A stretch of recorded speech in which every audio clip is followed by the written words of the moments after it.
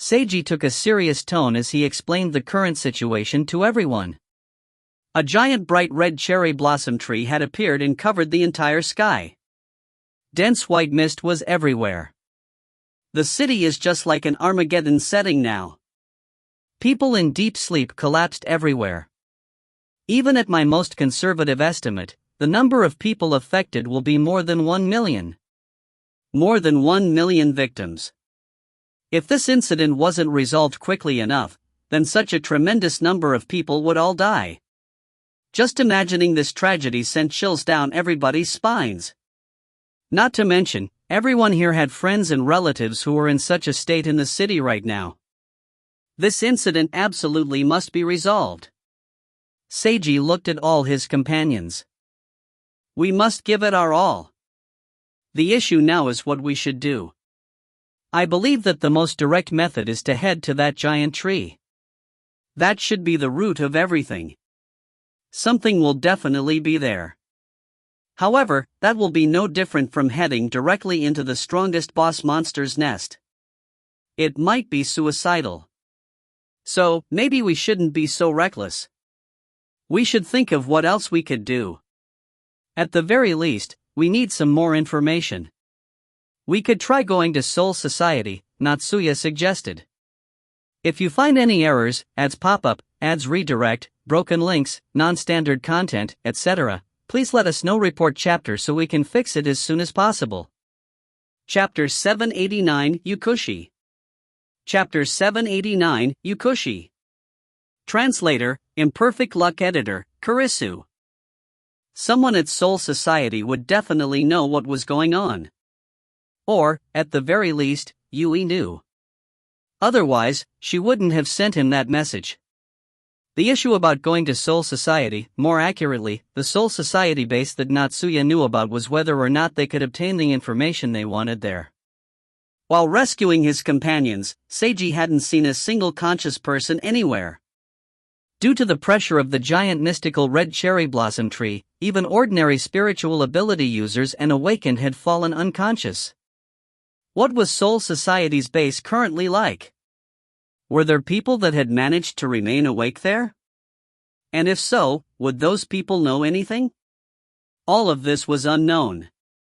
Although the result of going there was uncertain, Seiji agreed that this was probably the best option to go visit first.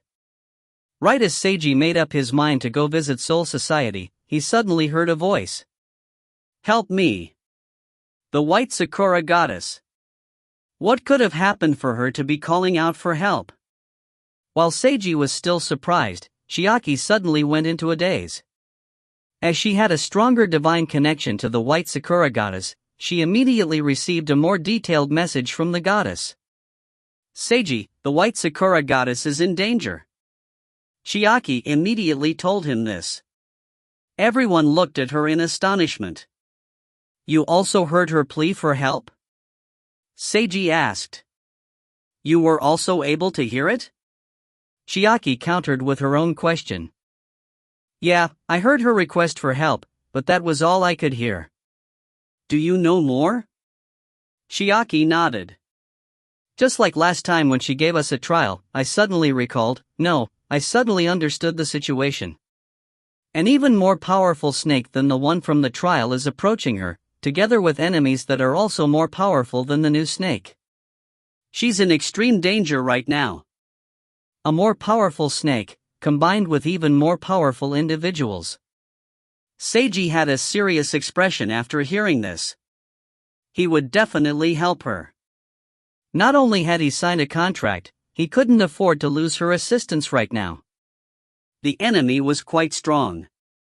Seiji figured that it was highly likely that these people were elite members from the messengers. He would have to be prepared. Since she informed you of the situation, then will it be the same as her previous trial? Will you be casting a spell to bring us over there? Yes. Let's go, then. We absolutely must help her, Seiji said as he looked around at everyone. As you've all heard, the enemies this time are much stronger than in the previous trial. It's likely that they're the messenger's elites. We must be absolutely careful during battle. Everyone agreed in understanding. Then, everyone went to the dojo and all sat down together in front of the spirit image. Compared to the previous trial, one additional person would be fighting with them today, the maid Mai. After everyone sat down, Chiaki began to sing her elegant and divine song as she slowly started her dance. Cherry blossoms started falling as the Miko danced and the song echoed. The three figures on the spirit image transformed into many hazy figures as an icy and deep white mist poured out. Everyone was soon absorbed into the mist. Heikai Takagi, no, he was no longer Heikai Takagi. Who was he? Or, more accurately, what was he now? He no longer knew. Just thinking about it made his head hurt. It felt like hot water was boiling around in his brain, bubbling painfully and annoyingly. He felt like he was in so much discomfort that he would go crazy. Or, maybe he had already gone crazy.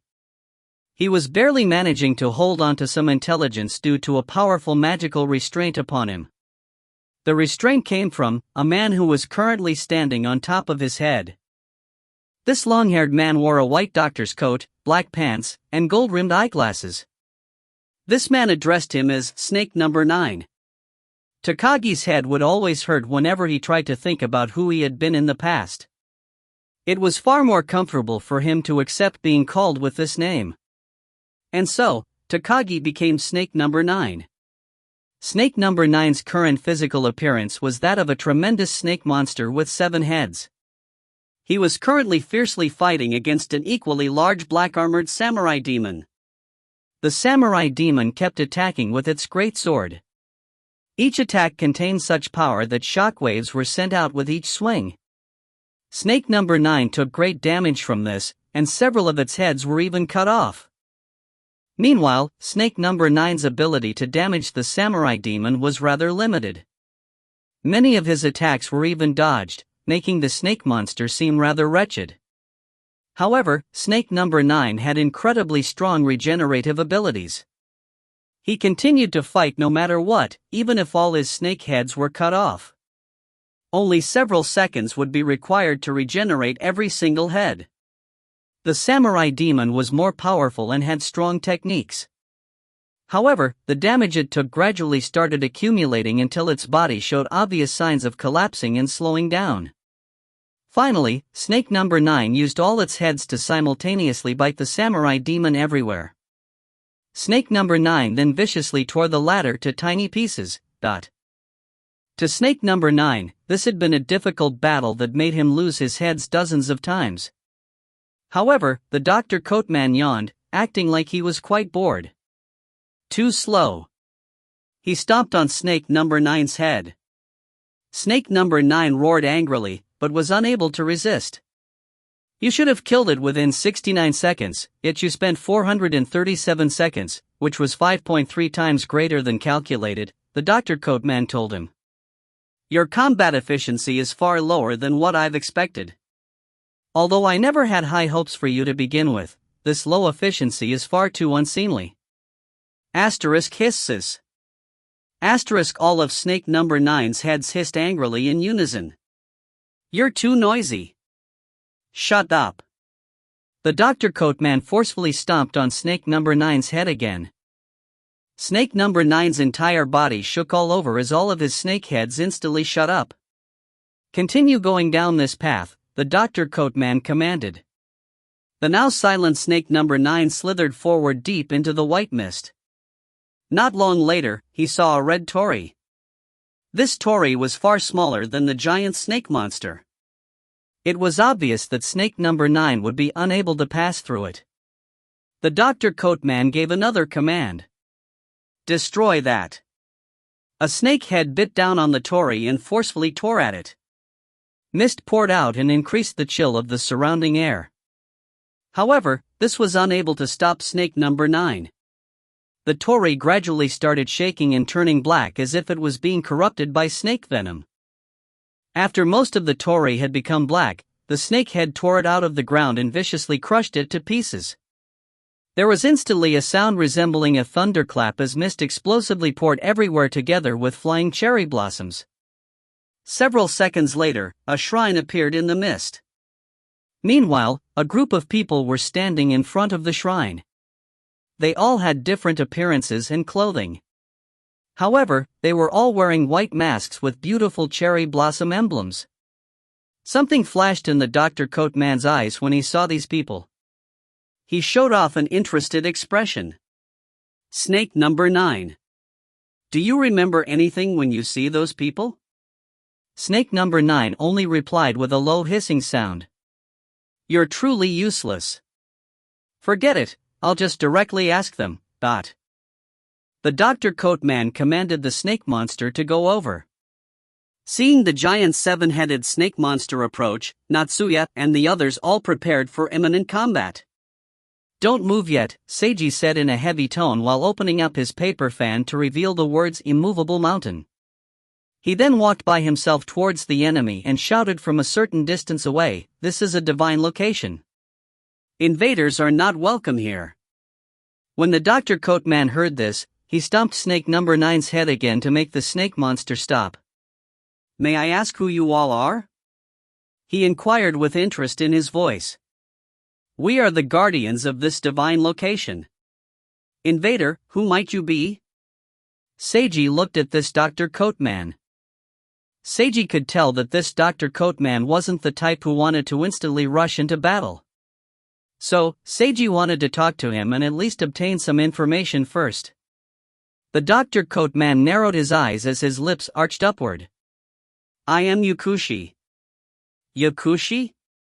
When Seiji heard this name, he instantly thought about some characters from a certain famous manga in his previous world. Wasn't this just like Yukushi and Orochimaru from Naruto? If you find any errors, ads pop up, ads redirect, broken links, non-standard content, etc., please let us know. Report chapter so we can fix it as soon as possible. Chapter 790, I Developed Ecstasy. Chapter 790, I Developed Ecstasy. Translator, Imperfect Luck Editor, Kurisu. Seiji only allowed his mind to wander for a short instant. This person was calling himself Yukushi. Was that a code name or his actual name? Seiji felt that it was more likely to be a code name. Yukushi, a high-ranked member of the messengers. Seiji suddenly thought of the mystical drug ecstasy one. Could Yukushi be the person that Yui previously mentioned, the only person capable of finishing the ecstasy vaccine that could help ordinary people become immune to spirit world's influences? Seiji was quite shaken at this realization. If that was really the case, then this Dr. Coat Man was the main culprit behind so many people transforming into monsters. Seiji felt anger rapidly rising inside him when he thought about how many monsters he had been forced to clean up by the messengers so far. This was basically large-scale human experimentation in the name of developing a vaccine. Even if the logic behind this was to better save even more lives in the end, Seiji felt that he couldn't just easily ignore it. Besides, Yui had also said that the messengers weren't developing ecstasy just for the sake of a harmless vaccine. The messengers obviously had other intentions behind their research as well. Soul Society and the Yin-Yang Master factions chose to sit back and watch rather than intervene for the sake of the vaccine's development. That was all they could do. But if he could capture Yukushi and force him to research only under Soul Society's control, would things be slightly better? Seiji didn't know. But, if possible, he wanted to do something for the sake of all those people who had been turned into monsters. This wasn't for the sake of justice or kindness. It was simply because he wanted to do it. Ecstasy was just like any other illegal drug out there on the market.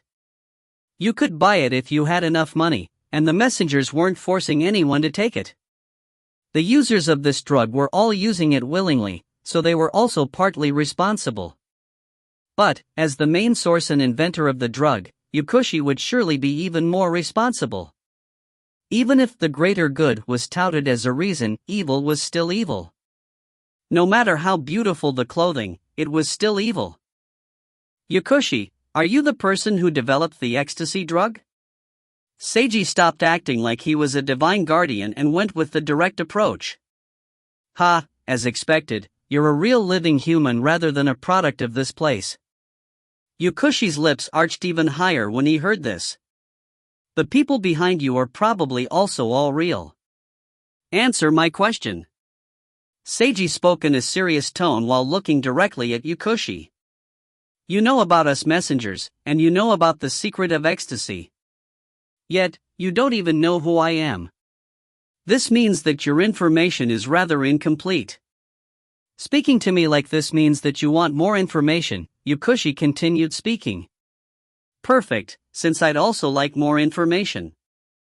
Let's exchange some. As for your question, I'll answer, yes, I am indeed the one. I developed ecstasy. So it really was this bastard. Seiji instantly clenched his fist. Now then, I'd like to ask you, was it your group that killed the 7 Orochi experimental subjects 2 days ago? Yukushi inquired. The Orochi experimental subjects?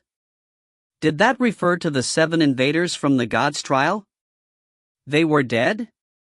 Then where did this snake monster appear from? What are the Orochi experimental subjects? Something flashed in Seiji's eyes as he countered with his own question. 7 people who were able to transform into something like this.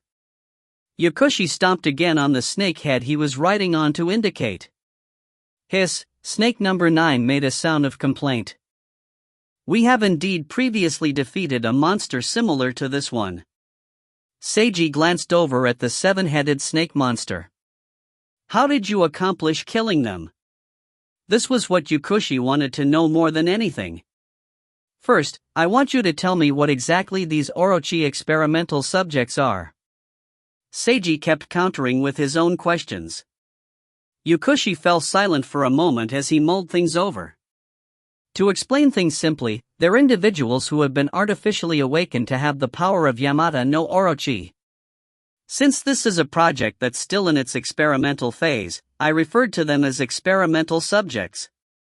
Yukushi adjusted his golden-rimmed eyeglasses. Although their power is still incomplete, they're still quite strong in the dream world. They shouldn't have easily died. Yet, all 7 of them ended up dying. This situation has completely surpassed all my expectations. I was truly astonished. That's why I'd like to know exactly what happened here. Who the hell knows? Seiji thought to himself. All he and his friends had done was to slay the 7-headed snake monster from last time. He had no idea how the transformed people within had died. Perhaps the tremendous light spell was highly effective against the snake monster. Or, maybe one of his friends' attacks had some type of special killing effect. Or, maybe being seriously injured in the White Sakura Goddess's shrine would be fatal. Or, maybe the White Sakura Goddess herself even dealt the killing blow without Seiji knowing. Or, maybe something completely unrelated to Seiji's group was the cause. It could be that the so-called experimental subjects themselves were flawed. All we did was defeat the snake monster that came here. We didn't do anything else. Perhaps they all died due to divine punishment, or maybe you actually created their tragedy. Just like all the tragedy you've caused with your ecstasy development. Seiji spoke in an icy tone. Yukushi fell silent once again. And then, he chuckled. You really know how to hit me where it hurts, saying something like that. Indeed, it's possible that their deaths were caused by my own failure. But, I need a better understanding of what happened. If you're not willing to tell me, then I'll have to ask you by using force. Seiji could sense that Yukushi was intent on doing battle. I also have a question that I'd like to ask by using force, Seiji stated icily. Spreading ecstasy and performing so much large-scale human experimentation. Just what damned purpose is there for all of this? Yukushi narrowed his eyes slightly as he sensed Seiji's aggressive intentions behind this question asked in a severe tone. Go, snake number 9. Hiss.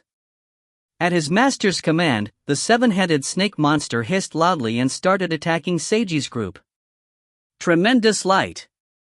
Seiji was well prepared already and instantly cast this divine barrier.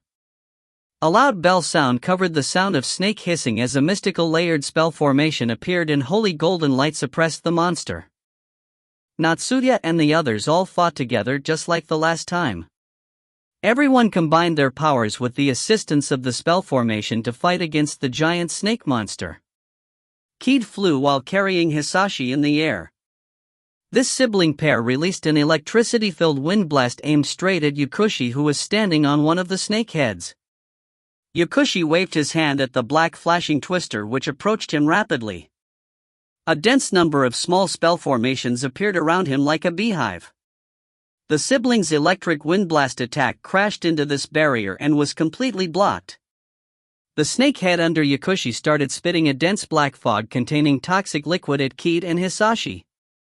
Keed used her wings to block this attack and swiftly leave. Yakushi opened up his hands, causing some of the spell formations in front of him to begin glowing yellow. Sharp needles materialized within these formations. The needles then densely shot towards Keed and Hisashi. Poison Curse, Magic Bee Needle. These spiritual needles shot forward swiftly without even a single sound. They were so fast that Keed and Hisashi couldn't even react in time to the needles arriving right in front of them. The siblings instantly sensed tremendous danger. The consequences would be dire if they were hit. Clang, clang, clang, clang. The needles struck and entered a certain object, instantly turning that object pitch black before it dissolved. Keed and Hisashi remained safe. A golden spiritual object that looked just like Seiji had taken the attack for them. This was Seiji's physical materialization of his telekinesis ability. Seiji, who remained in the rear while overseeing the entire battle, created another hand seal that caused another golden light to appear in front of Keed and Hisashi, instantly forming into a second golden spiritual object. Spirit Sword, White Lotus. The golden spiritual object reached out its right hand and grabbed a glowing white spiritual sword. The golden Seiji clone then flew at high speed towards Yakushi. If you find any errors, ads pop up, ads redirect, broken links, non-standard content, etc., please let us know. Report chapter so we can fix it as soon as possible. Chapter 791 Nice Shot. Chapter 791 Nice Shot. Translator, Imperfect Luck Editor, Kurisu. Yakushi once again used his Magic Bee Needle attack against the golden Seiji clone. The clone instantly started flashing after it was pincushioned by the needles. It then disappeared to reveal nothing more than an afterimage as the clone had actually dodged the attack. Seeing that this needle attack was ineffective, Yakushi instantly changed to a different spell. Some of the beehive-shaped spell formations around him started to glow black. Seiji controlled his telekinesis clone to go near to Yakushi and swing its White Lotus spiritual sword with maximum power against Yakushi's barrier. Clang, the white blade let off a blinding light the moment it came into contact with Yakushi's barrier. Although the barrier wasn't even scratched by the electric wind blast earlier, the white sword pierced through it so easily, aiming straight for Yakushi's face. Something flashed in Yakushi's eyes. However, he made no attempt at dodging. Two black claws suddenly reached out from the black glowing spell formations. These claws swiftly grabbed the golden clone. Explode! Seiji wanted to self-destruct his telekinesis clone for a powerful attack. However, he discovered that he had lost control of his clone. Poison Curse, Night Corrosion Claw. Yakushi had the two black claws pierce into the golden clone and corrode it. Seiji instantly felt a backlash through his telekinesis clone. He made a sound of pain and had an obvious expression of discomfort. Despite this, Seiji changed his hand seal and brought his fingers together. Killing Curse, Shadow Pierce. The remaining White Lotus spiritual sword instantly fell apart to reveal a black spike from within which swiftly shot towards Yakushi's face. This was Seiji's real attack all along. However, Yakushi wasn't fazed by this attack. This was because he had more than one powerful protective barrier on himself. Otherwise, this sudden offensive spell might have even killed him. Not bad. Yakushi adjusted his eyeglasses, which had been slightly knocked askew by the fight. Seiji calmed down his breathing, which had become slightly unsteady. The first round between them counted as a draw. The next instant, Yukushi jumped up from the snake head. All the beehive-shaped spell formations around him started glowing yellow. An incredibly dense amount of sharp needles formed and aimed at everyone. Seiji made a hand seal and created a shining golden defensive barrier for all his companions. In the next instant, all the spiritual needles shot out. Shika was the only one who successfully dodged the needles. Some were hit by more, and some were hit by less needles. Luckily, Seiji's barrier protected everyone from harm. However, Yukushi now understood the general defensive capabilities of everyone he was fighting against, which was his goal all along. One possible strategy would be to forcefully fight the strongest enemy and take him out first, making everything much easier afterwards. However, another strategy would be to first attack the weakest members. Yukushi decided to first target an adult woman who wore a blue dress. For yellow wings of light appeared around him, which then swiftly flew around a viciously attacking insect swarm towards his target. Thunderbolts, wind blades, and arrows of light all shot towards him. Yukushi dodged or blocked all of these attacks while also preparing a powerful spell of his own. Killing Curse, Venom Grudge Snake. A dense gray mist poured out from a spell formation between his hands, forming into a giant gray snake. The scales on the snake resembled countless distorted human faces that were screaming and howling. It was truly frightening to behold. The gray snake swiftly pounced at the blue dress woman, who was Mayuzumi, while opening up its black jaw to reveal nothing but pitch-black darkness. Keiho's insects and Kazuko's demons were instantly destroyed upon touching it. It seemed that nothing could block the gray snake's path. Mayuzumi felt terror wash over her. She could have used her spirit Idelia to block the attack for her, but she instinctively realized that even sacrificing Idelia would be useless. Only one thing was capable of blocking this attack. A golden flash instantly appeared before her, transforming into a golden version of Seiji. Seiji had reactivated his telekinesis clone. Reversal spell, Dragon Counterattack, ... Seiji had his clone stand right in front of Mayuzumi and cast his ultimate counterspell to block the gray snake and transform it into an attack sent back at its caster. However, Yukushi casually twisted the spell formation in his hand, creating a second giant gray snake from the mist. This snake pounced at an even greater speed towards another target. He had more than one Venom Grudge Snake up his sleeve. The second snake's target was the purple-robed girl who was currently fighting against one of the snakeheads, Yukari. She was currently busy with battling the snakehead and didn't notice the gray snake attacking her until it was too late to dodge it. Neither was anyone else able to help her. Yukari felt like she saw death itself when the gray snake's pitch-black maw approached her. Dodge spell, Paper Substitution. Seiji used one hand to activate the life-saving magic spell he had prepared for everyone. Right before the gray snake bit into Yukari, the purple-robed girl suddenly vanished, replaced by a small paper person that was devoured by the gray snake in her stead. Yukari magically appeared next to Seiji's side. Yukushi's expression didn't even flicker as he turned his gray snake towards another target. At this moment, the Seiji clone successfully transformed the first gray snake into a golden divine dragon which pounced on the second snake. Boom! The golden dragon and gray snake exploded together in a blinding explosion. Yukushi remained calm and created yet another gray mist snake from his spell formation. Then, a second, third, fourth, fifth, he created a total of 10 giant gray snakes. All the snakes simultaneously pounced on different targets, causing everyone to feel danger. Seiji narrowed his eyes as he created a hand seal. The tremendous light spell formation lit up and shot out numerous golden beams of light which cleansed every single gray snake. Yet, at this moment, Yukushi suddenly vanished. He then reappeared close behind Seiji, and sent out countless smaller gray mist snakes which aimed straight for Seiji's back. These were the true Venom Grudge Snakes. Even if only a single tiny gray snake harmed the target, that would cause the target to be poisoned with a slow-acting poison which would be highly difficult to cure. It was already too late by the time that Seiji noticed. It was too difficult for him to respond as he had just cast an ultimate spell. Just kidding. Such a thing didn't happen at all. Seiji had been on guard. His telekinesis clone appeared behind him in the nick of time and released a large golden shield that blocked and cleansed all the tiny snakes. Yakushi immediately had his snakes spread out for a fierce attack from all directions. He wanted to find a weak spot in Seiji's defenses. However, Yakushi suddenly sensed danger. Bang! A white spiritual bullet arced in the air as it ambushed him from behind. This bullet pierced his barrier and accurately struck him in the back of the head.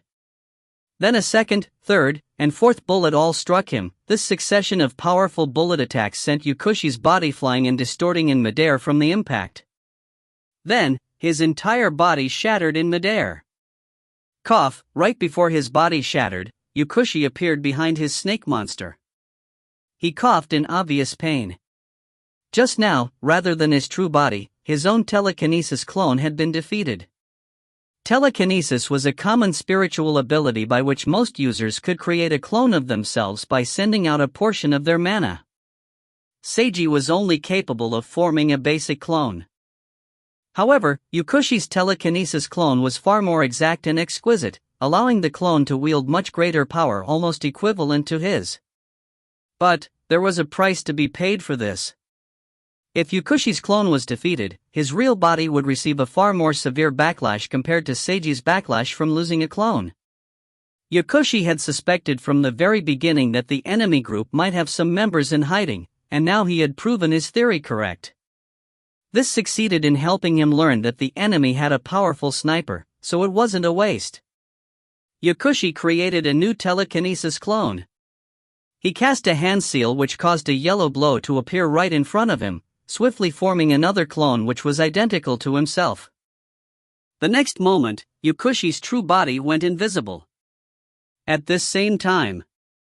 Nice shot, Seiji said this in a mental communication spell to the sniper Mai. Thank you for your praise, Mai responded. Unfortunately, I didn't manage to hit his real body. That's to be expected. He's one of the higher-ups in the messengers, so of course he'd be powerful. You need to be careful. He'll probably try to locate you. I will act as proper bait. Hey, you. I was just casually joking around. You'll protect me well, won't you, young master? Of course. If you find any errors, ads pop up, ads redirect, broken links, non-standard content, etc., please let us know. Report chapter so we can fix it as soon as possible. Chapter 792. You were the one who killed those Orochi experimental subjects? Chapter 792. You were the one who killed those Orochi experimental subjects? Translator, Imperfect Luck Editor, Kurisu. Fighting in the dream world was different from fighting in the real world. For Seiji's entire group, everyone was much stronger in the dream world compared to the real world. The specifics of how much stronger each person was differed from person to person, and neither was the power increase stable, as everything was rather hazy. Even so, Mai's barrage of long-range sniper shots had exceeded her normal power level when she destroyed Yakushi's clone. Being able to reach this level wasn't due to her own power. It was also thanks to Seiji's support and the White Sakura goddess's support. At this moment, the maid felt like she was more powerful than ever before. Even if she acted as bait, she was fully confident that she would be able to protect herself. Perhaps her confidence was actually arrogance, but she felt that it wouldn't matter. If the worst happened, she was sure that Seiji would step in to protect her. Snipers were high-priority targets to take out first in any battle. Even though Yakushi knew it might be a trap, he had no other choice. Now that he knew an enemy sniper was around, he absolutely couldn't let the sniper roam freely. Unless he could somehow defeat the entire enemy group in one attack. Judging from the enemy group's power shown so far, this was not likely to succeed. However, Yakushi decided to give it a try. And so, he gave a command to Snake number 9 to release its power. Ge-a-ahaias. The seven-headed snake monster made an ear-piercing screech that sounded like it was in agony. Its body sent out an explosive amount of dense black mist that forced everyone backwards. The snake's giant body swiftly became much smaller, but an eighth snake head emerged from its body in return. Although the snake monster had become smaller, it gave off an even more powerful aura than before. All its eyes started glowing bright red and giving off an ominous impression. Destruction curse, snake corrosion blood. All 8 snake heads simultaneously spat out destructive red beams of light. This light also had a disgusting stench of corrosion. Get behind me! Seiji shouted towards all his companions while simultaneously activating his tremendous light spell formation to flash with a golden light that blocked the snake monster's attack. The bright red beams and the golden light viciously clashed, causing something that resembled liquid to be sent flying everywhere. Just this splashing caused some damage to Hisashi and several others. Everyone swiftly retreated behind Seiji. Yukushi took this opportunity to circle around the enemy group to get behind them. Natsuya and the others attacked, but were unable to stop him. Seiji glanced over at Shika. She instantly understood what he wanted, so she chased after Yukushi. Mai saw the enemy heading straight for her. She tried to camouflage herself, but Yukushi still locked onto her. Since she was unable to hide, she would fight. Mai raised the silver flashing sniper rifle in her hands, aimed, and fired. More spiritual bullets arced towards the enemy. Dodge spell, dance. Yukushi's body started glowing yellow as he swiftly flitted around in midair, leaving many afterimages behind while dodging the spiritual bullets. None of Mai's shots landed. And then, seeing the enemy shoot a large number of spiritual needles at her, she ducked and dodged while still holding onto her sniper rifle, transforming into a high-speed silver flash. However, Yukushi had already expected this. He waved his hand slightly, controlling his magic needles to follow his target. Mai fiddled with her gun, changing it with a flash into an assault rifle form. She then turned around and shot at all the spiritual needles. All the magic needles were destroyed by the assault rifle fire. Yukushi then created even more needles, but at this time, a girl wearing a blue skirt jumped into the air and shot out a large number of ice spikes at him. Bam! Yukushi used his barrier to block this powerful spell. However, the impact from the ice spikes knocked him back more than 10 meters. The next instant, Yukushi's beehive-shaped spell formations started glowing black. 2 night corrosion claws came out and swiftly grabbed at the blue skirt girl. The blue skirt girl, or Shika Kagura, dodged one black claw by changing her direction in midair. At the same time, she used her demon blade Muramasa to slice through the other claw. His night corrosion claw was actually sliced cleanly through. Yukushi's eyebrows went up at this scene. He instantly decided to change his main target as he shot out a large number of needles at the blue skirt girl. Destruction curse, devil-piercing drill. Shika was prepared for an attack, and cast a spell which created a giant golden flashing ice drill. The ice drill crashed into the needles and destroyed all of them.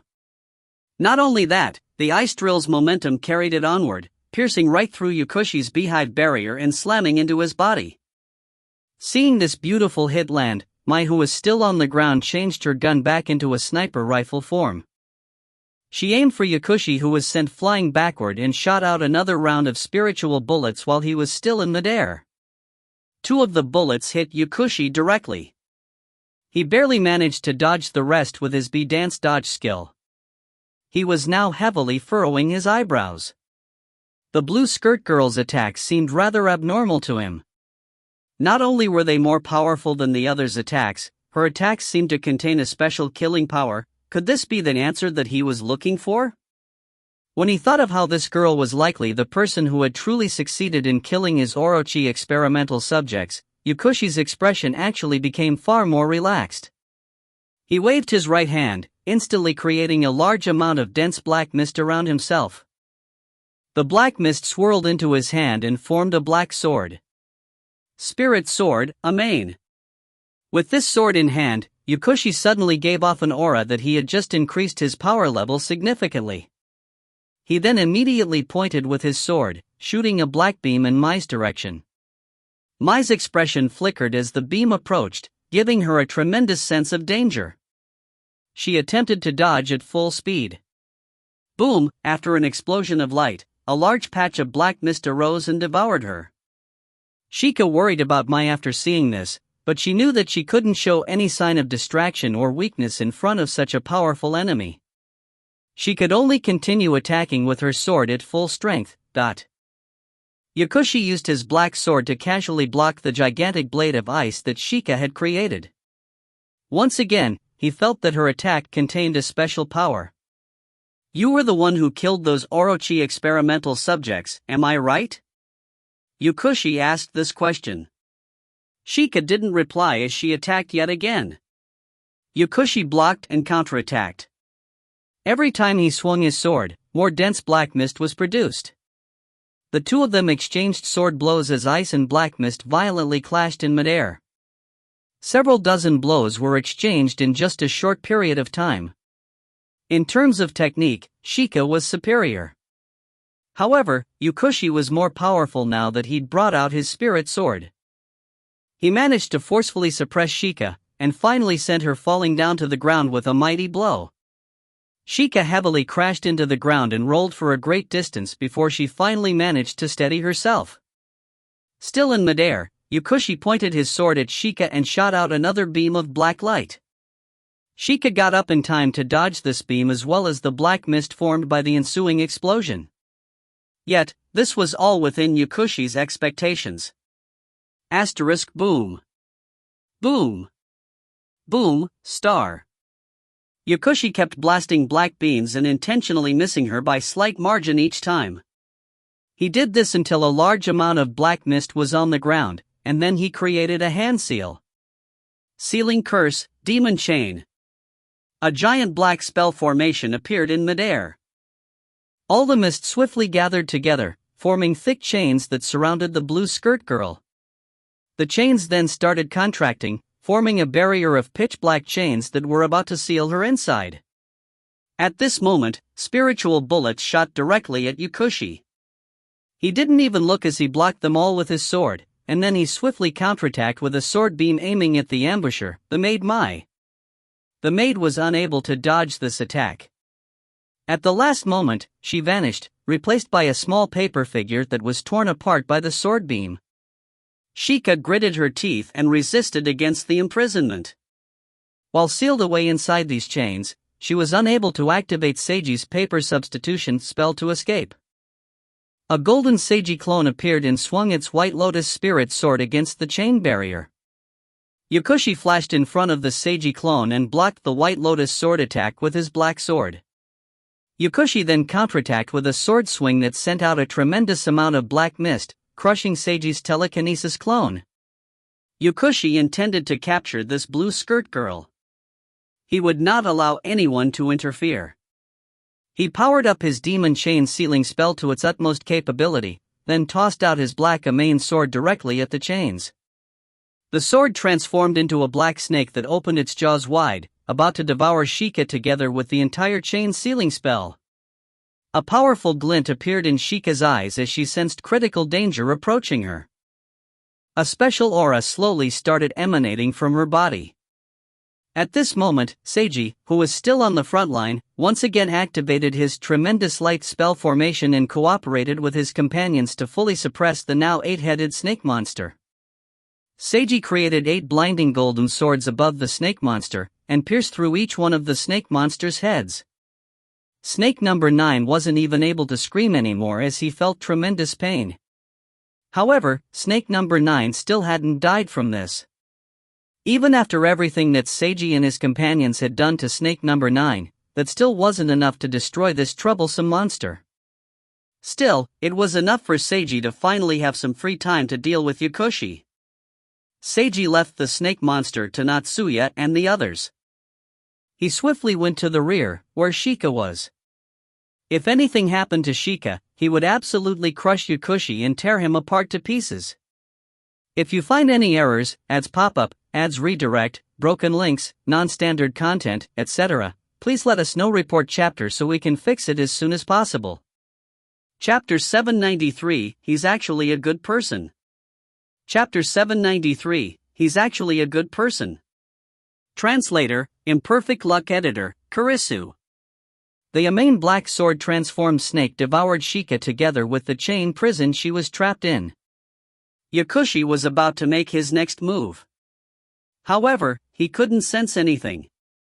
Even though he had clearly succeeded in sealing her away, he couldn't feel that she was within his control. This was completely unexpected. Yakushi tried to cast a spell, but suddenly found that he had lost control of his own summoned Yamane snake. Right after that, he saw his snake freezing over in midair as its pitch-black body suddenly shattered, only to reveal a cold and icy blue. A faint mystical and distant sound of song could suddenly be heard. This song had a chill that felt like it could pierce through the soul. Yakushi felt actually threatened by this.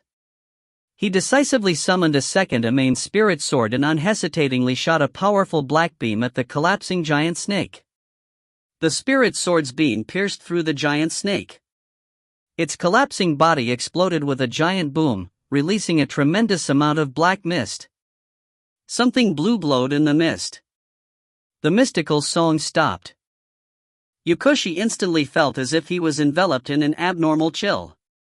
He tried to dodge this, when he saw a brilliant flash. Destruction curse, 1,000 years of ice. A large number of blue pillars suddenly materialized and reached all the way up to the heavens.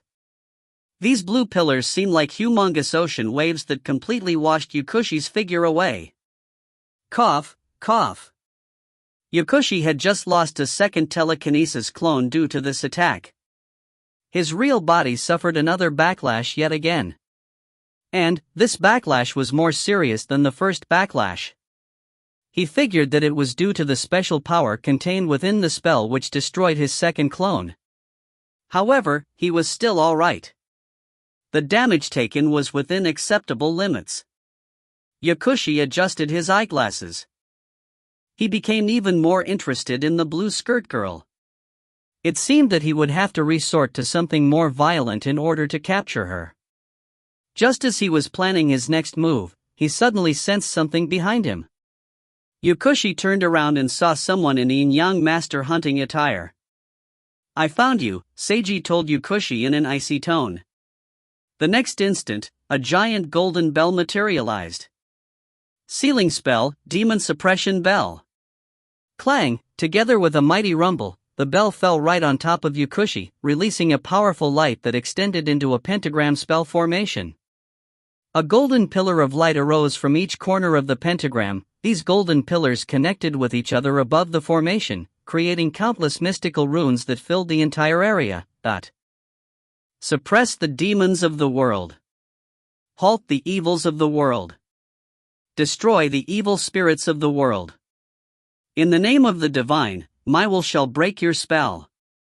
Seiji made hand seals with both his hands while incanting. He coldly powered up his spell to its absolute maximum power. Anti-spell destruction. Light ends everything. Those who control demons for evil, perish. Rumble, rumble, rumble, a giant pillar of golden light arose into the skies, releasing a divine and blinding aura. Everything was now over, just kidding. The next second, a dark figure forced its way out of the pillar of light. Yakushi shot out numerous black beams in Seiji's direction. Seiji dodged these beams. However, the black beams exploded into dense black mist behind him. Right after that, a black wave resembling a giant sword descended upon him in a slash. It was too large to dodge, so Seiji summoned his White Lotus Spirit Sword to fight against it. Bam! The black mist and golden light violently clashed against each other, sending out a powerful shock wave. Right after that, more violent clashing sounds could be heard ringing out continuously inside the mixture of light and black mist. Seiji and Yakushi's figures could be seen exchanging sword blows, which produced even more black mist and powerful golden light. Finally, their figures exchanged places with each other. They both landed a blow that knocked each other far back, which put some distance between them. Seiji's hunting clothes now had a large tear on the upper half, from which faint amounts of black mist were slowly rising. Across from him was a Yakushi who now looked completely different. Yakushi's white doctor coat had completely disappeared, as had his glasses. His head was also bald now. His entire body had become gray, and black snake scales covered his entire body. He looked like a snake who had taken human form, basically, a snake person. The snake person Yakushi's body kept releasing black mist from everywhere. A white diagonal gash made by a sword extended all the way from his left shoulder to the right half of his waist. Seiji had caused this injury just now, but it was swiftly healing at a visible pace. Not bad, Yakushi spoke up. Still, you should have used more power just now. I will from now on, Seiji responded. In fact, if you have any more transformations or whatever up your sleeve, you'd better use them now. Otherwise, you might not have a chance to use them anymore. Transforming like this isn't easy. I have to reach a special condition first. Simply speaking, I hadn't warmed up enough earlier, Yakushi explained while stretching his arms and neck, which made creaking sounds. Since you clearly lack exercise, you might as well stop moving, for eternity. Seiji raised his spirit sword. Yakushi also raised his spirit sword. The two of them exchanged icy glances. The tension in the air reached a boiling point. Just as both of them were about to continue their next round of powerful attacks, a voice with no sense of tension whatsoever suddenly interjected, "Let's stop here, Yakushi-san." This voice caused Yakushi's and Seiji's expression to change. They both looked to the right, where a hazy black shadow was now floating. Now's not the time to be doing such things. Let's hurry and go back since your cute subordinate is looking for you. The black shadow acted as if he was coaxing a puppy to return home. Yakushi furrowed his eyebrows. Furrowing his eyebrows while being in this snake person form made him look rather strange. It was impossible for Seiji to determine what emotion Yakushi was feeling right now. While it might be possible to try a sudden attack at this time, Seiji decided against such a course of action. He chose to quietly wait and see what happened. After a period of silence, Yakushi glanced over at Seiji again before putting down his spirit sword. Then, Yakushi's body swiftly began to dissipate into mist. A short few seconds later, he completely vanished. Yakushi actually left just like that. Seiji remained on guard while looking over at the black shadow. Although I can't see your face due to the mask, you're my bro Haruta, aren't you? The black shadow, Itsuki Kamitani, asked a question in the form of a statement. Seiji didn't admit nor deny this. Although I really want to ask you why you're here, I can probably guess at the situation since I was the one who gave you that information. Kamitani chuckled. You did much better than I thought. I should say, as expected of my bro Haruta. Seiji still remains silent. I apologize that Yakushi-san caused so much trouble for you, Kamitani continued. Despite what he seems like, he's actually a good person. Actually a good person. Seiji felt that this was truly an unfunny joke. He responded by silently pointing his sword at Kamitani. Don't be so angry. To make up for things, how about I tell you information on Chilin? Oh, whoops, your older Haruta sister, how about it? Information about Yui. Something flashed in Seiji's eyes as he slowly put down his sword. I knew you would want this information. Kamitani chuckled. I doubt she had the time to tell you anything. She's currently inside the realm of cherry blossoms. Her exact location and condition are unknown. But, it's a definite that she's still alive. However, that might no longer be the case if too much time passes, since she's in such a terrible environment. Who knows how long she can last? You can't help her right now, but I know someone who can. I was about to go find that person right now, but I'm really busy. I have other things to do, so I won't be contacting that person until later. Seiji already could guess what this Kamitani bastard was about to say next. The more time passes, the worse her situation will become. If you want that person to hurry and help your older sister, then why don't you go talk to him in my place, my bro Haruta? Kamitani spoke in a joyous tone. His code name is Voidfire. Just like Yakushi-san, he's a really good person. If you find any errors, ads pop up, ads redirect, broken links, non-standard content, etc., please let us know. Report chapter so we can fix it as soon as possible. Chapter 794, Truly Beautiful Evil Without Comparison. Chapter 794, Truly Beautiful Evil Without Comparison. Translator, Imperfect Luck Editor, Kurisu. Good person, the hell? Seiji almost retorted out loud. If you want me to do something for you, just that information alone won't suffice, Seiji finally spoke up. I want to know what exactly happened. Why did things outside become like that? You're not helping me here, you're helping your sister. I'm not arrogant enough to think that Yui needs my help. Seiji stated decisively. Perhaps she really is in a bad situation in the realm of cherry blossoms like you say, but I highly doubt that she won't be able to handle things or that she can't even escape. Stop pretending to be an idiot. That was Chilan girl Yui Haruta, his older sister who knew how many times stronger than he was. There was no way she would easily be endangered.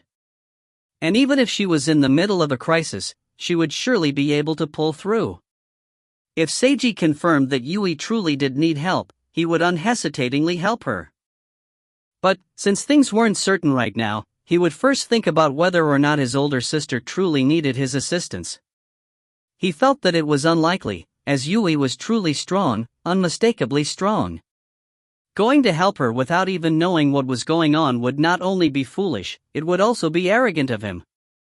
Still, the foundational reason why he wasn't going immediately was because the person who said she was in danger was Itsuki Kamitani, a high-ranked member of the messengers, someone who was completely untrustworthy. Kamitani fell silent for a moment before he started chuckling. You actually saw through me so easily. I thought that you would at least be slightly shaken, my bro Haruta. It's as you think. I doubt that you'll have to worry about her. She's the Chilan girl, after all. She won't die that easily. Although it's not absolutely necessary for me to have you go find Voidfire-kun, just think of this as a big gift from me to you. As you wanted, I'll tell you some more information. Kamitani paused for a moment before going on. As for why things out there became like this, that was caused by us messengers. However, this wasn't what we originally intended. Our plan failed, in combination with unexpected outside factors. Simply speaking, we made a mess of things. Our original objective was to stop Soul Society from sacrificing innocent citizens in order to summon the realm of cherry blossoms. We also considered the possible consequences of our failure. But as you can see now, things are far worse than anyone expected. An evil organization acted for the sake of justice, but made the situation far worse in the end. How truly interesting, ha ha ha. Kamitani started laughing out loud. Seiji could tell from his tone that he was truly amused from the bottom of his heart. Naturally, Seiji didn't laugh at any of this. Instead, he furrowed his eyebrows. Although this bastard Kamitani was obviously quite twisted, it didn't seem like he was lying, or at least, this didn't seem like a complete lie. Why would the messengers want to stop Soul Society from sacrificing innocent citizens? Seiji inquired. Like I said, for the noble cause of justice. Kamitani smiled while extending his palms. The person who was in charge of our failed plan is that Voidfire-kun whom I want you to contact. He really is a good person who believes in justice. Justice, something flashed in Seiji's eyes. At this moment, he really did somewhat want to meet this person who was codenamed Voidfire. But regrettably, the result of his pursuit of justice was that he's now endangered several million people. This is thousands of times more of a potential sacrifice compared to what Soul Society wanted to do. This is truly beautiful evil without comparison, completely befitting of our organization's image, he, Kamitani kept chuckling unstoppably. His voice didn't contain a single trace of sarcasm. He was simply delighted because he felt that all of this was interesting. But from a certain standpoint, this made him all the more frightening. An action taken for the sake of justice that ended up causing a far worse result than expected. Was that evil? If there had to be an answer, Seiji felt that from the viewpoint of the victims, this would be evil. No matter what noble purposes or objectives the perpetrator had, that wouldn't lessen the pain of the victims one bit. Right now, the only part worth celebrating was that the situation wasn't one of absolute despair quite yet. The victims were still alive, well, most of them were still alive. If this incident was resolved in time, they could all be saved. I highly doubt that you messengers would act for the sake of justice, or at least not purely for the sake of justice. There must have been benefits involved that you could obtain. Seiji looked directly at Kamitani. As for what exactly you guys did, I guess that you're going to make me ask that void fire. You knew exactly what I would say. You truly understand me, my bro Haruta. As expected of my best friend. The hell with being your best friend. Seiji finally couldn't resist retorting anymore. The very fact that I know what you're going to say next disgusts me. It's just like knowing what type of stench that rotten meat will let off. That's so terrible of you to say. I'm not rotten meat, I'm human. Kamitani countered. But you didn't deny the part about you being rotten. Oh, right. I should have said that I was a noble human. If you're the noble type, then everyone else in the world is a saint. Thank you for the praise. I wasn't praising you. Seiji used a classical retort. He then forced himself to calm down. After he calmed down, he asked another question. What needs to be done in order to resolve this incident and return the outside world to normal? It's quite simple. All you have to do is kill the catastrophe goddess who's caused all this, Kamitani replied instantly. Catastrophe goddess. She's the strongest and most vicious monster who rules over the realm of cherry blossoms. According to Soul Society's threat level standards, her danger level surpasses even that of demon kings. She's in her own individual catastrophe goddess level, so we're calling her the Sakura Catastrophe Goddess. Sakura Catastrophe Goddess, so that was Soul Society and the messenger's name for the evil white Sakura Goddess. Seiji nodded in understanding. A dangerous catastrophe goddess threat that's far stronger than a demon king level threat. Who has the ability to kill such an existence? From what I know, not a single person is capable of taking her on as an individual. Is there some type of plan? Since it would be necessary to cooperate, then a plan would be necessary as well. Let me enact the God-slaying plan right now. Please help me in saving the world together. Oh, my best friend. Kamitani theatrically opened up his arms for a mock embrace. Seiji responded with an icy glare. This Kamitani bastard was absolutely untrustworthy. But, with the real-world situation being so bad right now, no matter who a person was or what faction they belonged to, it would be absolutely necessary to stand united against this common threat, unless it was possible to run away. With the situation being so bad, why aren't you making your escape? For someone like you, you probably don't care no matter what happens to this city. Even if millions or even tens of millions of people die, you'll probably think that everything is interesting. Because I'm unable to escape, Kamitani replied. Unable to escape? That indeed sounded like a good reason. Kamitani didn't even try to deny the other parts of Seiji's statement. That was because Seiji was completely correct. Even if the city was destroyed or countless people died, it would be truly interesting to him. Is it that you don't have the ability to escape? Or, is it that you can escape, but people will hunt you down afterwards? Seiji asked this next question while narrowing his eyes. Kamitani fell silent for another moment. Why do you ask this? You know why I ask, Seiji spoke in a cold tone. Kamitani chuckled upon hearing this.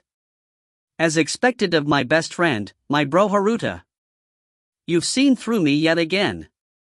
Indeed, I can escape from here, but it's likely that I'll be hunted down until the day I die. Although being hunted will also be quite interesting, I don't want to live such a life just yet. So, I'll just have to stay behind here and do my own things, Seiji looked directly at Kamitani while slowly releasing killing intent as he spoke his next words. You, just what exactly have you done?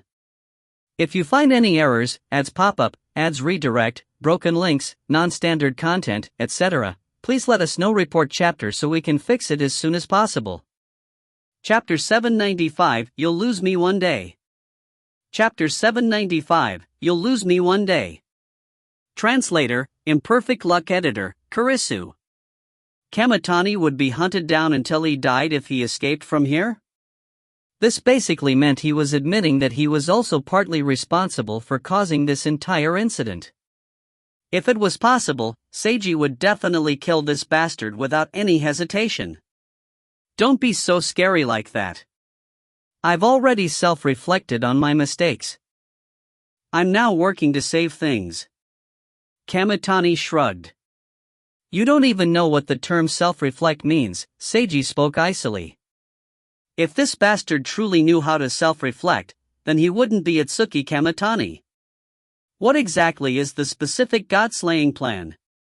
What's the estimated success rate? How much time will be needed? Seiji forced himself to suppress his anger as he continued asking questions.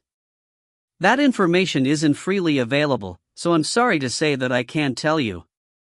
But since we're best friends, I suppose I can leak that information to you.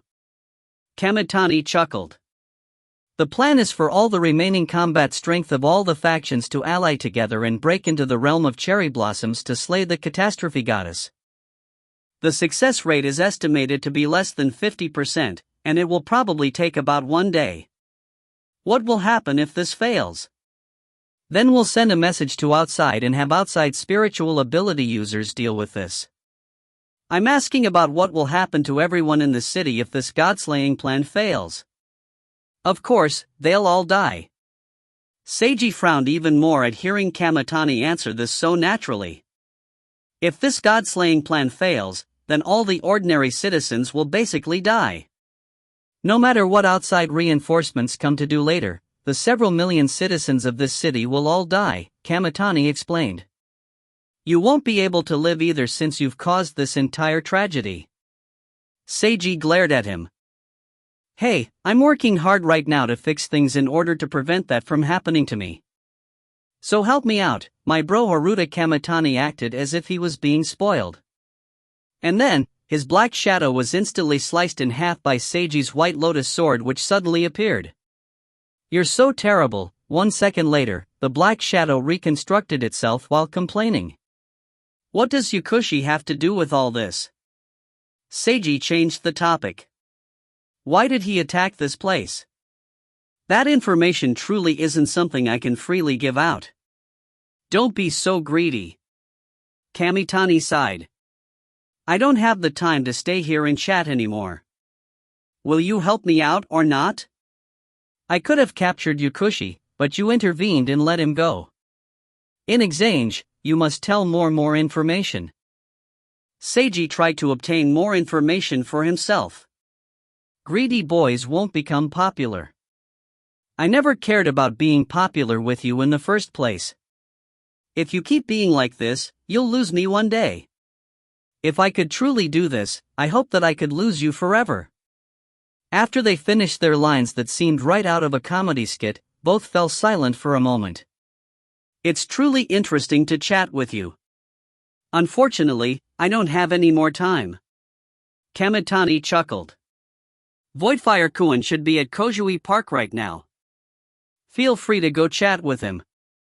Kojui Park, this was the park where Seiji previously went to view cherry blossoms together with Mika and the others. Something flashed in Seiji's eyes.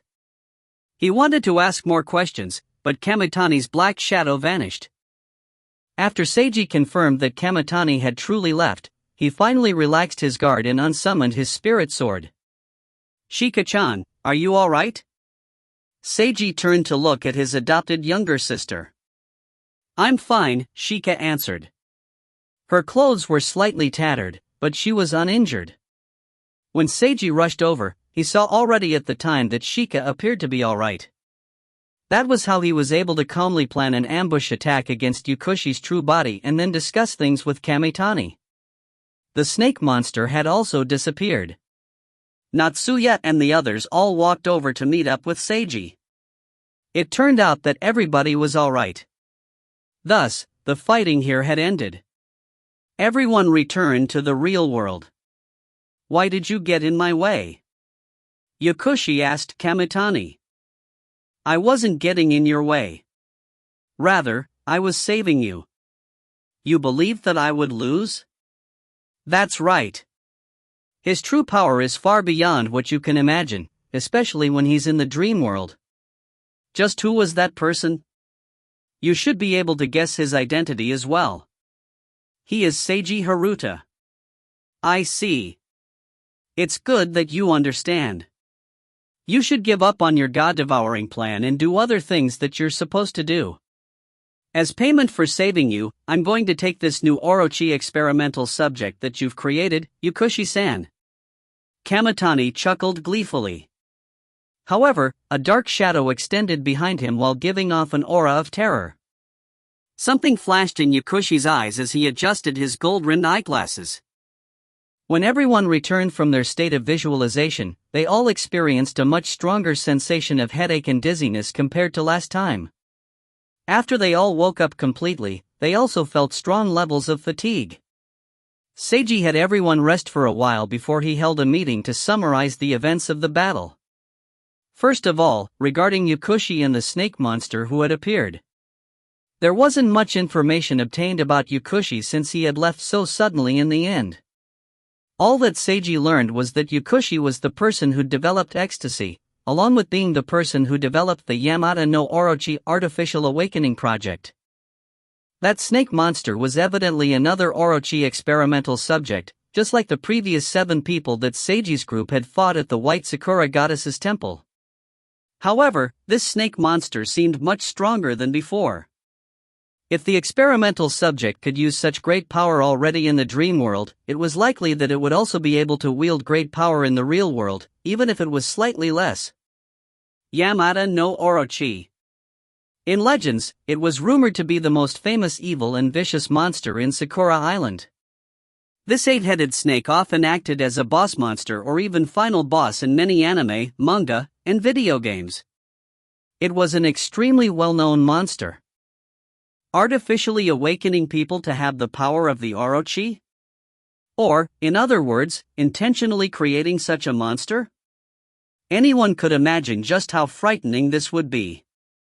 Right now, this project was still in an experimental stage. But, the subjects were already so powerful. What would happen in the end when this project was completed? Just thinking about it sent chills down everyone's spines. Not only might the end results be truly frightening, there also might be dire consequences. The experimental process itself was also likely to be incredibly cruel. Ecstasy, and the Yamada no Orochi project. Just these 2 projects alone that Yukushi headed made it certain that he was a highly dangerous individual. Were all the highest-ranked members of the messengers like Yukushi? Seiji didn't know. The only other high-ranked member of the messengers that Seiji knew was Itsuki Kamitani. Without a doubt, Kamitani was also highly dangerous. As for how dangerous, it might be possible that he was even more dangerous or higher ranked than Yukushi because he had convinced Yukushi to leave so easily. Kamitani also indicated that he was partly responsible for the real world's current crisis. Although Seiji didn't know what specifically Kamitani did, the fact that several million people's lives were now endangered, including Seiji's and everyone else's friends and families, was more than enough for everyone to be furious at Kamitani. Although Kamitani claimed that this wasn't the messenger's intention to lead to such a crisis, who knew if he was lying or not? And even if Kamitani was telling the truth, the fact was still that he was behind causing such a crisis. According to what Kamitani said, the main person who caused the current incident was the high-ranked messenger member codenamed Voidfire. Kamitani had described Voidfire as a person whose mind was filled with pursuit of justice. Was there truly such a person within the messengers? This sounded like nothing more than a terrible joke. But no matter what, Seiji might be able to contact this person if he went to Kojui Park. Currently, we have two options. We could go to Soul Society, or we could go to Kojui Park, Seiji told everyone. If we go to Soul Society, it's not certain if anyone's even awake there, or if we can obtain any information. And if we go to Kojui Park, we might find a high-ranked member of the messengers there, along with important information. Or, there might be nothing there at all, or it could even be a trap. Where should we go first? What do you all think? Everyone exchanged glances with each other. Seiji, I think you should make the decision, Natsuya told him. Seiji faced everyone and felt their expectant gazes. He swiftly and decisively made up his mind. I think that we should go to Kojui Park. If you find any errors, ads pop-up, ads redirect, broken links, non-standard content, etc., please let us know. Report chapter so we can fix it as soon as possible. Chapter 796, You're Not Human. Chapter 796, You're Not Human. Translator, Imperfect Luck Editor, Kurisu. That was the place where everything began and where everything would end, just joking. However, for Seiji's group, this entire incident indeed began in Kojui Park, with the cherry blossom viewing incident. When Seiji saw back then that the cherry blossoms were glowing, he felt that this would be no small incident. Indeed, it turned into a major incident, but he'd never expected that things would become so terrible. He had to learn what happened. In order to obtain this important information, it would be worth it to take some risks. Seiji finished his preparations, activated the anti-god invisibility, and left his spirit house, returning to reality. The world outside was still cold and dark, with white mist everywhere. Compared to how it was at first, the chill was now even stronger than before. The giant spiritual cherry blossom tree was also an even brighter red. This meant that the situation was constantly worsening. Maybe many people were now in eternal slumber, and would never wake up. Seiji stopped himself from thinking about this and headed for his destination. Moving over long distances would cost a significant amount of stamina and mana. It was impossible to drive a car on the streets in the current situation. The streets were too clogged for this right now. The only usable transportation tool would be a bike. Although Seiji was capable of jumping between building rooftops for faster traveling, Seiji had only been to Kojui Park once before. Since visibility was very poor with all the white mist currently, he felt like he would get lost if he traveled on the rooftops. Thus, in order to not get lost, Seiji stayed on the streets.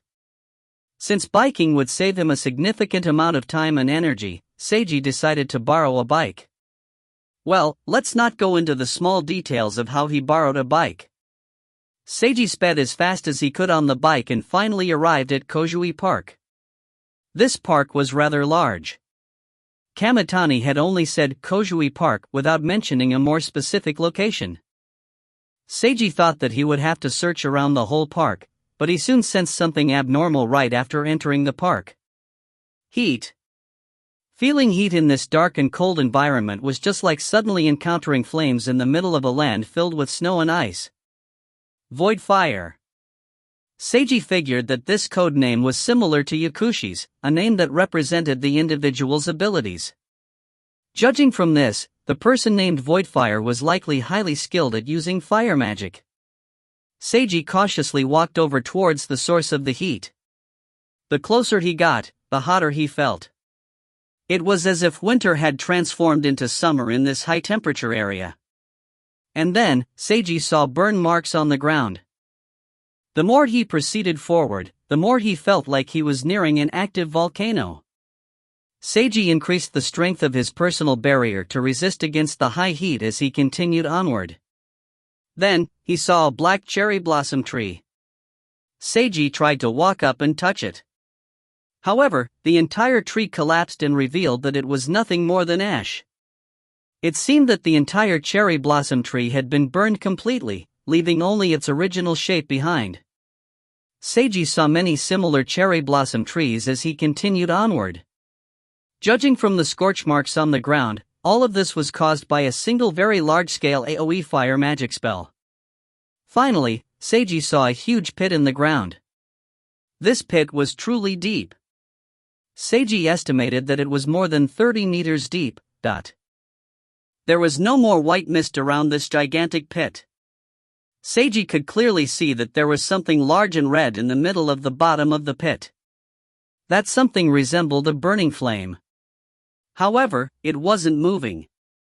It seemed abnormal, almost as if it was only a picture or a mannequin. Seiji took a good look at that red flame. That was likely some type of barrier. He was unable to see through it to determine if there was anyone inside. Logically speaking, this Voidfire person was probably inside. But, this also might be nothing more than a spell, with the spellcaster no longer being in this area. High temperature, a gigantic pit, and flames. Seiji's first thought was that a meteor had fallen here. But if Voidfire was down there right now, had he fallen down there from the sky? Seiji looked up and glanced over at the crown of the gigantic red cherry blossom tree covering the skies. He felt that this might really be possible. Seiji could sense that it was likely dangerous to get any closer to the pit. So, he stood by the side of the pit and shouted a greeting. There was no response. Seiji tried shouting 3 more times and still received no response. He could only approach closer in order to check things out. Seiji cautiously entered the pit and began to move towards its bottom. When he was only about 10 meters away from that mysterious flame, a small portion of the flame suddenly split off and rapidly approached him. Emergency flash. Seiji instantly decided to activate the third ability of Mika's character reward card, blinking away instantaneously to dodge this attack. Boom, the flame crashed into the earth, exploding with a violent heat wave that also created a large hole in the ground. After this attack missed, the flame immediately turned around and appeared like it was about to attack again. I come in peace. Seiji raised both his hands while shouting and swiftly retreating. Itsuki Kamitani told me to come here. Bam, the second impact created yet another large pit with an explosion. Seiji used the momentum of the shockwave created from the blast to swiftly propel himself back to the edge of the pit. The flame stopped attacking him and retreated.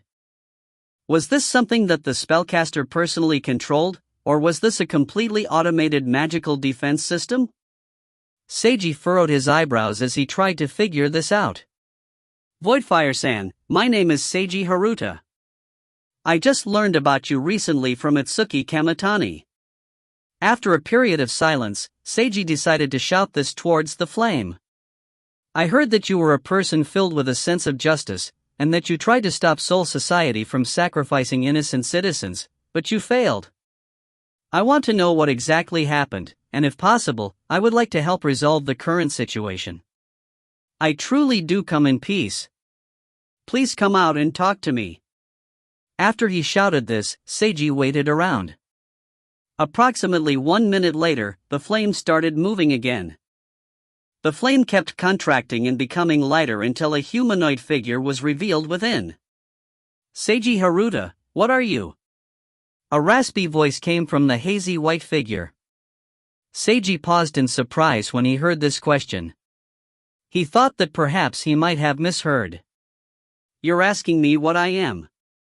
The white shadow remained silent. I am a human. Seiji decided to answer like this. Liar! The white shadow Voidfire shouted in his raspy voice. You're not a human! Seiji was rendered speechless. What the hell? What was all this? He was utterly confused. Being asked what are you? By a person he'd just met for the first time, responding with human and having this answer rejected. What type of expression should he even have here? Why was this even happening? Answer me, what exactly are you? Voidfire asked once again. Hey, that's what I'd like to know here. Seiji really wanted to retort like this, but he could sense that Voidfire was being incredibly serious. Casually retorting might cause Voidfire to react negatively. And so, Seiji seriously thought about this question. Actually, I'm an existence who came here from another world. After thinking about it, Seiji decided to answer seriously in this manner. After I arrived in this world, I melded together with Seiji Haruta and began to live here with his identity. But, as for who or what exactly I am, even I don't know.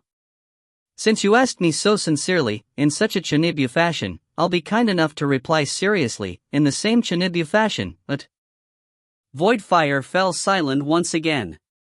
At this moment, the flame became active again, appearing like it was burning normally, just as if it reflected Voidfire's emotions. Just as Seiji was worried that this high-ranked member of the messengers would angrily attack him, Voidfire's raspy voice spoke once again, an existence from another world. Your true identity should be that of a divine envoy. You, divine envoy who doesn't know your own self, inhuman existence from another world, mysterious person who pretends to be Seiji Haruta in this world. I'm quite pleased to meet you. If you find any errors, ads pop up, ads redirect, broken links, non-standard content, etc., please let us know. Report chapter so we can fix it as soon as possible. Chapter 797, You Actually Don't Need to Be So Kind. Chapter 797, You Actually Don't Need to Be So Kind. Translator, Imperfect Luck Editor, Kurisu. He's truly so Chinibu, Seiji thought to himself. Can I ask you why you think I'm a divine envoy? You're currently using a divine power. I can see it, Voidfire replied. He can see that I'm using the white Sakura goddess's power. I understand now. That's why he mistakenly thought that I wasn't human when he saw me? Let me ask again. Why do you think that I'm not human? Seiji decided to directly ask. You have inhuman qualities. I can see right through them, Voidfire replied in his raspy voice. Then, his flame contracted completely and formed into a robe. Voidfire's actual physical appearance could finally be seen. He appeared to be a youth with short orange hair and a pale face. He had bright red eyes and incredibly dark circles under his eyes, making him look rather sickly. If you release your power, you'll become an incredibly powerful existence.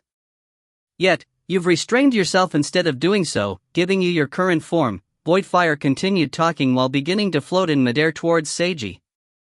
You actually don't need to be so kind. Restraining yourself to protect humanity and the world will only benefit humans and the world, but not yourself. You'll become weaker and suffer when you shouldn't.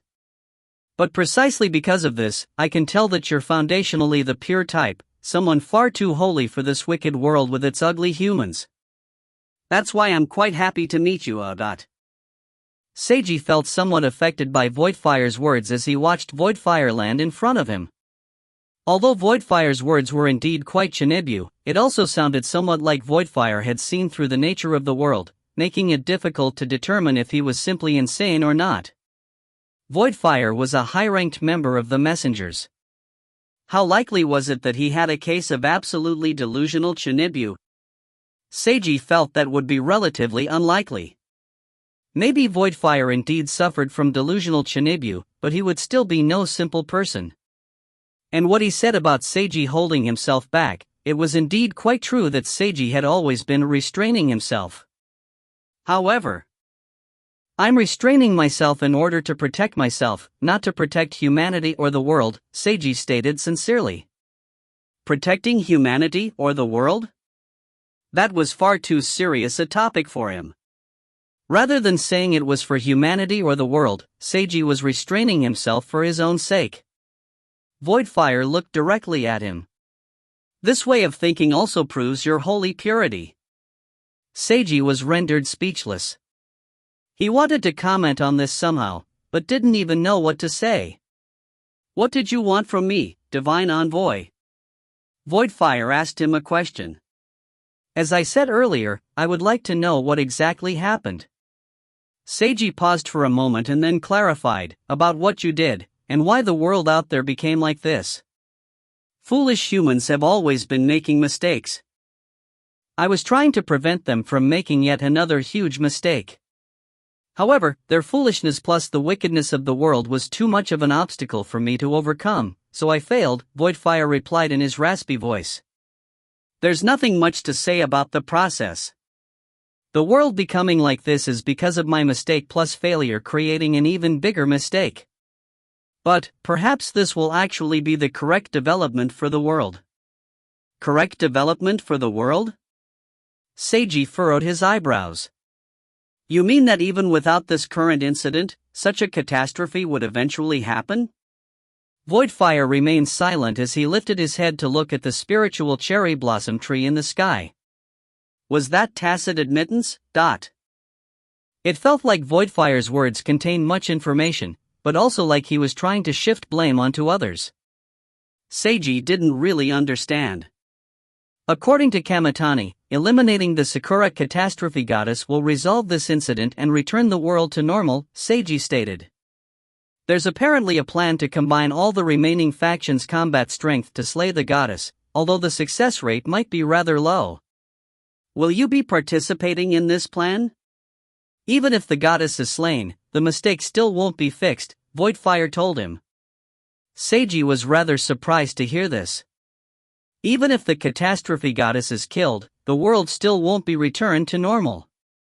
Yes, the world will be returned to normal, but humanity won't be.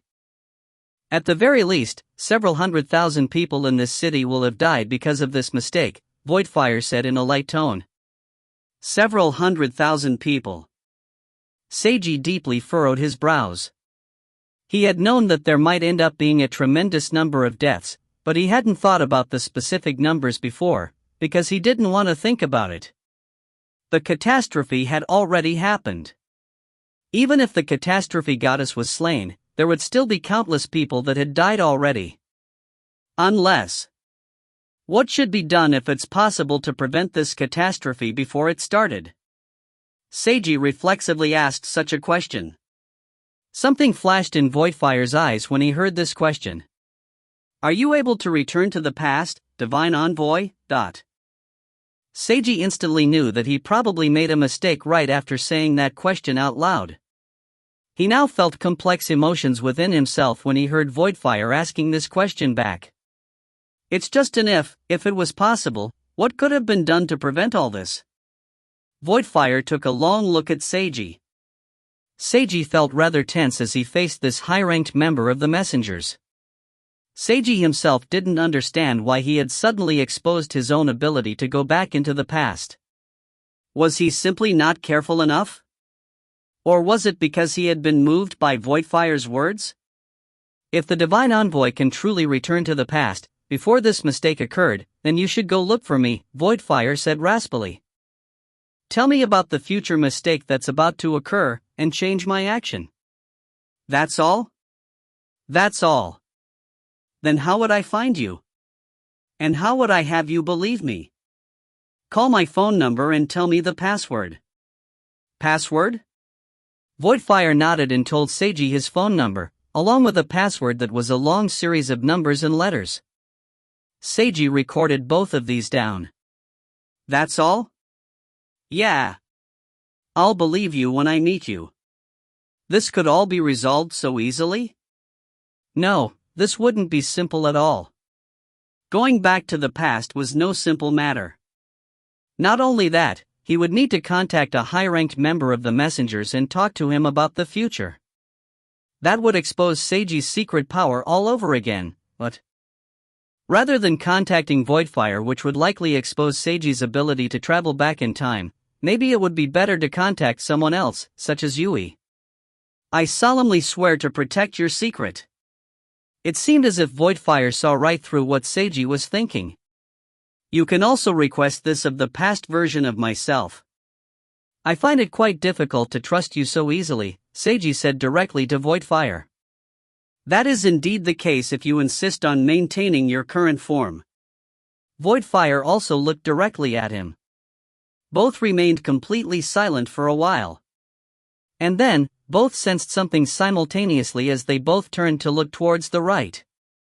They saw mist swarming in with red flashes as numerous giant spiritual creatures began to swiftly form. "We've been spotted." Voidfire's robe began burning up and transforming into flame again. "You should leave this place."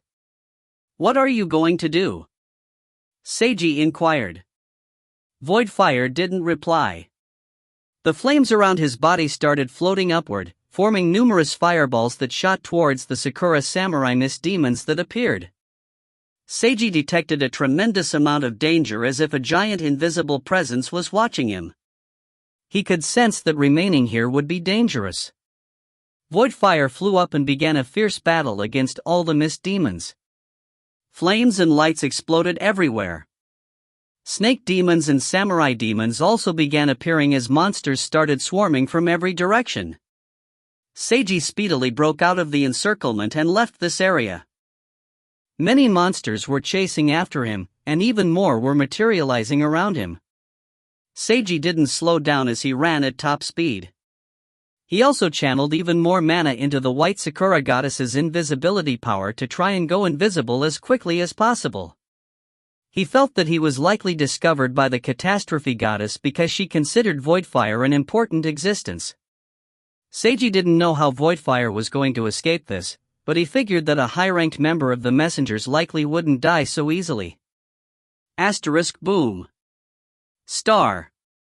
After Seiji ran a certain distance, a loud explosion suddenly came from behind him, along with a powerful heat wave. If you find any errors, ads pop up, ads redirect, broken links, non-standard content, etc., please let us know. Report chapter so we can fix it as soon as possible. Chapter 798, I should be able to do better. Chapter 798, I should be able to do better. Translator, Imperfect Luck Editor, Kurisu. Seiji turned around and saw a tremendous red flame slowly exploding as if it was a blooming flower. The heat wave that Seiji sensed became even more powerful. Many enemy monsters were instantly vaporized by this heat wave. Seiji now understood how that giant crater was created when he saw this majestic scene. He increased the strength of his defensive barrier and kept running away without looking back. Although he didn't obtain the information that he wanted, he still obtained critical information. Voidfire was surprisingly easy to talk to if Seiji ignored how Chinibu he was. At least Voidfire had a friendly attitude. Seiji had a much better impression of Voidfire than of Kamitani. If it had been possible, Seiji would have wanted to talk to Voidfire for a while longer. Unfortunately, the circumstances didn't allow for this. Of course, having a friendlier attitude didn't mean that Voidfire was a good person. Seiji knew that he had only a very limited understanding of Voidfire due to only having talked for such a short time. It would be unwise to easily trust a high-ranked member of the messengers. But no matter what, Voidfire's phone number and password might really be able to stop this incident before it even started. There was also the issue of what Voidfire had said to him. Seiji didn't know how much Voidfire had seen through him. But even if Voidfire was just pretending to have seen through him, it was true that Seiji had been moved. Seiji wasn't restraining himself to protect humanity or the world. He was restraining himself to protect himself. This was what Seiji truly believed. However, such a major calamity had happened now. Should he truly continue restraining himself?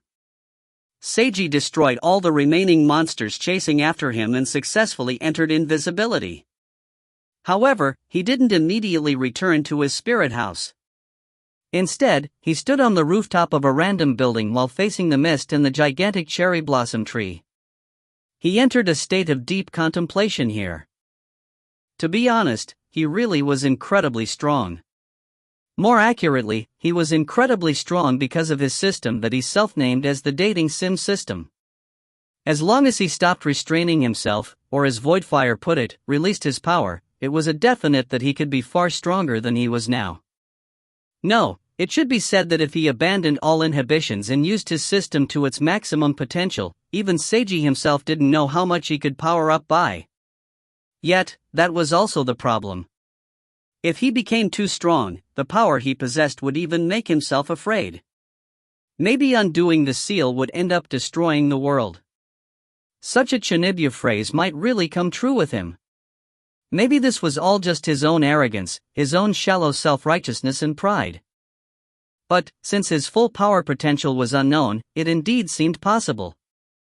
Seiji was honestly quite scared of this possibility, since if he abandoned all inhibitions, he felt like it would be difficult to say if he would still be himself. But if he still kept restraining himself from not using his powers too much, could he truly just sit back and watch this catastrophe unfold with so many lives lost? All the scenes he saw out on the road flashed back into Seiji's mind. Such tremendous misfortune and tragedy had been right before him. He definitely couldn't just ignore it all. This was no game or movie. This was tragedy in real life. And even if he ignored the fate of strangers, what about all his friends? Even if he protected all his friends' lives, their friends and relatives would also be harmed. In that case, should he protect every single connected person, or simply give up?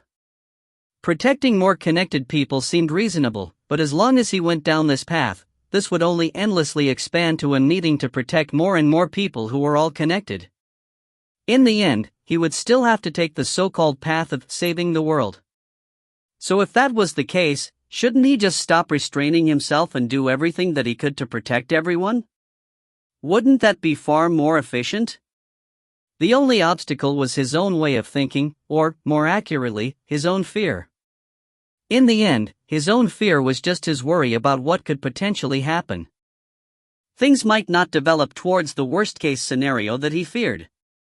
Yet, the harm that had befallen everyone in the city, along with the massive amount of lives lost, had already concretely happened before his very eyes. His own mental weakness compared to the tremendous number of lives here? It was obvious which should be more important. Seiji wanted to resolve himself to use his powers to the fullest. However, there was still a tiny part of himself in his heart that resisted. This part unreasonably, selfishly, emotionally struggled to resist like a young child throwing a tantrum. This is no good. You're just an ordinary person with some special powers. Stop being so self-righteous. Don't fall into the trap of becoming prideful. You can't become a hero who saves the world. Nobody can do that, it's impossible. Shut up, Seiji wanted to shout that out loud, but in the end, he remained silent. Seiji felt fatigued. Standing around on this rooftop wouldn't accomplish anything, so he finally opened up the portal to his spirit house and entered within. Everyone looked at him and heaved a sigh of relief when they saw that he seemed to be alright. After responding to Natsuya and everyone else's concern, Seiji sat down by a table and removed his helmet. I found Voidfire and talked to him for a little. But unfortunately, I didn't obtain very much information. That's because the catastrophe goddess noticed us and attacked with many spiritual monsters. I managed to escape after some effort. I don't know what happened to him. After that, silence. Seiji, are you really alright? Natsuya saw from his expression that he didn't seem very spirited. I'm really fine. But your expression doesn't say that you're fine, Chiaki spoke up. What did that Voidfire say to you? Seiji didn't seem to be injured anywhere, so his lack of energy must have been due to the conversation with Voidfire, Chiaki surmised. Seiji responded with silence. Everyone began to worry about him when they saw him like this. Seiji, if it's possible, please tell us, Mika also spoke up. Although we might not be able to help you, perhaps telling us about it will make you feel better. Shika and the others didn't say anything. They simply expressed their concern through their expressions. Something flashed in Seiji's eyes as he felt all this. He clasped and placed both his hands on the table in front of his face. He used this classical pose to cover half of his expression. Voidfire told me that he saw through me. I don't know exactly how much of me he saw through, but his words indeed gave me an impact. As for why I was so impacted, it's because of this catastrophe, and because of all of you. Seiji then looked around at everyone as he said this. Everyone. To be honest, I've actually been hiding a special power of mine from you all. This power is incredibly strong, almost inconceivably strong. Since it's far too strong, I don't dare to casually use it. I cautiously hid this power of mine and kept it as my ace of aces. But now, I'm beginning to feel like this way of treating my power could be wrong. If I had used it more actively, and done certain things more proactively, perhaps this entire incident never would have happened. And even if it was destined to happen, perhaps it wouldn't have been so terrible.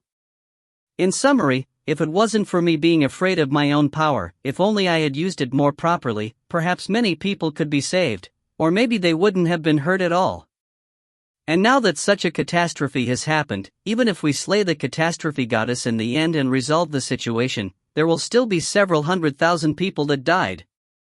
Perhaps, no, it's almost certain that some of those people will include people you know, or even your friends and relatives. And, I can stop all of this. I can do better than this. I should do better than this. As long as I set aside my fear, and stop restraining myself for no good reason, I can become much stronger, to the point where I can protect many, many people. Seiji clenched his hands. But, even though I clearly know all this, even though I know what should be correct, I'm still afraid. I'm afraid that I won't be myself anymore. Although it sounds rather Chinibu, to the point where I think I'm being completely illogical, I'm still afraid. I'm afraid to imagine what I'll become: tragic, depressing, fake. Just because of my fear, I haven't been able to save others that I could have, and I keep hesitating. I'm so useless. I'm the worst.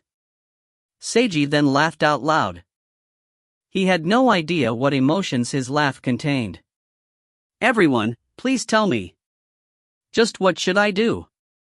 If you find any errors, ads pop up, ads redirect, broken links, non-standard content, etc., please let us know. Report chapter so we can fix it as soon as possible.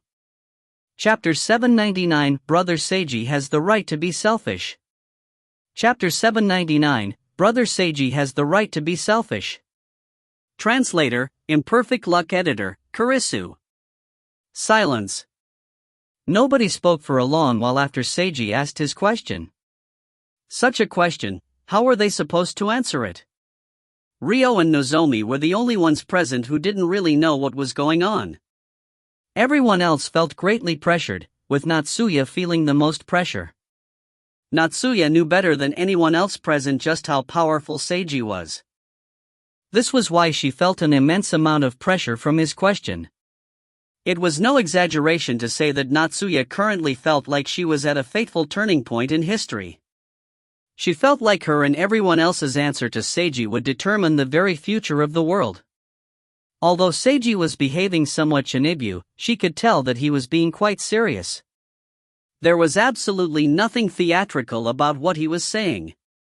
Everyone present could sense this. He really was capable of saving several 100,000 people. Or, he might be able to do even better than that. He possessed the power to resolve this entire incident or even reverse all the catastrophes so far.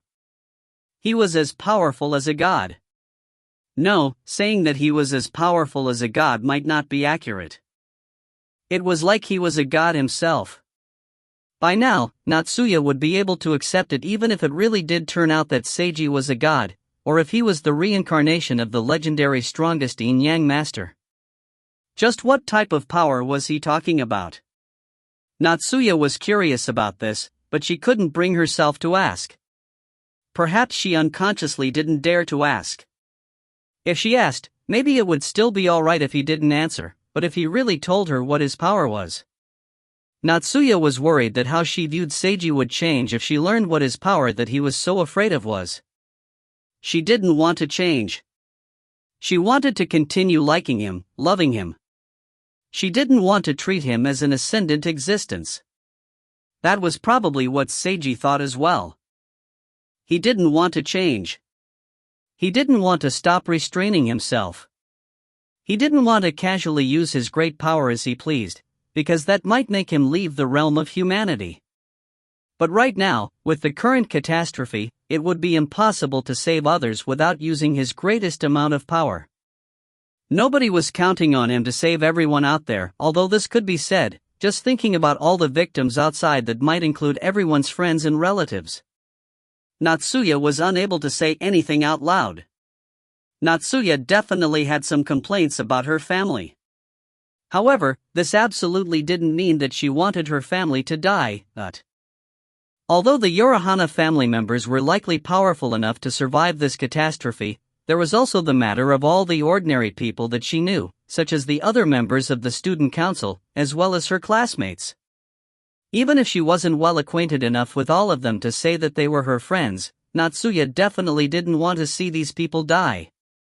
Seiji didn't have the mission of saving everyone. Nobody would have such a mission. But if he had such a power, should he just watch on the sidelines and let everything happen? That was Seiji's inner conflict. He had the power to save this city, to save several 100,000 or even more lives. However, he still wanted to maintain his sense of self. What should he choose in such a situation? Become a god for the sake of other people's lives? Or abandon other people's lives and continue remaining human? Just how was such a question supposed to be answered? Natsuya didn't know. If she was in Seiji's situation, she wouldn't know what she would choose. What about everyone else? Just do what you think is best.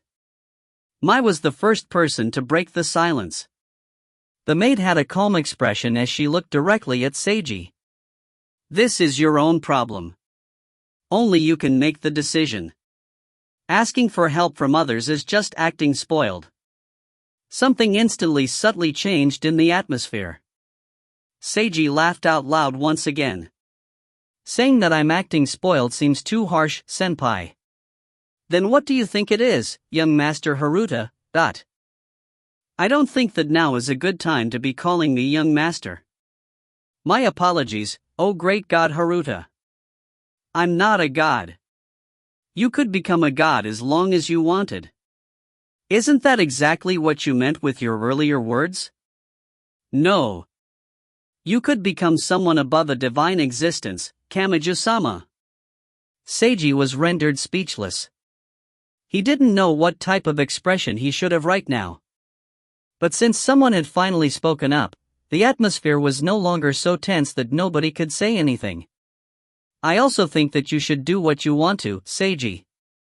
Mika was the second to speak up. None of us can make the decision for you or share the burden for you. You'll have to do it yourself. I'm sorry. Although Mika didn't know Seiji's strength as well as Natsuya did, she also knew that Seiji was incredibly strong. In fact, from a certain standpoint, she was even clearer on this than Natsuya was. Seiji had already shown before that he had the power to resurrect people from the dead. Just this alone would surely be a heavy burden. Seiji had been carrying that burden of his power by himself for all this time. Whether to use that power or not, which would increase his burden, was something only he could decide. All I can do is stay by his side, Mika thought to herself. Accompanying him might not be much help. Well, it might be a little bit of help, but Mika knew that she was more likely to be a burden than help with her current power level. She knew that she needed to work harder. No need to apologize, Mika. Seiji looked at her. The problem's with me. I'm being too selfish. Brother Seiji has the right to be selfish, Shika suddenly spoke up. Everyone looked at her. Brother Seiji has already done so well. There's no need for you to do any better, Shika spoke with absolute confidence in front of everyone. If Brother Seiji doesn't want to change, then there's no need to change. Rather than using your full power, I think that it's more important that you don't change. The same power will always be used differently by different people. If Brother Seiji changes, then you won't use your power like how you used to. No matter how strong you become, it will all be meaningless then. Shika-chan, Seiji looked at his adopted younger sister. Shika's attitude was quite clear. Rather than saving other people, she cared more about Seiji himself. It didn't matter to her about all the casualties from this incident. Whether it be several 100,000 people, or even several million people, their deaths weren't the fault or responsibility of her adopted older brother. In her opinion, if Seiji was forced to change himself for the sake of saving others, that would be the worst possible thing. If it wasn't for worrying about Seiji's feelings and what the others thought of her, she would have immediately replied with, "You don't need to change. It was just several 100,000 people? So what if they died?" She would still answer the same way if someone that a person here knew had died. She would still answer the same way if someone present right here, or even if she herself had died. Her brother Seiji didn't need to change. He didn't have the responsibility of having to save others. He simply needed to be himself. Although he probably wouldn't be so cruel. It was precisely because she knew that he wouldn't be so cruel that she needed to say this. "Brother, you're the most important one. Before saving others, you need to protect yourself first," Shika stated quite clearly. If you can't even protect yourself, you should give up on protecting others. Shika believed that to be correct. If the others couldn't say something like this, then she would be the one to say it. Right now, everyone else apart from Seiji felt that the black-haired beauty had quite a cold and distant expression. Even if everyone in the entire city had died, it would be fine as long as her brother Seiji was still alive and well. Natsuya and the others could tell that was what she truly thought. It was impossible for anyone else present to think this way. Only Shika Kagura, this girl who had once been abandoned and ignored by the world, would be able to ignore the world in this way. If you find any errors, ads pop up, ads redirect, broken links, non-standard content, etc., please let us know. Report chapter so we can fix it as soon as possible. Chapter 800, It would be best if both could be achieved. Chapter 800, It would be best if both could be achieved. Translator, Imperfect Luck Editor, Kurisu. Thank you. Seiji was quite moved by his adopted younger sister's heartfelt intentions. It was impossible for him to only care about himself and ignore everything else. Still, he was quite grateful that Shika cared about him so much. "I also think that protecting yourself is the most important," Hisashi spoke up next. "If changing yourself means that you won't be the current you anymore, then it might really be better not to change yourself." The blonde-haired mafia otaku's tone was quite serious. He didn't sound even the slightest bit Shinibu. His father, older brother, and all the people of the Jumanji Mafia group were currently in danger. Even so, he was still calmly thinking things through and not just wanting Seiji to use his full powers to save others. That was because Hisashi had already personally witnessed a concrete example of what might happen if someone became too addicted to chasing after power. Even now, he still remembered the events of traveling down to hell together with his younger sister Kid in order to save his foolish older brother Zankita as if it had happened yesterday. At that time, Hisashi had relied on Seiji's power to resolve the situation. But what if Seiji ended up having the same problem as Zankita? Who would resolve the situation then? "I don't really agree with you," Yukari slowly spoke up. "Is it really that necessary to be afraid of using one's power?" Seiji himself said that he's only afraid of the worst possible scenario. But maybe things won't be as bad as he thinks if he stops restraining himself. Even if he's corrupted by his own power, he should be able to conquer himself with his own willpower. Just like Hisashi, she was saying this because of her own personal experience. She had used her own willpower to break free from the control of her mystical connection. Even now, she was fighting for her own sense of self against her awakened power. She believed that this was a trial where fear in trying to run away would be useless. Only bravely facing things head-on would be the best method in her mind. Yukari viewed Seiji's situation as a vastly magnified version of her own situation. Although he was far more powerful than she was, the logic would be the same. Although choosing to run away seemed like a possible choice, she believed that it was more of a dead end. But if he really does change, he might lose everything, Kid spoke up. Seiji must have his deep reasons for being so worried. Acquiring an incomparably great power is usually accompanied by a heavy price. Since Kate had also been down in hell to save her idiot of an older brother Zankita who was corrupted by power, she had the same view as her brother Hisashi. I think that, Hoshi spoke up weakly. Although I really want Senpai to save everyone dear to us, if the price for that is that Senpai has to change, I think it might not be worth it. People change. Hoshi's personal experience gave him a deep impression of this classical phrase. People sometimes changed for the better, and sometimes changed for the worse. Naturally, it would be good if they changed for the better, but a bad change might be worse than any other possible situation. If his senpai became someone with an evil personality. Hoshi felt tremendous fear from just trying to imagine it. He didn't dare to even think too much along these lines. Basically, this is like a gamble. Kazuko adjusted her eyeglasses. If Seiji's personality doesn't change after releasing his full power, then everything will be all good. If his personality greatly changes and becomes something evil, then not only will he not save people, he might even harm others, and the first people to be harmed will probably be us. Everyone fell silent after Kazuko said this. In the end, only Seiji himself can make the decision, Mayuzumi said softly. We all hope that Seiji can maintain his sense of self, and also hope that everyone else can be saved. It would be best if both could be achieved. But if only one side can be chosen, only Seiji himself can decide which side to choose. Just like Mika, Mayuzumi wanted to apologize to Seiji because she wasn't of much help to him. Rather, she was a much larger burden than help. Seiji had helped everyone here, but not a single person was able to help him. This seemed truly tragic to her. I agree with Amami-san. Seiji should choose for himself, Keiho voiced her opinion. She had once become fallen and harmed her own older sister Karen. Keiho had only returned to normal due to her sister and Seiji's assistance. She felt that she didn't have the right to say anything and that she should simply trust him. Nozomi, who silently listened to everyone's opinions, now had a general understanding of what was going on. However, she didn't intend to say anything. She simply hugged Ryo, who was now asleep and taking a nap, while gently looking at Seiji. Both of Natsuya's spirit-branded retainers, Hitaka and Rana, also remained silent.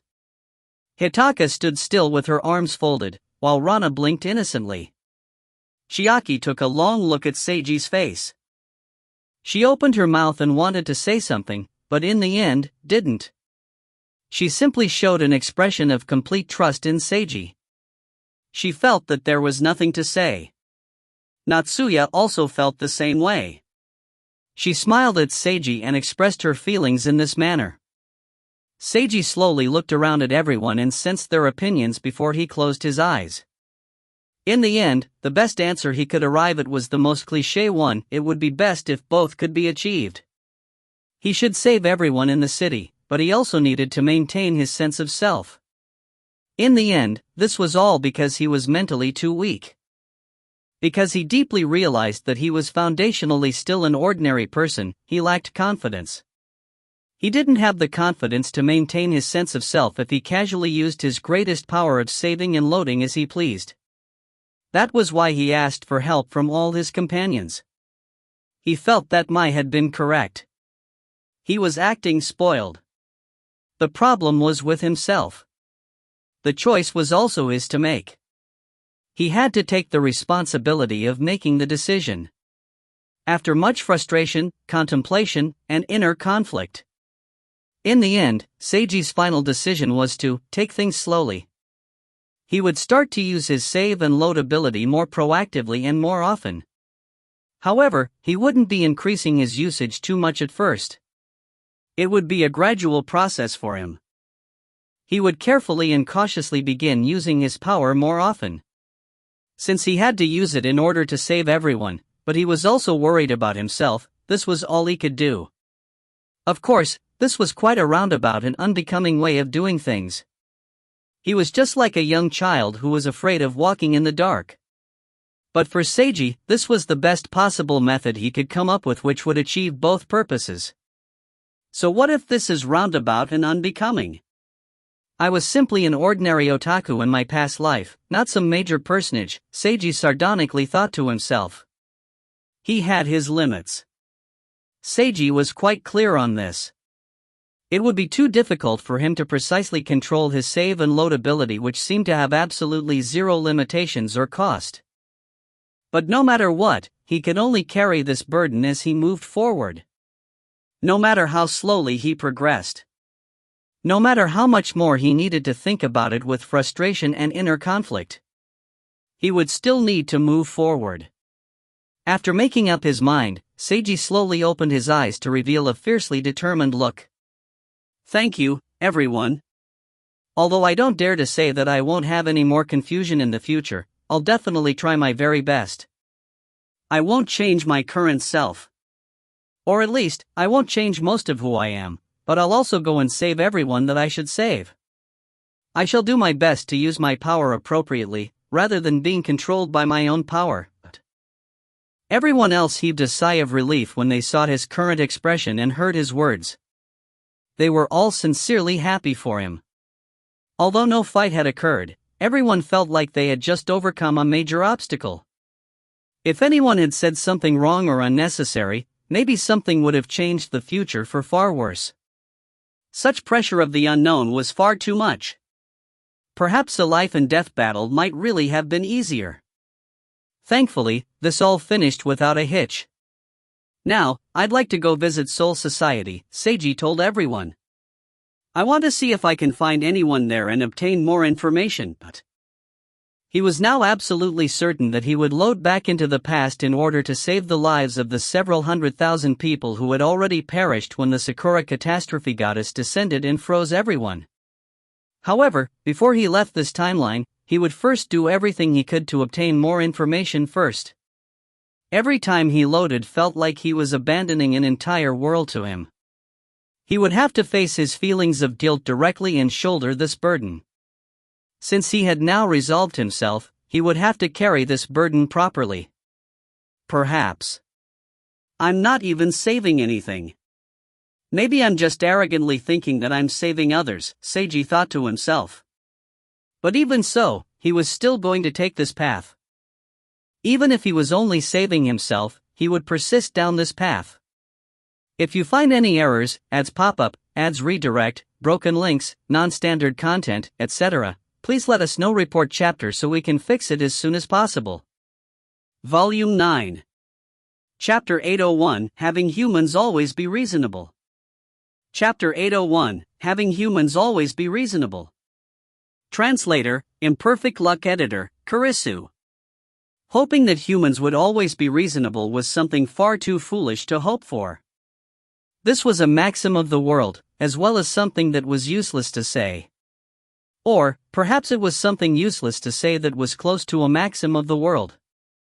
What exactly did this mean? A maxim would be a general truth that just about everyone agreed upon. For example, physical differences between male and female, or that people would die if they were killed, or that the sun rose in the east and set in the west. These were all maxims, but were also basically useless to say, because this was all common sense that everyone understood without needing to say it. Would hoping that humans would always be reasonable be foolish? Of course it would be.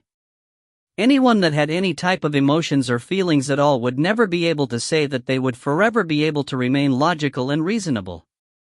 But, if you were pedantic about it, things would become rather subtle. What exactly was being reasonable? Basically, reason was the combination of logic and intelligence, the ability to discern right from wrong and accurately make decisions. Still, everyone would have different interpretations of what reason was. And, the most definitive way to determine if a person was reasonable or not didn't depend on the opinion of a single person. Nor would a group or even every person in the world be able to determine that. Being reasonable depended on the objective facts. More accurately, it depended on the reality which included the future. That was the problem. In most situations, it would be impossible to predict the future with 100% certainty. That was why it would be impossible to predict if a person was being reasonable or not at the time, or if a person's decision at the time regarding what to do about the future was reasonable or not. Every definitive assessment of someone being reasonable or not had to be made in the future when looking back at the past. People in the present could sigh about how foolish or unreasonable that people were in the past. But, no matter what lessons people learned, it would still be impossible to determine if the people in the present were being reasonable. That was because it was impossible for anyone to 100% predict the future with total accuracy. It was impossible for humans to always be reasonable. This was indeed a maxim of the world. But depending on the time, place, and situation, this phrase might be either completely useless or even worse than garbage. In summary, reason was precious, but it was often difficult to determine if a decision was reasonable or not, such as with Seoul Society's decision. Sacrificing several thousand people in order to forcibly lock and choose the location that the realm of cherry blossoms would descend upon. Was that a reasonable decision? Just by looking at the number of people to be sacrificed, one could say that it was unreasonable. But, when considering how this could help avoid an even greater disaster, it would indeed be reasonable in context. Yui Haruta hated this type of reason, yet she was unable to resist against it. That was because she was forced to admit that Seoul Society's decision was correct. Sacrificing a small portion of the whole in order to protect the whole. Human society had always maintained its order in such a way before. There was nothing wrong with Seoul Society making such a decision. She didn't feel good about it, but that was her personal issue. She could only shut away her own emotions and carry out her role properly. Yet, is this news real? She was currently talking to Seiji. He had just asked her this question in such a serious tone after telling her the information he'd received from Kamitani. Yui found it impossible to answer him. She could only respond with silence. Her silence was a tacit admittance. Seiji evidently understood, as he had also turned silent for a while. Is there truly no other way? After a long silence, Seiji finally spoke up again. A method where nobody will die. There was. If Seoul Society went all out without caring about the price, it was possible not to sacrifice anyone. However, that would be no good. Some prices would be heavier than even sacrificing several thousand innocent civilians. That was because that might end up costing them several tens of thousands or even more lives in the end. Yui didn't want to answer. But when faced with her younger brother's expression, she still ended up telling him in the end. There is, but it won't be used. While saying this, she did her very best not to express any emotions. Because it will cause an even greater loss, is that right? Something flashed in Seiji's eyes. Yes. While answering, Yui suddenly felt a subtle sensation. She didn't understand what this subtle sensation was. It felt akin to déjà vu, but maybe it was something else instead? Let me guess what this greater loss could be. Seiji looked directly at her. It must be something that Seoul Society has judged to be too important to lose at this current point in time. For example, a powerful artifact. Am I right? Yui instantly widened her eyes in surprise. Did Kamitani tell you that? No, he didn't, Seiji answered calmly. I guessed it with my instincts and also through another information channel. Another information channel? Could he be referring to? Yui's first thought was the national idol, Miyuki Sakuraku. Seoul Society temporarily sealed the realm of cherry blossoms dimensional eye with this artifact, am I right? Rather than using this artifact too much, which might break it or cause it to be unusable for a long period of time, it would be cheaper to sacrifice a few thousand people's lives.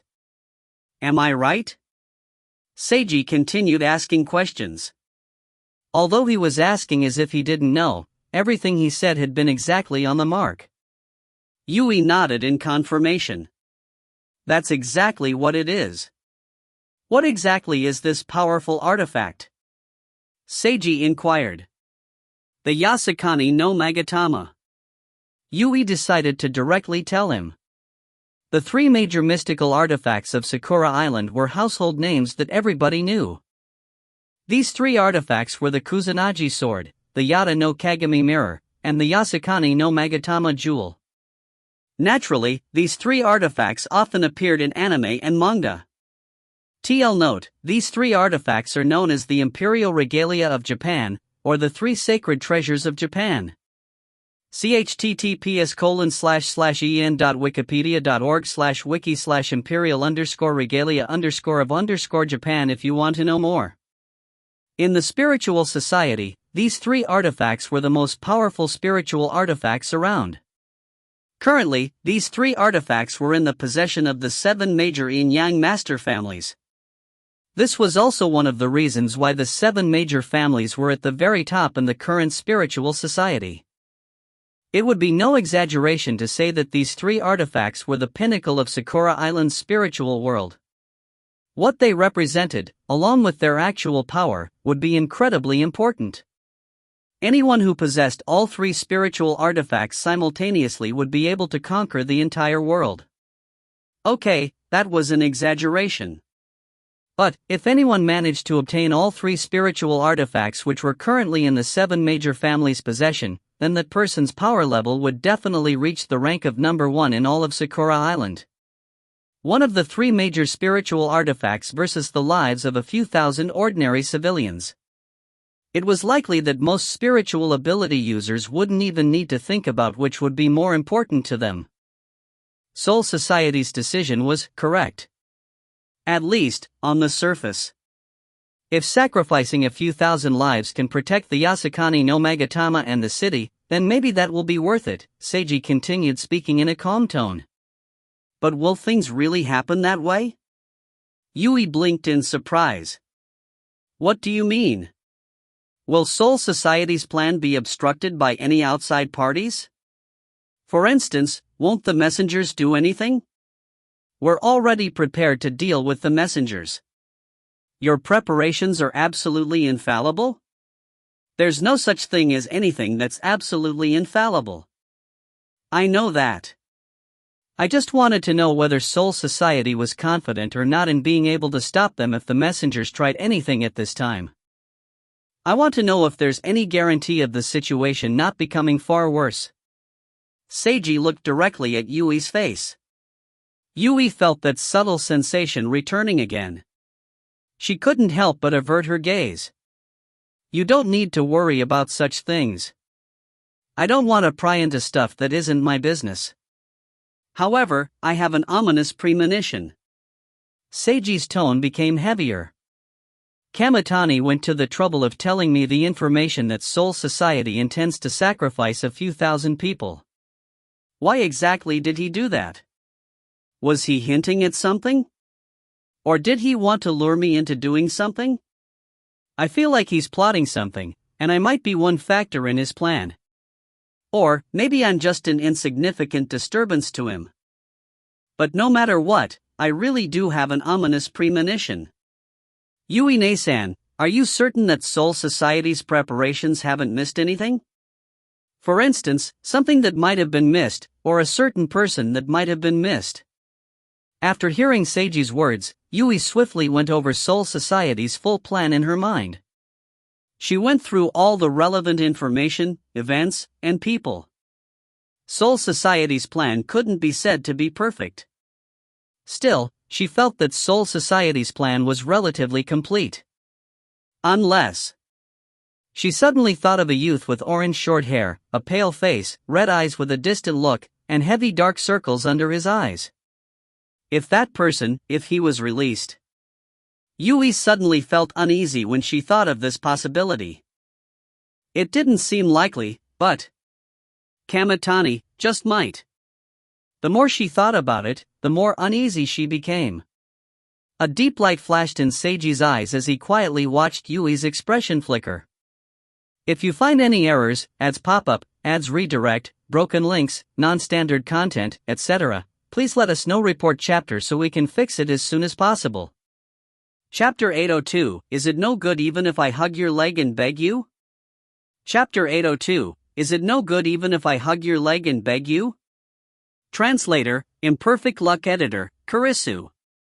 Seiji could only tell Yui a limited amount of information without revealing his ability to travel back in time. If it was truly necessary, Seiji was resolved to tell Yui about his ability. However, he wanted to avoid doing so if possible. He had a premonition that telling her about his ability might result in something completely unimaginable. Even without his premonition, he found it difficult to trust Soul Society as much as he had before he personally witnessed the destruction wrought in the city. Although he'd never trusted Soul Society that much to begin with, the fact that Soul Society hadn't been able to stop that catastrophe made him trust Soul Society even less. The scene of destruction upon the city had been incredibly beautiful, with all the cherry blossoms falling down. Hundreds of thousands of people had died as an indirect result of the cherry blossoms, as they had perished in accidents caused by the Sakura catastrophe goddess's power freezing everyone with no spiritual abilities in place. That had been an incredibly cruel scene. Even now, Seiji felt a chill just remembering the scene. He didn't want to remember the scene at all. However, it was etched deeply into his mind. Just even thinking about related topics would cause the scene to replay itself in his mind with great clarity. Not a single other person in this timeline knew what he had seen. He was back at the conversation with his older sister. Nothing had happened yet. That beautiful yet cruel scene was something only he knew. Did this count as only him being saved, or that he was the only one who hadn't been saved? He didn't know. Seiji didn't want to ponder such a philosophical question. He had to continue onward. It seemed like his sister Yui had thought of some possibility. She would probably do something that might change Voidfire's action. If this was successful, that might be enough to change the future, but would it really be that successful? No. Seiji was unable to convince himself that just by having Yui and Soul Society be on guard against Voidfire would be enough to prevent that cruel incident from occurring again. He had to do even more. By the way, even if my premonition is wrong, and Soul Society's plan won't be interfered with, will there be any potential problems with the plan itself?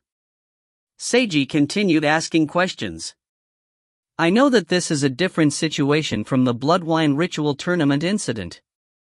But, will such an incident truly not happen again? Yui remained silent and didn't reply. Seiji felt that perhaps she was thinking, or perhaps she simply didn't want to reply. Let's say again that the plan won't have any problems, and Soul Society will successfully sacrifice several thousand lives in order to lock the Realm of Cherry Blossom's location, Seiji continued. But, is that really fine? The choice between several thousand lives and the Yasukani no Magatama seems quite simple. But, those are actual human lives. They'll all be dead once sacrificed. This time, Soul Society is willing to sacrifice a few thousand. What about the next time? Several tens of thousands? The next time after that? Several 100,000? I know that it's rather extreme for me to extrapolate along this path. But, as long as there are benefits to be had, large amounts of ordinary civilians can be sacrificed. Is Soul Society really fine as an organization like this? Although the Yasukani no Magatama is precious, although it's a powerful artifact, it's still a dead object. It's just a tool. Tools should be used for the sake of humanity. Human lives shouldn't be sacrificed in order to protect a tool. That's what I believe. Maybe my way of thinking is too naive. But what's wrong with being naive? Soul Society is a new faction. They should separate themselves from the old. If Soul Society is willing to sacrifice several thousand ordinary civilians' lives in order to preserve a powerful artifact, what difference does that have from the old and rotten factions from before? Yui's expression noticeably flickered after Seiji said all this. However, she still remained silent. Do you agree with what I say, Yui-ne-san?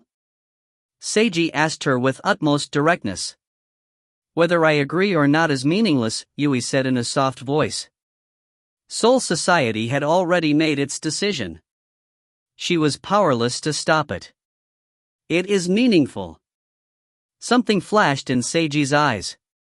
If you agree with me, then tell me the information on the Yasukani no Magatama. Maybe I can change. Yui's gaze instantly hardened when she heard this. She immediately interrupted him. You want me to betray Soul Society? Whether it counts as betrayal or not depends on you. Seiji directly looked into her sharp gaze. The atmosphere suddenly became very heavy. You can't change anything. Don't be too arrogant, Yui told him. Perhaps, but you never know unless you try. You won't be able to bear the price for trying something like this. Whether I can bear the price or not is something for me to decide. Don't think that you're so strong just because of your past excellent achievements. Yui's tone became severe. After a short moment of silence, Seiji responded with a smile. Thank you for worrying about me, Yui-ne-san. But, please don't treat me like a little child. I know what I'm doing, he said in his serious tone. No, you don't, Yui instantly denied. You have no understanding of how powerful Soul Society is. Indeed, I barely have any understanding of Soul Society's power. But even if I did, that wouldn't change what I must do. Seiji remained adamant. Why? Will this benefit you in any way? This wasn't a matter of personal benefit for Seiji. It was that if things were allowed to develop as they were, the entire city would meet with a devastating future. I've already told you the reason. I have an ominous premonition about all this. Seiji sighed. This cruel plan, Kamitani's actions, the messengers, and Soul Society. With everything currently as is, I feel that the worst possible outcome might occur. This plan is just like a large ship. Everyone thinks that it will come up against a strong thunderstorm at most. But, nobody realizes that there's an unavoidable glacier lying ahead. You're just being overly anxious, Yui told him. Or, you're just being too arrogant. You keep thinking that you have to do something to prevent things from becoming worse. You think you can save the world? Indeed, you created a miracle before. But, you shouldn't become allured by that sensation. Miracles are miracles because they don't occur repeatedly. There's not that many things in the world that require you to do. You're not the savior of the world. Stop worrying so much about everything. Don't be too arrogant. Yui was expressing this to him. Seiji could only smile bitterly in his mind. If at all possible, he didn't want to behave so arrogantly. He knew better than anyone that he wasn't a hero who could save the world. It was just that he saw a terrible ending for the city. He had to do something about it. Then just think of all of this as me being arrogant. No matter the reason, I really do have an ominous premonition about everything. That's why I absolutely can't allow myself to sit back and do nothing. Seiji remained adamant. Please say something to your arrogant, anxious, foolish, and ignorant younger brother. At the very least, you should say something to console me. Is that no good, Yui-ne-san? Yui was rendered speechless. He was basically being incredibly shameless in asking her for information here. For a moment, she really did want to tell him something. But, she restrained herself. She hardened her heart and spoke in a cold tone, No. Is it no good even if I hug your leg and beg you? Seiji looked directly at his sister's beautifully proportioned legs. Yui's face reddened slightly and she averted her gaze as she imagined such a thing happening. That's even more of a no. I'd kick you off my car if you did that. I'll hug you really tightly so that it doesn't happen. It's not an issue of how tightly you hug my leg. Then can I switch it to licking your leg? Get the hell out. I was just joking, Seiji chuckled. Yui-ne-san, could you please give me an emergency way of contacting you? I need a method to immediately contact you under any circumstances. Yui remained silent. If you're still angry because of my joke just now, I apologize. Seiji awkwardly scratched his face. Yui looked at him again and asked him seriously, Seiji, just what exactly do you know? Seiji blinked. As expected, his older sister was quite sensitive, sharp. I don't know very much. It really is nothing more than a terrible premonition. I just want to prevent the worst from happening, he told her. Yui looked directly at his face. Seiji calmly looked back at her. The black cell phone I previously gave you as a gift has a hidden function for contacting others. I originally wanted you to discover it for yourself. Yui then explained how to activate it to him. Even if your cell phone doesn't have any charge left, or even if you're in an inner world with no cell phone service, you'll still be able to use this function to contact me. If you find any errors, ads pop up, ads redirect, broken links, non-standard content, etc., please let us know. Report chapter so we can fix it as soon as possible. Chapter 803, Just Because I'm Your Friend. Chapter 803, Just Because I'm Your Friend. Translator, Imperfect Luck Editor, Kurisu. Should I try redoing this conversation again? Seiji thought that to himself as he watched Yui's car drive off after their conversation. Should he load again and redo this conversation? Would that help him to obtain even more information? After thinking about it, he felt that it would currently be difficult for him to convince her to give him any more information. Redoing this conversation again would likely be meaningless. If it would have been meaningful, Seiji would have unhesitatingly loaded. Compared to before, he was now more willing to use his save and load ability for more minor reasons. This was his way of more proactively using his ability. If he completely abandoned all inhibitions, he definitely would become some type of existence that was different from ordinary humans. For ordinary people, time flowed in a straight line, from past to present, from present to future, like a flowing river that couldn't be changed. But if Seiji completely went all out with his save and load ability with zero restrictions whatsoever, even if he was able to maintain his sense of self, he felt that his sense of time would become warped. That was because time would become porous to him. Seiji had the ability to keep as many save files as he wanted. Each save file was like a timeline. He could choose any point in time where he had a save file and start from that timeline, which would then create a new timeline when he reached a point where he made a different decision from before. This was just like the different paths possible in each playthrough of a dating sim game. Except, this game was the real world, and there was an infinite number of possible timelines. Seiji could casually jump around, go to, or repeat any timeline that he wanted, with zero restrictions or cost. If he really did such a thing, using his ability to the fullest to experience as many timelines as possible, then the world that he saw would become tremendously different from the world that everyone else knew. At that time, even if Seiji was still able to maintain his sense of self, he would no longer be the same Seiji. He would be more like a certain time traveler who called himself a mad scientist. Besides, Seiji wasn't confident that he would be able to maintain his sense of self if he went all out with his ability like that. Even if he didn't have a mental breakdown like that mad scientist time traveler, he really might go crazy in a different way. That was why he didn't want to use his ability wantonly. Whether or not he needed to load was incredibly important to him. It could be said that these were the rules that he set for himself. The first rule that Seiji just set for himself was how far back in time to load. The farther back in time that he went, the more careful he would need to be. For instance, he would be more careful about loading back to 1 day in the past compared to 1 hour in the past. The farther back in the past, the more he would consider how necessary it was to do this. However, if he deemed it absolutely necessary, he would repeatedly load back to a critical moment as many times as it took until he achieved a satisfactory result. Of course, he would also be careful about repeated loading. Still, he could be less careful after the first time. Obviously, his conversation with his sister Yui was an important moment in time. If it had been necessary, Seiji would have loaded repeatedly until he obtained the result that he wanted.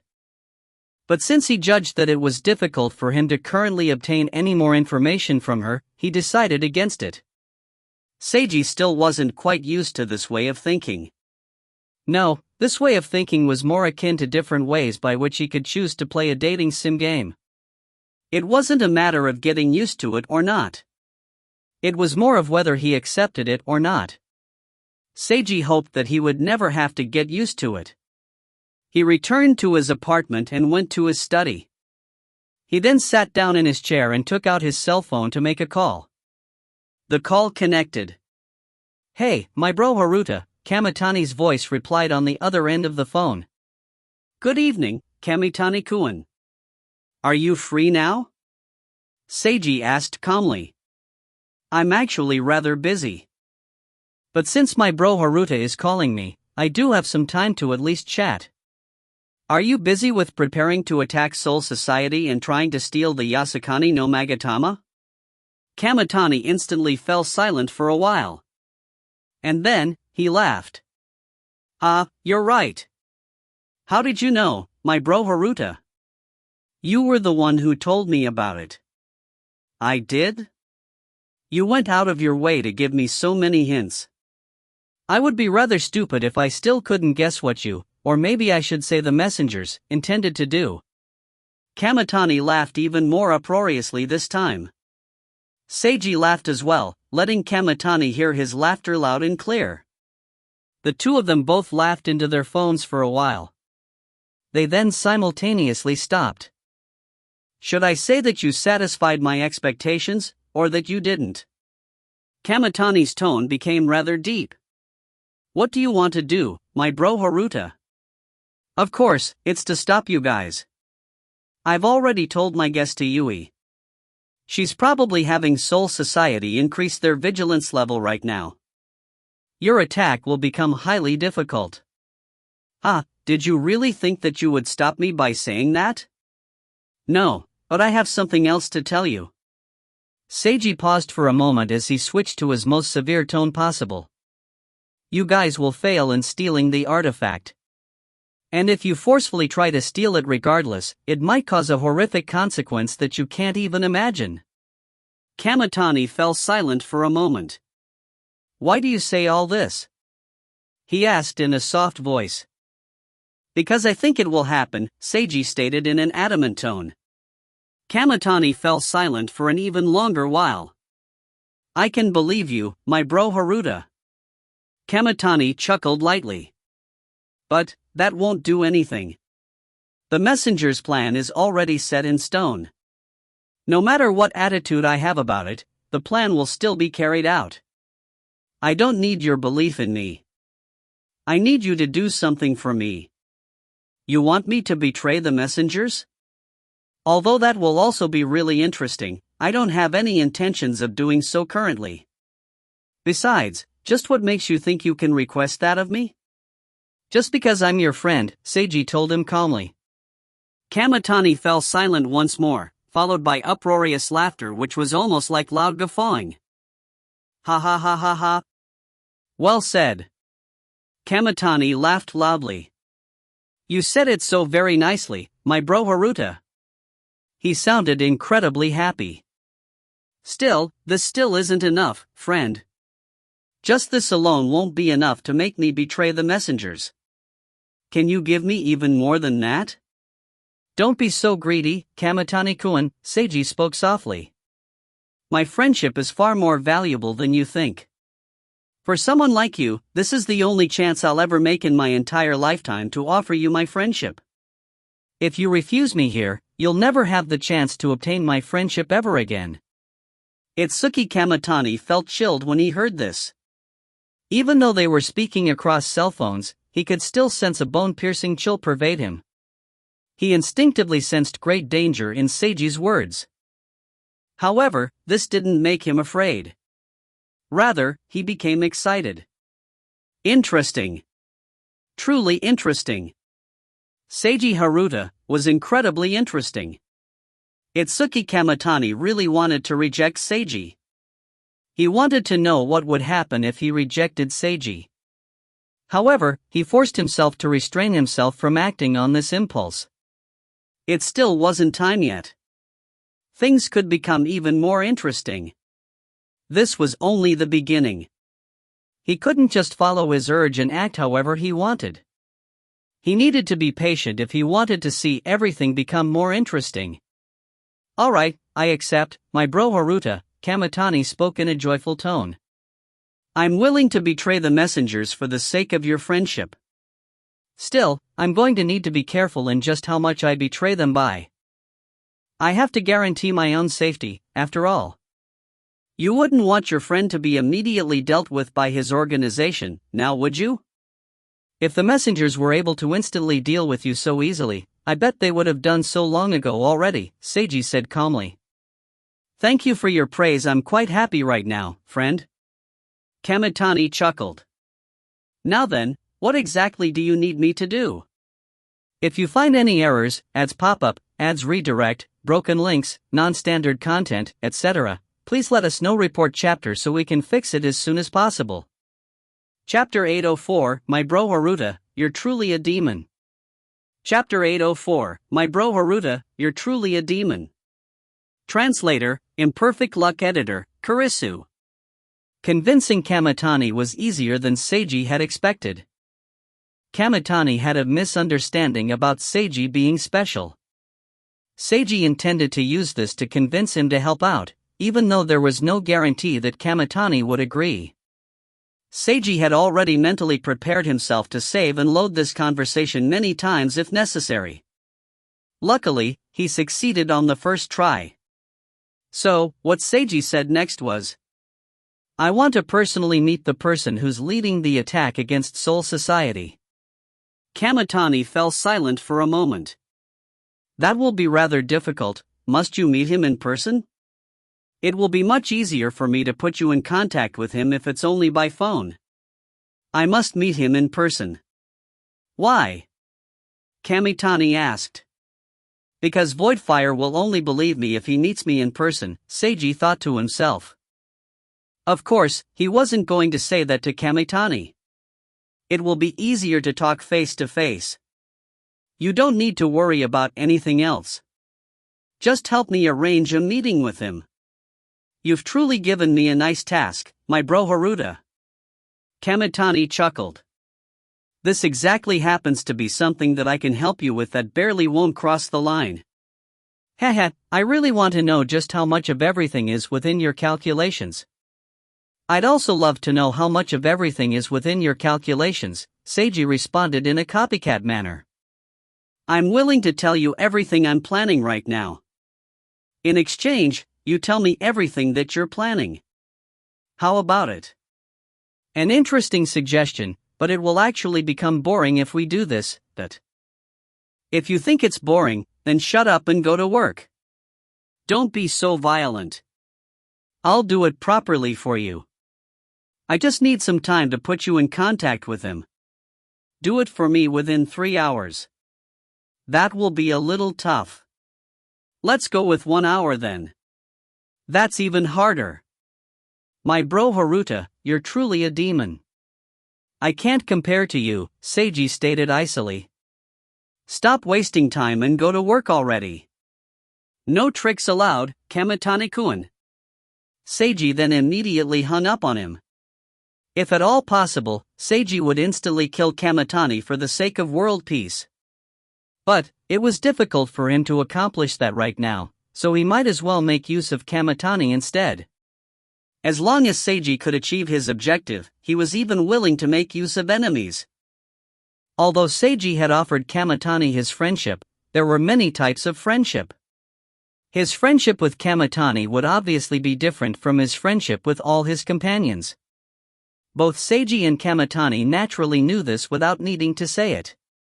Seiji then slowly put down his cell phone and heaved a sigh as he looked at the ceiling. Shika Kagura felt like something about her adopted older brother had suddenly changed. This was a rather subtle sensation. She was unable to discern just what exactly about him had changed. Yet, it didn't feel like just a mistaken impression. So, she directly asked him about it. Seiji paused in surprise when he heard her asking about this. He laughed and said that he was fine. Shika didn't pry when she saw his smile. However, she learned from him that he would be going to meet an important person later tonight rather than going to sleep. Shika insisted on accompanying him. No need for that. It won't be dangerous. Seiji tried to convince her to go to sleep instead. Then why won't you tell me whom you're meeting? Shika countered with this question. Seiji fell silent for a moment. Alright, I admit it. It might be slightly dangerous. Still, it will probably be alright.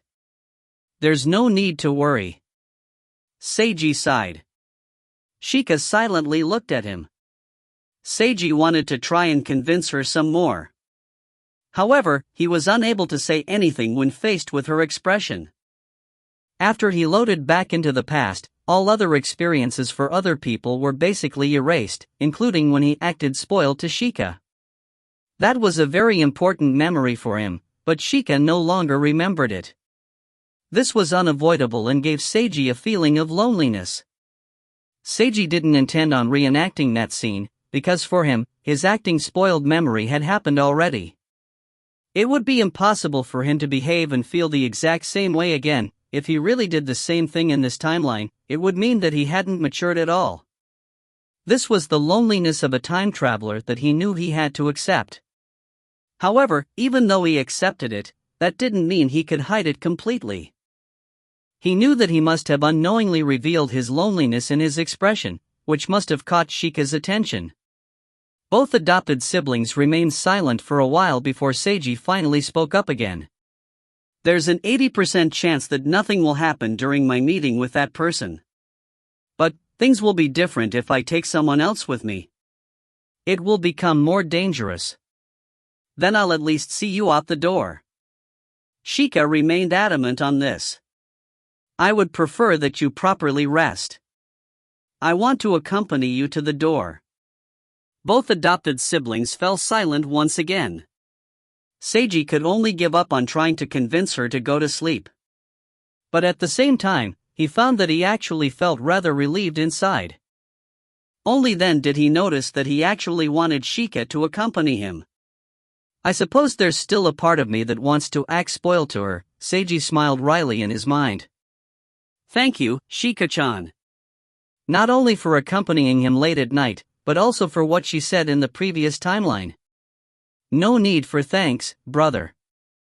Shika smiled faintly. Loneliness didn't equal isolation. Seiji suddenly realized this as he looked at Shika's smile. He felt like he had just discovered a ray of sunlight amongst dark clouds. Even though he was lonely, he wasn't alone. Later, Chiaki learned about him going out later tonight and also insisted on staying over for the night. Although her incident had already been resolved, she still kept staying in Seiji's apartment and refused to move out. Her bed was still in Seiji's apartment. Since Seiji didn't want to kick his girlfriend out, he could only let her do this. I don't know how much longer I need to wait for my meeting. Are you certain that you won't go to sleep? Of course. How could something as interesting as an all-nighter together not involve me? And so, two girls were staying up late into the night with Seiji. Chiaki then told Mika about staying up late, so Mika came over as well. 3 girls were now staying up late into the night with Seiji. That was enough for a card game.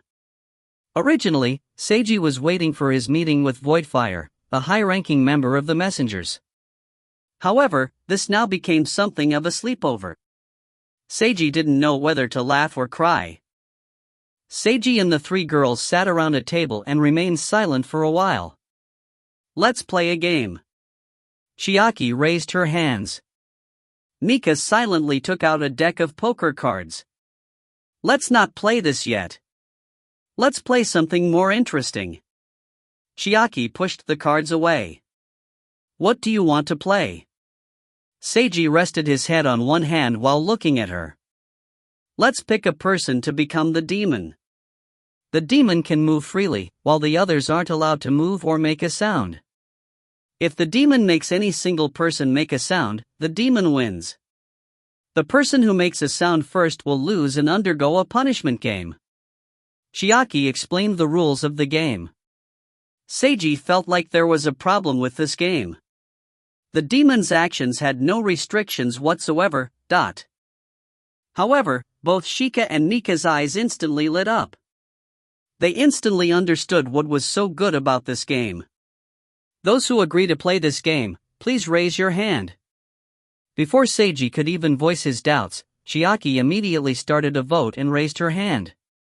Shika and Mika both silently raised their hands. 3 votes were in favor already. The votes' results were quite obvious. Seiji was rendered speechless. I suppose this is an example of how democracy can be unjust? Seiji commented in his mind. Alright, let's choose the demon now. Rock, paper, scissors. Chiaki made a pose with her fist. Shika and Mika also made the same pose. The 3 girls' gazes seemed to clash fiercely in midair. Seiji's cheeks twitched as he sensed something in the atmosphere. Rock, paper, scissors. Chiaki shouted as the girls simultaneously attacked with their chosen hand signs. The atmosphere felt as if they were fighting with actual swords rather than rock, paper, scissors. Chiaki lost the first round. She made a pitiful sound as if she was a character in a fighting game who had just been defeated. Seiji lost the second round. Shika and Mika remained for the final round. Shika had an icy expression as always, while Mika had a resolute expression. Both of them had powerful auras as if they weren't fighting over the right to be the demon in this game. They were fighting over the right to control the most important person to them. After 3 seconds of their gazes clashing in the air, the 2 of them simultaneously chose their hand signs. If you find any errors, ads pop up, ads redirect, broken links, non-standard content, etc., please let us know. Report chapter so we can fix it as soon as possible. Chapter 805, maybe next time. Chapter 805, maybe next time. Translator, Imperfect Luck Editor, Kurisu. Scissors against rock. Mika won. Shika lowered her head with an unwilling expression. Mika had a delighted expression. However, Chiaki immediately spoke up again. I forgot to mention that the demon only has a 3-minute time limit. If nobody makes a sound within 3 minutes, the demon loses. 3 minutes, only 3 minutes? Mika was rather disappointed as she looked at Chiaki. Chiaki grinned and expressed with her eyes that 3 minutes were more than enough to do plenty of things to Seiji. Mika understood as she looked over at Seiji. Seiji blinked in realization. This was a problematic game, but he didn't intend to raise any objections. The female demon, his girlfriend, could do whatever she wanted. To be honest, he was also curious what Mika would do. Countdown begins. Chiaki set a stopwatch on her cell phone. Mika looked at Seiji's face for 2 seconds. She then reached out with both hands and touched his face. She tugged on his face. Seiji was rendered speechless as his face was distorted by Mika's pulling. Chiaki almost laughed out loud immediately upon seeing this. Even Shika had an expression of holding in her laughter. Mika laughed out loud at seeing how strange her boyfriend looked. She tugged, squeezed, caressed, and did various other actions to his handsome face. Seiji didn't know what his face looked like anymore. He felt rather helpless. But since he saw that Mika was having lots of fun, he let her do as she pleased. As Mika kept toying with his face, a light appeared in Mika's eyes as she got ever closer to Seiji's face. Something secretly changed in the atmosphere as their faces got closer. Mika started blushing by the time that she could feel Seiji's breath on her face. Both of them looked right into each other's eyes at a close distance which was almost approaching 0. But right before their lips could touch, Chiaki's cell phone stopwatch rang. Time up! Chiaki announced this instantly while pulling Mika away. The demon has lost. Mika was rendered speechless. The twin-tailed girl looked at her tomboy best friend with a complaining expression. Chiaki ignored her complaints and walked away swiftly. She then returned with 2 items. The loser will receive a very simple punishment. You'll have to drink some vinegar. Chiaki placed a bottle of vinegar and a small bowl on the table. Seiji, Mika, and Shika were all rendered speechless. This seemed a little overboard. Didn't you say that the loser would undergo a punishment game? This type of punishment doesn't seem like a game, Seiji commented. I just thought of this. A punishment like drinking vinegar will be more direct than a game. Chiaki smiled at Mika. Mika looked at Chiaki for a while before looking at the bowl. Chiaki opened the vinegar bottle and poured some vinegar into the small bowl, handing it to Mika. Mika took the bowl and drank all the vinegar directly. She showed off a puckered face of tasting sourness. Let's try a different type of punishment. Seiji felt like there was something strange in the atmosphere. No, this punishment is quite appropriate, Mika said as she put the bowl down on the table. Shika had no objections. For the second round of rock, paper, scissors and choosing a demon, the 3 girls were filled with fighting spirit. Seiji lost in the very first round. When he saw how the 3 girls were emanating even more powerful auras than the last time for choosing a demon, he began hesitating on whether or not he should stop this game. But he felt like he wouldn't be able to stop them even if he tried. I won! Chiaki simultaneously defeated Mika and Shika and won the right to become the demon.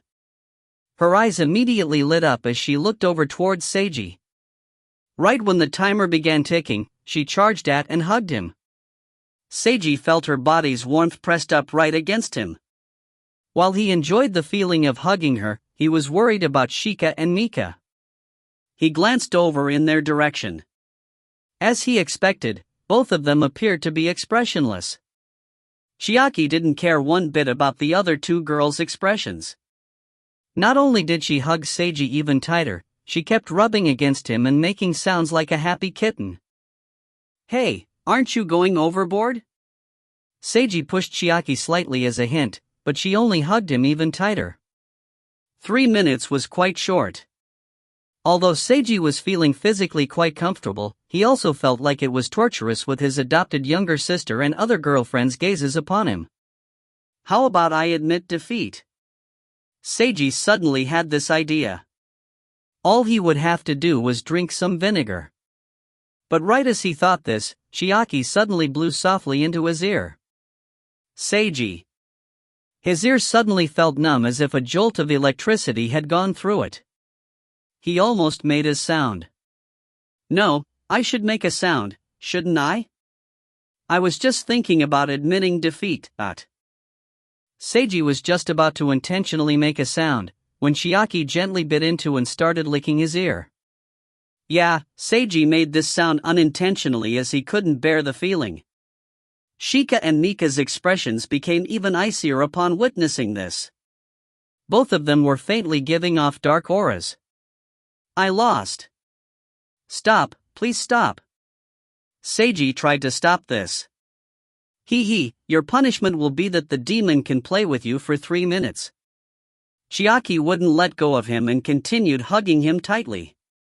Wasn't the punishment to drink some vinegar? That's the punishment for the demon.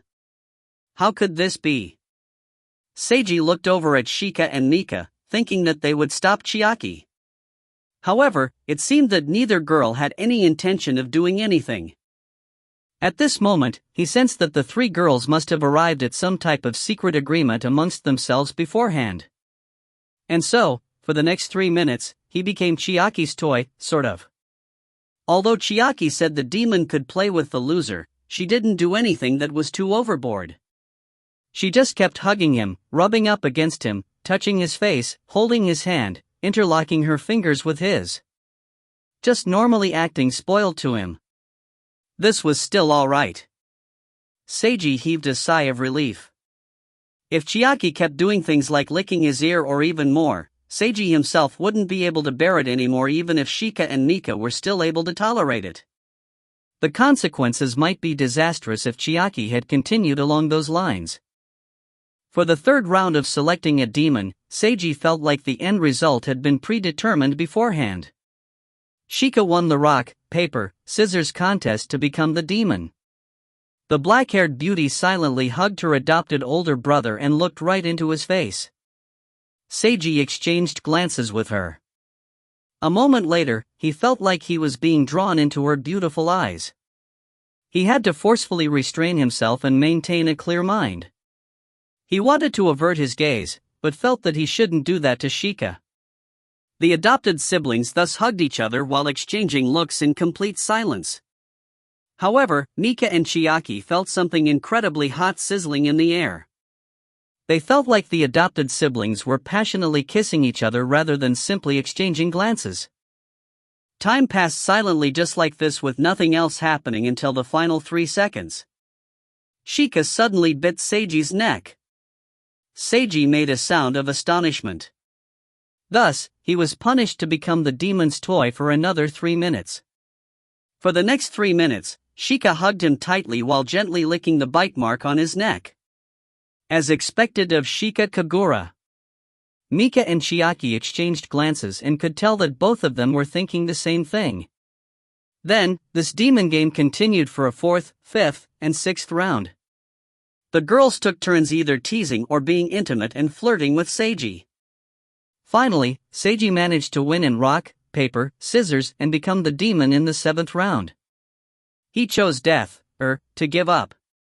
He asked to play a different game instead. It wasn't that he wanted to stop his girlfriends and adopted sister when they were clearly having so much fun.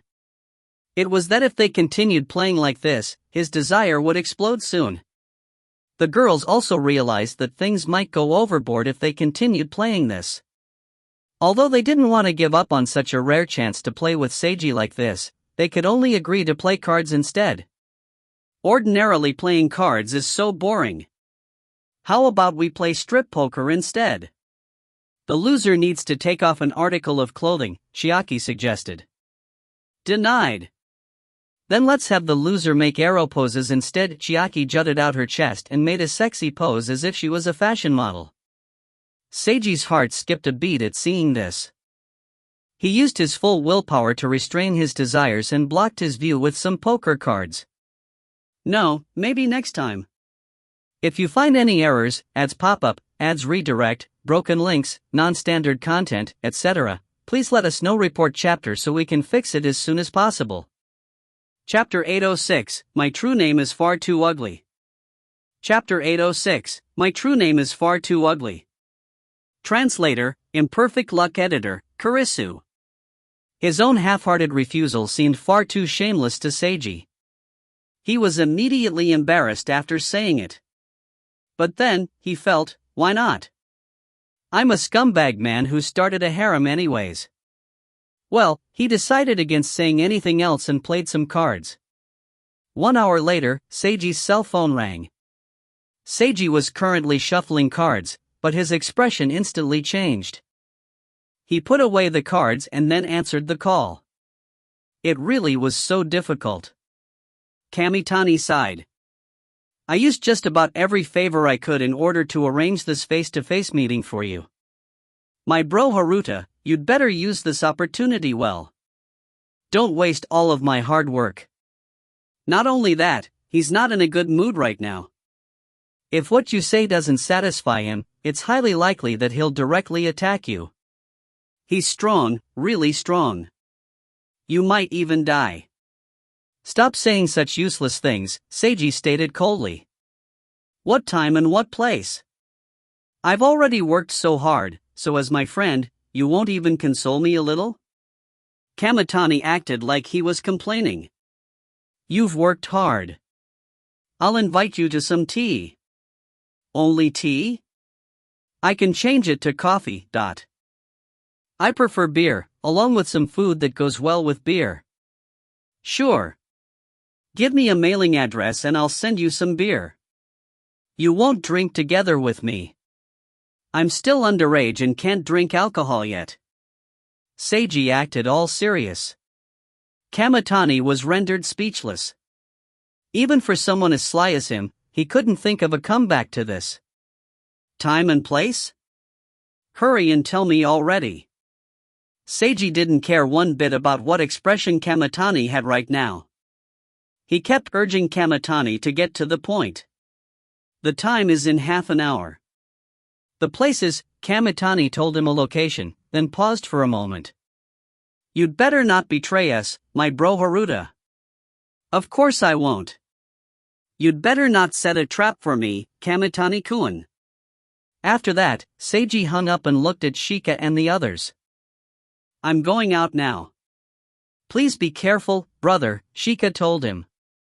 Mika and Chiaki didn't say anything. However, their expressions said the same. I will. Seiji smiled. Half an hour later, in the city. Seiji was now fully equipped in his combat attire. He arrived at the location that Kamitani told him, an abandoned factory. Weeds were growing all over, the walls were filthy, the lighting was dim, and there was abandoned machinery and garbage everywhere. It all seemed so desolate. Seiji had often seen such places before on television and in movies. These locations were often used for negotiations, shady deals, meetings, fights, murders, kidnappings, or imprisonment, nothing good. Well, this was truly a suitable place indeed for meeting with a high-ranked member of a terrorist organization like the Messengers. Seiji cautiously walked into the factory and looked around. He found nobody. It seemed that Voidfire hadn't arrived yet. Should he make some preparations then? Just as he thought this, Seiji rejected the idea. Voidfire might arrive at any moment. It would look bad if Seiji was in the middle of preparing something like a trap when he arrived. Besides, what could Seiji even prepare? Seiji had come here to talk, not fight. He didn't bother with checking anything else in the factory. Seiji found an old chair that was barely still in working condition and sat down. Several minutes later. Seiji had his eyes closed and was resting when he opened his eyes as he sensed something. Although he couldn't see anyone, he could sense that Voidfire had arrived. He sensed heat. This was the same heat sensation from Kojui Park in the last timeline, albeit much weaker. This abnormal heat was approaching from outside and getting constantly closer. Seiji then heard footsteps as a dark gray shadowy figure walked into the factory. This person was wearing gray long pants and a black hoodie with the hood up. He had on a black breathing mask that only revealed the upper half of his pale face. He also had bright red eyes and dark circles under his eyes, making him look rather sickly. Any ordinary person who saw him on the street would likely be afraid of his appearance. This sickly youth who kept his hands in his pockets, or Voidfire, walked up to Seiji. Seiji stood up and looked at him directly. You, what are you? Voidfire asked in his raspy voice. I am Seiji Haruta, Seiji said directly. Are you the person in charge of the attack on Soul Society? May I ask your name?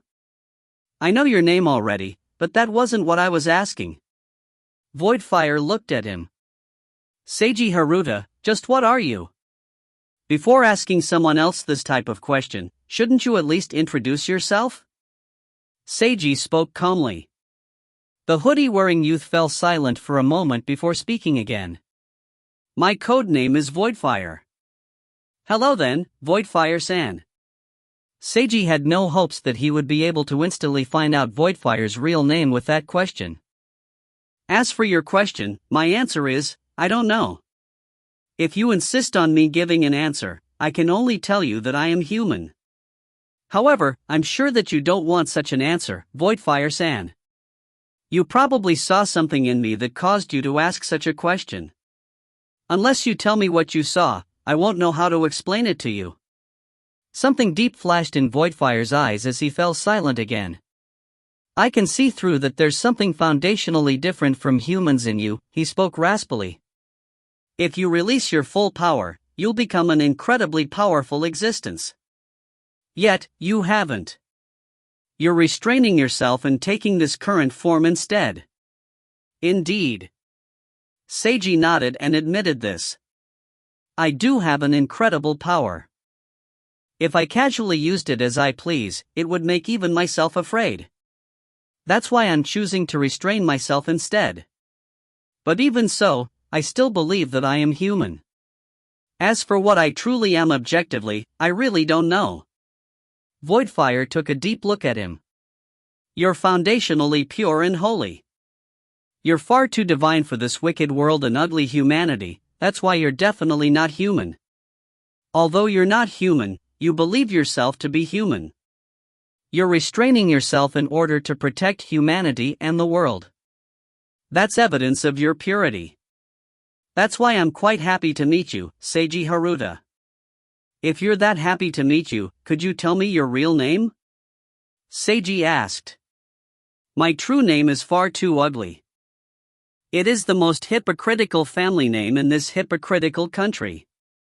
It is so ugly that it will only soil your ears to hear it, Voidfire said raspily. If I'm so holy and pure as according to you, you shouldn't worry about me being soiled, Seiji stated directly. Something flashed in Voidfire's eyes as he fell silent. Seiji quietly waited. Daoxiai Ashia, Voidfire spoke in a low voice. That's my real name. Ashia. Could it be that Ashia? Seiji had a realization. Ashia-san, your family name. Seiji didn't even finish his question when he suddenly sensed a powerful aura emanating from Voidfire. He immediately understood the answer.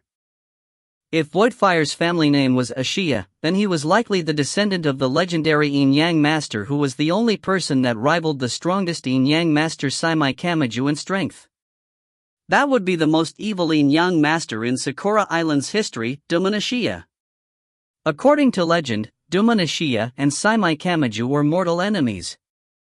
Dumon Ashia was just as powerful and talented as Seimai Kamiju was. However, Dumon Ashia had an evil personality and committed many crimes. As Seimai Kamiju was known to be a good person on the side of justice, he stopped Dumon Ashia's crimes and schemes countless times. Many manga and anime had fictional versions of their interactions before.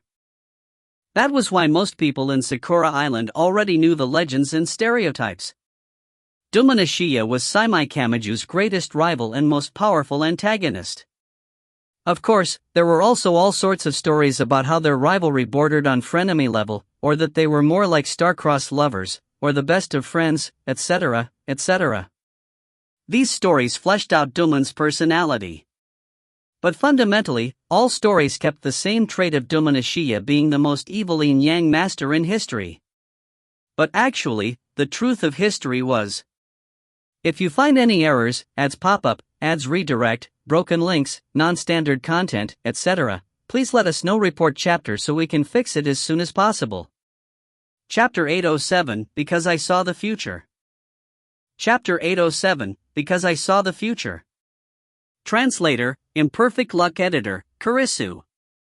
Dumon Ashia was truly an evil person. He was actually far more evil than in the fictionalized stories about him. He was unmistakably and incurably evil. But that would only be from the normal human standpoint. Dumon Ashia was incredibly cruel towards humans, including even his own children. He basically didn't have a single moral value that normal people would have, which was why he could only be described using adjectives such as insane and evil. However, he was actually quite gentle and magnanimous towards non-humans, basically, demons and other spiritual creatures. Normally speaking, if there was a fight between humans and demons, spiritual ability users would be on the human side. However, Dumon Ashia was the opposite. He always acted for the sake of demons. In fact, there were even multiple confirmed examples in history of him slaughtering an entire village for the sake of demon. Without a doubt, a yin-yang master like Dumon Ashia would become enemies with all spiritual ability users who were on the side of good. However, Dumon Ashia just happened to be incredibly strong with countless demon subordinates. No ordinary spiritual ability user would be even close to being an opponent for him. Seimai Kamiju was the only person who was powerful enough to stop him. The end result of the final duel between the two strongest yin-yang masters of their era was that Seiji Kamiju destroyed Duman's cultivation level. Seiji then placed a powerful seal on Duman before having him exiled. As for what happened to this evilest yin-yang master afterwards, there were countless rumors. Some said that he died pathetically, some said that he became a demon, some said that he regretted his past deeds, and some said that he used evil arts to extend his life. There was no verifiable record of what happened to him in history. However, it was indeed known that he had left descendants behind. If only Duman Ashiya had been a normal yin-yang master, perhaps the 7 major families of today would instead be the 8 major families. However, he was not a good yin-yang master. His descendants were forced to bear a heavy burden due to having such a notoriously evil ancestor. Seiji didn't know very much about Sakura Island's version of the history between Duman Ashiya and Abe no Seiji Kamiju. He had learned all this while previously chatting with Natsuya before. He didn't have a deep understanding of just what exactly the family name Ashiya meant in the spiritual society. Seiji was curious, but he knew that now was a bad time to provoke Voidfire, so he let this topic go. Besides, he was a descendant of the Haruta family. Since the Harutas had previously changed their family name from Kamiju to Haruta in order to attract less attention, this made Seiji and Voidfire the descendants of 2 mortal enemies. This felt rather subtle to Seiji. It didn't seem like Voidfire minded, but maybe he did, and just wasn't showing it. Not only that, was it possible that Kamitani wanted Seiji to contact Voidfire in the previous timeline because of this connection? Intentionally having the descendants of 2 mortal enemies meet each other indeed seemed like something that would fit that bastard Kamitani's interests. Thank you for telling me. Seiji paused for a moment. Will it be alright if I continue addressing you as Voidfire-san? As you wish, Daosei Ashiya Voidfire spoke in a light tone. Voidfire-san, I'd like to ask, where is Itsuki Kamitani? Did he not come together with you? I don't want such a thing to follow me around. He actually called Kamitani such a thing. Seiji's lips arched upward. It would seem that Kamitani wasn't liked by Voidfire. The fact that Kamitani had succeeded in calling Voidfire here to meet a stranger must have been hard on him. Kamitani, it's good that you understand. Please be gentler to me. Seiji, shut up and get the hell away from me. That above conversation was imagined by Seiji. What do you want from me, Seiji Haruta? Voidfire asked him. I want to convince you not to attack Soul Society, because this attack is destined to fail with catastrophic results, Seiji spoke in a serious tone. Why do you say that?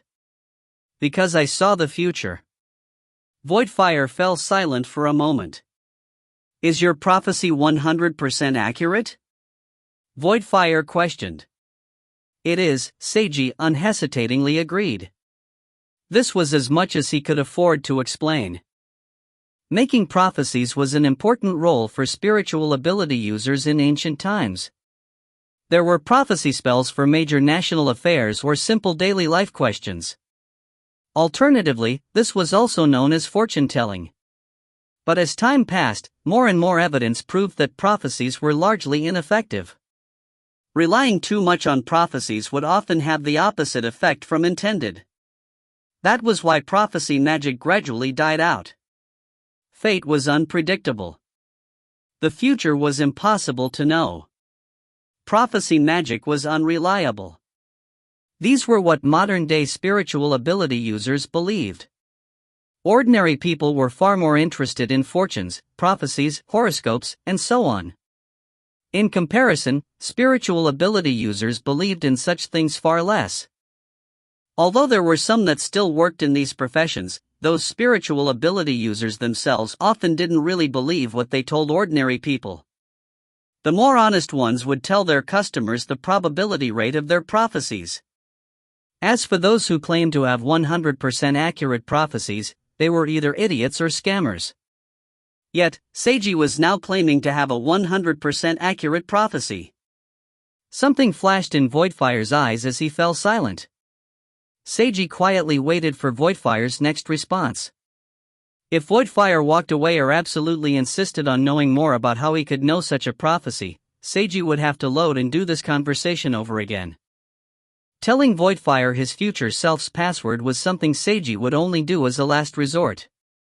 That was because Seiji didn't know if this password had any secret meanings. Seiji much preferred to go through Kamitani in order to contact Voidfire rather than call Voidfire, even though he had Voidfire's phone number already. In the end, this was because he couldn't easily trust a high-ranking member of the messengers. The attack can't be stopped. Voidfire finally spoke up again in his raspy voice after a long period of silence. Why not? Because Soul Society is about to make a great mistake. This mistake must be stopped. You must be referring to their plan to sacrifice several thousand people in order to lock the realm of Cherry Blossom's location. I also believe that they're making a mistake. But if you insist on attacking them, that will only cause an even greater sacrifice in the end, Seiji spoke in a serious tone. There's no such thing as a prophecy magic in the world that can accurately predict the future, Voidfire stated. Even if your prophecy is correct, the future will already change from the moment that I heard your prophecy. If at all possible, I'd also like to be that optimistic. But if things were really so simple, I wouldn't go to all the trouble of going through Kamitani to have this face-to-face meeting with you. Seiji sighed. He warned Yui and informed Voidfire, putting them on guard against a potentially terrible future. Would this be able to avoid that destructive ending for the city? Optimistically, it would. However, Seiji still felt uneasy since he had personally witnessed such catastrophe in the city. The future that I saw was incredibly cruel. So many lives perished together with the falling cherry blossoms. Will this scene be avoided just because you'll act slightly more cautiously in your attack? I want to believe it, but I can't bring myself to believe it. Voidfire-san, I sincerely request you to reconsider your attack. If I cancel the attack, will that definitely prevent the future that you saw? Voidfire looked directly at Seiji. What if it has the exact opposite effect from intended? You were the one who told me to contact you and stop you. Seiji really wanted to say this out loud. But when he thought things over more carefully, the future Voidfire had said change my actions, rather than stop my actions. There seemed to be a difference in this. Seiji furrowed his eyebrows as he considered things. He had reflexively felt like the destructive ending wouldn't arrive if Voidfire stopped the attack and Soul Society carried out their plan successfully. But upon closer consideration, there was still no guarantee that this would avoid the catastrophe. You're not certain, am I right?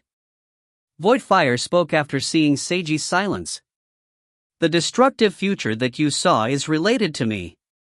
But, you don't know how exactly it's related to me, is that right? Yeah, but that's because the future you never told me any details. Seiji retorted in his mind. Should he load right now and go talk to the Voidfire in the future again? Through the power of save and load, Seiji was completely capable of talking to the same person in two different timelines quite easily. However, it seemed like the future Voidfire didn't want to say the specifics of what he did. It would be problematic to make him tell Seiji. Not only that, there would be very little time to talk as spiritual creatures would soon encircle them. If you find any errors, ads pop up, ads redirect, broken links, non-standard content, etc., please let us know. Report chapter so we can fix it as soon as possible. Chapter 808, I want the you who's like this. Chapter 808, I want the you who's like this. Translator, Imperfect Luck Editor, Kurisu.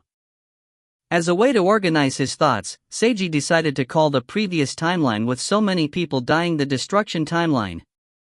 This current timeline he was in would be called the new timeline. Voidfire from the destruction timeline, or Destruction Voidfire for short, had given Seiji a password. As long as Seiji told this password to new Voidfire, the Voidfire from the new timeline, it was highly likely that he could convince new Voidfire to change his actions and avoid the destruction timeline fate for the city. However, there was a serious problem with this. Seiji didn't know what Destruction Voidfire's password meant. If this password somehow let new Voidfire learn that Seiji possessed the ability to travel back into the past, the consequences would be disastrous. Even if new Voidfire didn't act on this information immediately, it was highly likely that he might do something with this information in the future, perhaps leaking this information to other members of the messengers. This would probably end up causing something terrible and unexpected. Seiji didn't want to have to worry about this every day. He wanted even less to be forced to load far back into the past back to before this point if this became a big problem in the future. And if his ability was leaked, he might not even get a chance to load in the worst-case scenario. That was why Seiji preferred to contact new Voidfire through Kamitani instead of using Voidfire's password and cell phone number. Seiji would try and convince new Voidfire by saying that he had a prophecy about the future. Compared to the ability to go back in time, a highly accurate prophecy would be less risky. Still, this also had its dangers. A truly working prophecy ability would forever be highly valuable. It was just that the spiritual societies seriously doubted the veracity of all prophecies, which was why this would be much safer. Not to mention, Seiji could make up all sorts of excuses, such as by saying that it was difficult to activate this type of prophecy magic, that there was a great cost, a particularly long cooldown, etc., etc. While this was less risky for himself, it caused the current problem that Seiji was facing: new Voidfire's distrust. It seemed quite difficult to convince new Voidfire to change his actions based only on a prophecy. Or, another way of saying it was that it would be very difficult to change Voidfire's suspicions, so Seiji had trouble continuing down this path. In that case, he would either have to say the password right now, or load to the Destruction timeline to talk to Destruction Voidfire again in an effort to obtain more information. Seiji felt like loading back to that time would be a good idea. Still, how could he get Destruction Voidfire to tell him more specific information? There was also the problem of how long they could talk for. Would he be able to obtain more time if he went and contacted Destruction Voidfire earlier in the Destruction timeline? Seiji figured that this was unlikely. If he contacted Destruction Voidfire faster, this would only attract the Sakura Catastrophe Goddess's attention faster as well. In the end, the time to talk wouldn't be increased. In that case, the issue was how to swiftly convince Destruction Voidfire to give Seiji more information in a short amount of time. The critical point was still the password. Seiji managed to come up with a conclusion after organizing his thoughts. He didn't need to tell the password to new Voidfire. Instead, he could tell the password to Destruction Voidfire. Having Destruction Voidfire hear the password would likely be the fastest way to obtain his trust.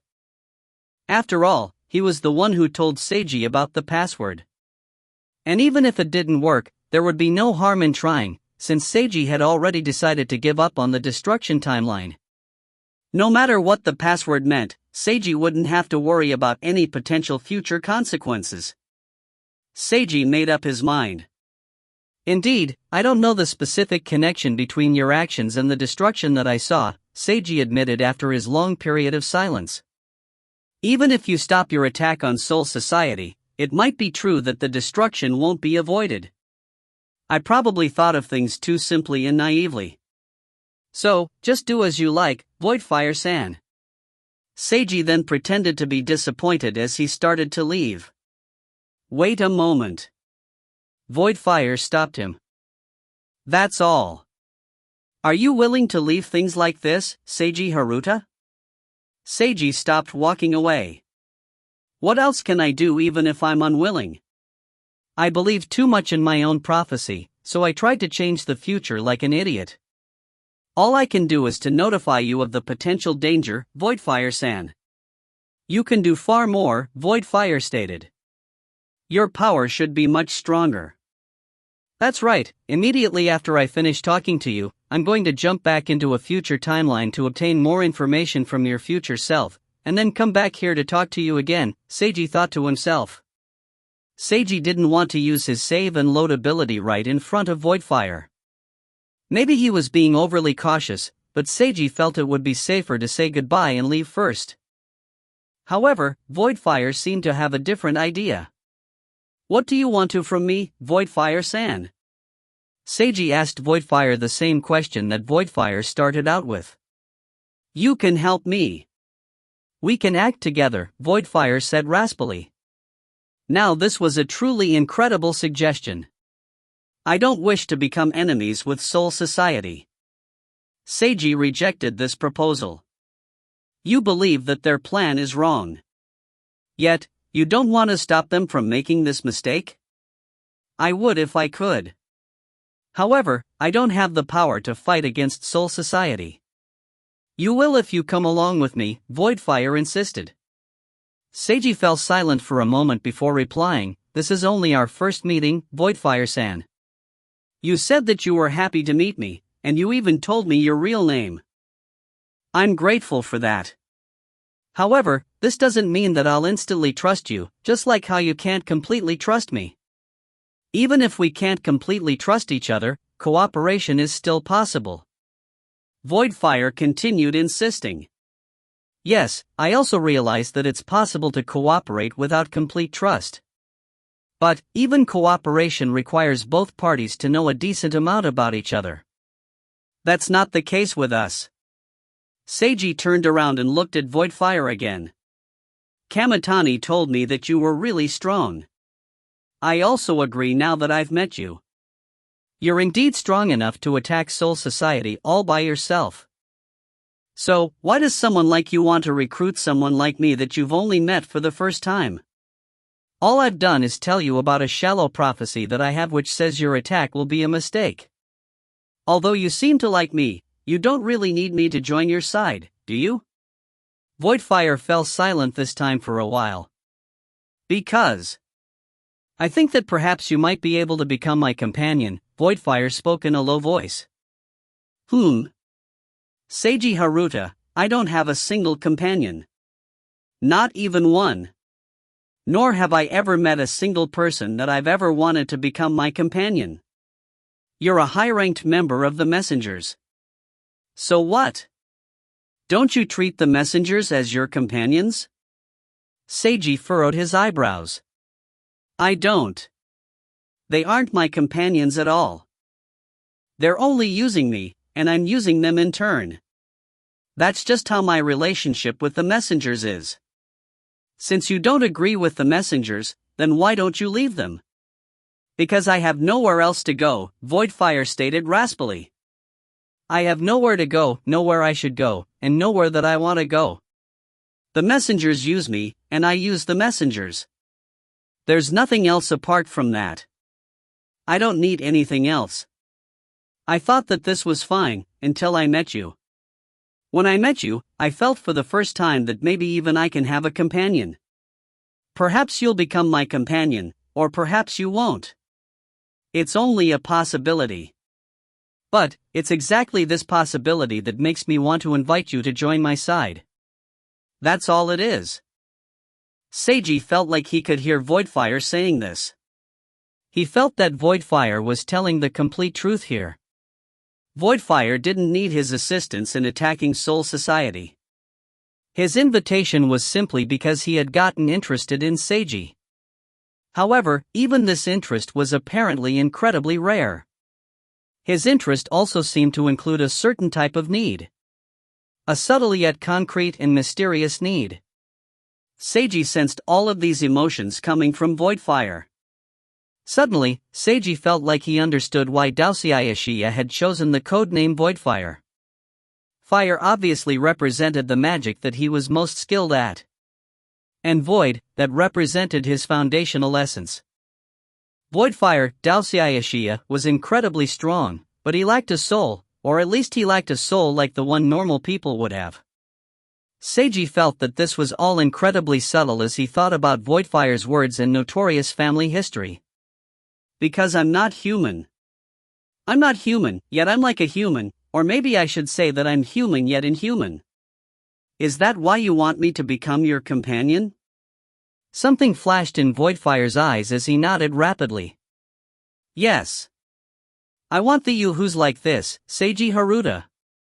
If you find any errors, ads pop up, ads redirect, broken links, non-standard content, etc., Please let us know report chapter so we can fix it as soon as possible. Chapter 809, Too Flavorful. Chapter 809, Too Flavorful. Translator, Imperfect Luck Editor, Kurisu. Although Seiji was pretty sure that Voidfire didn't mean anything else by that sentence, hearing another teenage boy say that he wanted Seiji still felt a little strange. However, Seiji instantly banished all unnecessary thoughts from his mind as he seriously considered Voidfire's invitation. Naturally, Seiji didn't want to become enemies with Soul Society. However, it was also impossible for him to agree with Soul Society's plan to sacrifice 3,000 civilians for the safety of everyone else. If at all possible, Seiji wanted to do something that wouldn't mean the sacrifice of anyone. It might be indeed possible to accomplish this if he allied with Voidfire. Please give me some time to think about it. After a period of silence, Seiji decided to ask for more time. I'll wait for you until morning, Voidfire spoke in a low voice.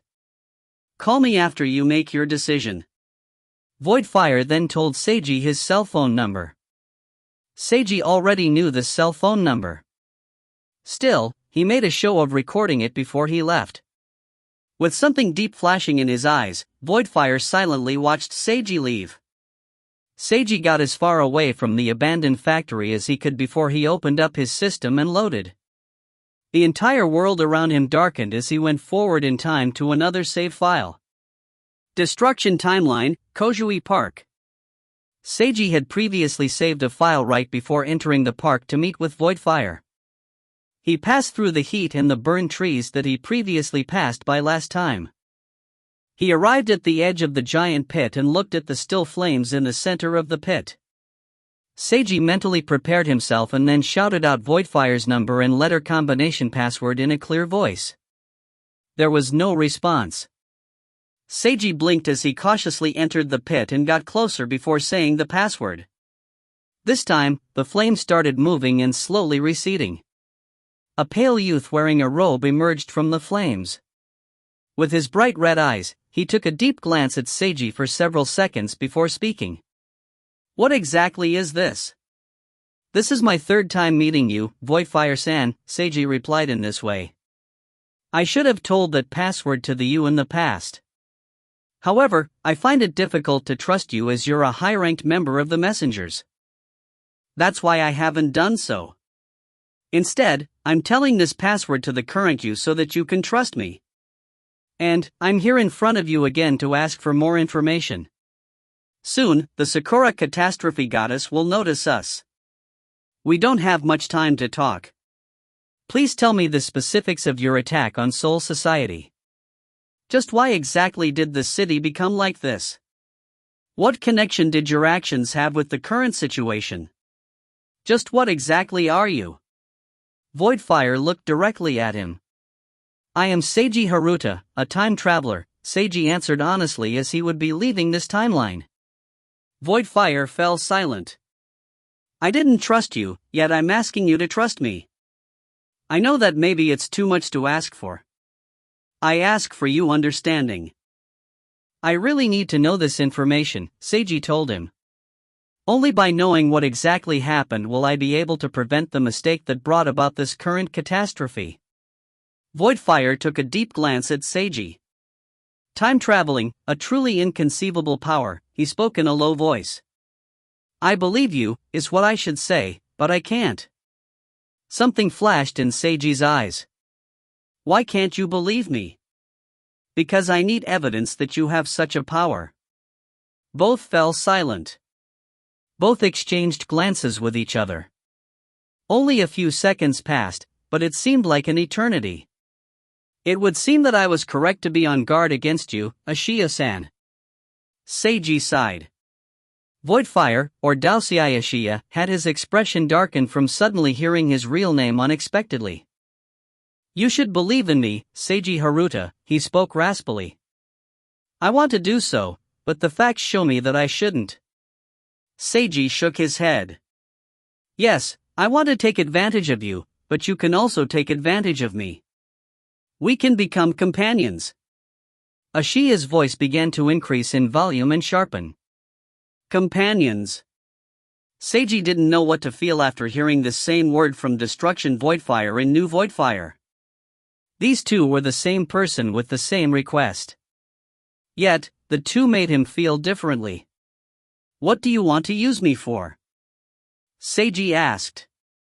"Of course, to prevent the mistake. With your power combined with my power, we can correct every mistake in the world." A powerful glint appeared in Ishiya's eyes as his robe began to burn. The heat emanating seemed to reflect his current excited emotions. "That's far too arrogant." Seiji looked directly at him. "Nobody in the world can possibly correct all mistakes in the world. Even if it can't be done, we can still correct as many as possible." "I'm sorry, I don't want to do that." "Why not?" "Because I'm human." Seiji had an adamant tone. He was human, not some god or demon. "No, you're not human." Ishiya denied this. "You shouldn't restrain yourself like that." Seiji fell silent. "Your ability has the power to create miracles." "No, your power itself is a miracle." Ishiya continued speaking. "You don't need to restrain yourself like this, which will only leave you the same as other foolish humans. You should instead stand at a higher position. Your self-restraint is evidence of your purity. Yet, you should be able to understand and see just how wicked the world is and how ugly humanity is. Restraining yourself and believing yourself to be human is something divine. Yet, the world doesn't deserve such divinity. Release yourself. Release your true self, free yourself, and you can save humanity, and make the world a better place." "Ha ha ha." Seiji laughed out loud. Ishiya paused in surprise. "Oh, I'm sorry, I just really wanted to laugh." Seiji coughed. "Ishiya-san, your words just now were too flavorful. Too much of a Chinibu flavor, that was. Thank you for telling me all this. You've already said similar words to me before, which indeed moved me. That's why I've already come to a decision," Seiji spoke in a serious tone. "And it's precisely because of this decision that I must refuse your invitation. I'm human, no matter what I really am, this is the definition that I've given myself. I will do what humans should do and remain what a human should be. I won't just casually release myself. This isn't for the sake of humanity or the world. This is only for my own sake. That's all there is to it. My apologies." Daosei Ishiya could feel Seiji's determination. Ishiya then fell silent. "I can't become your companion, but I need your information," Seiji continued speaking seriously. "Please, tell me, Voidfire-san."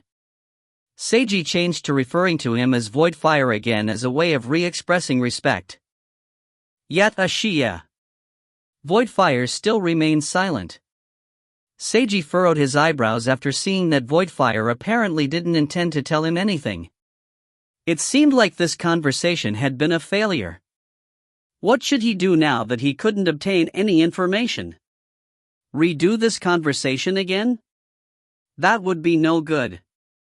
As long as Voidfire had the way of thinking that he absolutely needed to know about Seiji's time-traveling ability, it would be impossible for him to honestly tell Seiji about the information Seiji wanted. Time passed like this in silence. And then, the Sakura catastrophe goddess's attention came upon them. Mist swarmed in with red flashes as numerous giant spiritual creatures began to swiftly form. Seiji sighed and prepared to leave. "The Yasukani no Magatama is fake," Voidfire suddenly stated. "Eh?" Seiji looked at Voidfire and saw that his robe suddenly started burning and transforming into flame. Voidfire then flew towards the monsters and began fighting. The Yasukani no Magatama was fake? Seiji was absolutely certain this was what he heard. He wondered what exactly this could mean, but he didn't have any more time to ask. Seiji swiftly broke out of the monster's encirclement, and then he opened his system and loaded. If you find any errors, ads pop up, ads redirect, broken links, non-standard content, etc., please let us know. Report chapter so we can fix it as soon as possible. Chapter 810, It's human nature to repeat the mistakes of the past. Chapter 810, It's human nature to repeat the mistakes of the past. Translator, Imperfect Luck Editor, Kurisu. Destruction Timeline, Kojui Park, third time.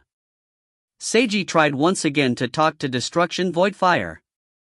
Unfortunately, Seiji was unable to learn anything else. In the end, the only knowledge he gained was the sentence, "The Yasukani no Magatama is fake."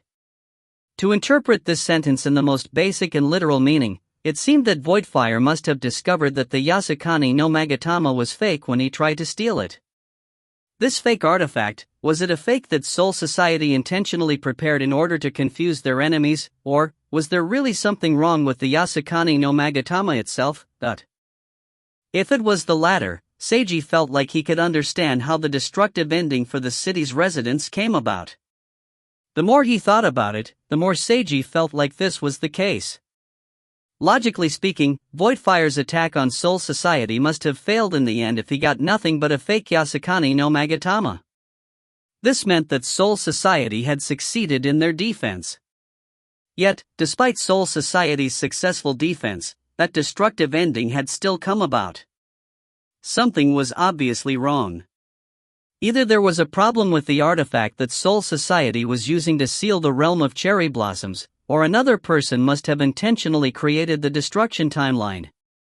Those seemed like the most likely scenarios. If that was really the case, this meant that the true mastermind who caused the destruction timeline must have actually been within Soul Society. Of course, there was also the possibility that Voidfire was just shifting the blame elsewhere. However, was he really the one who'd personally started such a tremendous tragedy on purpose? Was Soul Society not at fault in any way? Seiji highly doubted this. In his opinion, the very fact that Soul Society had created a cruel plan to sacrifice 3,000 ordinary civilians was already a mistake. Soul Society had a problem. The Yasukani no Magatama had a problem. If this powerful mythic artifact had a problem, this meant that the 7 major yin-yang master families, there was a problem with the 7 major families who possessed the 3 major artifacts of Sakura Island. Of course, it probably wasn't all of the families. It was more likely that the problem was with a few families, or even just one family. As Seiji thought this, he also recalled what yet another high-ranking member of the messengers, Kanzaki, had told him. That's because the Haruta family, as well as the other major families in Sakura Island's spiritual society, never treat the sins they commit as sins at all. Nor do they care one bit about how many people suffer because of their actions. Seiji also thought back to Akatsuki Mitarai. Akatsuki hadn't even been from one of the 7 major families. Yet, Akatsuki had done so many cruel things for so long without being punished. Wouldn't that mean the members of the 7 major families would be even more unrestrained in their behavior, with no fear of any consequences? Seiji had seen the memories of the dead back when he'd been reviving the dead from the blood wine ritual tournament. He definitely recalled seeing some evil deeds amongst the memories, although he only had hazy impressions of those left. Back then, he had tried his best to avoid reviving those who had committed too many evil deeds. Some spiritual ability users were so evil that they were no different from demons. Whoops, he was getting sidetracked. Seiji told himself to focus. Right now, all he knew was that the Yasukani no Magatama might be fake. He knew he shouldn't jump to hasty conclusions. However, Seiji truly felt that Soul Society, or rather the 7 major families, had the greater possibility of something shady going on behind the scenes. And it was precisely because of some secret scheme involving the powerful artifact that directly caused the destruction timeline, or at least it would be heavily related. So is this all just another version of what happened at the blood wine ritual tournament? Seiji muttered to himself. It's human nature to repeat the mistakes of the past. But I truly don't feel like this cliché phrase is funny at all. Seiji then did his best to suppress his negative emotions in order to calm down and think about what to do next. He then came to a decision. Seiji instantly loaded back to the new timeline and made a phone call. Yui-ne-san, I have something important to tell you face to face. Where did you obtain this information from? Yui had a sharp glint in her eyes after she finished listening to Seiji. Please don't mind where I got the information from. Just trust me. Seiji faced her directly with a resolute expression. It's highly likely that there's a problem with the Yasukani no Magatama. Sacrificing 3,000 ordinary people to fix the realm of Cherry Blossom's location is only the overt plan. There's an important scheme hidden within that will benefit one, or several, of the 7 major yin-yang master families. Yui fell silent. At this critical junction, she originally didn't want to take the time to meet with Seiji again. However, Seiji had been incredibly insistent on meeting her, so she unwillingly came to see him again. She had never expected to hear such a piece of information from him. Just what exactly had her foolish younger brother done after their last conversation? If you won't tell me the source of your information, I won't be able to judge the truthfulness of your information, Yui stated coldly. Schemes are everywhere, being produced every second. The type of scheme you told me about is the simplest and most laughable type of them all. So what? Simple and laughable? That doesn't mean that it's not a real scheme. Sometimes, the most simple and practical schemes are far more dangerous than the most intricate schemes. Seiji continued being adamant. That's why I want you to tell me the source of your information. I want to believe you, but I can't believe you so easily. Yui's expression was saying this. Seiji could only mentally sigh as he saw quite clearly what his older sister was thinking. He knew that it was asking a lot for her to simply believe him. However, he felt that things might get even worse in the future if he told her about his time-traveling ability.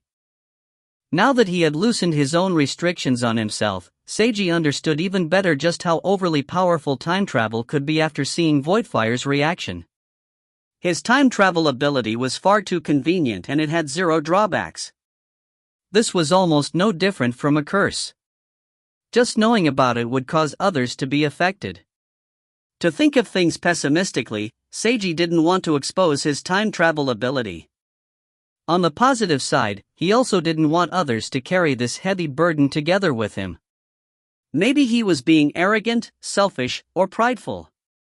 But that was just how he really felt. The information came from the ability that I awakened, that's all I can say, Seiji spoke in a serious tone. Something flashed in Yui's eyes. She seemed to understand, then she seemed to think of even more as her expression became rather complex. Is this ability powerful? Seiji felt a subtle sensation from her tone. Yes, it's very powerful, he answered. Then be careful to control your power properly. Don't be allured and devoured by it, Yui spoke while looking directly into his eyes. Seiji felt that there was something more contained within her words. Sister Yui, do you know what my ability is? He couldn't help but ask. Yui fell silent for a moment as she retracted her gaze. No matter what it is, the more powerful the ability, the more easily a person will become addicted to it. She spoke in a soft voice. You have to control it properly. Seiji, protect yourself and maintain your current sense of self. Just what do you know? As Seiji looked at her, he felt like he was currently very close to some deep secret. That's all I can say. Yui didn't look at him, and responded with the same phrase that he'd just used. A period of mutual silence followed after that. I believe your information now, Yui finally spoke up. I'll begin an investigation. Is there anything else that you want to tell me? Yes. Seiji kept looking directly at her. The messengers are planning an attack on Soul Society in order to steal the Yasukani no Magatama. The person leading this attack has the code name Voidfire. Yui's gaze sharpened upon hearing this. Is this also information that you obtained through that ability of yours? Yes, and I also confirmed it through Itsuki Kamitani. Seiji paused for a moment. In exchange for his information, I want to tell him the information that the Yasukani no Magatama might be fake. Is that alright? Do as you like. Yui had no objections.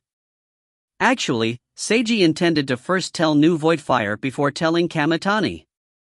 It would obviously still be impossible to convince the messengers to call off their attack. However, this would probably bother them to some extent, or maybe even convince New Voidfire to somewhat change his actions. At any rate, Seiji would do everything he could in order to avoid the events of the destruction timeline reoccurring in the new timeline. Is there anything else? Yes, please be absolutely careful when investigating this scheme, Nei-san, but it would doubtlessly be highly dangerous to investigate a scheme that came from one or several of the 7 major families.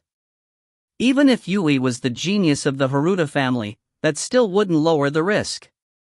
It might actually make things even more dangerous for her. And what if the Haruta family was also involved in this scheme? Seiji was quite worried. Call me if you need me for anything, he told her. Although I might not be able to help, I'll surely be able to do something about it. His words were obviously contradicting each other. Yet, Yui seemed to understand what he meant as something flashed in her eyes. I will. Seiji. If you find any errors, ads pop up, ads redirect, broken links, non-standard content, etc., please let us know. Report chapter so we can fix it as soon as possible. Chapter 811, The Tendo Family's Betrayal Incident. Chapter 811, The Tendo Family's Betrayal Incident. Translator, Imperfect Luck Editor, Kurisu. After Seiji got off Yui's car and returned home, he immediately called New Voidfire and explained that the Yasukani no Magatama was fake. You're not willing to join forces with me?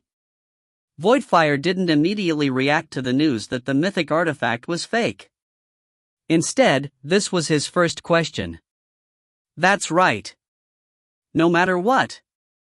Seiji fell silent for a moment as he mulled things over. I must admit, it's incredibly tempting to work together with you, Voidfire-san. Seiji sighed. However, in the end we're not of the same type. Such an unreliable cooperation might end up seriously hurting both you and me. That's why let's simply leave things at that. I'm grateful for your intentions, but sorry. Voidfire also fell silent for a moment. How regrettable. But there should still be opportunities for us in the future, he stated raspily. You're even willing to use a thing like Kamitani. You'll definitely have a time when you need to make use of me. I'll be waiting for you. Voidfire then hung up the call. Seiji was quite moved with how sincere Voidfire seemed to be in wanting to team up with him. However, Seiji already knew after talking to Destruction Voidfire that teaming up would definitely be a bad idea. Voidfire was incredibly strong. Although Seiji had only seen a minor portion of Voidfire's abilities back at Kojui Park rather than their full extent, the very fact that he was the leader of the attack against Soul Society, and that he was able to successfully retreat from Soul Society unharmed afterward, meant that Voidfire was definitely one of the strongest individuals on Sakura Island. Without regards to anything else, just Voidfire's power level would be capable of changing so many things in the world. If Seiji used his ability of saving and loading and teamed up with Voidfire, it was certain that they could accomplish many things together. Yet, just as Seiji stated, he felt that they weren't the same type in the end. If Seiji absolutely had to reveal his power, he would prefer to tell it to Yui. But he was also quite doubtful of telling her, because it was evident that Yui was also hiding many deep secrets. He had no idea what might happen if he told her what his power really was. Maybe he could try telling her and then load afterwards? No, there were some things that he felt he shouldn't even try. As long as he tried, as long as it happened, as long as he knew, even if he could load afterwards, it would be impossible for him to act the same anymore, as some things would never be the same again. Seiji then called Kamitani. Hey, my bro Haruta, did you have fun on your date with him? It was quite fun. As your payment, I'll give you some information, Seiji told Kamitani that the Yasukani no Magatama was fake. Kamitani remained silent for a moment before chuckling. This is truly incredible information. I'd really like to ask how you know about this, but I doubt you'd tell me. That's right. I only told you this information as payment for you helping to set up the meeting with Voidfire. I don't care whether you believe me or not. You're so cold, my bro Haruta. You should at least tell me a little more. Kamitani pretended to act spoiled. Seiji instantly decided to hang up the phone call. Originally, Seiji had wanted to try and obtain more information from Kamitani about what he was scheming. However, Seiji really didn't want to talk with such a bastard anymore, not to mention that it would be almost impossible to find out any more about the messenger's attack plan. He had already told Kamitani and Voidfire that the Yasukani no Magatama was fake. That was all he could do. Was that really all he could do? Seiji thought about what else he could do. For instance, could he try having Voidfire and Yui cooperate? Could he warn Voidfire to be on guard against Kamitani? But no matter how much he thought about it, he felt that these would all be unnecessary. Although Seiji was still anxious about the possible destruction timeline happening again, this seemed like all he could do for the time being. In a certain room at one of Soul Society's bases, a man who had a thin face and a dark look in his eyes, wearing black clothing, was sitting in front of a table and slowly folding origami. His back was perfectly straight and his hands were slightly raised. Everything about him seemed almost perfectly symmetrical. His only movements were his slender fingers slowly folding the origami. He was expressionless. It seemed as if he was performing some sort of ritual as he gave off a dark and authoritative aura. There was a knock on the door to his room. "Come in," he stated lightly. A girl who wore a normal jacket entered the room. She was Yui. After she entered the room, Yui closed the door and activated a spell that would prevent any sound from leaking the room. "What is it?" The black-clad man didn't look at Yui. He simply continued folding origami while speaking in a light tone. Yui walked over and spoke directly. "There's a problem with the Yasukani no Magatama." The man's fingers slowed slightly in folding origami. "Where did you obtain this information?" "I can't tell you." "How reliable is it?" "Extremely reliable." The man remained silent as he continued folding origami. Finally, he finished folding a beautiful paper crane. He then placed the paper crane in his hands as he uttered an incantation. He then opened his hands to reveal countless white lights as an ethereal crane flew up to the ceiling of the room before vanishing. "What do you want to do?" Only now did he turn to look at Yui. "Reinspect the Yasukani no Magatama. You know that this will be highly difficult," the black-clad man said. "Besides, will you really be able to identify if there's a problem with it?" Yui remained silent. The Yasukani no Magatama was incredibly important. Whether there was a problem with it would be of the utmost importance. Not only had several top-level spiritual ability users inspected it many times, the Yasukani no Magatama was also under constant tight surveillance. It was almost unimaginable that someone would be able to tamper with it. If there's no identifiable problem with it, even if there is a problem with it, that's the same as it having no problem, the black-clad man continued speaking. "You don't believe me? I would have made you leave already if I didn't believe you." "Thank you. No need. I believe you because I'm actually suspicious myself." "Suspicious of what?" Yui looked directly at him. "Everything." The black-clad man slowly stood up. He wasn't very tall. Yet, when he stood up, it seemed as if a giant had stood up with how powerful his aura was. There was also something dark and shadowy about him. Ever since the realm of cherry blossoms appeared, everything has been incredibly successful, to the point where I feel it's quite unnatural. He clasped his hands behind his back and started walking until he arrived at the window. This should actually be a vicious storm, yet everything so far has been nothing but complete calm, he stated while looking outside the window. Nothing unexpected has happened whatsoever. In my opinion, that's what's most unexpected of all. Perhaps something unexpected that's incredibly dangerous is waiting for us. It's possible that we missed something, but we haven't noticed even up until now. The man clutched his hands tightly, revealing his inner turmoil. Both people in the room remained silent for a while. You're absolutely certain that your information source is extremely reliable? The man asked. I'm certain, Yui replied instantly with zero hesitation. The black-clad man nodded, and then closed his eyes. He opened them again approximately 6 to 7 seconds later. If there really is a problem with the Yasukani no Magatama as you say, then the most likely time that the problem appeared would be 10 years ago. 10 years ago? Yui furrowed her eyebrows. For the past 10 years, we've had complete knowledge of the Yasukani no Magatama's whereabouts. I believe that the security around it is sufficient, so nobody could have possibly tampered with it. But if we look at the records of the 7 major families who take turns having possession of the Yasukani no Magatama, the most recent suspicious incidents surrounding it happened 10 years ago. The man began telling a story.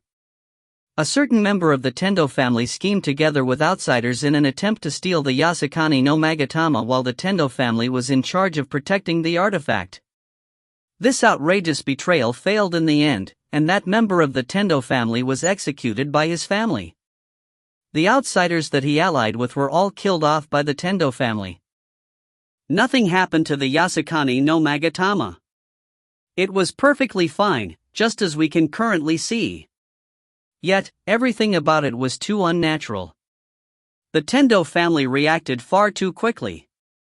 The other 6 families had just been informed, and didn't even have the time to react by the time that the Tendo family finished dealing with the entire betrayal incident by themselves. Not only that, the Tendo family used the excuse of the Yasukani no Magatama being unharmed and that they resolved the incident so quickly to ask for understanding from the other 6 families. The Tendo family asked everyone not to investigate the identity of the perpetrators and details of the incident. All of this sounds reasonable since the Yasukani no Magatama underwent strict inspections to determine that there really was no problem with it. The Tendo family also secretly gave out some bribes, which was why the other 6 families members in charge of the Yasukani no Magatama all agreed with the Tendo family's request. But now, if there really is a problem with the Yasukani no Magatama as you say, then the most likely time that it was tampered with would be this Tendo family betrayal incident from 10 years ago. If you find any errors, ads pop up, ads redirect, broken links, non-standard content, etc., please let us know. Report chapter so we can fix it as soon as possible. Chapter 812, The Tendo Family's Drag in Vain. Chapter 812, The Tendo Family's Drag in Vain. Translator, Imperfect Luck Editor, Kurisu. 10 years was quite a lengthy amount of time. But for some patient schemers, 10 years might not seem that long. Now then, how likely did it seem that the Tendo family had begun a scheme related to the realm of cherry blossoms 10 years ago? It seemed unlikely. It would be almost impossible to predict the general situation 10 years down the road. However, it would be more probably that the Tendo family had left a trap that could be activated later down the road at an appropriate time. People commonly had misunderstandings about what schemes were. Many would believe that schemes would be well concealed and intricate from the very start. Or, at least, that the scheme would be relatively well planned, and that it would secretly proceed until it finally succeeded. This wasn't always the case. In some cases, even the schemer wouldn't know what results their scheme would bring about. The schemer would simply put down a chess piece at an appropriate time at an appropriate place. Then, depending on the situation, the schemer might later activate this chess piece, place another chess piece, or change this chess piece's location. The schemer would then slowly progress until they would personally benefit. If the Tendo family really had a scheme, it was likely to be the latter type. Of course, the Tendo family might also be completely innocent. The black-clad man was simply saying that the Tendo family betrayal incident from 10 years ago was the most probable time when something went wrong with the Yasukani no Magatama artifact. This was all just hypothetical so far. But no matter what, Yui and the black-clad man now had a direction to investigate in. "Call him here," the black-clad man said to Yui. Yui knew whom the black-clad man was referring to. There was only one person in Seoul society who had the best understanding of the Tendo family while being relatively trustworthy. Yui took out her cell phone and called a certain number. Not long after, that person she'd contacted arrived. He walked into this room without even knocking.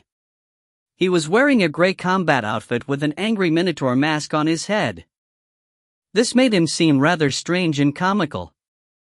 If Seiji had been here, he would have recognized this person as the Minotaur mask boy who had been together with the national idol Miyuki Sakuraku. Mika had also been with Seiji at that time. "What do the two of you want to ask me?"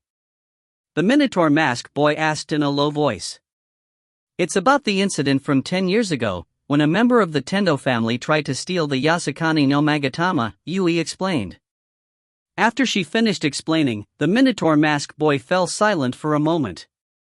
Supposedly, the mastermind behind the theft attempt was Shinzen Tendo, the Minotaur boy remarked. Shinzen Tendo was the younger cousin of Sugo Tendo, the current leader of the Tendo family. Shinzen's power level was average, and he was poor at socializing. He was almost completely unknown. Shinzen also fully immersed himself in his hobby of creating spiritual artifacts, but he never managed to create anything useful. In his generation, he was considered lower middle class. Back when he allegedly tried to steal the Yasukani no Magatama, his attempt was discovered before he even obtained the jewel artifact. Shinzen was executed almost immediately afterwards. As for the outsiders that he supposedly allied with, those people self-destructed when they were hunted down by the Tendo family's assassination squad. No traces were left behind. There's no evidence as to who they could be. That's all I know. Do you think that there's anything suspicious about this incident? Yui asked. It was too poorly done, the Minotaur mask boy stated directly. The culprits, no matter if it was Shinzen Tendo or those people that self-destructed or whoever else was behind it, they all did everything far too sloppily. Or in other words, the Tendo family did everything unbelievably perfectly, the black-clad man said. Even though this was clearly a serious betrayal where a member of the family schemed together with outsiders, the Tendo family suffered zero losses. In the end, it all seemed as if that Shinzen Tendo was just a complete idiot who had a foolish scheme. That's right. This is the same as what I've heard. Shinzen Tendo's scheme was truly foolish, the Minotaur mask boy agreed. Was he truly such a foolish individual? There's no specific information about him, because he was relatively unknown and didn't really have any friends. There's too little information to go on. The Minotaur boy then paused as his tone turned rather grim. However, an entire village was destroyed 3 months after that incident. The black-clad man's expression didn't change. However, Yui furrowed her eyebrows. The destruction of that village is considered to be absolute top secret in the Tendo family. I did my very best to investigate it, but all I found out in the end was that it was somehow connected to the Tendo family's dragon vein, the Minotaur mask boy stated lightly. However, deeper emotions seemed to run underneath his light tone. The dragon vein. That was the name that the Tendo family gave to the spirit vein they passed down through the generations. A so-called spirit vein was believed to be an important factor for a family to keep producing spiritual ability users. Some spirit veins were physical, some were intangible, and some were a mix of both. Simply speaking, the Tendo family dragon vein was one of the major foundational reasons why the Tendo family was able to become one of the 7 major families. The major families were all capable of doing anything at all for the sake of preserving their foundational strength. All 3 people present in this room understood this facet of spiritual society quite well. The Minotaur mask boy's information about this Tendo family secret was quite important, but the most important thing right now was still the Yasukani no Magatama jewel artifact. Do you believe that the village's destruction was related to the attempt at stealing the artifact? The black-clad man inquired. I believe that they're connected, but I can't find any concrete evidence, the Minotaur mask boy answered. If they really are connected, then the Yasukani no Magatama attempted theft incident was in no way as simple as it appeared on the surface. In that case, the destruction of that village might reenact itself in a similar fashion in the current day, and cause the situation to go out of control, the black-clad man extrapolated. Yui recalled what Seiji told her and felt a chill down her spine. An unimaginable destruction, was this what he had foreseen? These are nothing but inferences, the Minotaur mask boy commented. However, they're highly likely to be correct because we're now certain that there's a problem with the Yasukani no Magatama, said the black-clad man as a dark look appeared in his eyes. We can't find anything wrong with the artifact itself, but there's something else we can investigate, the Tendo family's dragon vein. What do you intend to do? The Minotaur mask boy looked at him. I should be the one asking you what you can do, Raisin Tendo. The black-clad man looked at the Minotaur boy and called him by his real name. Raisin Tendo was the name of Shigeru Tendo's older brother, the genius of the Tendo family who should have been dead already. Not only that, Yui was the one who killed him during a duel. Don't call me by that name, the Minotaur mask boy, or Raisin Tendo, spoke in a heavy tone. No matter how much you resist it, your true name is still your true name, the black-clad man stated lightly. It represents your background and personal history. It's your foundation for everything that you are. However, your true name can't determine what type of person you are, what you can do, or what you want to do. I don't care what attitude you have towards the Tendo family. Right now, I need you, and Soul Society needs you. You're needed to investigate the problem with the Tendo family's dragon vein in order to prevent a likely catastrophe from happening. What if I refuse? Raisin took a rebellious tone against the black-clad man's authoritative attitude. You can't refuse, the black-clad man spoke coldly as his aura grew even more powerful, to the point where it was almost physical. White lights began to appear around him, appearing ethereal yet also containing great danger. Clap. Yui forcefully clapped her hands. The white lights suddenly disappeared. The energy level in the room lowered. Raisin and the black-clad man both turned to face her instead of facing off against each other. Don't be like this, Soren-san. She calmly tried to defuse the situation. You, me, and Tendo-kun, we're all companions with the same cause. Raisin Tendo harumphed slightly, but stopped giving off such a defiant attitude. The black-clad man also stopped giving off such an authoritative aura. After a period of silence, Raisin looked back at the black-clad man. I can try my best to investigate the dragon vein. However, I need assistance, and you owe me for this, Maise Soren. All right. But, you need to hurry. The black-clad man, whose name was Maise Soren, agreed. We don't have much time left. What do you intend to do? Yui asked Raisin. The easiest way to investigate the dragon vein is to investigate a member or disciple of the Tendo family who recently had tremendous changes to their spiritual abilities, Raisin explained. There's an extremely appropriate candidate that I'm highly familiar with. Who? Yui could faintly guess already. Shigeru Tendo, Raisin stated lightly. My younger brother who was originally of low intelligence.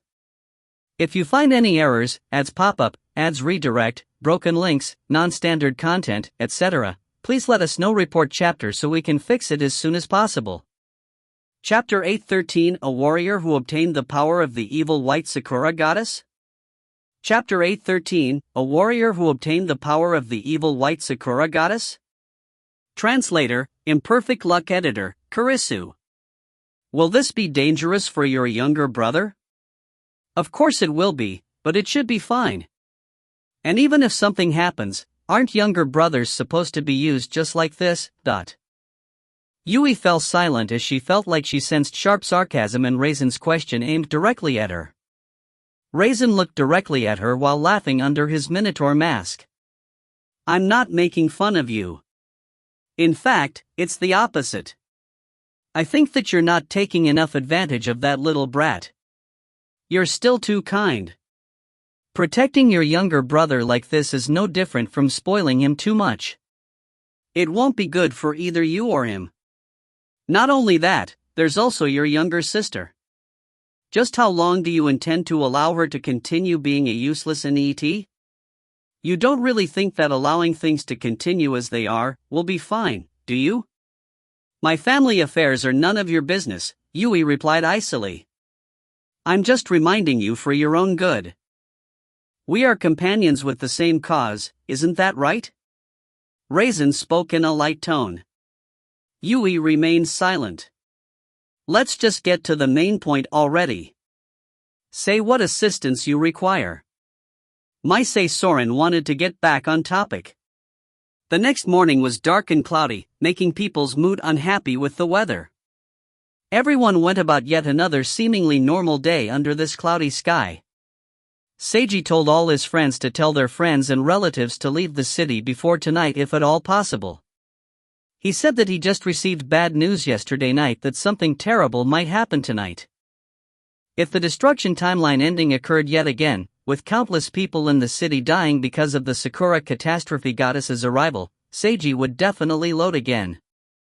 However, this didn't mean that he wasn't going to do nothing to warn others. Seiji had his landlord Nozomi Uehara leave the city together with Ryo.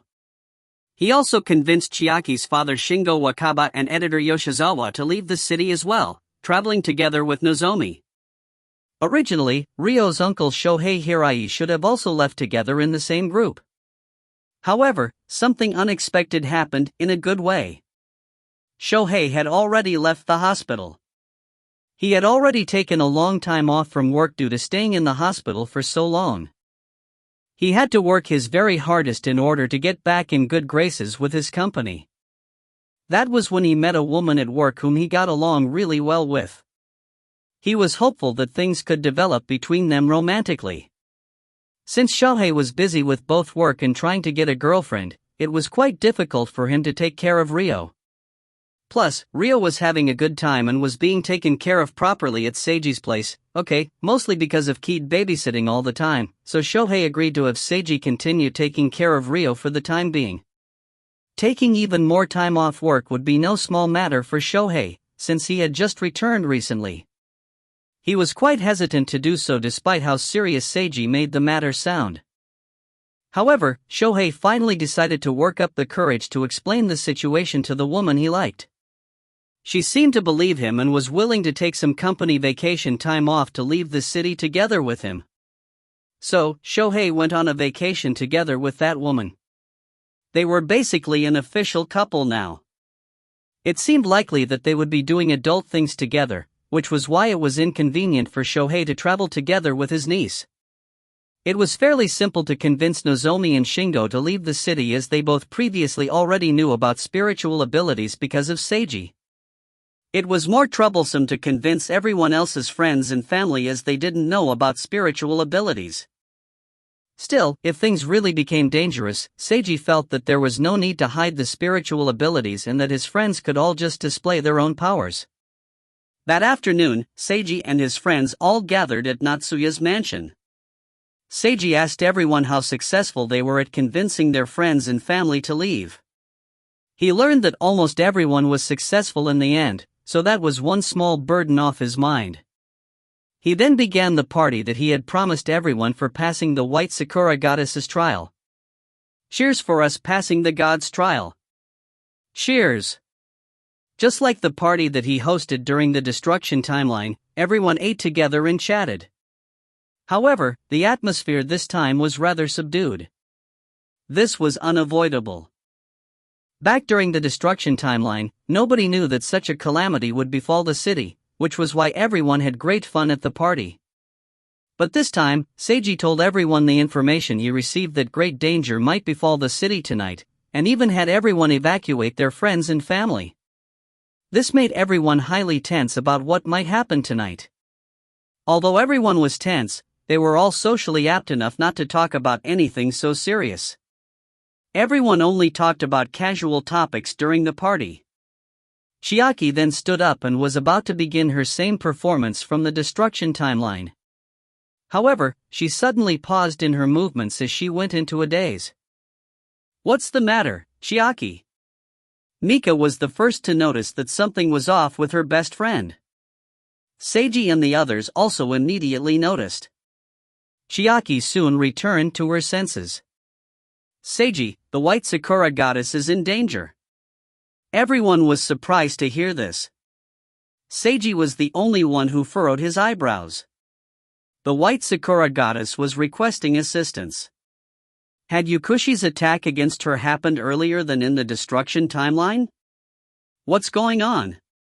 Seiji pretended to know nothing at all as he asked Chiaki to explain. "I heard the white Sakura goddess calling out to me, and then I learned the information that she passed to me," Chiaki explained. "An even more powerful enemy than the one from her trial is approaching her. This enemy is an incredibly powerful warrior who obtained the power of the evil white Sakura goddess." What? Seiji was truly surprised by this. A warrior who obtained the power of the evil white Sakura goddess, the other name for the Sakura catastrophe goddess? Yukushi wasn't the one behind this attack? Not only had the attack happened earlier than the destruction timeline, even the attacker was different? Seiji didn't know what had happened.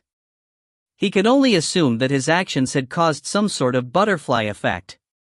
But right now wasn't the time to think about it, as the most important thing right now was to go and protect the white Sakura goddess. Since she went to the trouble of letting you know about the situation, then it's probably the same as her trial. "Will you be casting a spell to bring us all over there?" "Yeah." Chiaki nodded in affirmation.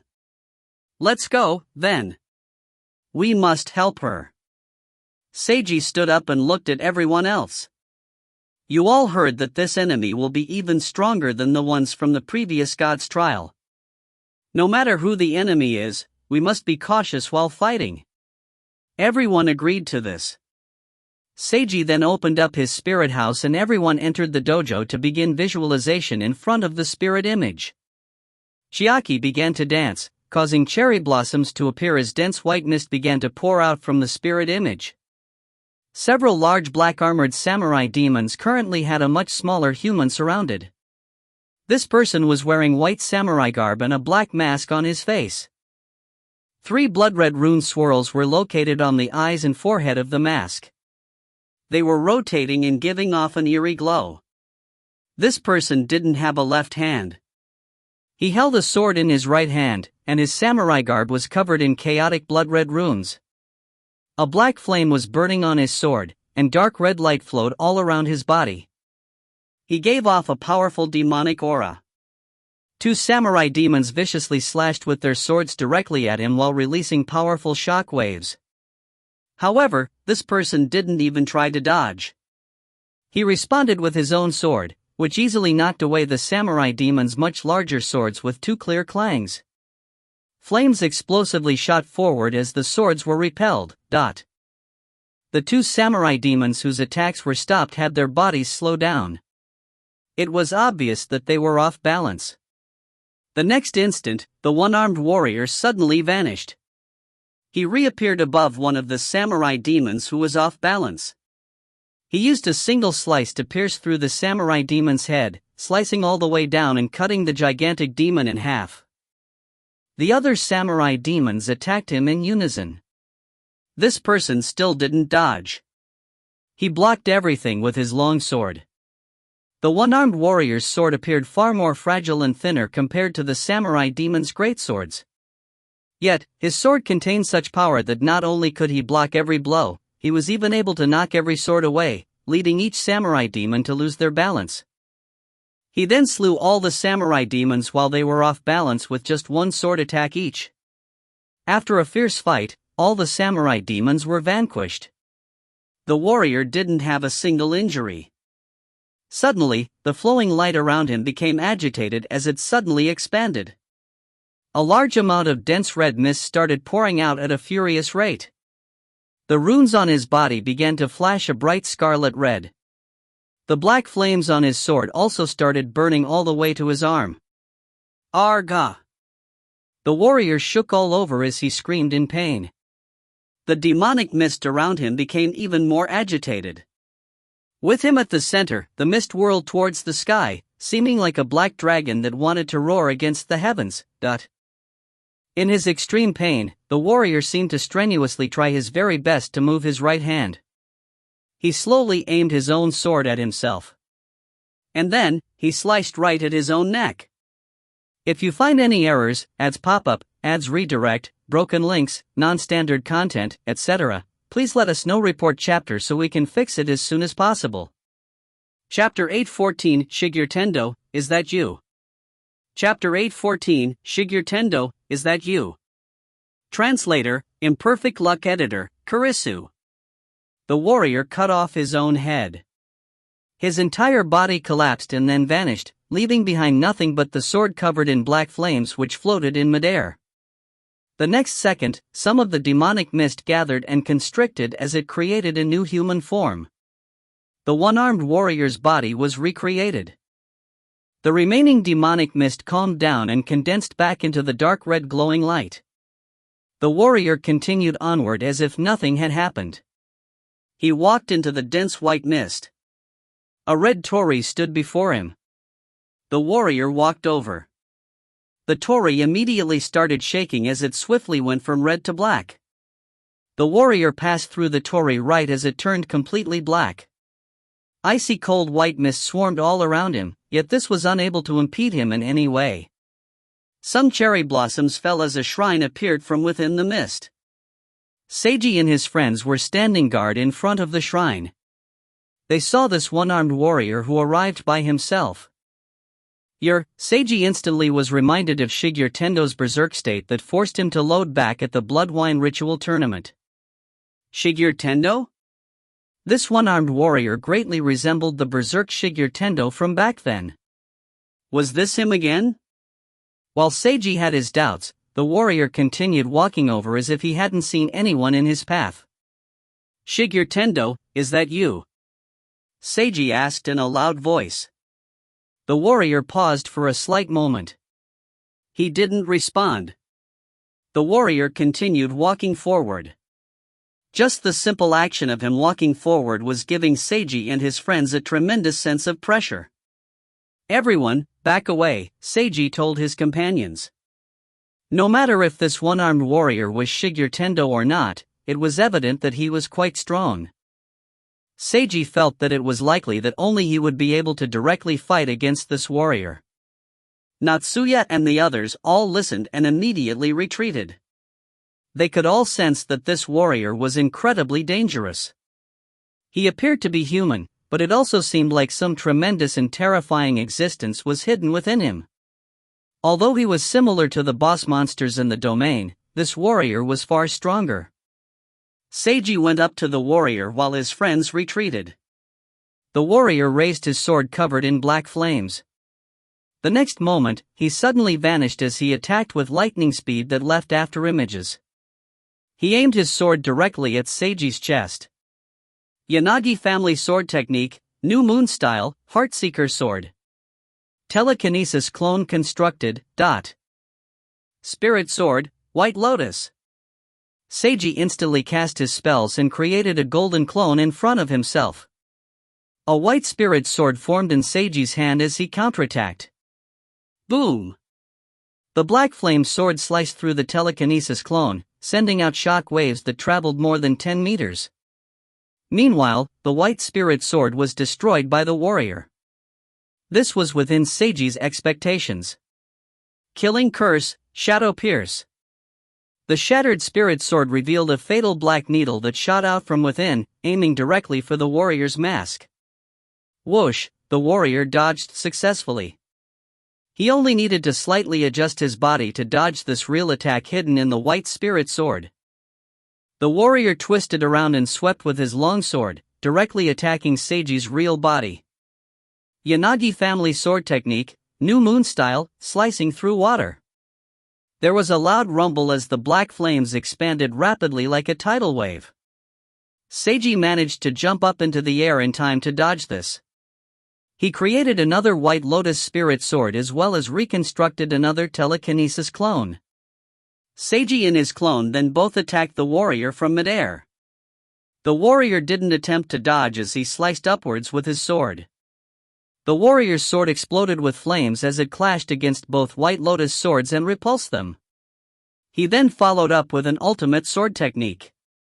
Evil Goddess Technique, Execution.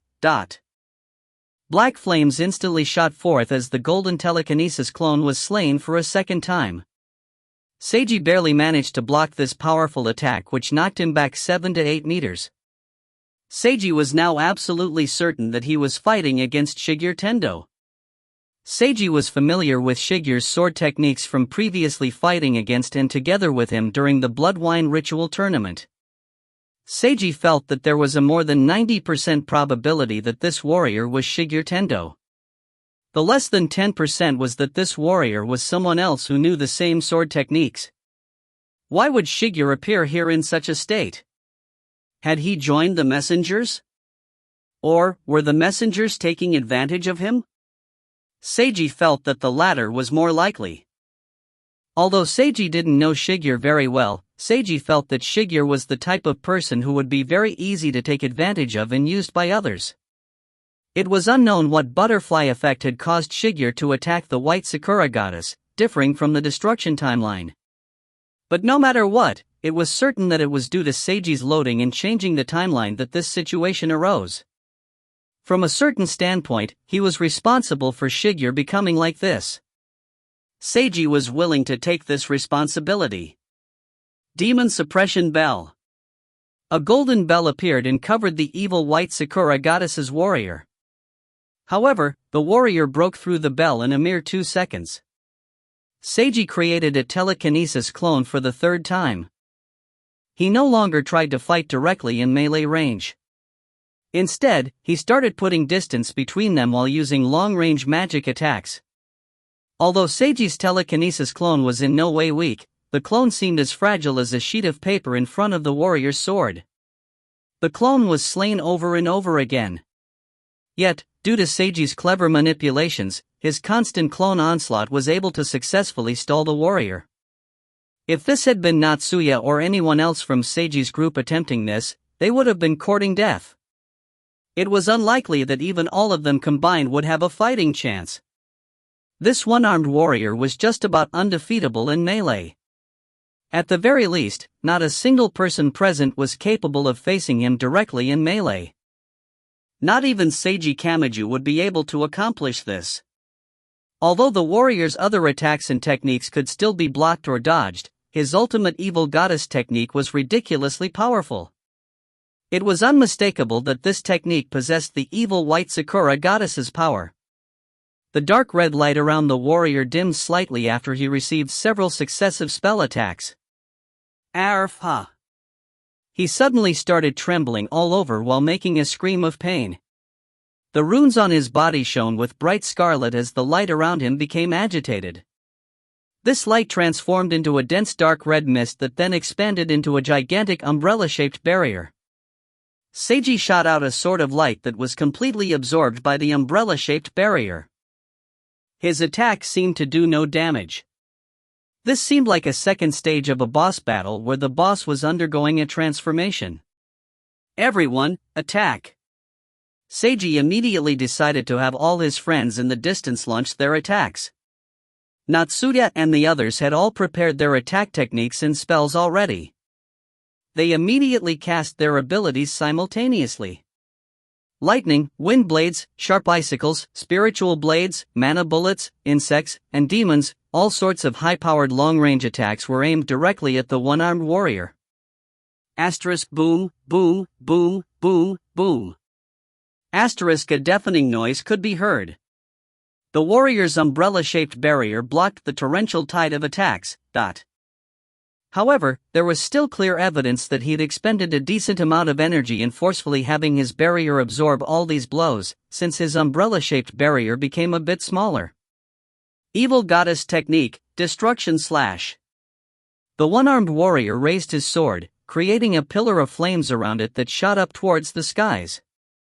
He then slashed with his sword and created a gigantic tornado of dark flames that shot towards Seiji's friends in the distance. Reversal spell, Dragon Counterattack. Seiji had his telekinesis clone stand in front of his friends and cast the counterspell to block the dark flame tornado and send it right back towards the warrior in the form of a golden dragon, but although the telekinesis clone succeeded in countering the dark flame tornado, it was pitifully destroyed yet again by the overwhelming power. The warrior charged towards Seiji's real body, while the golden dragon charged towards the warrior. Seiji cast a defensive barrier spell on himself to block the attack. He allowed the golden dragon to strike both himself and the warrior. There was an instantaneous blinding flash of light along with the sound of fierce clash. Seiji, Natsuya and the others all became quite worried. They then saw to their astonishment that the golden dragon's light then seemed to meld into the light that came afterwards. The golden dragon reassembled itself into yet another telekinesis clone that gave off a powerful blinding holy light. Evolved Telekinesis Clone. Holy Light Edition. Pow! Seiji's real body was sent flying by the warrior's attack. Bam! The warrior was sent flying by a powerful attack from the evolved telekinesis clone. It was as if the evolved telekinesis clone had accumulated many grudges from being slain so many times. It attacked with astonishing explosive power. The clone kept chasing after the one-armed warrior while attacking furiously, keeping up the barrage of attacks from ground to midair to the ground and then back to midair yet again. Finally, the clone used its spirit sword and pierced through the warrior's body, slicing him in half. If you find any errors, ads pop up, ads redirect, broken links, non-standard content, etc., please let us know. Report chapter so we can fix it as soon as possible. Chapter 815, The World After Death. Chapter 815, The World After Death. Translator, Imperfect Luck Editor, Kurisu. The moment that the evolved telekinesis clone sliced through the warrior, the clone also collapsed and disappeared. That clone had been created from the evil goddess's power, which Seiji forcefully transformed into his own clone. Basically, he had haphazardly used stolen power to create that clone, which was obviously rather reckless. Just the very fact that it succeeded without self-destructing instantly was great already. It was thanks to this clone that Seiji had been able to break through the warrior's defenses. However, the fight wasn't over yet. The warrior's body collapsed and vanished, but demonic mist instantly gathered and formed a human form with a new body. Demon Suppression Bell. Seiji cast his golden bell spell in time to suppress the black flame sword, which was floating in midair. This managed to obstruct the demonic mist's actions. This sword was the true body. Seiji could already tell this during the fight. He had also received a hint regarding this from the white Sakura goddess. Defeating the warrior wouldn't mean the end. He had to completely suppress this black flame sword. The demonic mist reacted furiously, trying to break free from the suppression. However, Seiji cast more spells to suppress the sword while having his companions come over to help. Natsuya and the others teamed up to attack all the mist that poured out, not giving it any chance to form another warrior. The demonic mist became even more agitated as it even seemed to screech furiously like a monster would. This loud sound rattled everyone's eardrums. Everyone could faintly sense that a tremendous and fearsome existence was angrily watching all of them, giving everyone bone-piercing chills. If it wasn't for Seiji's presence, this invisible pressure would likely cause all of them to tremble in fear already. This was unmistakably the evil white Sakura goddess's pressure. She was incredibly powerful. However, Seiji and his friends also had the assistance of a goddess.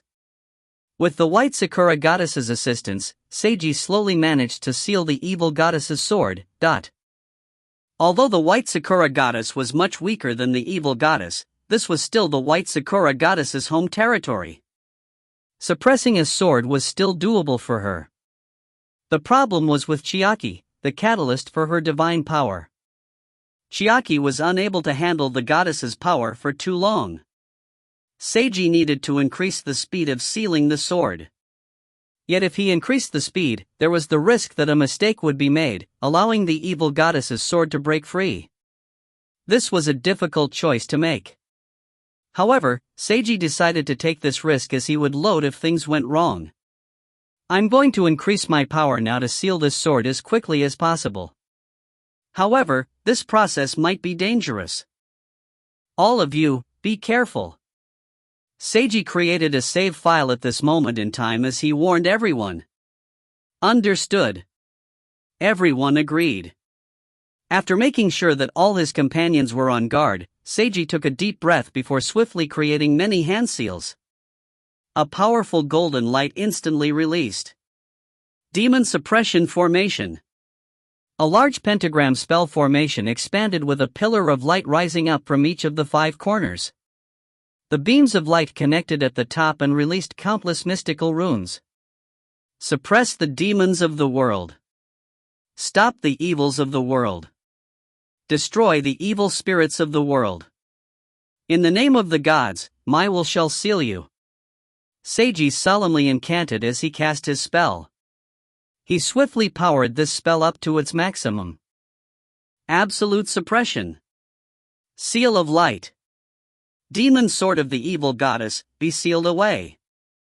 Together with a loud rumble, a giant golden white seal appeared while enveloping most of the demonic mist within its brilliant divine glow. Countless white cherry blossom petals could be seen flying underneath the seal. Ah! A sound that resembled both a roar and a scream as if a tremendous beast struggling could be heard from within the seal. Seiji could only hope that Shigeru Tendo's consciousness would be alright. It was difficult to hold back against the evil goddess's power, so Seiji could only pray for him. Suddenly, a streak of black light broke through the seal of light and speedily shot towards a certain person. There wasn't even enough time to shout "Watch out!" Seiji tracked the black light and saw that it was aiming for Mayuzumi. Natsuya and the others had all been on guard. They instantly activated defensive spells to block the black light. However, the black light penetrated through everything. Mayuzumi's summoned spirit Idelia placed herself in front of Mayuzumi, yet she was shot through as well. The black light was just about to hit Mayuzumi's body when she suddenly vanished at the very last moment, causing the black light to miss. Yukari had saved her. With astonishing speed, Yukari had shot out spiderweb strands to pull Mayuzumi away, narrowly dodging this attack. However, this still wasn't over. After continuing for another 10 or so meters, the black light stopped in midair and then suddenly turned around, still shooting at high speed. Bang! Hoshi shot out an arrow of light that accurately hit the black light. Mai, Hitaka, and Rana almost simultaneously shot out mana bullets. Natsuya cast spiritual blades, Hisashi released lightning, Shika cast ice blades, Mika cast dark blades, Kid cast wind blades, Keiho summoned insects, and Kazuko summoned demons. Everyone attacked the black light together. They managed to forcefully stop the black light in its tracks. The onslaught continued for quite a while. Everyone surrounded the black light and continuously attacked it until it was completely destroyed. Seiji heaved a sigh of relief at seeing this. Danger had indeed occurred. However, it was excellent that his companions had managed to prevent anything bad from occurring while he was occupied with the sealing spell. Seiji continued focusing on sealing the demonic sword. Finally, all the demonic mist dissipated, and the sealing was completed successfully. After Seiji stopped casting his spell, everyone saw a long sword remaining on the ground. Seiji felt that this sword looked rather familiar. Although he wasn't 100% certain, he felt that this was the sword that Shigeru Tendo had used back at the Blood Wine Ritual tournament. The next moment, the long sword became hazy as it turned gray and then gradually took a human form. Seiji walked over. Shigeru Tendo, wake up! There was no reaction. Seiji called out again. Still no reaction. Seiji looked at the gray human figure on the ground for several seconds. He walked over even closer and crouched down next to the figure. Seiji then pointed and created a tiny white lotus spirit sword which he then used to poke the figure's head. Poke, poke, poke. Everyone else was rendered speechless. After countless pokes, the gray figure finally moved as its figure gradually became clearer. However, the figure was still too hazy to clearly make out a face. Everyone could only tell that he was a boy wearing samurai attire. He slowly sat up and looked all around him. "Who are you?" His voice sounded somewhat ethereal. "Before asking who I am, you should first introduce yourself." "We all saved you," Seiji told him. The figure fell silent for a moment. "I am Shigeru Tendo. As expected. We meet again. Although I don't know if this counts as meeting, Tendo-san." Seiji paused for a moment before choosing to say his real name. "I am Seiji Haruta." Although he could choose to conceal his identity, Seiji felt that it would be easier to communicate with Shigeru by using his real name here. "Seiji Haruta-san." Shigeru looked at Seiji. "Where is this place?" "The world after death." Seiji suddenly wanted to make a joke. Shigeru fell silent for a moment. "I understand. I've already died," he stated lightly. There was no sign of joking or resistance in his tone. It sounded like he completely accepted that he had died. "Hey, don't accept this so easily." Seiji couldn't help but make such a comment. "Haruta-san, are you also dead?" "I'm not dead at all." "You're not dead, either. I was just joking with you." "Shigeru." Seeing how silent Shigeru was again, Seiji suddenly felt a sense of guilt. He felt like he had just fooled someone who was too honest. It was just clearly supposed to be a joke. Seiji supposed that Shigeru was the type who would miss even such obvious jokes. "This joke isn't funny." Shigeru was all serious. "Sorry. I just wanted to liven up the atmosphere." Seiji felt pressured by how serious Shigeru was, so he apologized. "This is the dream world. We just had a fight. I want to ask you why you appeared here, what happened to you, and what exactly is going on. Could you please tell me? If you find any errors, ads pop up, ads redirect, broken links, non-standard content, etc. please let us know. Report chapter so we can fix it as soon as possible." Chapter 816, Should I give you something interesting? Chapter 816, Should I give you something interesting? Translator, Imperfect Luck Editor, Kurisu. Inside the realm of cherry blossoms. Yui Haruta looked at Raisin Tendo's back. She wanted to say something, but didn't know what she should say. Consolations or apologies would both be useless here. On the surface, Raisin had an expression as if he didn't care what happened to his younger brother Shigeru. However, Yui could tell that he actually really cared about Shigeru. The evidence was how well prepared Raisin was for investigating the Tendo family's dragon vein. Even though this was all prepared on such a short notice, Raisin had spent a great deal of effort on the preparations to lower the risk as much as possible. Yet, something unexpected still ended up happening. A dimensional eye suddenly appeared and sucked Shigeru Tendo into an inner world. He vanished completely, without Raisin and Yui knowing if he was dead or still alive. Even though they were clearly investigating the Tendo family's dragon vein, a dimensional eye connected to the realm of cherry blossoms had appeared. This already proved that there was something wrong with the Tendo family. However, the cost of finding out might have been Shigeru Tendo's life.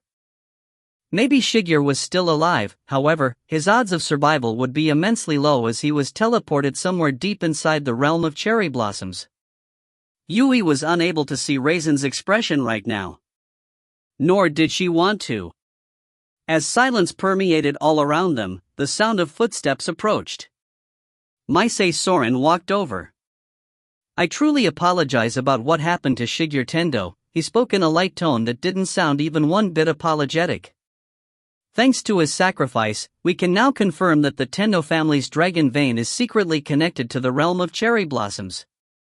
And, the catalyst for this connection is highly likely to be the Yasukani no Magatama. Now, what we need to do next is unravel the secrets contained within. Since time is of the essence, the ends will have to justify the means. What do you intend to do? Yui looked at Maisei.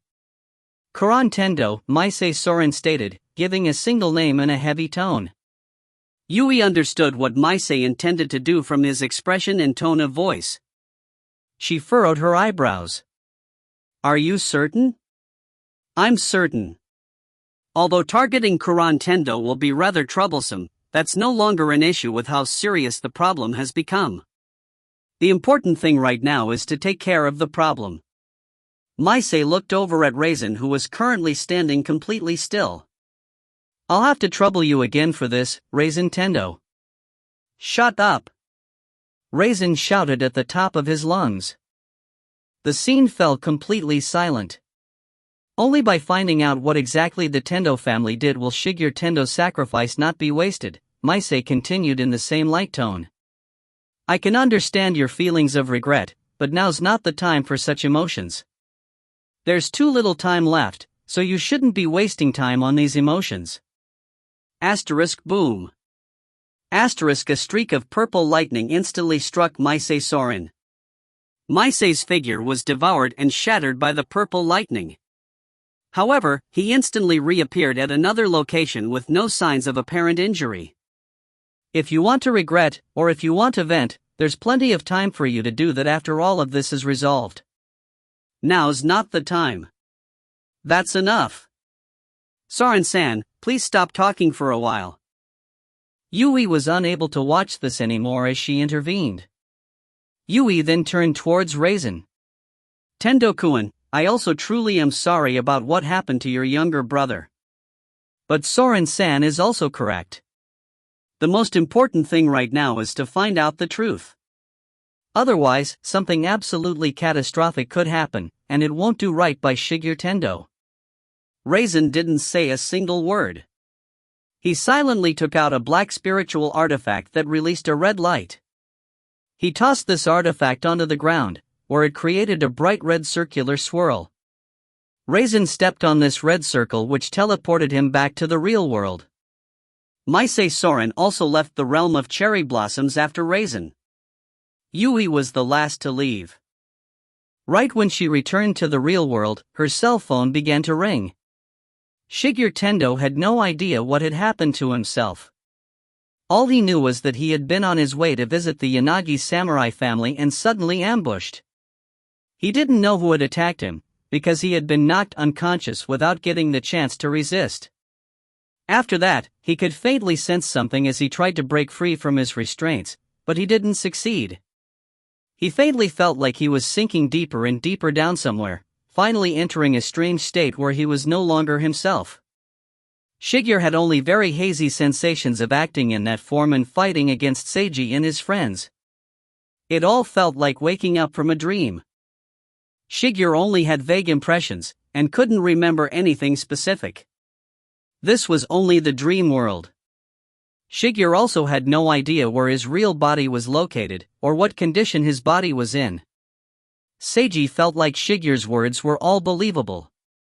His instinct told him that Shigeru wasn't lying. Basically, you were kidnapped. The kidnapping caused your current situation, Seiji summarized things succinctly.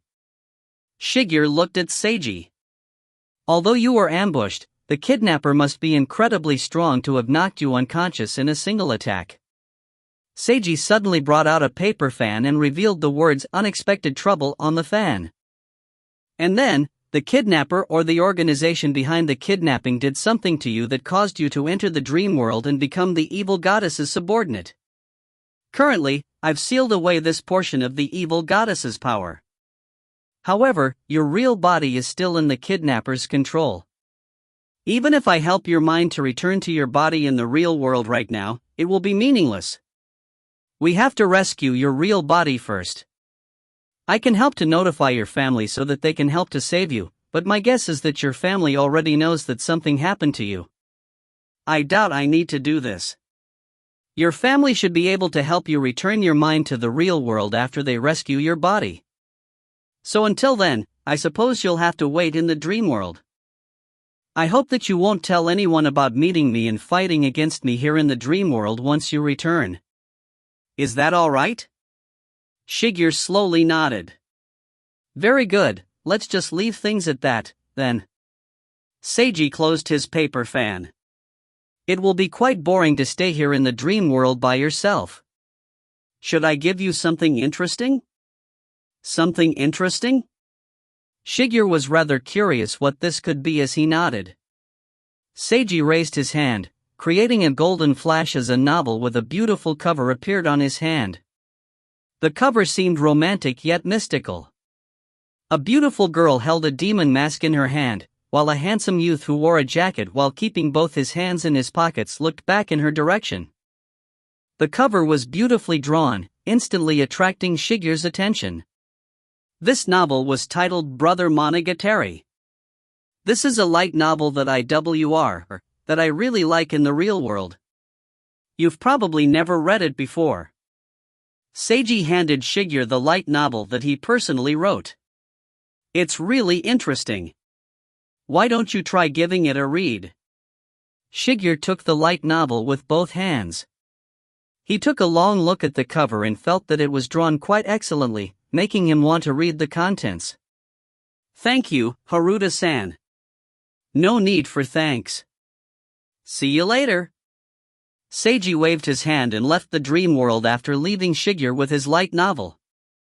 After Shigeru watched Seiji's party leave, he then sat down on the ground in formal Seiza position before opening up the light novel. Shigeru began to read it with a serious attitude as if he was reading a great classic. Is it really all right to leave him there? After everyone returned to the real world and woke up, Natsuya asked Seiji this question. It'll be fine. He's no longer a threat, and if anything happens, I'll go back to the dream world again, Seiji told her. In the end, he still had no idea what had caused the new timeline to deviate from the destruction timeline. However, there were only two possible factors. Either the messengers or Soul Society would be involved in this change from the destruction timeline.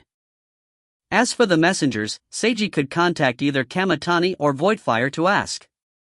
However, it was quite unlikely that he could obtain useful information from either of them. As for Soul Society, after some consideration, Seiji dialed Yui's number. She picked up almost immediately. Yui-ne-san, are you currently investigating the Tendo family? Yui blinked when she answered Seiji's phone call and heard his question. Did you use that ability of yours again? If you find any errors, ads pop-up, ads redirect, broken links, non-standard content, etc., please let us know. Report chapter so we can fix it as soon as possible. Chapter 817, I'm doing it because I want to. Chapter 817, I'm doing it because I want to.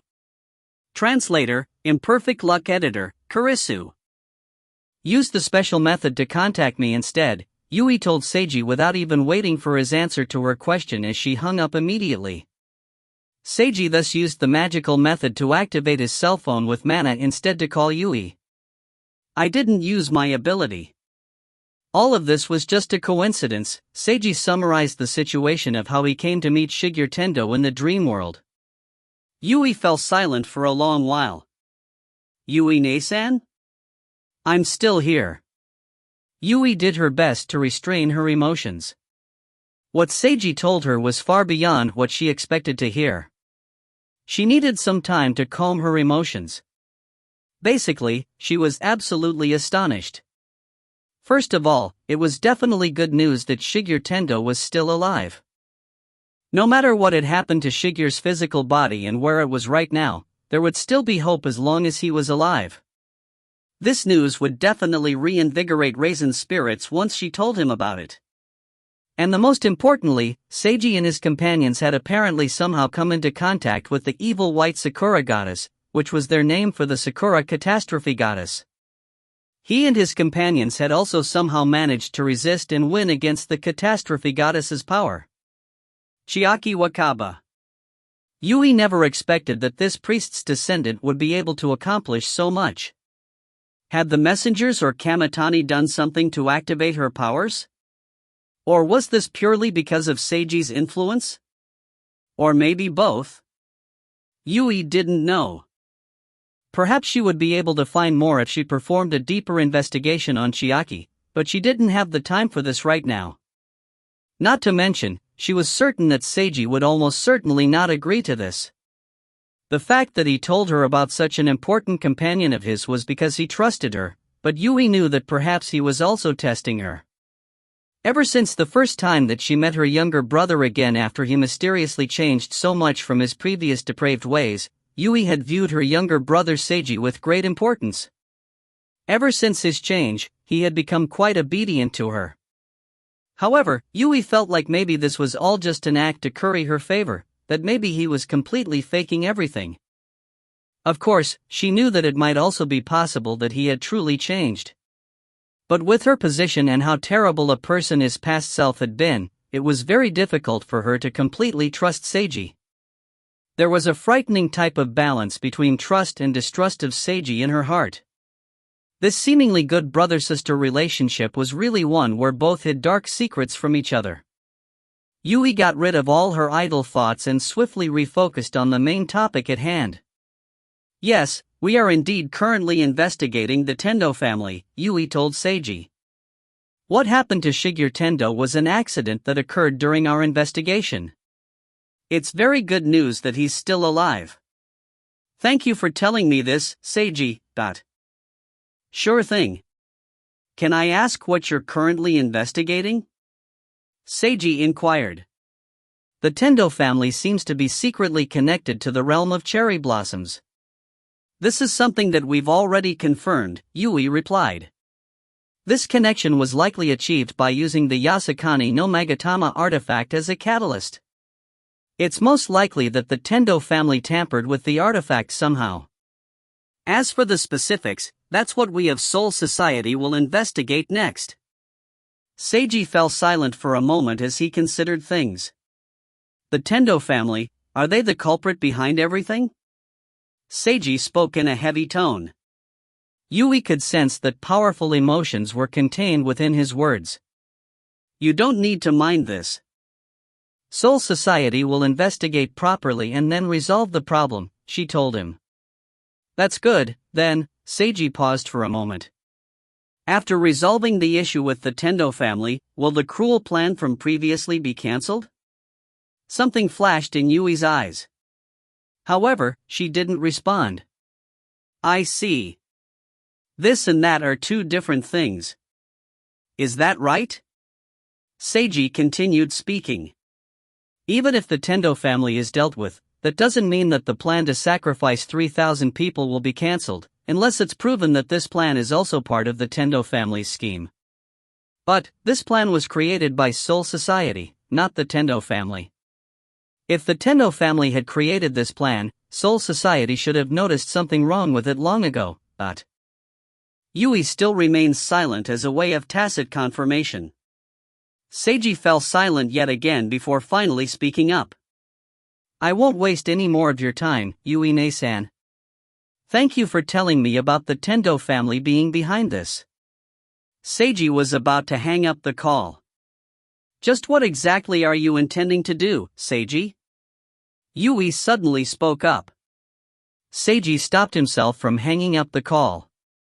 Why do you suddenly ask? Are you planning something right now? For instance, are you intending on contacting the messengers and acting together with them? Yui asked directly. I don't intend on working together with the messengers, Seiji told her. That's good then that you can still be reasonable. Yui paused for a moment. But you're still trying to think of a way to stop that plan, am I right? Seiji didn't respond. Yui continued to wait. I am, Seiji responded calmly. He could lie to her, but he chose not to. In fact, he really didn't have a plan right now, but he was indeed intending on doing something about Soul Society's plan. Soul Society had determined that the scheme regarding the Yasukani no Magatama artifact had originated from the Tendo family. Soul Society would also act to stop the scheme. This was good news. It seemed like that destruction timeline catastrophe would likely be averted. However, Soul Society's plan to sacrifice 3,000 lives in order to fix the realm of cherry blossoms location had yet to be cancelled, at least for the time being. Perhaps, the end result of Soul Society's investigation would determine that even this plan was part of the Tendo family's scheme, so this plan would be changed and nobody would die, leading to a happy ending. However, Seiji felt that it would be too naive of him to think this way. To start with, the Tendo family would be their own powerful faction as they were one of the 7 major yin-yang master families. Even if Soul Society knew that the Tendo family was behind a nefarious scheme, there was still the issue of whether Soul Society could even punish the Tendo family for it. Basically, Seiji impulsively wanted to do something, but didn't know what to do. In fact, it was maybe possible that he really would be forced to work together with the messengers in the end. Previously, you told me that you weren't someone who could save the world, Yui suddenly spoke up again. I remember that. But maybe I underestimated you back then. No, I wanted to underestimate you back then. Yui sighed. For me, it would be best if you did nothing at all. However, that's obviously impossible for you. So if you really want to do something, why don't you first complete a mission that I'm going to assign to you? What mission? Something flashed in Seiji's eyes. Rescue Shigeru Tendo, Yui spoke in a low voice. If you complete this mission, you'll be rewarded magnificently. And if I can't complete this mission? Then you'll receive nothing. Not only that, it will prove that this is all you are. It would mean that you don't have the power to save those who are intended to be sacrificed. If you can't even save a single person from the Sakura catastrophe goddess, how could you possibly be so arrogant to want to save several thousand lives? Yui's words contained such a meaning. Seiji fell silent once again. But before he could say anything else, Yui hung up on him. A mission to rescue Shigeru Tendo. This mission seemed unrelated to saving the 3,000 lives that Soul Society wanted to sacrifice. However, this was a test to determine if Seiji had the ability to rescue a single person from the threat of the evil goddess. Only by passing this test would Yui acknowledge his right to try and intervene with Soul Society's plan. And if he couldn't pass this test, he would have to obediently sit back and watch. Seiji didn't expect that Yui would give him such a task. She was the one who had murdered Shigeru's older brother in a violent fashion during a duel. Yet, she said that Shigeru still being alive was a good thing, and she even wanted Seiji to go save Shigeru. What exactly was going on here? Although Seiji was rather curious about this, the actual situation probably wasn't that important. No, it was actually really important, but Seiji missed the opportunity to ask about it. Currently, more important was whether to undertake this mission or not. Seiji could choose to take or not to take this mission. Shigeru Tendo didn't really have any relation to him. Saving Shigeru or not wasn't likely to affect the overall situation. But, wasn't it also the same that the 3,000 people to be the sacrifice were also unrelated to him? People were dying every day, every minute, and every second. All those people were completely unrelated to him. So why did he care so much about the 3,000 people that Soul Society wanted to sacrifice? Why couldn't he just abandon his concern and just obediently sit back and watch everything from the sidelines? Seiji asked himself this question and arrived at an answer. It wasn't for the sake of justice, or kindness, or achievements, or payment. It wasn't for the sake of anything. He simply wanted to do it because he wanted to. As a certain Baldy once put it, I'm doing it because I want to. If you find any errors, ads pop up, ads redirect, broken links, non-standard content, etc., please let us know. Report chapter so we can fix it as soon as possible. Chapter 818 Shigeru Tendo has never read novels before. Chapter 818 Shigeru Tendo has never read novels before. Translator, Imperfect Luck Editor, Kurisu. Shigeru Tendo was currently reading Although Seiji had told him that the book he was now reading was a light novel, Shigeru actually had no idea what a light novel was. In fact, Shigeru didn't even have a very clear understanding of the term novel. This was because Shigeru had never read a single novel in his life before. That was right, not a single novel.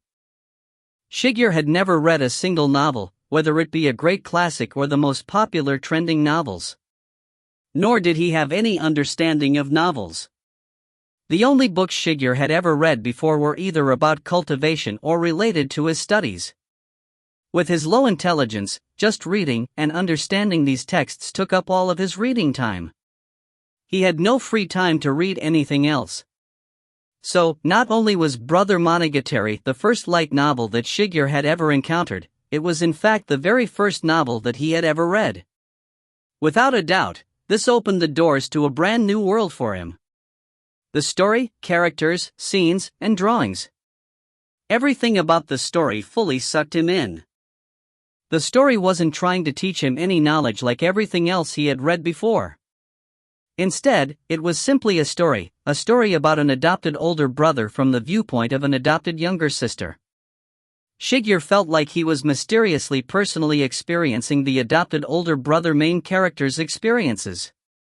It was as if Shigeru had entered a different world and was a different version of himself there. This feeling was quite fresh. This was what interesting was. Shigeru faintly understood that this was interesting. This all felt fresh, wonderful, immersive, good, fun, happy, delightful. This was the interesting that Seiji Haruta had told him about. However, just being interesting didn't have any particular meaning. No, interesting was also meaningful. Interesting had a meaning that nothing else could replace. Shigeru quietly read the light novel as he felt these newfound feelings. Right now, he had no idea what condition his physical body was in, nor did he know what would happen to him or if his family would be able to rescue him. For any normal person in his situation, that person would likely be highly anxious. However, it was as if Shigeru had completely forgotten about his own dire situation. In fact, his lips even started arcing upwards without his realizing it. Even if he was about to die soon, it was great that he finally understood the meaning of the word interesting. Shigeru didn't even think of this, but if he had to meet his death afterwards, he would accept it quite easily. Footsteps approached. Shigeru didn't even notice the footsteps with how absorbed in the light novel he was. Only when the other person walked right in front of him did Shigeru finally notice and raise his head. Seiji Haruta had returned. "How do you feel?" Seiji asked him. "It's very interesting." Shigeru instantly understood what Seiji was referring to. That's good, then. Gaining another fan for his own work had been a success. Seiji was quite happy about this. If Shigeru had said that it wasn't a good story, Seiji would indeed be displeased, but he wasn't petty enough to allow that to affect what he needed to do next. Shigeru Tendo's opinion of Brother Monogatari wouldn't influence Seiji enough not to want to save him. However, it definitely felt much better to save someone who enjoyed his story rather than someone who hated it. Someone requested that I save you. I decided to agree for the time being. However, I don't know if I can accomplish it, Seiji told Shigeru. According to the requester, your physical body is now somewhere deep within the realm of cherry blossoms. Your body's current condition is unknown. But, it's certain that it will be highly dangerous and that both you and I might die at any moment there. In order to save you, the first thing that's needed will be a spell that can locate your physical body. I've discussed this with the white Sakura goddess, who's a good goddess that's on our side. She agreed to help us by casting a spell on you that can locate your physical body. However, this will be dangerous to you and might cause your physical body's death if it attracts the wrong type of attention. As I told you before, your family already knows that something happened to you. However, I don't know what plans your family may have on how to save you. You can choose to believe in your family and continue waiting for them to save you. Logically speaking, the Tendo family is far stronger than me and my companions.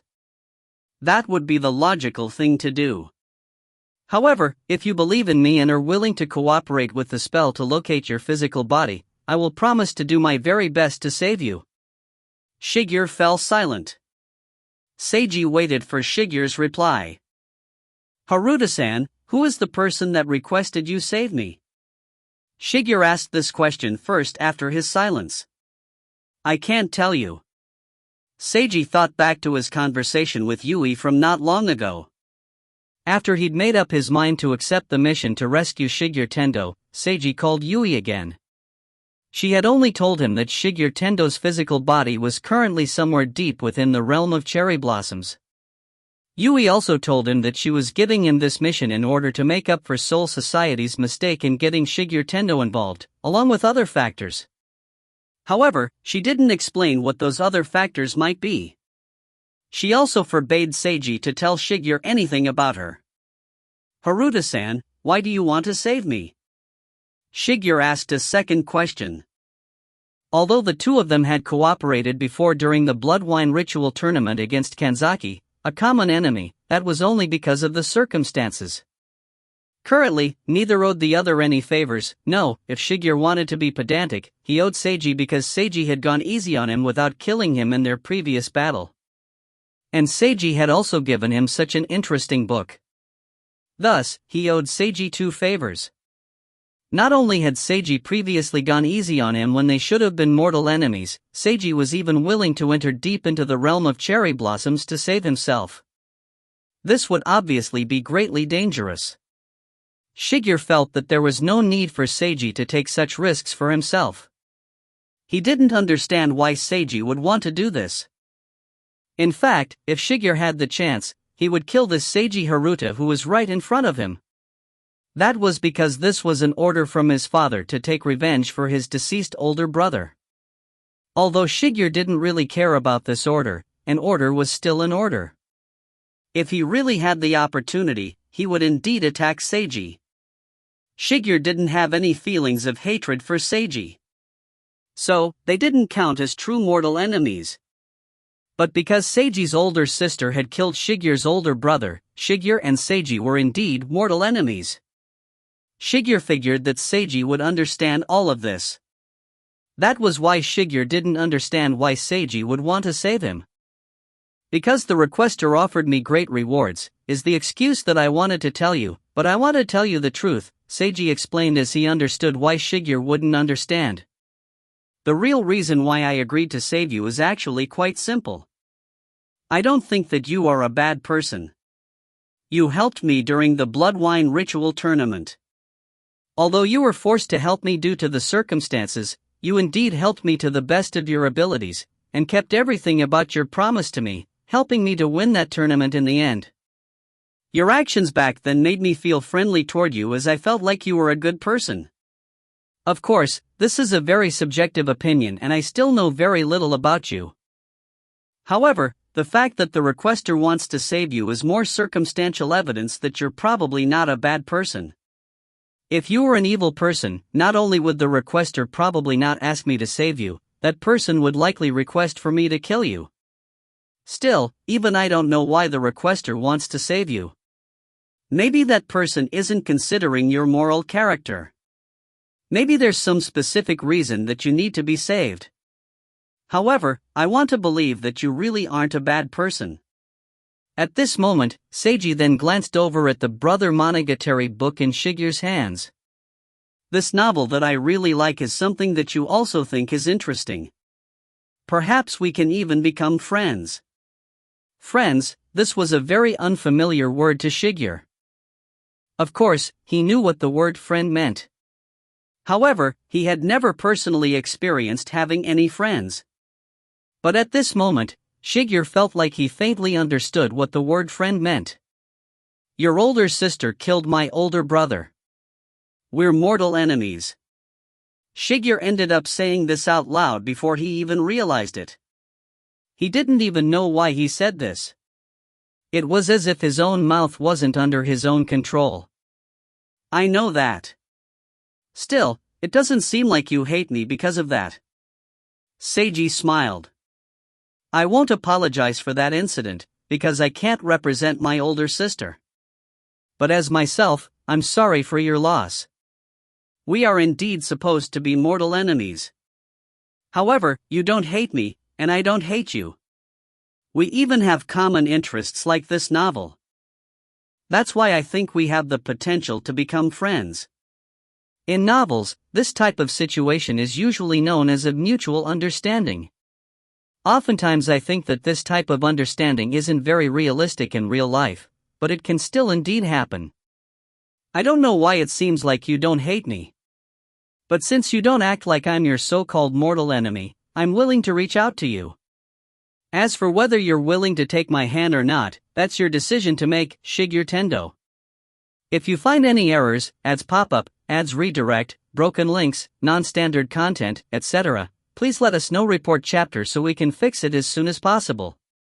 Chapter 819 Run Off into the Distance, Young Man. Chapter 819 Run Off into the Distance, Young Man. Translator, Imperfect Luck Editor, Kurisu. Shigeru made his decision. He didn't have to think hard about it. In fact, he barely thought at all before he came to a decision. He would trust Seiji Haruta. Even Shigeru himself found it strange how easily he came to such a decision. Why was it that rather than his own family, he far more trusted this mortal enemy to save him? Shigeru was rather confused about his own feelings. He didn't know the answer, but he also didn't have any doubts about Seiji. This seemed quite strange. After some momentary confusion, he decided to give up on this seemingly unsolvable problem. Shigeru told Seiji his answer. Seiji said that he needed to return to the real world first, but that he would return again. He then led Shigeru into the shrine. A white-clad Miko, Chiaki, who wore a mask, was quietly waiting for him in the shrine. She's my companion. She'll be communicating with a goddess and casting a spell on you that will allow the goddess to locate your body, Seiji explained. The evil goddess might be able to detect this and cause harm or even death upon your body. Of course, I'm happy that you chose to trust in me. But, I still have to ask one more time. Are you really sure? You can still back out now if you want. Seiji was expressing that. Shigeru silently mulled it over. He felt like he wouldn't regret this. I believe you, he stated. I shall do my very best, Seiji replied seriously as he could feel Shigeru's trust in him. He then had Shigeru sit down in the middle of the shrine, and indicated Chiaki to begin her spell. The Miko started singing and dancing, causing cherry blossoms to materialize in midair. A white mist that contained divine power poured out and swiftly filled the entire shrine. Seiji sat down in the white mist. Sometime later, he heard the white Sakura goddess's voice and received her information. The next moment, he exited the dream world and returned to the real world. Seiji looked all around at his companions who were all prepared. We're heading out. Do you think that your younger brother will be able to save my younger brother? Raisin asked Yui. Raisin had already learned from Yui that his brother Shigeru was still alive, along with Yui's plan to have Seiji rescue Shigeru. I don't know, but since he agreed, he must have some confidence, Yui replied. He might also make the situation even worse, Raisin spoke in a low voice. Indeed.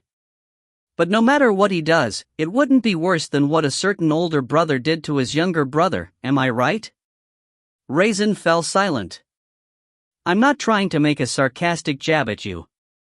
I'm simply stating the facts, Yui stated calmly. What happened to Shigeru Tendo was an unexpected accident. However, it can't be denied that he's now in danger because you used him for the investigation. It's already fortunate enough in this misfortune that he's still alive. Seiji was the one who brought this fortunate news. I think that there's nothing wrong with giving him the mission to save Shigeru, but you're not worried that you'll also lose your own younger brother? I believe that he will know what he can and can't handle. It was his choice to accept this mission. He'll accept the corresponding responsibility. And if the situation becomes too dangerous, he'll probably decide to give up if necessary. After all, There won't be any punishment even if he fails this mission. Not only that, he'll be saving someone that appears to be his mortal enemy, but unexpected events will always happen. Even if something happens, aren't younger brothers to be used and taken advantage of? Yui replied by using words that Raisin had previously told her. Raisin was rendered speechless. Was she really not trying to make sarcastic jabs at him? But Raisin suddenly felt like he was being slapped in the face, but he was unsure. Are you trying to brag that your younger brother is more outstanding than my younger brother? Raisin tried asking such a question. Nope, Yui spoke in a light tone while averting her gaze. Seiji and his friends were now progressing through the realm of cherry blossoms. Kazuko opened up a portal to the realm of cherry blossoms, close to where Shigeru's physical body was, by using the coordinates that Seiji gave her. Everyone began progressing through the realm of cherry blossoms as if they were normally training in the domain. At first, it wasn't very difficult. But after progressing for a while, a samurai demon suddenly jumped out. It really jumped out of nowhere. This giant vicious demon-level monster just magically appeared in the middle of a group of Sakura samurai. The samurai demon immediately slashed viciously at Seiji's party. Everyone was highly on guard, so nobody was injured. Seiji and Natsuya immediately teamed up to deal with it. Shika and Hitaka protected their respective yin-yang masters. Everyone else focused on speedily cleaning up the small fries. After dealing with this samurai demon, a second one soon appeared together with even more weak mobs. Seiji felt that things would only become worse. He was soon proved right. Before he and Natsuya could defeat the second samurai demon, a third one appeared. This third samurai demon immediately jumped over Seiji and Natsuya and directly attacked Hoshi and the others, but the group was prepared for such unexpected situations. However, plans were only plans. No matter how good a plan seemed, carrying it out during actual combat would always be different. Bam. A certain person was directly sliced by the samurai demon. This person was sent flying limply backwards by the samurai demon's giant greatsword. This person was Hisashi. Seiji's heart clenched from seeing this scene. He immediately roared in anger and explosively used his most powerful attacks, using White Calamity, to immediately kill both samurai demons and all the mob monsters. Hisashi was severely injured and bleeding all over. Seiji unhesitatingly loaded. He repeated this battle. Since he was now on guard beforehand, Hisashi and the others all remained uninjured.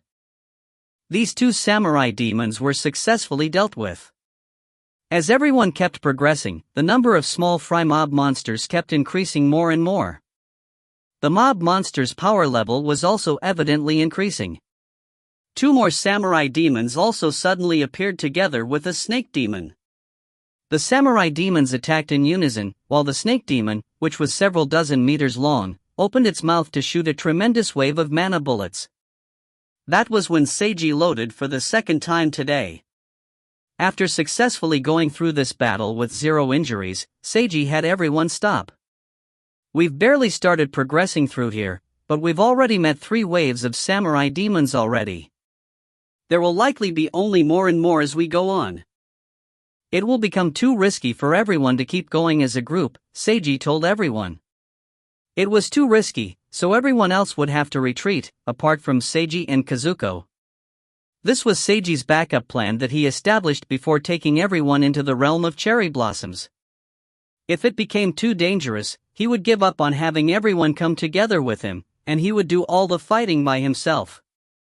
Kazuko needed to stay with him as she was the only one who could open the portal between the realm of cherry blossoms and the real world. There was no need for Seiji to kill every spiritual monster that he met here. He could simply try to break through and reach Shigeru's body all by himself.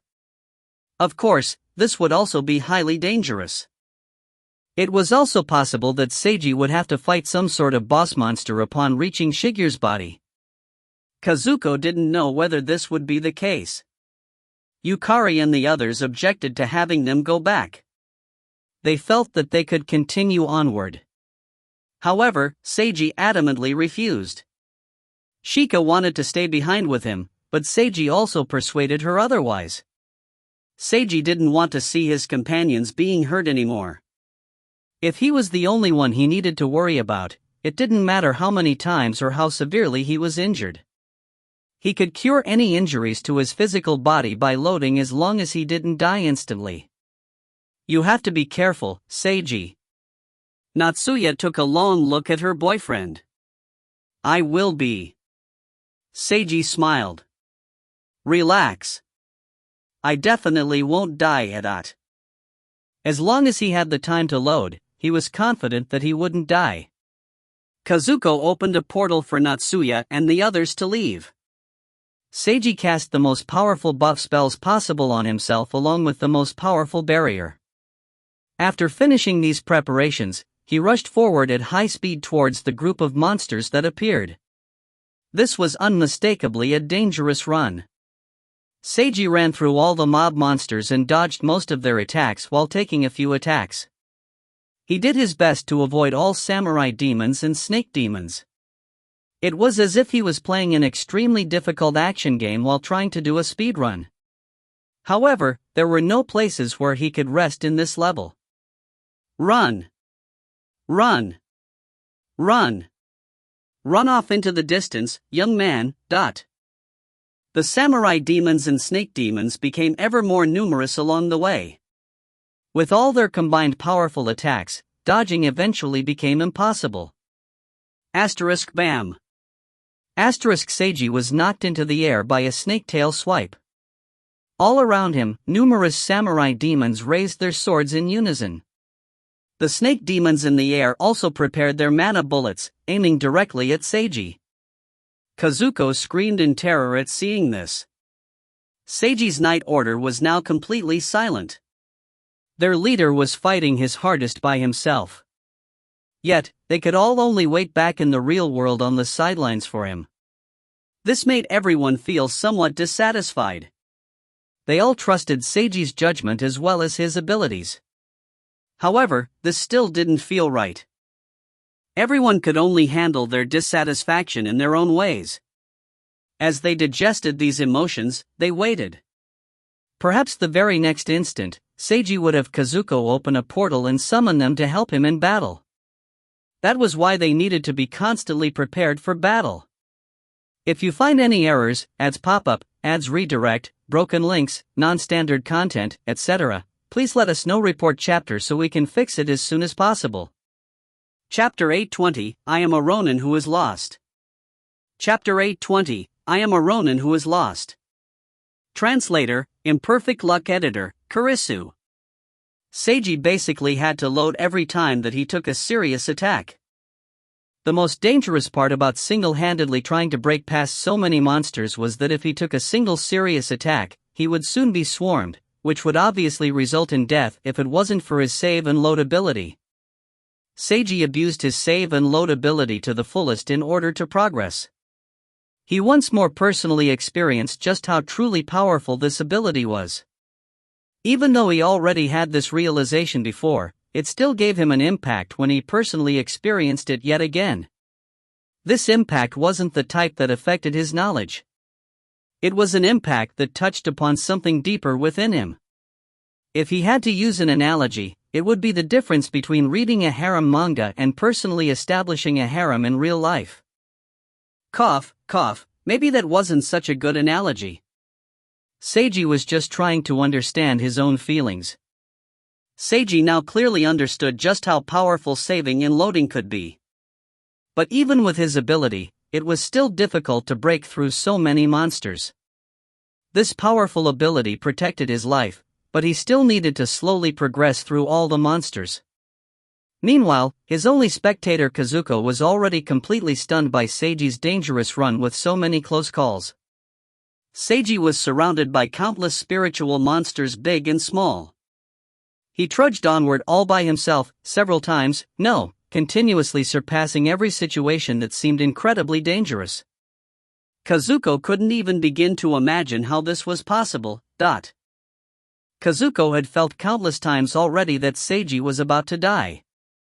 Yet, he managed to win the battle in the end each and every time. He made it look easy. Still, Kazuko knew that every single situation was definitely extremely dangerous. There was no mistaking the danger. If Seiji made even a single mistake or reacted slowly by a single second, he would have taken an attack and been overwhelmed, but Seiji somehow made zero mistakes and maintained a constant state of incredibly agile reactions. Kazuko felt like she was watching artistry in motion.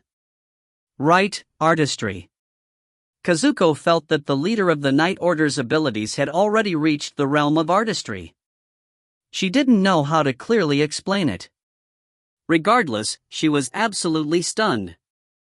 White mist slowly started gathering. No, it was actually that Seiji had gradually entered a place filled with white mist. As the mist kept thickening, Seiji's vision was obstructed. However, the number of spiritual monsters also began to decrease, so it actually became easier to break through the monsters. Seiji was almost there. He could sense this without Kazuko needing to tell him. Finally, he saw a deep red torii. This torii gave off a sense of divinity, but also seemed ominous at the same time. 3 full rows of samurai demons were guarding this torii. Seiji unhesitatingly used his White Calamity ability. He used his full force to try and break past this final line of defense. He failed. Seiji loaded. He used what he learned from the first attempt and succeeded on the second try. After he entered the torii, Seiji felt as if he had fallen into the bottom of a deep, dark, and icy ocean. He was significantly pressured. Seiji gritted his teeth and continued onward while White Calamity's effect was still active.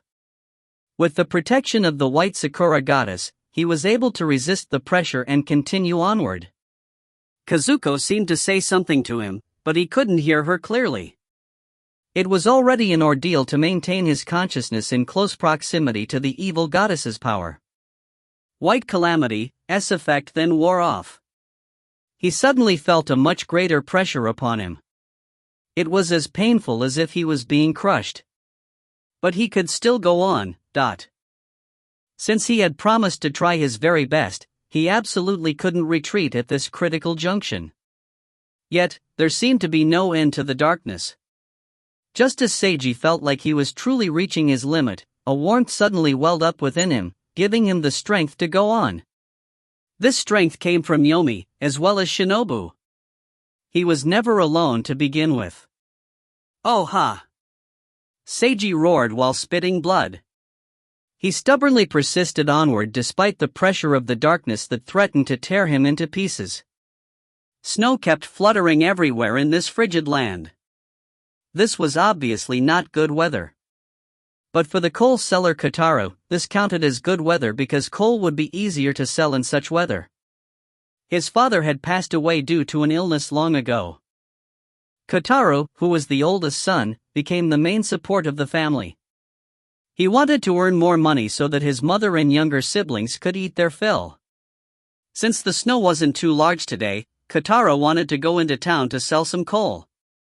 I think the snow will get much larger judging from the weather. You shouldn't go into town today. His mother tried to convince him otherwise. No worries. This amount of snow is no big deal. I'll be fine. Kotaro gathered all his coal into a basket and smiled at his mother. Kotaro then carried the coal basket on his back as he took a mountain path into town.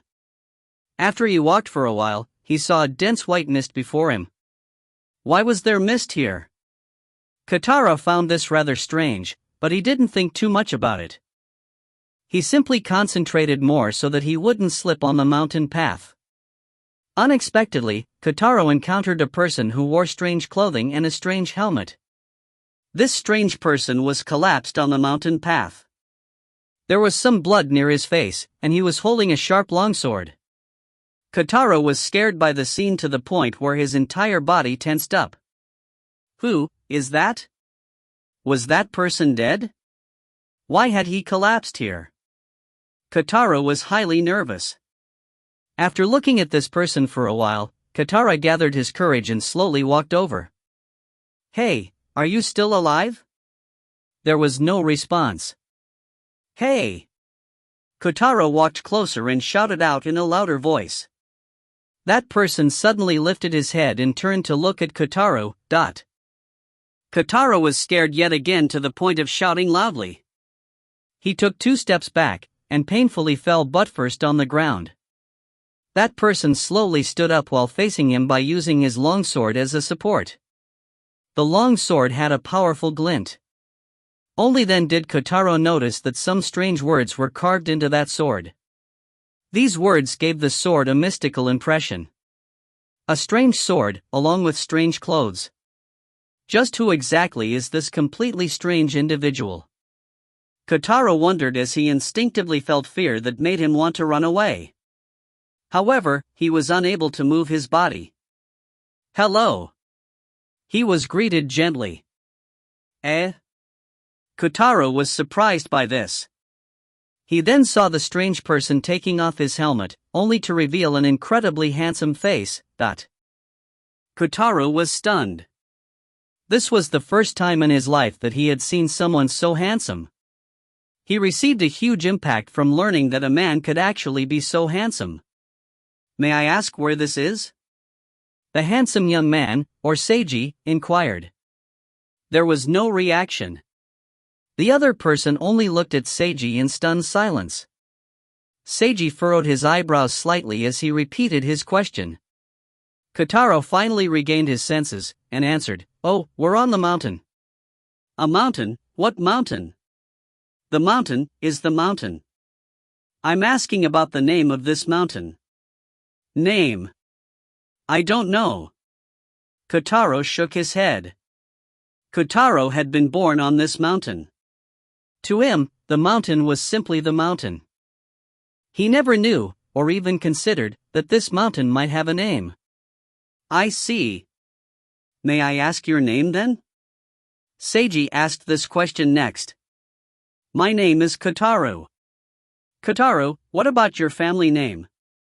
"Family name? Your last name." "I don't know what a last name is. My name is simply Kotaro. No last name." Seiji blinked. "Ah, sorry. My name is Harano." "Harano?" "That's right, Harano. Nice to meet you, Kotaro-san. May I ask where you were going?" Seiji put away his sword and offered his hand to Kotaro, who was still sitting on the ground. I'm going to the town to sell some coal." Kotaro hesitated for a moment, but still accepted Seiji's hand and allowed the other party to pull him up. "To the town? Are there many people in that town?" "Of course. I'd like to go there as well." "May I travel together with you?" "I suppose so. But, just who are you, Harano-san?" Seiji fell silent for a moment. "I am a Ronin who is lost. If you find any errors, ads pop up, ads redirect, broken links, non-standard content, etc., please let us know. Report chapter so we can fix it as soon as possible." Chapter 821, What is a Ronin? Chapter 821, What is a Ronin? Translator, Imperfect Luck Editor, Kurisu. Nin?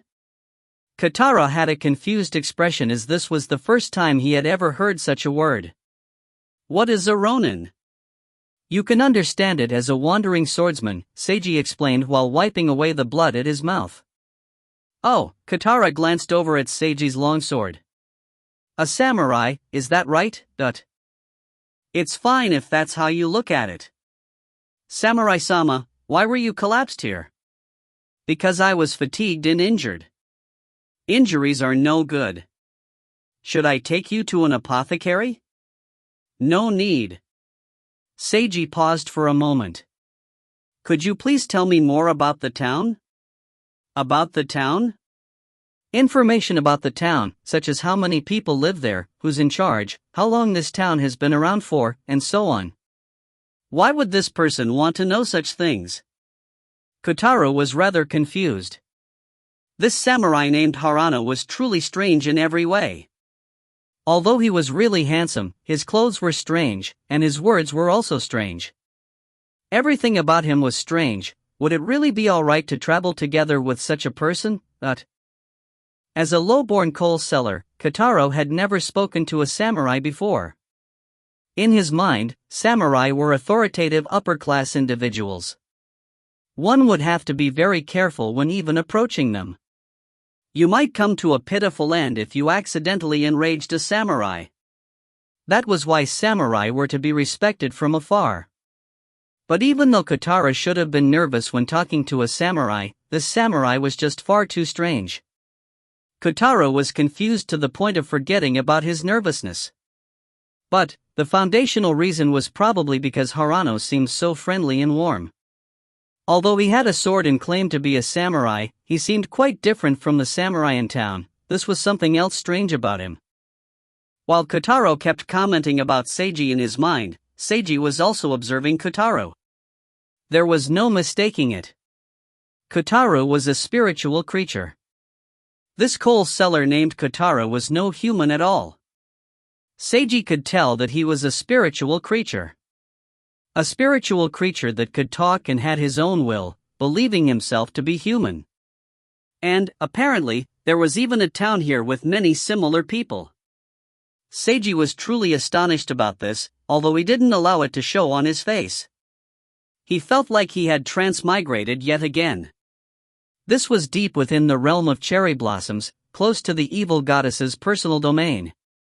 Why were things here like this? Seiji didn't understand. Kazuko was no longer with him. They had gotten separated from each other. He could only hope that she was alright. Seiji tried to use a spell to contact her, but failed. Was it that she was unable to enter? Had the evil goddess managed to stop her from entering? Or... Seiji stopped himself from thinking along these lines. If something bad happened to Kazuko, then he would load. But until he found out, he would first stay here to learn more about what was going on here.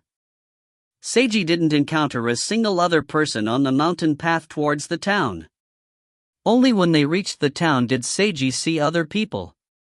As he expected, they were all actually spiritual creatures, just like Kotaro.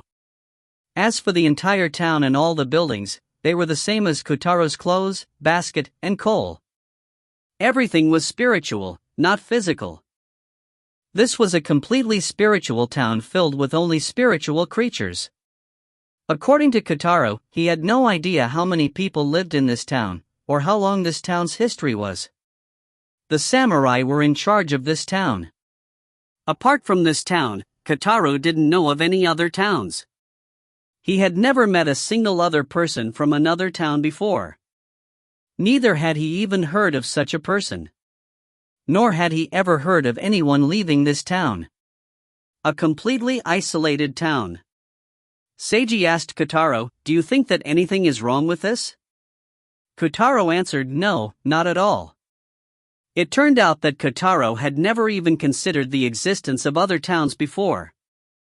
Although these spiritual creatures are intelligent and have their own will, they're rather simple, Seiji thought to himself. In the streets of the town, Seiji saw that all the other people were looking at him as if he was something strange, the same reaction that Kotaro had. To the people of this town, Seiji was unmistakably something strange as he was from the outside world. Kotaro said goodbye and went off to sell coal. Seiji was left alone on the street as he thought about what he should do next. Although Seiji was rather curious about how this town was created and maintained, the most important thing right now was his mission to rescue Shigeru's body. If the portal that Kazuko opened up for him was correct, then this was where Shigeru's body was located. Basically, Shigeru's body was highly likely to be somewhere within this town. However, this town appeared to be rather large. How was he supposed to locate Shigeru's body? Seiji walked around as he thought about things. He then suddenly saw a pack of samurai.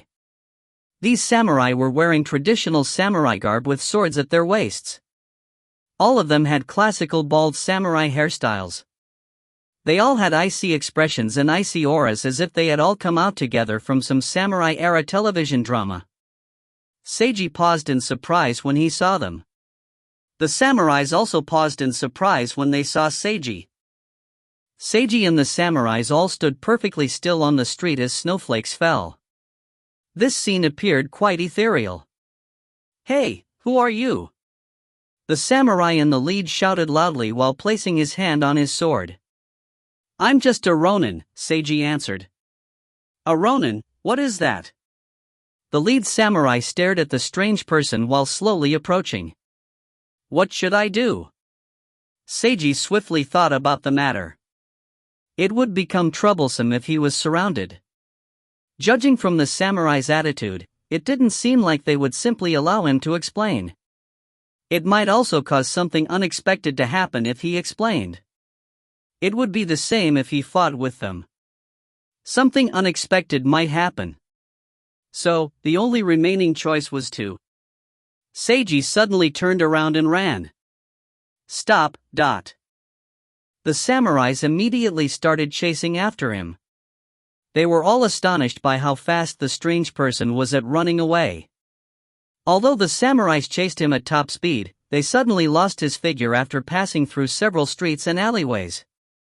The samurai leader panted for a while to catch his breath before angrily giving commands to search everywhere for the strange person. However, he didn't notice that the strange person was actually hiding on the rooftop right behind him. Seiji then swiftly ran off by jumping between rooftops. He finally dropped into an alleyway several hundred meters away. "Hey, maybe I have the talent to become an assassin," Seiji commented to himself.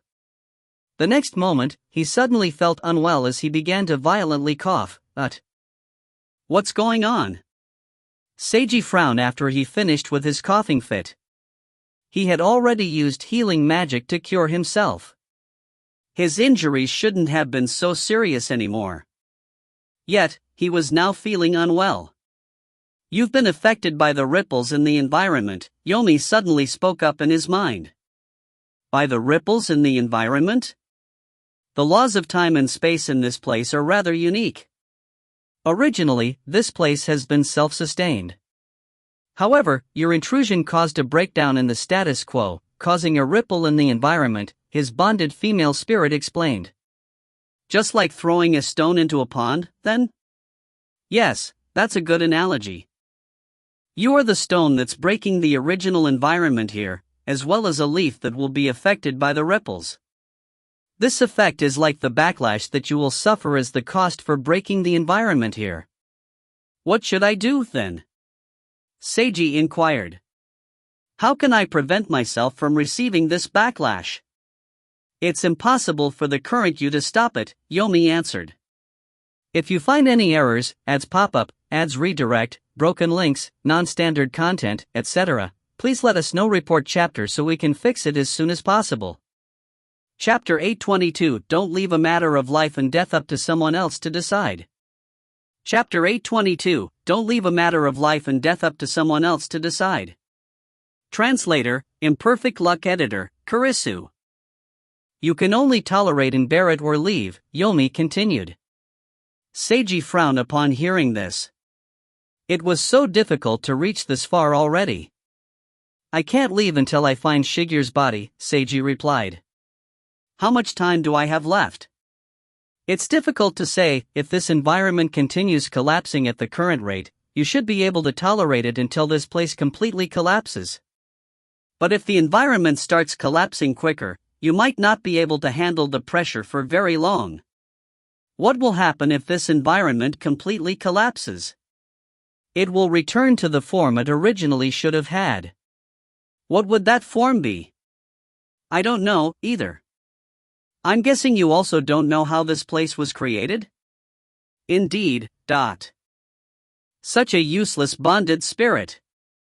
Seiji almost wanted to retort like that, but only in a joking manner.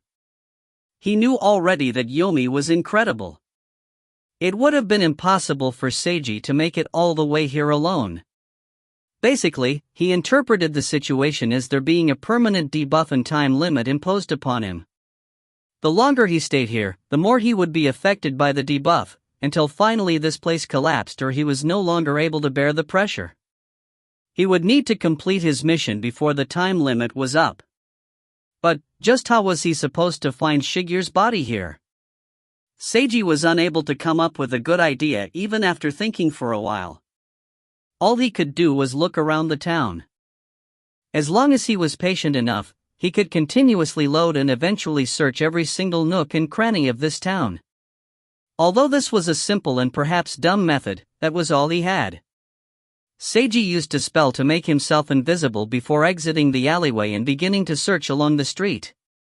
Katara heard some frightening news as he sold coal. The carpenter Saida and his entire family had died. All the adults and children in that family had been eaten by demons. Apart from them, several farmer families living outside the town had also been eaten by demons. Several dozen people had already died. Katara was scared after hearing such news. He became extremely worried about his own family. It was said that demons wouldn't appear in the daylight. However, Katara was still quite anxious and worried that he would see something terrible upon returning home. Many people bought coal today, so he finished selling coal earlier than he normally would. Katara then hurriedly returned home. He kept constantly increasing his pace as he walked, until he was basically sprinting on the mountain path back home. His mother, younger sister, and younger brother. Katara's family's faces kept swirling around in his mind as he panted while running on the misty mountain path. Finally, he saw his home. The door to his home was wide open for some reason. In such cold and snowy weather, it would be completely abnormal to have the front door wide open. The anxiety in the coal seller's heart reached a boiling point when he saw this. Katara got closer to his home and smelled something strange. "Mom," before he could even say anything else, Katara was stunned by the sight that he saw. Blood was everywhere. Clothes were ripped, and some people were collapsed on the floor. "Ah! Aha!" A shout of pain echoed through the mountains. Katara's mother and younger brother had died. Katara didn't want to accept this reality. Yet, the cruel scene was right before him. He shouted out with an endless amount of pain. He kept crying, yet nothing changed. It was impossible for crying to change what had happened. His younger sister was his only family member that was still alive. She had bled a significant amount and was very weak. She was on the verge of death. Although Katara had yet to completely accept what happened, his instincts of an older sibling kicked in and he started moving automatically. He hurriedly treated his younger sister's wound, and then carried her on his back down the mountain. He was going to ask an apothecary to treat his sister so that her life may be saved. "Don't die, Fuyumi, don't die." Tears kept streaming down Katara's cheeks as he constantly called out his younger sister's name. Since Katara was carrying a person on his back while running at high speed down a snowy mountain path, it was only natural that he ended up tripping and falling heavily. Fuyumi, Katara didn't even bother worrying about his pain as he immediately crawled up to check his sister's condition. However, Fuyumi lifted her head and opened her eyes, only to reveal that her eyes were now blood red. "Awah!" She let out a howl that didn't resemble human speech. Sharp fangs suddenly sprouted from her mouth, making her seem like a wild beast. "Me?" Katara was astonished at the sight. He saw his younger sister getting down on all fours. Her hands enlarged as her nails transformed into claws. She then pounced towards him. "Ah!" Katara instinctively felt afraid. His body automatically moved and tried to dodge. However, Fuyumi managed to viciously pounce on him and knock him over. The coal seller felt that he was about to die when he saw her fangs nearing him. "No! Fuyumi!" "No!" Katara resisted with all his might. He was quite strong from all his physical labor over the years, and succeeded in forcefully pushing his sister off of him. "Awah!" Fuyumi kept howling as she pierced through her brother's clothes and skin with sharp claws. "Ah!" Fuyumi! Kotaro was in extreme pain as he used his hands to forcefully push his sister away again. He then used a kick with all his might to kick her away. Yet, Fuyumi immediately pounced on him yet again. The coal seller was almost out of strength. He was unable to think of anything as he saw how his younger sister now had a face resembling that of a demon. All Kotaro felt was pain, sadness, and despair. He recalled the first time that he had seen his younger sister. She had been born in winter, on a snowy day like this one. His mother gently held onto the tiny baby, and his father told him, "From today onwards, you're an older brother. You need to take good care of your little sister." "Dad. I'm sorry." Kotaro gradually closed his eyes. The next instant, there was a loud thud. Kotaro suddenly felt the weight of his sister on his body was removed as he waited for death. Kotaro opened his eyes, only to see a samurai. This samurai was wearing white feathers on top of black clothing. He held a long sword in his hands, and his hair was tied up in a ponytail. He was incredibly handsome, to the point where he almost appeared androgynous. This was the second time in Kotaro's life that he had ever seen someone so handsome. This handsome samurai was slowly unsheathing his sword. His icy gaze was focused on the girl who collapsed on the ground a few meters away. "Awwa!" Fuyumi crawled up again and roared loudly as she viciously pounced once more. The handsome warrior instantly vanished, and swiftly reappeared behind the girl with lightning-fast footwork. He unsheathed his sword and pierced her straight through the back, viciously nailing her into the ground. Fuyumi let out a screech of pain as she furiously waved her claws helplessly. The handsome samurai had a cold expression as he started to move his sword, about to execute her. "Wait! Please wait!" Kotaro shouted out when he noticed this. "Milord, please don't. I'm begging you, please don't kill her, she's my younger sister." The coal seller kneeled on the ground and begged as tears poured out of his eyes. "She's the only living family member I have now, only her. My mom, my younger brother, they're all dead. I'm begging you, please don't." He constantly stuttered in his words as he begged with everything he had. All he wanted right now was for this samurai to spare his younger sister's life. The handsome samurai turned around and looked at him. "She's already become a demon. There's no saving her." No, she can be saved, she'll definitely be saved. I won't let her eat anyone. I will watch over her, and won't allow her to eat anyone, and I will find a way to save her." Kotaro did his very best to come up with an idea despite his lack of eloquence. He didn't want his sister Fuyumi to die, even if she had already become a demon. "I'm begging you. I'm begging you." The low-born coal seller's face was covered in tears as he kneeled down on the ground before the highborn and powerful samurai. The demon girl nailed to the ground by the sword was still struggling. The handsome samurai stopped focusing on the demon girl, and looked only at her older brother. "Don't leave a matter of life and death up to someone else to decide," he said in a low voice. "If you want to stop me from killing her, then try to kill me.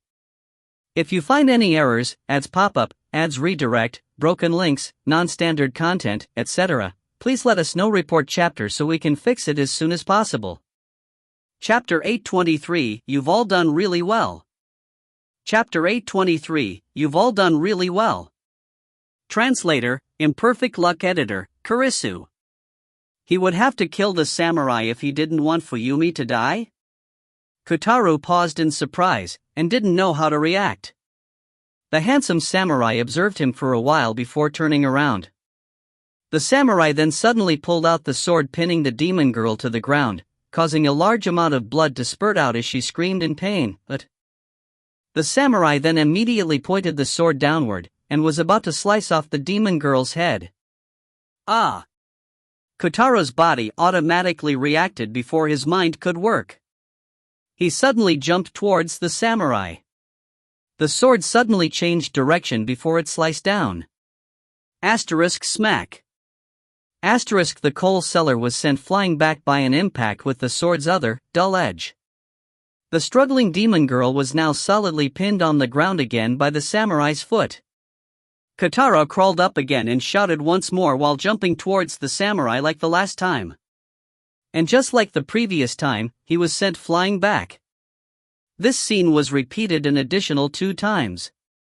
By the 5th time, Kotaro's legs suddenly gave out on him as he tried to crawl up again. He had now taken 4 heavy blows from the samurai's sword's unsharpened edge. His body ached all over, and his consciousness was hazy. He felt like he almost couldn't go on anymore. But he had to keep going on. He couldn't afford to collapse here. Otherwise, his younger sister would. Kotaro did his very best to struggle and stand up again. He attacked the samurai once again with an incredibly clumsy and unskilled attack. There was another loud smack as Kotaro was sent flying back for the 5th time. His consciousness then sank into darkness as he fell unconscious.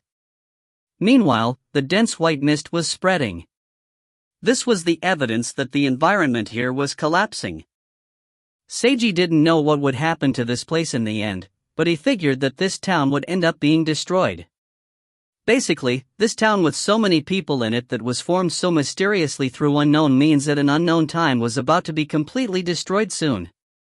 Seiji felt something move in his heart as he understood this. He was quite clear that the people here weren't actual humans. However, they really resembled humans. They had their own free will and individual thoughts. They lived just like humans did. Their will and thoughts might be rather simple and perhaps incomplete, but would that be reason enough to deny their right to exist? Seiji felt that it wouldn't. He didn't want to deny the people in this town their right to exist. He didn't want to harm them. However, they were all going to meet their doom because of his arrival. Yomi, is there any method to protect all the people in this town? There isn't. These undead are all able to exist only because of the special environment here. When this environment completely collapses, they'll all disappear, his bonded female spirit answered. You think that they're all undead? It's quite evident that they're not living spirits. That means they're all obviously undead. You are either the living or the dead. This was very simple and easy to understand. According to this description, wouldn't that also make you an undead spirit? Seiji inquired. Yomi chuckled lightly. Actually, it doesn't really matter what you call them. The important thing is that they shouldn't exist to begin with.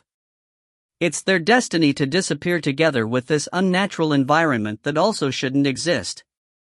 Even if you pity them, there's nothing that you can do, Yomi stated in a seemingly casual tone. Seiji fell silent. They shouldn't exist to begin with. This statement was far too ambiguous, far too cruel, and far too helpless. Seiji wanted to counter this statement. However, he also sensed that there would be no meaning in countering it. As a spirit, and as someone who wasn't human, Yomi was more closely related to these people than a human like him was. Even if she said that they shouldn't exist to begin with, she definitely wouldn't actually think that, as that would almost be the same as denying herself. If she didn't actually think that, why was she saying it? Seiji arrived at an obvious conclusion. Yomi was saying it for the sake of consoling him. Is there really no method at all? After a period of silence, Seiji tried to ask this again, unwilling to give up. His bonded female spirit didn't reply. That in itself was a type of reply. Seiji could only sigh as he looked all around. If there was nothing that he could do, at least he could try and remember this place the best he could. Not long after, Seiji saw a cherry blossom tree. Cherry blossoms weren't supposed to bloom in the middle of winter. Yet, this tree was filled with blooming cherry blossoms. Seiji also saw many other fully blooming cherry blossom trees, all in a neat row. Seiji instantly felt like he had discovered an important location. He followed the row of cherry blossom trees, and soon saw a bright red torii which was completely enveloped in dense white mist, giving it a holy yet ominous appearance. His goal was highly likely to be inside here. Seiji had such a feeling as he made his preparations. Right as he was about to enter the torii, he suddenly heard footsteps from behind him. Seiji turned around to hear a large number of footsteps approaching, as if a large group of people were all running. Not long after, many samurai appeared on the street. "Over there! Kill him!" The moment that the samurai saw him, it was as if they just found the most heinous criminal possible. All of them had expressions of hatred and rage as they simultaneously unsheathed their swords and surrounded Seiji. "My invisibility spell is no longer working." Seiji furrowed his eyebrows. Seeing so many samurais attack him, Seiji instantly decided to unsheath his sword and fight back. No matter what the reason for this was, it was a fact that he was now surrounded and under attack. Rather than having these samurais constantly chase after him, he preferred to deal with them right now so that they wouldn't become even more troublesome to deal with in addition to whatever waited for him inside that torii. While Seiji indeed felt pity for the people living here, he wouldn't be so soft-hearted as to not fight back when attacked for no apparent reason. "Die! Evil demon, dot!" The samurai shouted loudly as they attacked their target with all their might. Swords clashed as light reflected off all the numerous swords.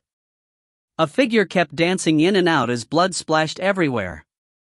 In just a single move, several samurais had been slain. The samurais were astonished by the evil demon's display of power. However, not a single samurai retreated as they continued fighting with their full might as their anger and hatred burned hot.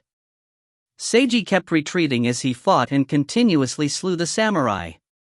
If he was in perfect condition, it would have been quite easy for him to deal with these low-level samurai. However, he felt great discomfort from all the fighting due to the backlash he was receiving from the collapsing environment. Soon, he began to uncontrollably cough. And then, a sword managed to strike a blow against him. Seiji had a personal barrier that managed to block this blow. But, after the first sword that managed to strike a blow came a second, third, and fourth blow. Seiji was already in great discomfort to begin with. He was angered by being constantly attacked, and roared as he viciously slashed in a whirlwind all around him, which sliced 3 samurais in half. Blood spurted everywhere as the snowy ground was stained red. This shocking scene of 3 samurais dying astonished the other samurais as they all stepped back slightly. "Don't be afraid.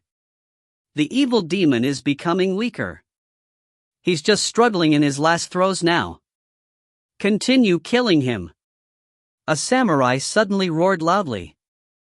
This restored all the samurais' morale as they launched another barrage of fierce attacks. Seiji continuously killed, and killed. He had long since lost track of how many samurais he killed here. At any rate, he killed all the samurai that attacked him. Indeed, perhaps he really was an evil demon in these people's eyes, as he was the one who brought destruction upon them. And right now, as he was fully covered in blood from having slain so many samurai, he indeed resembled an evil demon. This was a deathmatch between a demon and people. No pity was necessary. No kindness could be afforded in such a battle. Cough, cough, cough, cough, cough, cough. "Come at me." Seiji roared at the samurais to vent his emotions. Even he didn't know just what he wanted to vent. This wasn't good. However, perhaps this was also fine. Samurais kept dying left and right. Their corpses just about filled this entire street, which was lined with cherry blossom trees. All the snow and ground in the area had been stained red with blood. The last remaining samurai used all his force and succeeded in breaking Seiji's protective barrier. However, this final samurai was unable to injure the demon. Seiji blocked the sword with his armlet, and then stabbed the samurai right through the neck. The young samurai had an angry expression as he slowly collapsed while glaring at the demon. "You've all done really well." Seiji had no sadness, joy, anger, or pity in his voice as he calmly praised all the dead samurais around him. He then began to violently cough up blood as he kneeled on the ground with one knee and supported himself with his sword. If you find any errors, ads pop up, ads redirect, broken links, non-standard content, etc., please let us know. Report chapter so we can fix it as soon as possible. Chapter 824, True Demon. Chapter 824, True Demon. Translator, Imperfect Luck Editor, Kurisu. Kotaro saw light amongst the darkness. He slowly opened his eyes, only to see an unfamiliar ceiling. He then looked around, and instantly saw a beautiful woman who wore extravagant bright red clothing. She was currently sitting on the floor. Her long and silken soft black hair reached all the way to the ground. Her appearance was breathtakingly beautiful, to the point where the coal seller lacked words to adequately describe it. When she noticed his attention on her, her cold and clear gaze met Kotaro's, causing him to hold his breath without realizing it. "You're awake," she spoke in a gentle tone. "How do you feel?" Kotaro returned to his senses and was able to breathe again. He reflexively looked downward, avoiding looking at her face. This was because he instinctively felt that someone as low-born as himself looking upon such a beauty would be a type of desecration. "Good, very good." Kotaro forced himself to somehow reply. He then immediately remembered what just happened as he shouted his sister's name. "Fuyumi." "She's over there," the beautiful woman told him. Kotaro looked over in the direction she pointed to. He saw that there was a gigantic and mystical complex spell formation inside a large room.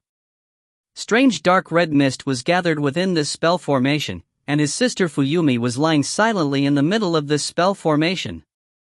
"Fuyumi!" Kotaro shouted as he crawled up. She stopped just barely short of transforming into a complete demon, the beautiful woman said to him. "To use an analogy, it's as if she's hanging onto the edge of a cliff. She'll fall down the cliff with even the slightest push. It's already a miracle that she can still maintain her human form." Her gentle words seemed to contain an irresistible convincingness. The coal seller instantly despaired upon hearing this. "Just what should I do?" Transforming into a demon is a catastrophe that the people living here cannot avoid. However, this catastrophe shouldn't have befallen your younger sister, the beautiful woman continued explaining. "This happened to your younger sister because a true demon has come among us." "A true demon?" Kotaro muttered. "Yes. This evil demon is completely different from us.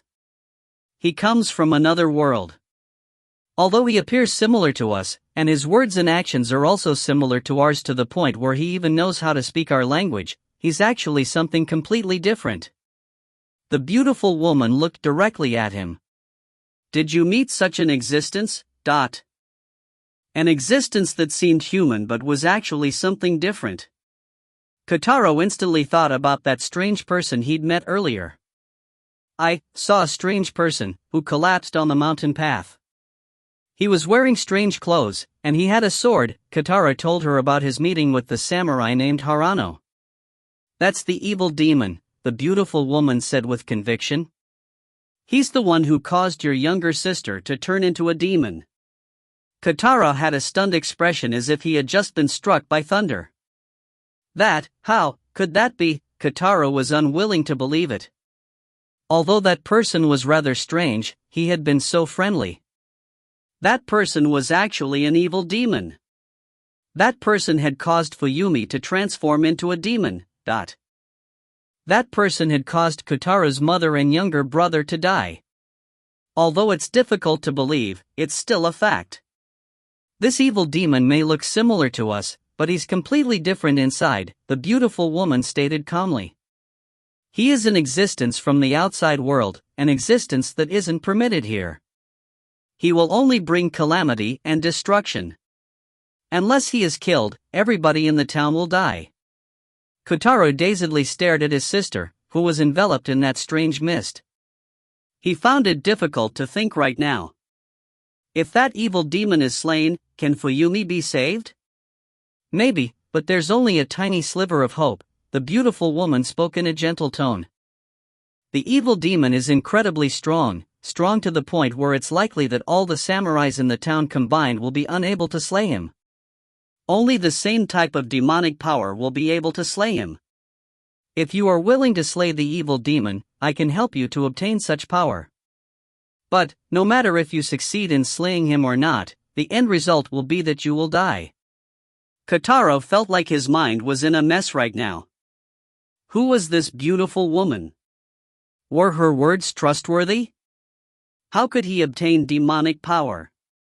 He had too many questions, and was unable to come up with any answers. He was only a coal seller. While he might not have been very rich, he had led a peaceful and ordinary life since he'd been born.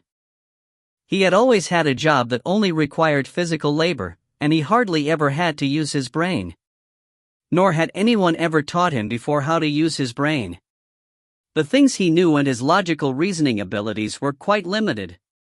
Everything that happened to him so far today was far beyond his comprehension. Kotaro the coal seller only wanted one thing right now. He knew that he absolutely had to protect his younger sister. This was a dying wish of his father who had died long ago. This was a very part of him that had embedded itself deeply into his instinct as an older brother's. He had to protect his sister. Even if she had already become a demon. Even if there was only a sliver of hope in saving her. Even if this sliver of hope would cost him his life. Please, help me obtain power. Seiji walked through the torii and arrived at a shrine. He saw a single samurai standing in front of the shrine. This samurai wore his hair in a ponytail, and had an extremely handsome, almost androgynous appearance. His beauty was on par with Hoshi's, but he had a different aura. If Hoshi could be described as resembling a cute girl, then this samurai resembled an icy maiden. Although he was by himself, his aura indicated that he was far stronger than all the samurais from before combined. Seiji didn't want to immediately fight, as he was still thinking about all the samurais that had just died. He wanted to try talking to this person. Hello? My name is Harano. May I ask for your name? The handsome samurai quietly observed him for a while before speaking up in a light tone. My name is Kungo. Nice to meet you, Kungo-san. Do you happen to know how this town was created? Seiji asked. The handsome samurai fell silent for a few seconds. Long ago, a village appeared here, he began telling his story in that same light tone. Everybody in this village lived their lives as if it was only natural. None of them realized that they had suddenly appeared in this world. Only one woman in the village realized this, and wondered why the village was suddenly born. She also wondered why she was the only one who had a much better understanding of everything than others, and why she had power that nobody else had. Finally, she decided to understand it all as a god's blessing. She constructed this shrine and started living here and dedicating herself to that god. As time passed, the village gradually expanded into a town. And then, one day, demons appeared. These demons devoured several people. The woman used her power to kill the demons, yet new demons constantly appeared. She used all the ideas she could think of. Yet, she was unable to stop the demons from appearing. There were always people that would transform into new demons. Finally, she understood that this was a destined calamity. After a long time of slaying demons, she became tired of the slaughter. And so, she used a portion of her power to create a unique individual, a single samurai who would slay demons in her place. As for the samurai, apart from slaying demons, he also trained some ordinary people so that they could also become samurai. Although the new samurai weren't as strong as the very first samurai, they were all very brave.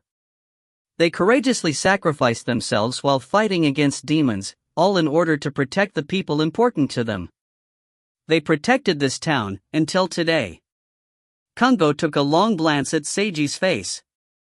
Today, an evil demon from the outside world arrived. If you find any errors, ads pop up, ads redirect, broken links, non-standard content, etc., please let us know. Report chapter so we can fix it as soon as possible. Chapter 825, Why do you fight? Chapter 825, Why do you fight? Translator, Imperfect Luck Editor, Kurisu. The samurais had all fought against the evil demon. However, every last samurai had been killed. This just happened a few minutes ago. Seiji remained silent. Tell me, Kungo asked a question after looking at Seiji for a while. Did any of them live? No, Seiji answered. Did any of them retreat? Not even one. Did any of them beg to be spared? Not a single one. All of them had fought heroically and were willing to sacrifice themselves. Very good. Kungo's mouth arched slightly upward in praise and pride. Seiji felt bad about Kungo's smile. But from Seiji's own standpoint, it was difficult for him to say anything. This Kungo was evidently the first samurai that he referred to in his story. Then who was this woman that he was talking about? This village, the villagers, the demons, the mysterious power here, the woman, and Kungo. All of them were a mystery. Can I ask the name of the woman in your story? Seiji inquired. You don't need to know. Kungo stopped smiling. I came here in order to save someone. He should be unconscious, and I believe that he's probably inside this shrine. Do you know about him? Seiji continued asking another question. Kungo didn't reply. Instead, he slowly unsheathed his sword. This was an evident signal that he didn't want to continue talking. All that remained was another fight. I'd like to ask one final question. Seiji looked directly at Kungo. Why do you fight, Kungo-san? The previous samurais had fought for the sake of protecting their town. They probably had no idea that even if they killed the evil demon, their town was still destined for destruction.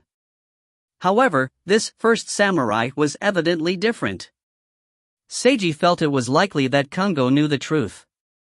No, Kungo definitely knew the truth. No matter if they fought here or not, this place would still end up being destroyed. Use the sword in your hands to learn the answer to your question, Hirano-san.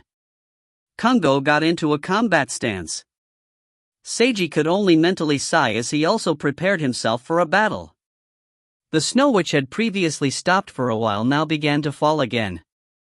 A snowflake slowly fell down onto the ground in between the two warriors, melding into all the other snowflakes. Kungo's figure suddenly vanished. Seiji managed to block Kungo's sudden stab. He then had to block a series of continuous attacks. The sound of swords clashing kept fiercely echoing in midair. They sounded almost melodical. As expected, this Kungo was far stronger than all the previous samurai. Seiji continuously retreated under Kungo's powerful attacks, barely managing to block while resisting his discomfort and urge to cough. But then, he accidentally slipped on the snow, causing him to go slightly off balance.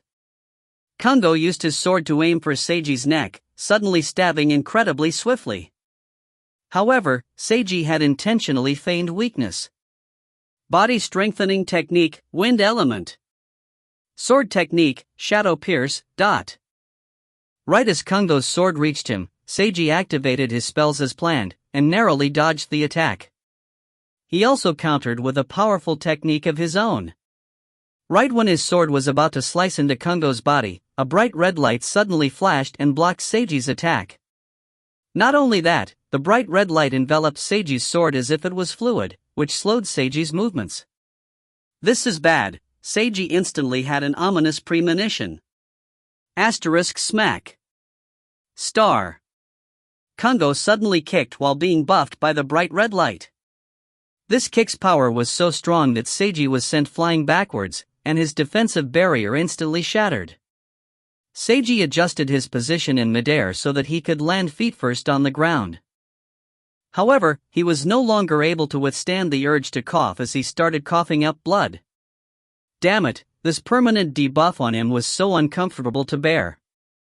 However, this was the price he had to pay for intruding and destroying someone else's world. Seiji looked over at Kungo. Kungo simply stood still and silently looked at him. Why didn't you continue attacking me? Seiji asked. I will next time, Kungo answered. This was a one-time only holding back. No more little tricks. Bring out your real skills. The incredibly handsome samurai had such an expression. Seiji understood. Originally, he had still been holding back because he figured that he might have to fight against that woman who was likely to be the final boss. But now, it seemed that he wouldn't even be able to defeat this first samurai unless he gave it his all. Seiji used his mana to cast a spell. Demon Suppression Bell. A gigantic golden bell materialized with a loud clang. This bell covered the samurai and evaporated all the snow in the nearby area. The next instant, a bright red light broke out from the bell. Kungo came out right afterwards, completely uninjured. He waved his long sword, gathering the red light as if it was water. All the red light focused on the direction that his sword was pointing at. Divine Blade, Wave Slash. Seiji did his best to dodge the attack. However, this attack had an incredibly wide area of effect, so he was forced to absorb a portion of the attack with his barrier. Seiji then suddenly noticed that Kungo had vanished. He felt a sense of extreme danger coming from behind. Defense Spell, Turtle Armor. Seiji realized that he would be unable to dodge the attack, so he could only defend the best he could. Asterisk Boom. Star. An even more powerful attack than earlier came for him. Bright red light came from below, and sent Seiji flying high up into the air as if he was a small flower being battered by a torrential wave. His defensive barrier almost completely collapsed. Kungo stepped on his flowing red light, and elegantly soared past Seiji, higher into the sky, as if he was surfing. Kungo then lifted his sword, and gathered even more swirling light, preparing an even more powerful attack. Divine Blade, Thunder Slash, Dot. Kungo slashed, summoning a red thunderbolt that descended from the sky. This thunderbolt seemed like a soaring red eagle that was about to tear apart the tiny prey before it. This attack would be impossible to block. Seiji instantly came to such a conclusion. It would also be impossible to dodge. He could only activate some of the limited use per day abilities that he had been saving up until now. Boom, the red thunderbolt struck Seiji directly. Luckily, Seiji activated a certain ability, which managed to block off most of the thunderbolt's power in time. He could only grit his teeth and bear the rest of the thunderbolt's power himself. The next instant, Kungo noticed that his opponent was evidently still alive despite being in wretched condition. So, he swiftly assaulted Seiji from midair, gathering more light on his sword for another attack. Good. A powerful glint appeared in Seiji's eyes. This certain ability that he had activated would last for less than 1 minute. That was why he was more than happy to see Kungo voluntarily getting closer. Seiji combined that certain ability with some more limited use per day abilities that he had yet to use. Seiji used some of the first abilities that he had gained. Bullet Time, Activate. Light which dissipates darkness from the brink of despair, activate. After using this ultimate recovery ability from Hoshi's character reward card, Seiji then would show Kungo the ability he had used to dispel the Thunderbolt, Ultimate Performance, from Chiaki's character reward card, which could use any ability that he could think of from his imagination. Imagine Breaker, the right hand that could dispel anything magical in this world. Seiji also combined Imagine Breaker with his Lightning Strikes, Swift Punching technique. Kungo suddenly saw numerous powerful lights viciously pouring at him before he could pierce through his opponent. These lights were actually super fast fists, too fast for the eye to see. Bam, bam, bam, bam, bam, bam. A quick succession of collisions could be heard. Kungo found to his astonishment that his personal power was actually being broken through by this light. All of these fists of light hit his physical body directly and caused him damage. Oh ha! Seiji shouted loudly as he furiously punched as fast as he could. He ignored Kungo's sword completely, and punched until Kungo's movements became distorted. Kungo's body also became distorted. Finally, Seiji stopped punching, and used his long sword again for a vicious stab. The sword pierced right through Kungo's chest and his entire body, drawing much blood. Kungo was sent flying down towards the ground. Seiji descended after him. While Seiji landed steadily on the ground, Kungo arced through the air and crashed into the roof of the shrine, breaking the roof and dropping right down into the shrine. Inside the shrine, Kungo tried to force himself to stand up, but he was unable to do so. He spat out a large amount of blood, and kneeled on the ground. He'd never expected that he would lose just like this. The light in his eyes gradually faded as he looked at the sword piercing through his chest. Various memories flashed through his mind. In the end, all he could think about was how a certain extravagantly clothed beautiful woman smiled towards him. "I'm sorry, master." While kneeling, Kungo bowed in order to apologize. "Thank you for everything so far. Your useless servant will be saying goodbye now. If you find any errors, ads pop up, ads redirect, broken links, non-standard content, etc., please let us know. Report chapter so we can fix it as soon as possible. Chapter 826, Kill Me. Chapter 826, Kill Me. Translator, Imperfect Luck Editor, Kurisu. Seiji felt like he was almost about to die. More accurately, he felt like anyone who came along right now would easily be able to kill him. This was because he was in extreme pain as he constantly coughed to the point where his body had no energy left in it. Luckily, his opponent didn't come over. His last attack just now had either killed or seriously injured Kungo. Seiji felt that he had been lucky. If it wasn't for Kungo deciding to attack him at melee range, allowing Seiji to counter at close distance, this battle would have been truly difficult. Either he would need to load, or he would have to start using one-time consumable items. After quite a while, Seiji finally managed to somewhat recover as he slowly stood up. He discovered that the mist in this area had become even denser and chillier.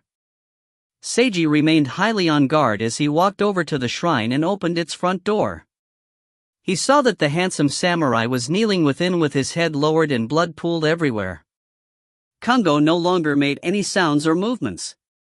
Seiji felt no joy from victory upon seeing this scene. He could only remain silent. Seiji walked over and slowly withdrew his sword from Kungo's chest. As Seiji looked at the blood on his sword, he felt that this blood was truly irritating to behold. This wasn't real physical blood. Kungo wasn't an actual human. Still, those would be no reasons to kill him. Seiji felt that he hadn't done anything wrong. He couldn't afford to show compassion. Neither had Kungo done anything wrong. This was just how things were. Seiji suddenly felt a powerful killing intent. Even though he didn't see anything yet, he could sense it. A certain powerful existence was approaching while emanating tremendous killing intent. "I'll die." Seiji's survival instinct was warning him of immense danger. "I'll have to either escape or load." Seiji instantly came to such a conclusion. Staying here to fight such an existence in his current state would only lead to death. Was this existence the woman that Kungo had spoken about? Seiji felt this was highly likely. He took a deep breath and exited the temple. Even if he ran away or loaded, he wanted to first see what this woman appeared like. If at all possible, he would try talking to her in order to obtain some information. Seiji imagined various appearances that she might have. Perhaps she would be a mighty female warrior, or maybe she would be a beautiful woman wearing shrine maiden attire. However, the identity of the person who arrived was far beyond his expectations. Kotaro-san. Seiji was astonished upon seeing that it was the first person that he had met after arriving here. The coal seller's clothing was colored in blood. Dark circles were around his eyes, and his eyes were giving off a blood-red light. There were also strange faint black runes on his face. Kotaro gave off an incredibly powerful aura filled with killing intent. "Why are you here?" Seiji asked, wondering just how Kotaro had become like this. Kotaro didn't answer. The coal seller suddenly raised his hand, creating dense dark red mist, which formed a giant claw that slammed towards Seiji. There was a tremendous explosion as the ground shook, and snow was sent flying everywhere from the impact. Seiji had managed to dodge this attack with the help of the buff effect from his bullet time. He knew that he would have been instantly killed if that attack had landed a direct hit. Kotaro was now incredibly powerful. Kotaro, although Seiji reflexively raised his sword, he truly didn't want to fight Kotaro. Seiji hadn't hesitated in the slightest when fighting against the samurais or against Kungo. However, it was different with Kotaro. Kotaro was only a simple coal seller. He was an ordinary person who shouldn't have had any combat ability. Someone else or some outside force had transformed him into this state. Seiji wanted to know what had happened. He didn't want to attack Kotaro, who had been just a normal person previously. Yet, 2 additional giant claws formed and attacked him. Boom, boom. Kotaro! Stop! Seiji shouted out after dodging the second wave of attacks. Cough, cough. I don't want to, fight against you, Harano, Kotaro's expression was distorted as if he was in great pain. Why? Why what? Why did you kill my mom and younger brother? Boom, boom, boom, boom. Giant claws kept smashing at him. Seiji managed to wretchedly dodge them all at the last possible instant. I killed your mom and younger brother? It's you. It's all because of you. You evil demon, pretending to be a human. The coal seller roared as he released as much power as he possibly could. This was a power that would cost him all of his life force. I didn't. Seiji shouted in response. I'm not an evil demon. I only came here to save someone. I'm a real human, different from all of you undead spirits. I'm a flesh and blood human, I'm not an evil demon. All of you are the actual demons. Seiji really wanted to shout all of this loudly. However, he was unable to do so. No matter what reason or noble purpose he had, it was a fact that he had brought destruction to this place. So, he was indeed an evil demon in Kotaro's eyes. There were no excuses that he could give. Damn it all. Damn it, damn it, damn it, damn it, damn it, damn it all. Seiji could only furiously roar in his heart. Yet, he could only close his mouth and remain silent. I didn't want things to be like this. I truly didn't want things to be like this. If there was a method to protect this place without harming a single person, I definitely would have done so. But, there was no other way. Seiji's vision became hazy. This was because tears were now clouding his vision. The next instant, 4 giant claws simultaneously attacked him. Seiji managed to dodge them all. However, his hazy vision made it so that there was a blind spot in his vision. *POW. Star. Seiji was knocked flying by a 5th giant claw that he hadn't noticed. Seiji was sent flying through the shrine walls, all the way through to the other side of the shrine. Cough, cough, cough, cough, cough, cough, cough, arg. Seiji dropped his sword, and his helmet fell off. He crouched on the ground while coughing violently and spitting up a large amount of blood. His entire body trembled severely. Harano, evil demon, Kotaro walked over with black mist swirling all around him. There was a faint shadowy figure behind him, which resembled both a demon's and a human's shadow. Cough, cough, you're the one who looks more like a demon right now, huh? Seiji had tears in his eyes as he looked at Kotaro. However, he mysteriously had a weak urge to laugh. He'd never expected that after having defeated such a powerful samurai, he would lose to an ordinary person. Even if Kotaro was no longer ordinary. However, wasn't this how stories always went? The hero who managed to slay the evil villain in the end would almost always start out as an ordinary person. This was just another story just like in the clichés. An incredibly cliché story about a hero defeating an evil demon, that was all there was to it. Come. Kotaro, Seiji wanted to get up, but was unable to do so. Thus, he simply sat on the ground. Kill me. Take your victory. Without a doubt, you are the hero of your story. But, this will be the only time. Next time, I'll. Wah-ha! Kotaro roared furiously in a way that also seemed like he was crying painfully. He released countless giant claws that seemed to cover the entire sky. Seiji calmly watched all of this happen. Right now, he didn't know what he was feeling. Nor did he want to know. He only wanted to know if the coal seller would be satisfied with this. If the answer was yes, then maybe he had managed to bring salvation to at least a single person before this place was destroyed. Seiji smiled while looking directly at Kotaro's tears. Harano, Kotaro looked at him with great hatred. Yet, a flash of something else shone in his eyes. All of the giant claws simultaneously crashed down. Seiji prepared himself to activate bullet time for one last time so that he could load at the final instant. However, his bullet time ability wouldn't activate. Boom, boom, boom, boom. The dark red claws seemed to cover the entire ground as if an immensely dense bloody red had tainted the entire world. Kill, kill, the coal seller muttered repeatedly in a low voice. If you find any errors, ads pop up, ads redirect, broken links, non-standard content, etc., please let us know. Report chapter so we can fix it as soon as possible. Chapter 827 Live as a Human, Die as a Human. Chapter 827 Live as a Human, Die as a Human. Translator, Imperfect Luck Editor, Kurisu. Seiji didn't die. For an instant, he thought that he was truly about to die.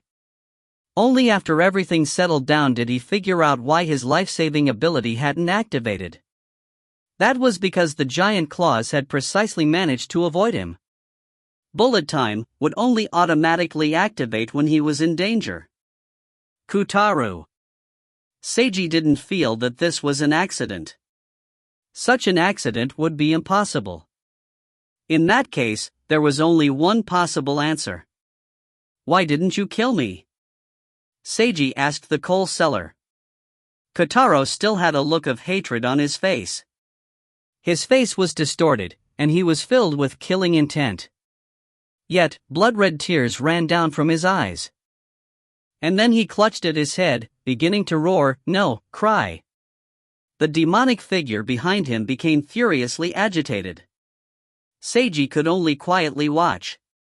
All the giant claws transformed into mist and dissipated. The mist in the entire area became even denser, to the point where the shrine was becoming difficult to see. No, the shrine itself was also transforming into mist. This entire world was collapsing.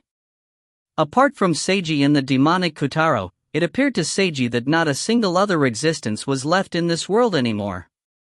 Seiji noticed that Kungo's body, which should have still been inside the shrine, had disappeared as well. Had he disappeared into mist, or? No matter what, everything was now ending. Seiji walked over to the coal seller who was crying tears of utter sadness. Kotaro, Seiji called out the coal seller's name. Seiji then went up close, opened up his arms, and slowly hugged Kotaro. Harano, why? Kotaro didn't reject Seiji's embrace. Instead, he kept crying as he asked a question. Why did everything become like this? Why did my mother and younger brother die? Why did my younger sister turn into a demon? Why is it necessary to kill? Kotaro couldn't understand. Although he felt that the beautiful woman from earlier wasn't lying to him, he still didn't understand. This Harano person didn't seem in the slightest bit like an evil demon to Kotaro. If this Harano is an evil demon, then what am I? What is a demon? What is a human? Why do humans turn into demons?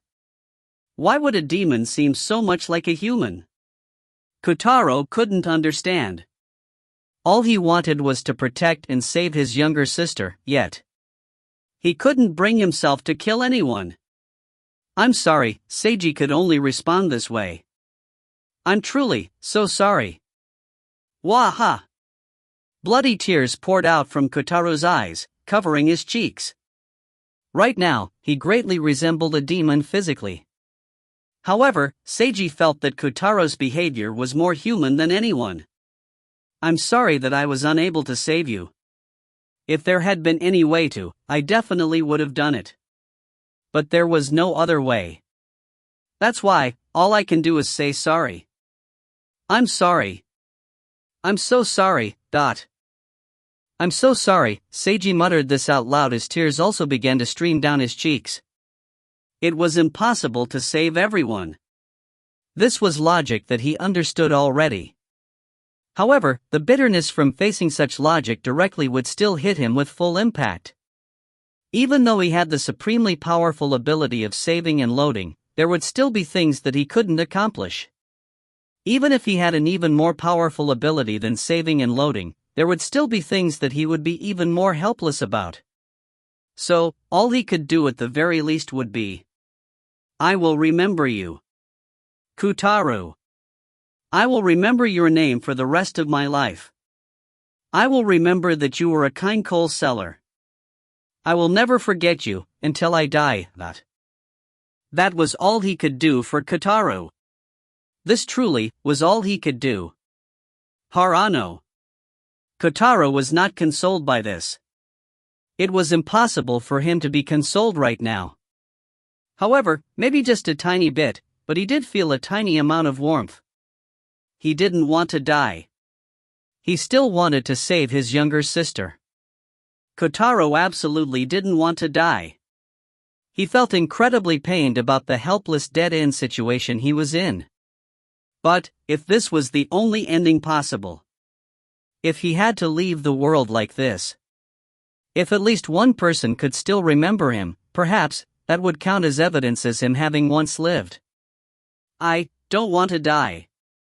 Kotaro clutched onto Seiji even tighter and cried loudly. "Yeah," Seiji responded. "I also don't want my younger sister to die. I want her to become human again, so that she can live a good life. Yeah. My mom, my younger brother, they didn't do anything wrong, they shouldn't have died. Yeah. That person told me to kill you, but I couldn't bring myself to kill you in the end. Yeah. You are a very kind person. Even though you became a demon, you're still human. Kotaro, you lived as a human, and you died as a human." Seiji hugged Kotaro tightly and listened to every single of Kotaro's dying words, memorizing everything. Finally, the coal seller was no longer able to say anything. Kungo slowly opened his eyes. He felt that something was wrong with himself. No, not just something minor. Something was majorly wrong, but his body felt completely different. He didn't know how to describe it. To use an analogy, if his previous body felt like snow, then his current body felt like water. His body was now heavier, more physical, and possessed a different power. The only problem with his body was that it was missing its left hand. He couldn't feel his left hand, this body didn't have a left hand. And then, Kungo understood what happened to his body. Or, more accurately, what had been done to him. "Master, why?" he asked the extravagantly clothed beautiful woman in front of him. This black-haired woman smiled gently while looking at him. "You have always called me master. Yet, I have never viewed you as a servant, never. I created you. You will live on even after I die. You are my son. Isn't it only natural for a mother to want her son to live on during a life and death situation?" Kungo was absolutely astounded. He never knew before that his master had viewed him in such a way.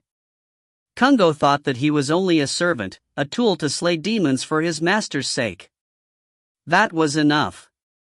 He didn't need anything else, he had never desired anything more. He would do anything that she desired, even if she commanded him to die. He had been born because of her. He considered it his destiny to die for her. Kungo had never tried to go against what he viewed as his fate. He was even happy with it. He felt that he was truly blessed to have such a fate in comparison to others who only lived for the sake of being alive. Yet, his master had. No. I don't need to live on. Master should. I have already lived, the beautiful woman told him. I've finally remembered my past when this small closed-off world started collapsing. I had once been human, a real, living human who experienced an entire life in the real world. Although that world is countless times larger than this one, there are still many similarities, such as things that one is helpless about. It's impossible to change your personal background, there are things you must do, there are cages that are inescapable, and inexorable fate. I have lived already. I have experienced life, and I died while feeling pain, anger, sadness, hatred, and helplessness. I have no need to experience life once again. Rather than living in that so-called real world, my days here in this fake paradise were far happier and more peaceful. That's why, this is more than enough for me. I will die here, for the second time. And you have yet to truly live, so please go in my place to the real world. Perhaps the real world has become a better place. Or, perhaps it has become a worse place. Please come tell me about the real world when you finally die in the future and meet me again. Master, Kungo widened his eyes in panic because he was witnessing his master gradually transforming into mist. Goodbye, my child. The woman smiled and bade him farewell. Please live well in the real world. Although things might be really difficult, please live as happily and blissfully as you can. But no. Master, I don't want to. Please take back this body. Kungo grabbed onto the woman, but she was now transforming into mist at an even quicker pace. Finally, let me tell you the truth, I actually don't like this body that I gave to you. First of all, he's male. Second, he's missing a hand. Third, he's probably, the woman then stopped. Forget it, there's no need to tell you. Kungo, here is my final command for you. Please continue living on as well as you can to the best of your abilities. No. Master. The samurai Kungo shouted in the greatest agony possible in this new and unfamiliar body of his. If you find any errors, ads pop up, ads redirect, broken links, non-standard content, etc., please let us know. Report chapter so we can fix it as soon as possible. Chapter 828, Picked Up a Priceless Treasure. Chapter 828, Picked Up a Priceless Treasure. Translator, Imperfect Luck Editor, Kurisu.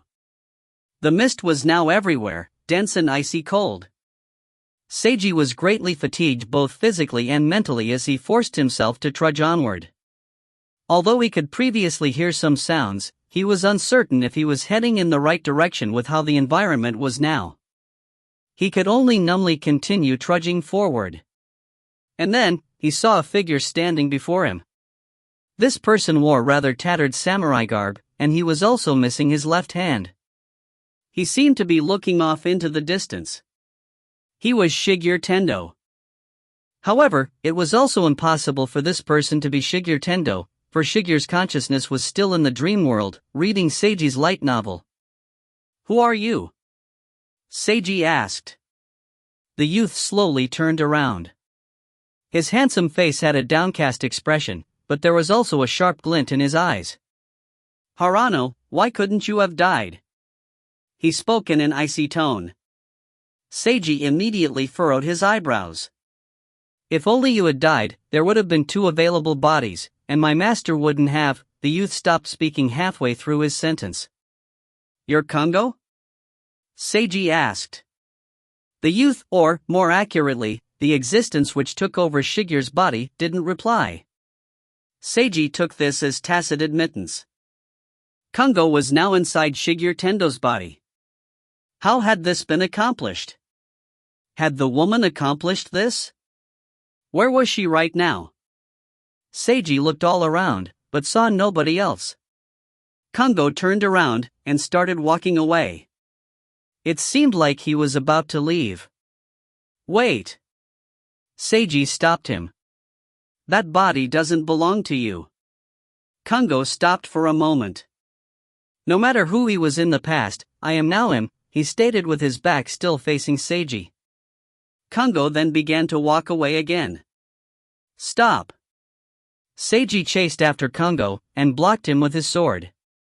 You need to return that body, Kungo. Kungo glanced sidelong at Seiji with an icy expression. What if I refuse? Are you going to kill me?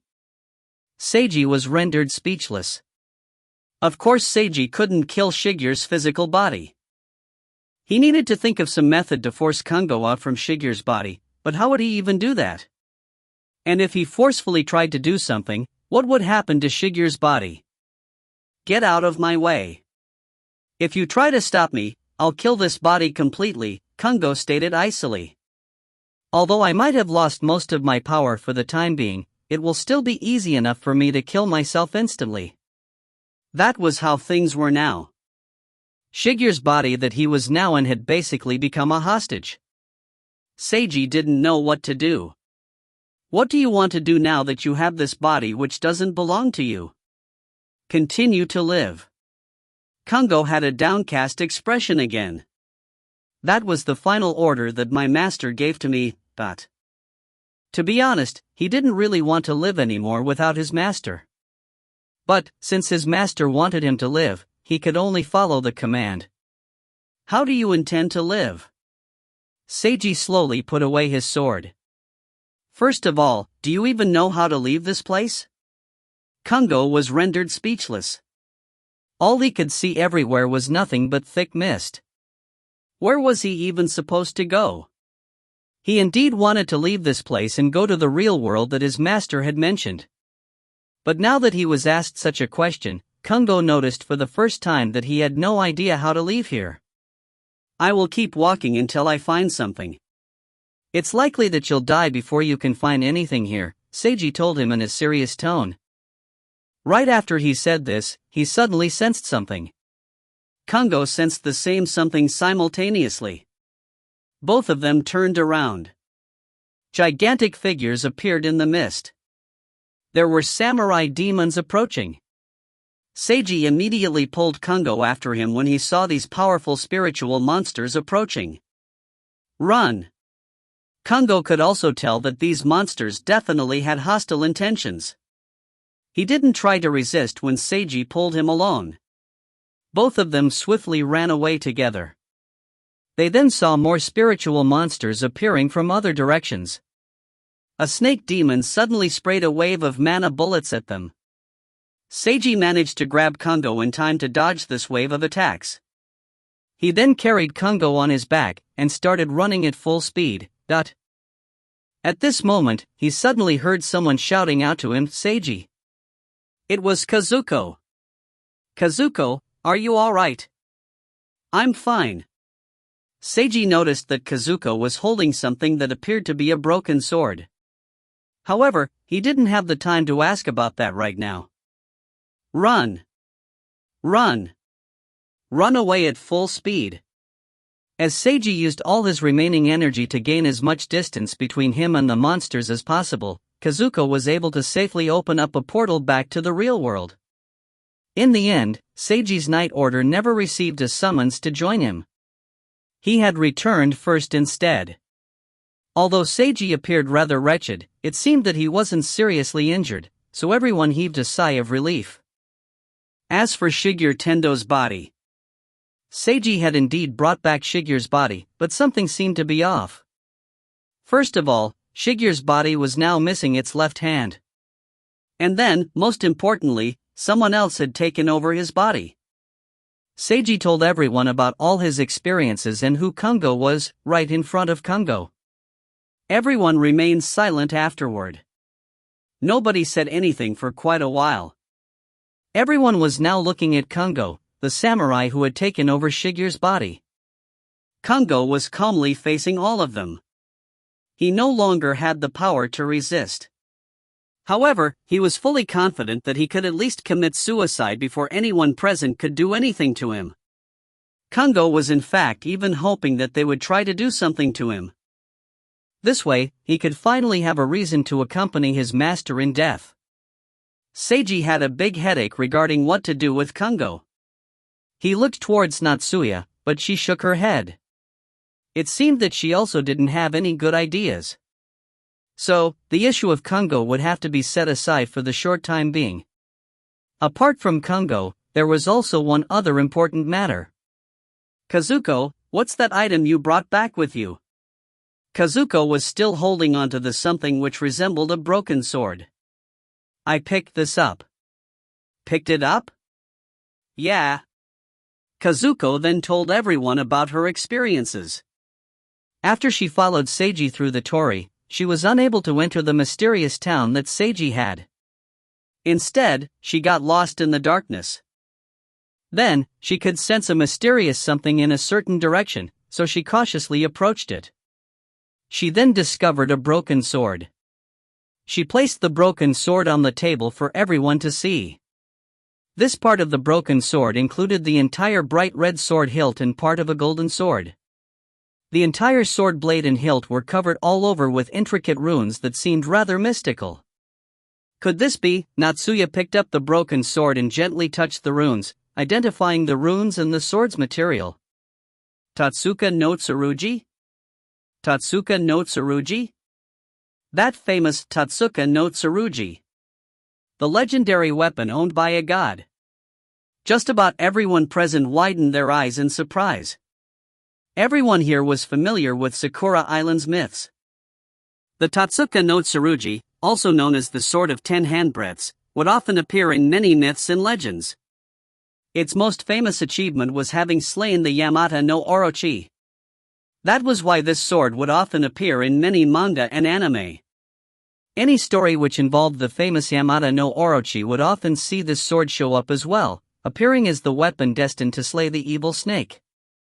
Some people believed that the Yamata no Orochi had been instead slain by the Aim no Murakumo no Tsurugi, the sword which was later renamed Kusanagi, and became one of the three major mystical artifacts of Sakura Island alongside the jewel Yasukani no Magatama and the mirror Yata no Kagami. However, that would be a mistake. The Kusanagi had actually been discovered inside the Yamata no Orochi's body, much like how slaying a boss in a video game would reward one with some top-level equipment. Seiji suddenly began to wonder if this historical incident had been the inspiration behind video game designers making bosses drop equipment upon death. At any rate, the Tatsuka no Tsurugi was still an unbelievable divine weapon that even ordinary people knew was incredible. Of course, everyone would be astonished when Natsuya identified the sword. The student council president blinked as she saw everyone else's reactions. Don't misunderstand. I'm not referring to the divine weapon Tatsuka no Tsurugi. The Tatsuka no Tsurugi is also used as a common name for spiritual artifact swords of this length. Basically, these Tatsuka no Tsurugis can be reproduced as artifacts to help spellcasting. Natsuya placed the broken sword back on the table. Even a single Tatsuka no Tsurugi will still be a top-level spiritual artifact. They're very precious, and highly difficult to craft. I have never even seen a real one before. That's why I'm not absolutely certain if this broken sword is one or not, but I feel that it is. We'll have to find an appraiser in order to get a more certain evaluation. A spiritual artifact, why would Kazuko have picked up such an item deep within the realm of cherry blossoms? Why would this spiritual artifact appear there? Why was it broken? What was it used for there? Seiji furrowed his eyebrows as he asked several questions. It might be something left behind from a failed ritual or spell, Natsuya explained. If the spell was successful, then this artifact shouldn't have broken. Since Tatsuka no Tsurugis are incredibly expensive, I doubt that any faction out there would use one as a consumable item, probably. Expensive? What's the price for buying one? I'm not sure about the exact price that they go for on the market, but I think that it would be at least 3 billion sakuras for a single one. 3 trillion sakuras. Just about everyone was astonished yet again. This broken sword on the table was worth 3 trillion sakuras? At the very minimum. Kazuko had practically picked up a priceless treasure. If you find any errors, ads pop up, ads redirect, broken links, non-standard content, etc., please let us know. Report chapter so we can fix it as soon as possible. Chapter 829 Remnant Souls. Chapter 829 Remnant Souls. Translator, Imperfect Luck Editor, Kurisu. Whoops, it was time to calm down. Although the Tatsuka no Tsurugi was apparently worth 3 billion sakuras, that would only be when it was in pristine condition. This one was obviously only a broken one, so of course it wouldn't be worth the same price. 1.5 billion, then? That would be foolish to expect. Something broken would be completely different from a complete and usable item. For instance, maybe a famous painting would be worth millions, but even that would become nothing more than worthless scrap paper if it was torn apart. Perhaps that was why Natsuya remained calmer than everyone else here. Although she was also the daughter of a rich family, 3 billion sakuras would be a tremendous amount even to her family. If this broken sword still had such value, it was unlikely that she could still remain so calm. After their astonishment passed, everyone figured this out on their own, and calmed down as well. Still, they were still somewhat excited. This sword was still something so precious. Even if its remaining value was still only 1%, that would still be 30 million sakuras, an incredible find. So, how much would this broken sword be actually worth? Seiji asked Natsuya this question that everyone was thinking about. She replied, I don't know. In its current condition, it's probably only worth the base materials used to craft a new one. I wouldn't know how to calculate its current value. Alright, so it turned out that Natsuya didn't know about everything in the spiritual society after all. So if this was really left behind due to a failed spell, what type of spell would that be? Why would it be left behind in the realm of cherry blossoms? Seiji continued asking questions that he considered to be critically important. Any spell that requires a Tatsuka no Tsurugi will be a major large-scale spell or ritual. It will definitely be extremely important. As for the type of spell, that's hard to say because this spiritual artifact's main effect is simply to support large-scale spells, so it can be used for all sorts of spell formations, Natsuya explained. If I had to guess, the greatest possibility is that it was used for a sealing ritual. That's because the original purpose of the Tatsuka no Tsurugi was to eliminate and suppress demons. It was invented for the purpose of dealing with powerful demons. A sealing ritual. Perhaps to seal away the realm of cherry blossoms? Could this be something left behind by Soul Society after a failed sealing attempt? That seemed possible. However, Seiji came up with another possibility that he considered more likely. Perhaps the spiritual artifact sword didn't actually belong to Soul Society. Maybe it belonged to the Tendo family instead. He had obvious evidence to back this up: Shigeru Tendo's body. This sword had been found near Shigeru's body. Seiji felt that this was no simple coincidence. Perhaps, this was the concrete evidence that the Tendo family was secretly connected to the realm of cherry blossoms. When he realized this, he felt that it was time to call his older sister Yui. Capturing the target, Kuran Tendo, didn't go very well. But at least it succeeded in the end. Next up would be interrogation. However, this wouldn't be done by Yui, so she was able to rest for a while. At this moment, she received a call from Seiji. Something flashed in her eyes as she listened to her younger brother's report. Her younger brother had given her a great surprise once again. I'll immediately head over to your current location, she said instantly, and hung up after Seiji finished his story. With how Yui didn't say a single extra word and wanted to come over immediately, Seiji realized that he had indeed been immensely lucky. No, more accurately, Kazuko had been the immensely lucky one. When considering the value of this broken sword, he would need to reward Kazuko correspondingly. Seiji glanced at Kazuko for a while before he finally picked up the broken sword for the first time to check it out. He suddenly received a system notification as words appeared before him. You have obtained a mystical item that contains inner world essence. You may use some points to absorb the inner world essence. Would you like to absorb inner world essence? Inner world essence? Seiji's gaze sharpened as he read this sudden unexpected notification. What on earth was this new term? Was this related somehow to the inner world crystals? Why could he absorb this essence? What would happen if he absorbed it? Various questions popped up in his mind. However, his system remained as eternally silent as always. All it did was offer him the options, yes and no, on whether he wanted to absorb the essence or not. He didn't know what would happen if he absorbed the essence, but since his system's options were usually beneficial, he decided to try. Seiji immediately chose the yes option. He then saw a progress bar on the absorption, which also listed how many points he was using up. Seiji simultaneously felt something flow from the broken sword through his arm and into his body. This warmth made Seiji's body begin to heat up as the warmth started flowing within him. It felt slightly discomforting, yet also slightly good. Seiji could faintly feel something deep within him becoming slightly stronger. As the progress bar for absorption swiftly increased, the number of points he used up also increased at a shocking rate. Luckily, this absorption soon finished. In the end, it cost him 392 points to absorb all the inner world essence from the broken sword. He had spent almost 400 points just like that. And what he obtained in exchange was absorption complete. The spirit house now has a new room, the soul room. The soul room can be used for storing and saving spirits and souls. Every day, the soul room will produce and store mana. You may obtain additional mana from the soul room.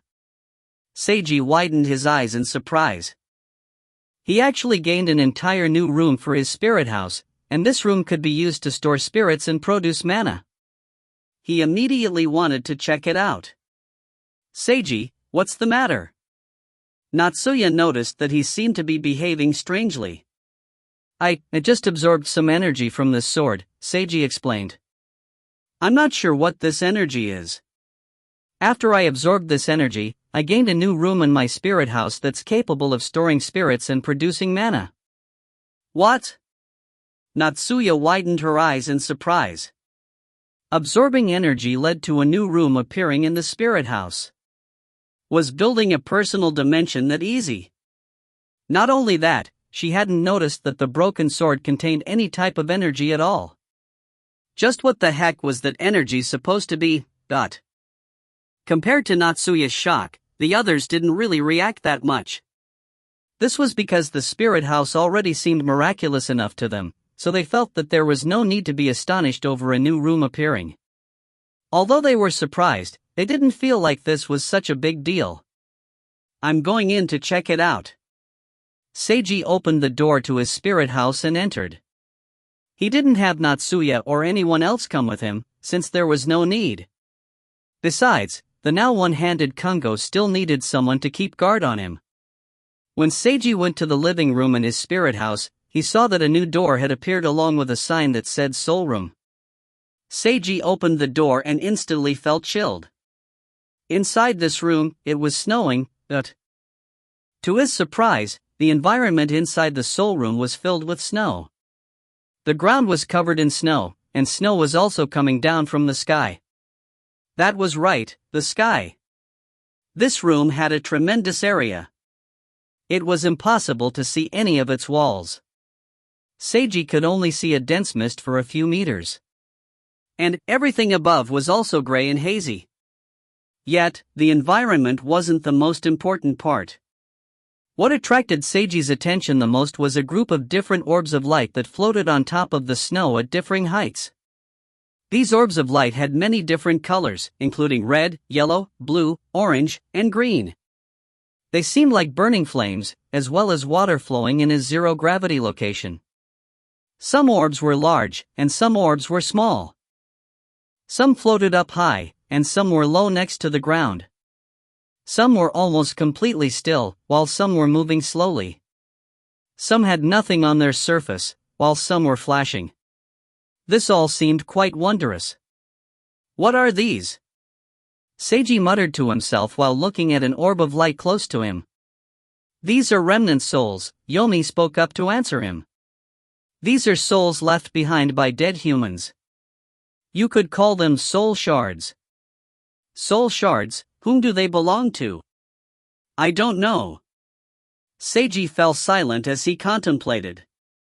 His system had absorbed the so-called inner world essence from the Totsuka no Tsurugi in order to create this room, this dimension. The soul shards here could only possibly have come from the inner world essence, which meant that broken sword. The sword was a spiritual artifact, used for powering up large-scale spells. Could these be the soul shards of the people related to the failed spell involving this broken sword? If you find any errors, ads pop-up, ads redirect, broken links, non-standard content, etc., please let us know. Report chapter so we can fix it as soon as possible. Chapter 830, Ne-sama. Chapter 830, Ne-sama. Translator, Imperfect Luck Editor, Kurisu. That seemed to be the most likely possibility. This even seemed like the only possibility, so it was likely the answer. Would it be possible to obtain information about the failed spell from those remnant souls? No, before any of that, the Spirit's Town. Were Kotaro and the others connected to these remnant souls? Could these remnant souls be the true identities of the people in that spirit town? When Seiji figured this out, he immediately asked Yomi about it. "This could be possible," she replied. Seiji immediately became excited. He thought that he would be unable to save those people. But now, there was hope again, perhaps? Is it possible to communicate with these remnant souls? Yes, but typically it's impossible to communicate as they're only soul shards. Yomi taught Seiji a spell to communicate with the remnant souls. It was quite easy. Seiji learned it instantly. Seiji cast the spell to communicate with the soul shard closest to him. However, all he heard were clamorous noise that resembled roaring and screaming. It was impossible for Seiji to hear anything actually useful, or to communicate with this soul. Seiji tried communicating with each and every soul, but it was useless even after he communicated with many souls.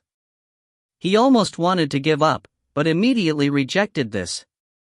He was determined to try communicating with every last soul here. Finally, he was able to hear clear human speech from a red soul. "Who are you?" A female voice spoke in a gentle and incredibly weak tone. "I am Harano." "May I ask who you are?" "I can't remember." "What can you remember?" "Please, tell me anything that you can." "I remember light, someone was shouting, a lot of noise, something very scary." "What was scary?" "Tree, cherry blossoms, dragon, ... A dragon?" Seiji blinked in surprise at this new information. "What type of dragon? Where did it come from?" It seemed that the female soul had run out of energy as she no longer said anything. Seiji had obtained some apparently critical information, but still not enough. If he wanted to obtain more information, he would have to finish trying to talk to every soul here. However, he could only stop as it seemed likely that Yui had arrived by now. Seiji left his spirit house and returned to the real world. Yui had indeed arrived. She quietly sat there, emanating a powerful aura that suppressed everyone. This is Seiji's older sister. She's so beautiful, she looks like she's really powerful. Such an amazing aura. Seiji established us as a team in order to defeat her, but I really want to draw her. She looks so powerful, wouldn't it be bad if we had to fight against her? This was the first time for all the Night Order members to meet Seiji's older sister. They were all astonished by her beauty and powerful aura. This was the same even for Mika and Chiaki, who had seen Yui before. Seiji had previously told everyone that the goal behind establishing the Night Order was to defeat Yui Haruta. Now, she was simply sitting in front of everyone, but only this alone was enough to suppress everyone to the point where nobody dared to speak. After personally seeing Seiji's older sister, everyone felt like they could understand why Seiji wanted to defeat her. With such a beautiful and powerful older sister, it would feel quite difficult to resist against her. But that was precisely why resistance would be necessary. Otherwise, Seiji might spend his entire life living in her shadow. Yui had a calm expression as she felt everyone's gazes upon her. Right now, she was looking at Shigeru Tendo.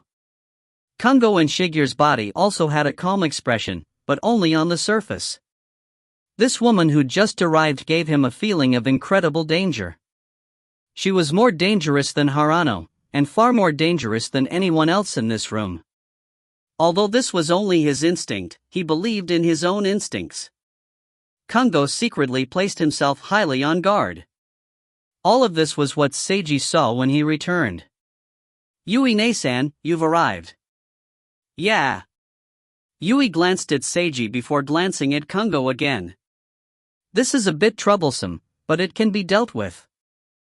Her statement made Kungo highly tense. He even began considering if he should immediately commit suicide here to kill the host's body. Yui then glanced over at the broken sword on the table.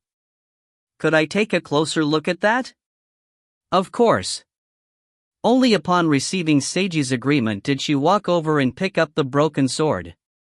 She carefully inspected the sword while a golden red glow appeared in her eyes. Seiji and the others quietly waited. This is something that's very important. I'm going to take it back to Soul Society, Yui said after her inspection. That's fine, but I want payment for what it's worth, Seiji told her. You'll receive the payment later when I return. Yui waved her hand, causing the broken sword to vanish with a white flash. Could you tell me why it's so important? Seiji inquired. Yes, although you can probably guess already. Yui paused for a moment. It's highly likely that this sword was the spiritual artifact used as a catalyst to connect the Tendo family and the realm of cherry blossoms in some manner. Basically, this sword is the concrete evidence of the Tendo family's scheme. Now that there was evidence, there would be a reason for Soul Society to attack the Tendo family. Although Soul Society could also attack the Tendo family without evidence, in fact, Soul Society had already done so, it would still be far more convenient to attack after having obtained evidence. Excellently done, Seiji. Yui praised him. I will make sure that you are rewarded properly. She then looked over at Kungo. As for you, are you going to obediently come with me, or must I destroy you right here? Right after she said this, Kungo instantly lifted up his hands with a determined expression to seek death on his face. However, Yui acted even quicker than he did. She snapped her fingers, instantly sending out a bolt of white lightning that entangled Kungo's body all around like chains. Warg! Kungo shouted out in pain, but then stopped in the middle as he was no longer even able to speak. He was now completely bound to his chair. His entire body was trembling slightly, but he was unable to move even one little bit. He now had an expression of despair. If you had obediently come with me, perhaps I could have allowed you to live. But since you chose to resist, a powerful glint appeared in Yui's eyes. Wait a moment. Seiji spoke up to stop her. Yui turned around to look at him with a wondering expression. He might still be useful. If it's possible, please don't kill this spirit, Seiji requested. He was thinking about the remnant souls in his soul room. If the true identities of the remnant souls were the people back in that spirit town, then perhaps Kungo would be useful in communicating with those souls. Yui fell silent for a moment as she contemplated. I will need to return to Soul Society in order to take this spirit out of Shigeru's body without killing him. Then take him to Soul Society. I'll be troubling you, Yui-ne-san. It's no trouble at all. When I go back to Soul Society, someone else will take care of this for me. After all, this is his younger brother's body, Yui thought to herself. She then increased the strength of her binding spell to knock Kungo completely unconscious. After that, she used telekinesis to take him away with her. After Yui left, everyone felt like the pressure in the room had been greatly reduced. Seiji's Naisama seems really mighty, Keed spoke first. Yeah, as expected of our king's older sister. Hisashi nodded in agreement. She's the first person I've ever met who's been the perfect fit for the honorific Naisama. Although it might be rather embarrassing to address her as such, I really do want to try, Yukari commented. I also agree, Hoshi raised his hand. I really want to draw her.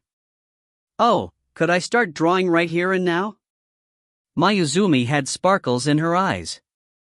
That's the person that Seiji established his team in order to defeat, Mika spoke up. Although she's the person that Seiji wants to defeat, she's still his older sister. I really wanted to talk to her, but didn't dare to speak up, Chiaki remarked. It's the same for me. She gave me the impression that she would execute me if I dared to speak too casually, Kazuko said. I can understand why Seiji would want to defeat her. Shika and Keiho didn't say anything. Natsuya calmly sipped on some tea. Hitaka was playing with the cat girl Rana, and Rana was allowing her to play with herself. Mai smiled without saying anything as well. Yui Nei-san is incredibly strong. All of you have now seen her for yourselves. We're going to need to continue becoming stronger so that we can defeat her and her team of spirit-branded retainers, Seiji told everyone. And so, this incident came to a conclusion, not. Natsuya, could you come to my spirit house together with me? Seiji brought Natsuya into his soul room this time as they checked the remnant souls together. He wanted to finish what he was previously doing and attempt to communicate with each and every soul here. Perhaps he wouldn't learn anything else in the end, or perhaps he would learn something incredible. If you find any errors, ads pop-up, ads redirect, broken links, non-standard content, etc., please let us know. Report chapter so we can fix it as soon as possible. Chapter 831, You Have Died Long Ago. Chapter 831, You Have Died Long Ago. Translator, Imperfect Luck Editor, Kurisu. The world after death was completely white, just as if it was filled with snow. There was nothing here. One wouldn't need to think about anything. There was only quiet, there was only silence, there was only the void. Death, if that was how it was, then it was all right. Kotaro kept feeling this as he continuously sunk lower. But just as he thought he would eternally remain in this white location, he heard a voice. Kotaro, is that you? Wake up, you can do it. The voice calling out to him seemed unknown yet also familiar. He felt like people addressed him by that name in a certain incredibly long dream he had. I am. Kotaro? That's right, I'm. Who's calling me? It's me. Harano. Kotaro remembered some things once he heard this name. Chaotic scenes, voices, and feelings came back into him as if they were falling snowflakes, making him simultaneously feel chilled yet warm. I'm still alive? Kotaro slowly opened his eyes. He saw a handsome face right in front of him, looking directly at him. Welcome back. Seiji smiled gently. Harano, Kotaro blinked. Didn't I, already? Yes, you indeed vanished at that time. I also thought that you had died. However, Seiji paused for a moment. At any rate, why don't you get up first? Can you get up? The coal seller grabbed onto Seiji's extended hand, and stood up. He then noticed the environment around him. Where is this? This place was filled with thick mist, and had all sorts of colorful orbs floating around. Kotaro was rather surprised by this scene. This is the Soul Room, a special space that's capable of saving spirits and souls. The orbs you see are all remnant souls, or other people's soul shards, Seiji explained. You were also in such a form before I woke you up. Remnant souls. Soul shards, Kotaro had a confused expression. I don't understand. Actually, I don't understand it that well myself. Still, judging from your situation, it's highly likely that there are people you know among these remnant souls, or even your relatives, Seiji told him cautiously. Relatives, Kotaro muttered as he then recalled even more memories. My younger sister, my mom, my younger brother, are they all here? It's only a possibility. I can't make any promises, Seiji clarified. You can try to touch and call out to them. But, you need to be careful. The remnant souls are really weak. Kotaro nodded as he walked over to an orb that he carefully touched. Fuyumi. Mom. Jiru, he tried calling out for his family members, but there was no response. Kotaro took his hand back in disappointment as he moved on to touch a different orb. Seiji felt many emotions as he watched Kotaro continuously search for his family members. Is this really alright? A voice spoke up next to Seiji. This was not Suya. Seiji knew what she meant with her question. He had awakened someone who had died already. Not only that, Kotaro wasn't actually someone with a human identity to begin with. Was this really alright? I don't know, Seiji told her honestly. It's impossible for me to judge if this is alright or not. But, I couldn't help but do so when I found that he was the first one I might be able to wake up. If Kotaro had been a real human, it would obviously have been good to revive him. However, Kotaro wasn't a real human. The spirit town that Kotaro had lived in was destroyed. This was the only place he could now stay at. And even if Seiji discovered some method in the future to take him back to the real world, it would be difficult to have Kotaro live a normal life like a human. Kotaro believed himself to be a human. But, he wasn't actually human. Choosing this type of revival from the dead, or letting him die as a human. It was impossible for Seiji to determine which would really be better. It was just that Kotaro's previous ending had been far too sad. As long as he could save this kind coal seller, Seiji would definitely do so. He decided to think about what might happen afterwards when it came. Kotaro tried for quite a while but failed to find his relatives. In fact, he began to feel a headache. He felt like his head was buzzing, with some chaotic scenes and voices occasionally flashing through. He then suddenly felt a violent pain as some clear images appeared in his mind. This caused Kotaro to shout out loudly. What happened? Seiji immediately rushed over upon seeing this. Ah! It hurts, save me. Kotaro collapsed on the ground, and rolled around in pain as red mist poured out from his body. I'm right here, I'll help you. Although Seiji didn't know whether it would be effective or not, he tried to cast healing magic on Kotaro. The coal seller finally calmed down after quite a while. He panted while clutching at his head. The red mist emanating from his body gradually lessened, and then stopped. What happened, Kotaro? I saw a really scary demon. What type of demon? It was white, it was gigantic, really long, its head was really strange. Kotaro furrowed his eyebrows tightly. He couldn't find adequate words to describe what he saw. Was it a white dragon? Seiji asked. Dragon. I think I heard someone calling it that, Kotaro muttered. What exactly was that?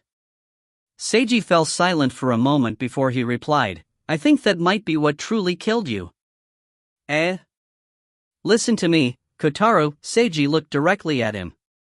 Maybe this will be difficult for you to accept, but everything I'm telling you is the truth. Actually, you have died long ago. Kotaro was stunned after hearing Hirano's explanation. It was difficult for him to accept what he had just heard. He mentally resisted against it. However, Hirano's sincere attitude and gentle tone made Kotaro feel like he had been telling the complete truth. Kotaro fell into inner conflict, and remained silent for a long while. Suddenly, his head started hurting again. Kotaro shouted loudly, and rolled around on the ground again as he saw even more chaotic images, and then he suddenly understood. These were his memories. These were his real memories, from his original life as a human, not as the coal seller Kotaro. Everything that Harano said had indeed been true. Whoa. Kotaro felt so much pain that he felt like he was dying. Just, who am I? Who exactly am I? My younger sister, my mom, my younger brother, were they all fake? My relatives were fake. That town was fake. Was everything fake? No. Kotaro loudly shouted furiously as red mist poured out from his body once again. The red mist soon turned crimson, and then dark red. The mist twirled all around his body. No, wait. His entire body was beginning to transform into black mist. Kotaro! Calm down! Seiji shouted. Seiji sensed danger. He could only force himself to prepare for battle. Natsuya, who had been silently observing, also prepared for battle. Just as it seemed like the distorting coal cellar was about to transform into some type of demon, the dense mist in the soul room started moving, and transformed into an almost corporeal silver light that covered the black mist, enveloping it completely. At the same time, Seiji received a system notification.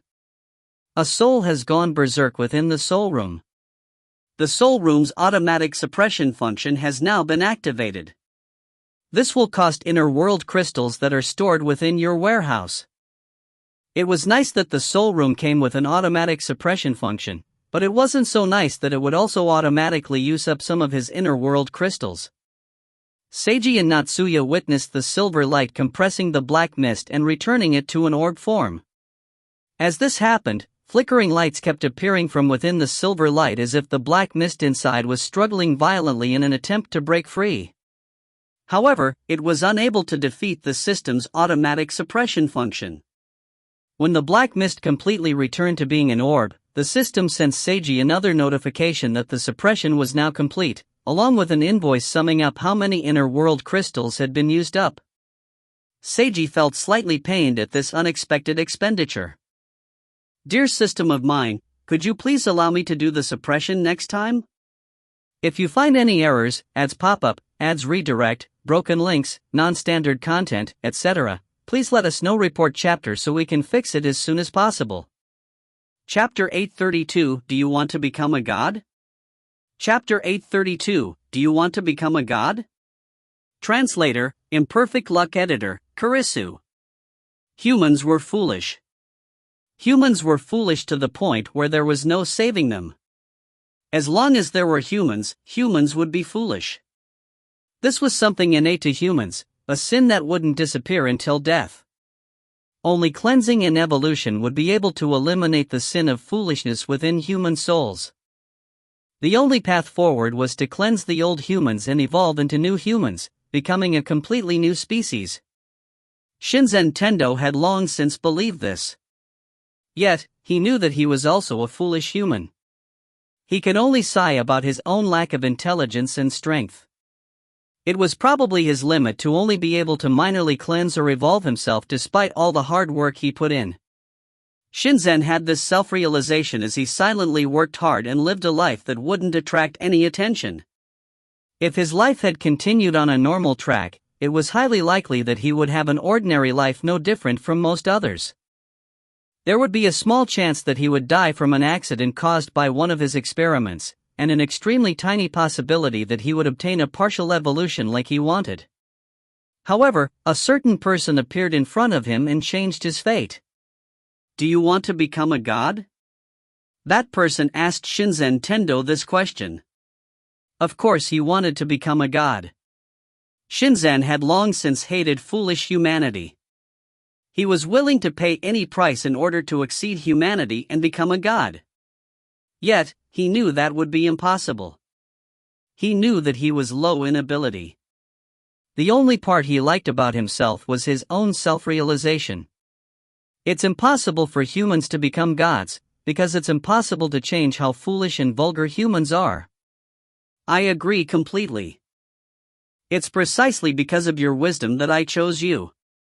You're completely correct, Shinzen Tendo-san. It's impossible for people to truly become gods. But, if we lower the standards of what we define as a god, then it's still achievable, the person in front of Shinzen responded with a gentle chuckle. A third-rate god won't be any different from a human. I have zero interest in becoming such a god. Shinzen looked down on the very idea. On Sakura Island, it was said that there were more than 8 million gods living here. Shinzen felt that such myths were absolutely ridiculous. To him, all those assorted so-called gods were nothing more than demons and spirits that had been crowned with the name of gods. True gods were supposed to be existences that were free from the mortal world, living in a realm that humans would never be able to reach. True gods were supposed to be indescribable. You're truly not interested at all? Although a third-rate god might actually be a different type of human, it's still different from being a human. I think that you've long since become tired of being human, isn't that right? The person in front of Shinzen smiled. This person had a gentle attitude along with a gentle expression. However, Shinzen felt a chill as if he had been seen through completely. Indeed, I'm tired of being human. But, why should I believe you? Simply because I'm your only chance, the only chance in your life to become the existence that you want to be, not. This sentence truly struck Shinzen deep in his heart. His only chance. He would never have such a chance again in his lifetime if he missed it. He would be forced to bear with the fate of being nothing but a foolish and useless human for the rest of his life. Shinzen could easily imagine such a future ahead of him. He would be stuck in this ordinary human body, despairing, hating, being helpless, and finally dying like all other humans. Bearing this sin of foolishness while being so insignificant, leaving no value or meaning behind in this world and universe. In that case, did he really even need to choose? What exactly do you want to do? Shinzen inquired. That person's handsome face smiled once again as he stated two things. Yasakani no Magatama. Susanoo no Makoto. The Susanoo no Makoto plan? Yes. That is the top secret plan in the Tendo family regarding the Yasakani no Magatama. The specifics of the plan are unknown. However, it can be extrapolated that the end goal is to artificially create a god, Maisei Soren explained to Yui Haruta back at Soul Society. Artificially creating a god was no new concept in this world. It could be said that this was one of the highest end goals of all spiritual ability users in the spiritual society, from ancient past to the present. The most obvious example of this would be the spirit-branded retainers that yin-yang masters contracted with, having spirits bond with other humans to create powerful retainers. Using human power to create a god, control a god, and rule over a god. No matter what faction or family a spiritual ability user was from, this was basically one of the ultimate goals of all factions and families. As one of the 7 major yin-yang master families, it would be unsurprising for the Tendo family to have such a scheme. However, the Tendo family had broken a major taboo in spiritual society by tampering with the Yasakani no Magatama, which was supposed to be shared by the 7 major families. Just what exactly could their plan have been for them to be willing to incur such a major risk? The plan is considered absolutely top secret within the Tendo family. Even Kuran Tendo, whom we just captured, doesn't know too much about it. All he was able to tell us was that this plan was started 10 years ago with the incident where Shinzen Tendo attempted to steal the Yasakani no Magatama and was executed for it. The Tendo family's Susanoo plan has continued in secret ever since. The current family head, Sugo Tendo, has personally carried out all aspects of the plan for the past 10 years. He hasn't allowed a single other person to take charge of this plan. So, only the Tendo family's head knows the complete details of this plan. That's right. In order for us to learn the truth, the only option will be to attack and capture Sugo Tendo. Attack and capture the head of the Tendo family? This would be an outright declaration of war against the Tendo family, but Although a declaration of war against the Tendo family would also be alright considering what they had done, the timing was quite awful since the realm of cherry blossoms was almost about to descend. Not only that, the Tendo family was somehow connected to the realm of cherry blossoms. If full-blown war really broke out between Soul Society and the Tendo family, would the Tendo family use the realm of cherry blossoms to do something? If the situation went out of control, it was highly likely that the entire city would be destroyed. Do you have any ideas about what to do? Yui furrowed her eyebrows. Ambush. Maisei calmly stated a single word. Yui instantly understood. If we fail. If we fail, then prepare to suffer tremendous losses. That's no good. This is the only method.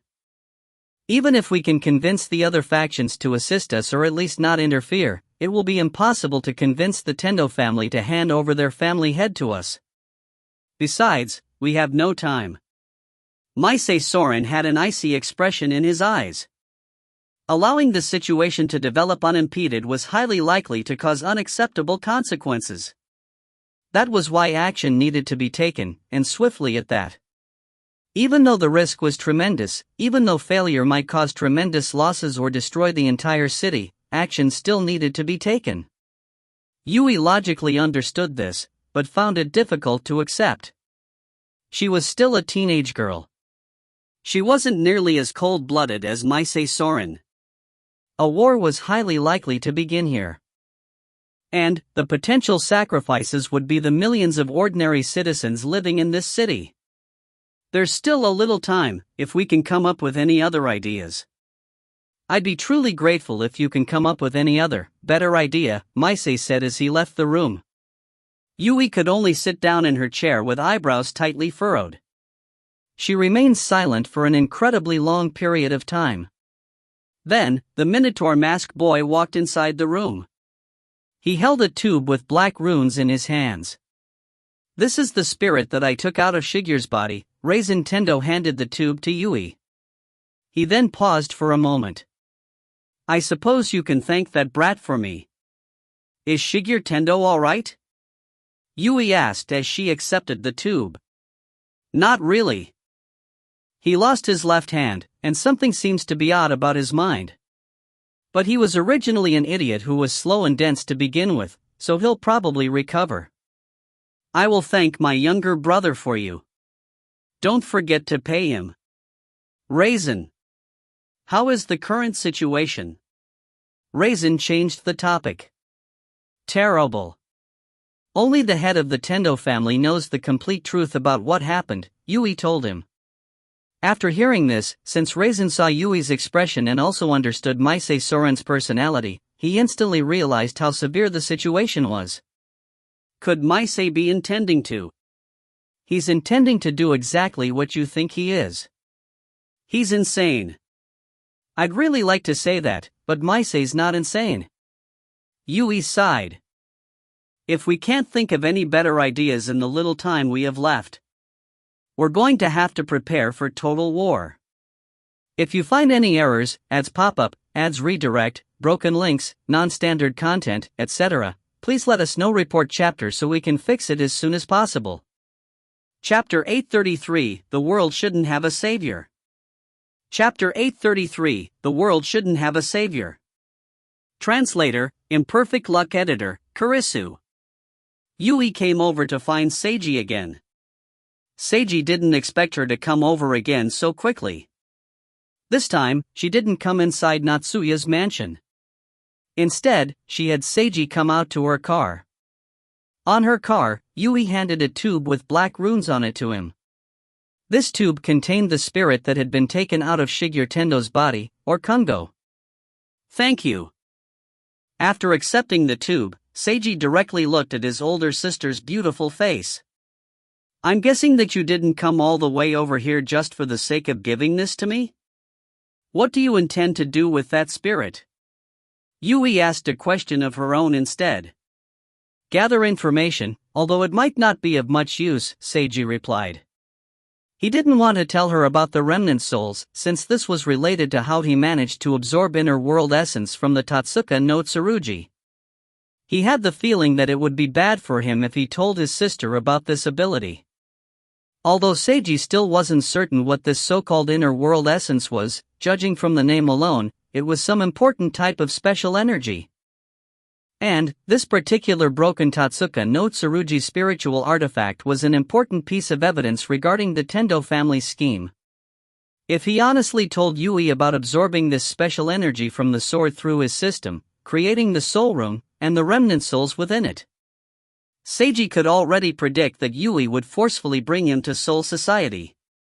His older sister was a high-ranking and loyal member of Soul Society. "Tell me if you obtain any useful information," Yui said while looking at Seiji's face. It wasn't important how he'd obtained information.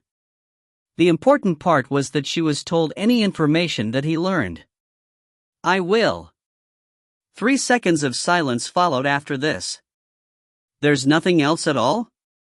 Seiji asked once more. Something flashed in Yui's eyes. "The mastermind behind this entire scheme is Sugo Tendo, the head of the Tendo family," Yui began. "We're preparing to take action against him. However, there's a high chance of failure. It's possible for the entire situation to go out of control, to the point where the entire city may be destroyed. This is the destruction end that you must have seen with your ability, is that right?" Seiji fell silent, not answering. Yui took this as tacit admittance. "You've said before that I should call for you if I needed you," Yui continued. "Can I really do so?" "Of course you can." Seiji was about to reply like this, but before he could do so, "No, this can't be done." Yui suddenly rejected what she just said. "You can't wantonly use your ability. You've already done quite well, Seiji. Let's just leave things at that, take your companions and leave this city." Seiji was stunned by her sudden change in attitude. "Leave?" "That's right, immediately." "Why?" "Because it's highly dangerous here." "That's not what I'm asking." Seiji greatly emphasized his tone as he asked once again. "Why? Why not take advantage of me? Right now, the city is in such danger that it might be destroyed. Despite this, what else could you be worried about?" Seiji expressed this with the look in his eyes. However, Yui averted her gaze. "You don't need to know," she stated softly.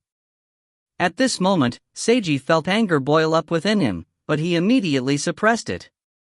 "You need my help," Seiji claimed. "No, I don't." "You do." "I don't, You do." "Stop lying." The atmosphere suddenly became rather tense. Yui took a deep breath before slowly turning around. Her eyes shone with a deep light. "Just who do you think you are?" Her tone was rather icy, and seemed to contain an indescribable deeper meaning. "I am Seiji Haruta," Seiji answered her directly without any hesitation. "Your younger brother."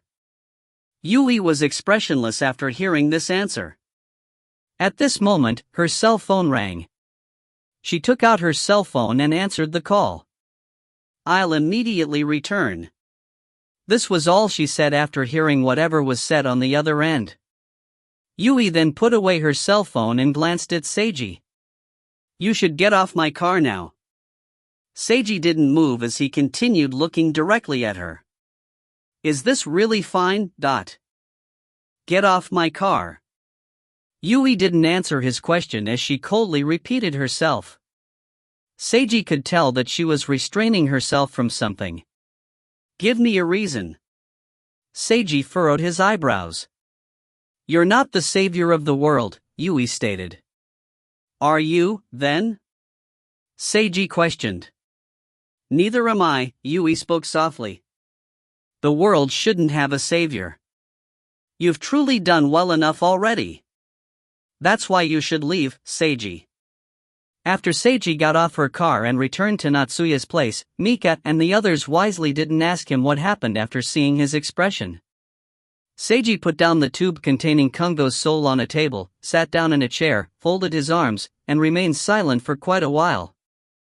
He could tell that Yui had intended to ask him for help, but changed her mind for some unknown reason. The world shouldn't have a savior, is it? He didn't disagree with this sentence. However, since he had already resolved himself to help the city avoid its destruction ending, this sentence sounded like sarcasm to him now. Of course, he knew that Yui wasn't trying to be sarcastic at all. She seemed to be resisting something. However, he still didn't know the reason. No, she already told him the reason, but he didn't know its deeper meaning. Seiji could only sigh. He felt rather helpless and tired. Should he listen to her? Of course, he could refuse to listen. He could stay here and continue fighting. But, what could he change? The mastermind behind the entire scheme was the head of the Tendo family. Even if Seiji wanted to do something, he wouldn't be able to do anything. If Soul Society successfully dealt with the Tendo family, then the city would be fine. But if Soul Society failed, the city would be destroyed. Whatever Seiji did or didn't do, whether he stayed behind or not, that would all be irrelevant. No. I shouldn't think like that. Seiji stopped himself from thinking about such depressing things. He then looked over at the black tube, and decided to release the samurai's soul first. Seiji immediately took action. He stood up, picked up the tube, and returned to the soul room in his spirit house. When he entered the soul room, he saw the floating soul orbs, a large silver orb quietly remaining on the ground, and Natsuya, who had remained behind in an attempt to communicate with the other souls. "You're back," Natsuya greeted him. "Yeah. Have you learned anything?" No. Natsuya shook her head as she glanced over at the silver orb on the ground. "That hasn't moved at all." After Seiji's system suppressed Kotaro, his soul had remained in a large silver orb form without doing anything. Seiji nodded in understanding. He then showed Natsuya the tube in his hand. "Yui-ne-san gave this to me. I'm going to open it now. It should be alright to do so here, but we should still be on guard." After Natsuya prepared for potential battle, Seiji slowly opened the lid of the tube. Black mist instantly poured out from within, slowly forming a dark red humanoid figure. Kungo's form was hazy, and the place where his face should have been had two red swirls that resembled eyes. He resembled a spiritual creature. No, he was indeed a spiritual creature, wasn't he? The real form of that ridiculously handsome samurai was actually a spiritual creature from the realm of cherry blossoms. This seemed to make sense. "Harano," a low and raspy voice came from the humanoid figure. "How are you feeling, Kungo? Why didn't you eliminate me?" "Because I think you could still be useful." Seiji looked directly at Kungo before indicating towards the various colored orbs of light all around. "Look at these, among them are the people from your town. Why don't you try to see if you can communicate with them?" Kungo slowly looked around. "What are these?" "They're remnant souls. These are the true identities of everyone in your town." Seiji paused for a moment. "Your master might also be among them." "Master?" The swirls on Kungo's face started glowing brightly, reflecting his excitement. "Is that for real?" "I have no need to lie to you. However, it's only a possibility. I can't promise that she's among them," Seiji told him. "To be honest with you, I really wish you could find your master and wake her up." Kungo's eyes shone even brighter as he looked all around at the soul orbs. "What is that?" Kungo noticed the large silver orb. "That's," Seiji was about to explain when the silver orb suddenly moved. If you find any errors, ads pop up, ads redirect, broken links, non-standard content, etc., please let us know. Report chapter so we can fix it as soon as possible. Chapter 834, What's your master's name? Chapter 834, What's your master's name? Translator, Imperfect Luck Editor, Kurisu. Seiji stopped speaking as he looked at the silver orb. The silver orb then moved again. To be more specific, it continuously expanded and retracted. It looked like it was shaking. Seiji felt that it somewhat resembled a beating heart. Seiji, Natsuya, and Kungo all focused their attention on the silver orb that was giving off a strange impression. They were all on guard against any unexpected circumstances. Seiji couldn't help but think, hey, it won't explode, will it? System, trust me, it won't. Okay, this answer was only imagined by Seiji. The silver orb then shook for the third, fourth, and fifth time. Its movements kept becoming more rapid as it began to glow and slowly float in the air. It then started making strange and unclear sounds. Hey, could this be a god? Seiji couldn't help but recall a certain story from his original world. The silver orb kept making strange sounds. Its glow kept brightening and dimming at intervals, just as if it was adjusting its own frequency. Finally, it was able to speak in a raspy voice. Hirano-san, can you hear me now? I can hear you, Seiji answered. Kotaro, is that you? The silver orb fell silent for a moment. I am Kotaro, but I am also not Kotaro, it answered raspily. Still, you can continue addressing me by that name. What do you mean? My entire life as Kotaro was nothing more than an illusion in a dream. However, that dream also had parts that were real. I don't wish to completely deny that dream. Then who are you? Seiji looked directly at the silver orb. I am someone who's dead already, an undead spirit. Apart from that, my name and identity are no longer important. The silver orb paused for a moment. Please don't ask me to confirm my true identity. Otherwise, I might go berserk again. Alright, since you don't wish to pursue it, I won't pry. Seiji blinked. How are you currently feeling? Not very good, although I suppose I'm technically alive again. But I don't know what meaning there is to being alive anymore. I think that living in and of itself is a type of meaning. If you're confused, then there's no need to think too much into it, just like with your real name. I suppose, you're right. The silver orb started glowing brighter. Thank you, Hirano-san. Sure thing. Several seconds of silence followed after. Cough, let's introduce everyone. Seiji broke the silence first as he looked at Kungo. Kungo, this is the coal seller Kotaro from your town. Kotaro previously went berserk here, and transformed into such a form. Seiji then looked at the silver orb. Kotaro, this is the samurai Kungo from your town. You, can you see him? I no longer have any eyes, but I can sense him, the silver orb stated. How are you, Kungo-san? Kungo, Hey, Kotaro's a survivor from your town. You're not even going to greet him? Seiji commented to Kungo. I don't know what I should say, Kungo spoke raspily. Okay then. Kotaro, can I ask you some questions? Seiji focused again on the silver orb. Please feel free to ask. First, how did you transform into your current form? I don't know, either. It's probably partially due to the power of this unique dimension that we're in, and also partially due to me recovering a portion of who I really was, the silver orb answered in a raspy voice. Okay, what have you remembered? I can remember some things, tattered memories, that make me confused, but if it's alright with you, could you tell me about your memories? What did you experience while you were alive?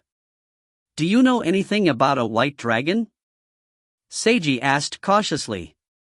The silver orb fell silent as its light dimmed.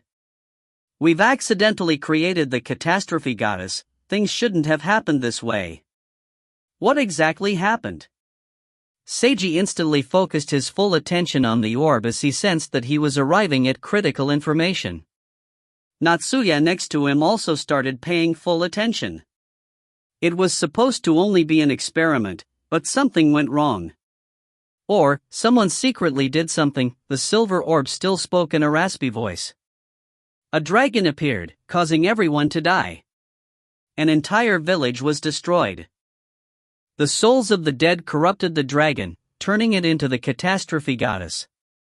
I don't know what happened after that. What type of experiment was it? Who was in charge? Seiji continued asking. It was an experiment to artificially awaken spiritual abilities so that ordinary people could become spiritual ability users in large numbers. The person who was in charge of this experiment was named Sayaka Tendo. Sayaka Tendo? Seiji had never heard this name before. He looked over at Natsuya. She shook her head, indicating that she also didn't know this name. However, it was obvious that Sayaka Tendo was from the Tendo family. So, this meant that the Tendo family performed an experiment that went wrong, which caused the death and destruction of an entire village. This experiment also accidentally created the catastrophe goddess, who had the form of a white dragon. This catastrophe goddess that Kotaro referred to was likely the same Sakura catastrophe goddess / evil white Sakura goddess. If this Sayaka Tendo was still alive, then she would be a critical individual at the center of everything. Seiji could try obtaining information from her.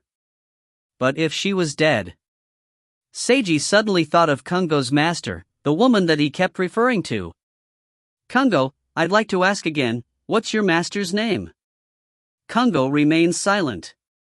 Seiji looked directly at Kungo while asking, her name was Sayaka Tendo, or maybe just Sayaka, am I right? The samurai still remained silent. This question is incredibly important. Please answer me, Seiji emphasized. The samurai still remained silent. While silence might be tacit admittance, Seiji still wanted a better confirmation. Just as he was prepared to use harsher words, Kungo finally spoke up. If my master is in here, please promise that you won't harm her. As long as you promise me this, I'll listen to anything you say. Something flashed in Seiji's eyes upon hearing this. All I want is information, he told Kungo. As long as I can obtain information, I won't do anything else that's unnecessary. I can promise this to you. Seiji was implying that he would be merciful if Kungo cooperated, but harsh if Kungo resisted. This applied to both Kungo and his master. Kungo understood what Seiji really meant. The swirls representing Kungo's eyes kept flashing. Yes, my master's name is Sayaka, Kungo spoke slowly. Seiji had now received confirmation. Sayaka Tendo had been Kungo's master. Sayaka was also an undead spirit now, and it was highly likely that she was somewhere within the soul room. If they could find her, perhaps Seiji would be able to learn about the entire incident that previously unfolded. Seiji and Natsuya swiftly exchanged glances, tacitly understanding what needed to be done. Let's find Sayaka Tendo together. If she's in here, we must wake her up. Kungo remained silent. He strongly desired to see his master again. But, was this what his master would want? Kungo was rather confused.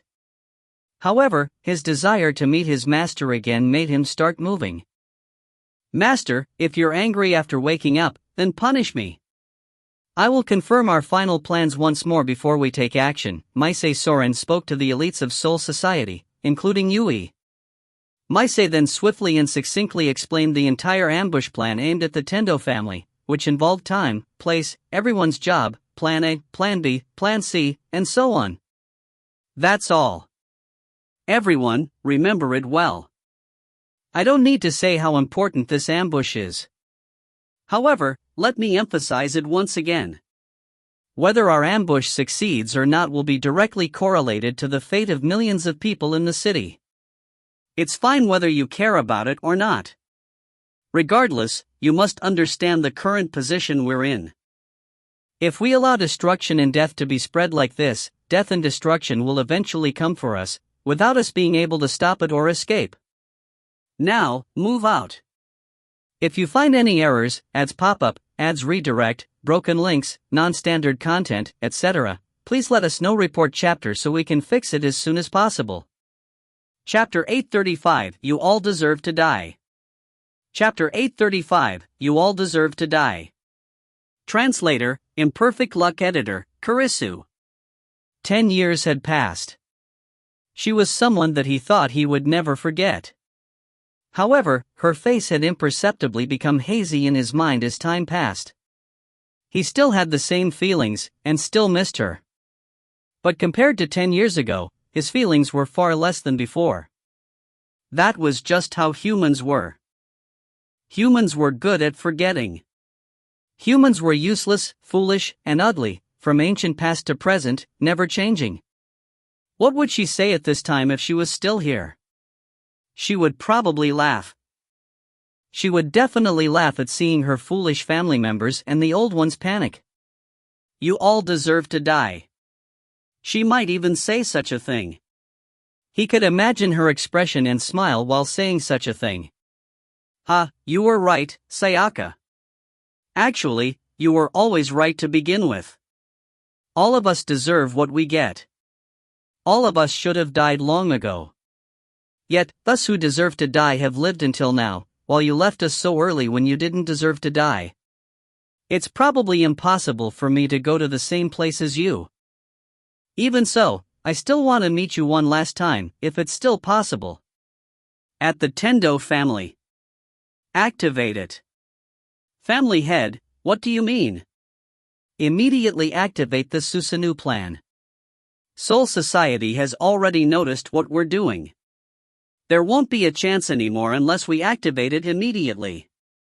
Soul Society. But, even if they've noticed, we should be able to stall them for a while.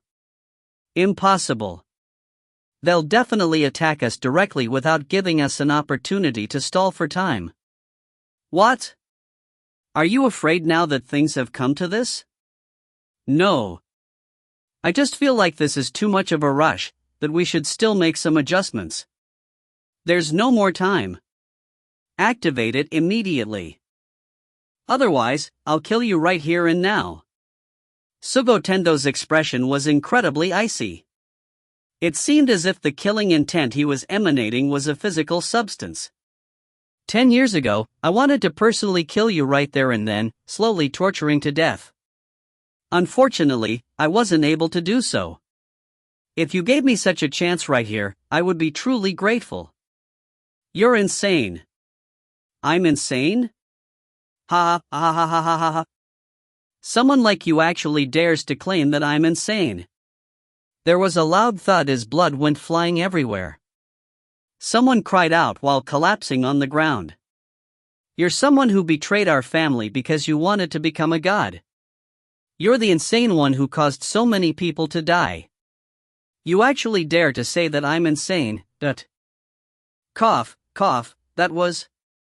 I was, cough, into temptation. Shut up. Many sounds of Sugo beating someone up could be heard. Blood kept spilling as Shinzen Tendo screamed. Their shadows flickered wildly on the wall.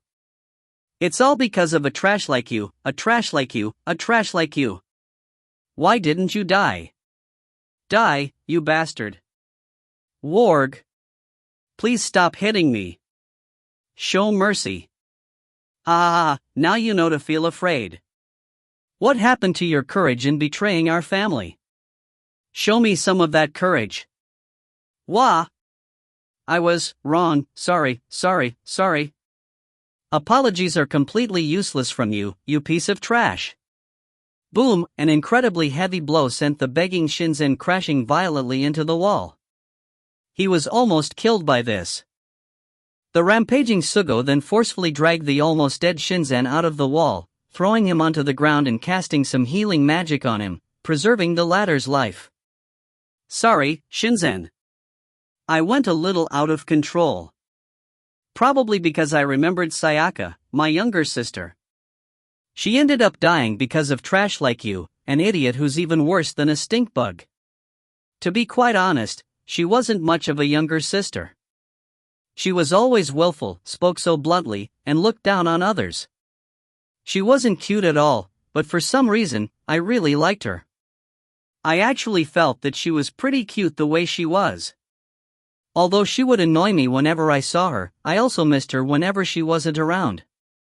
Sometimes, I would really hate her and want her to disappear, but I would naturally think about her if I didn't see her for a long while. You've probably never felt that way in your life, have you, Shinzen? Because you're just a piece of scum who only cares about yourself. You didn't care how much harm you'd brought upon your own family and others, all in order to try and achieve your incredibly foolish goal.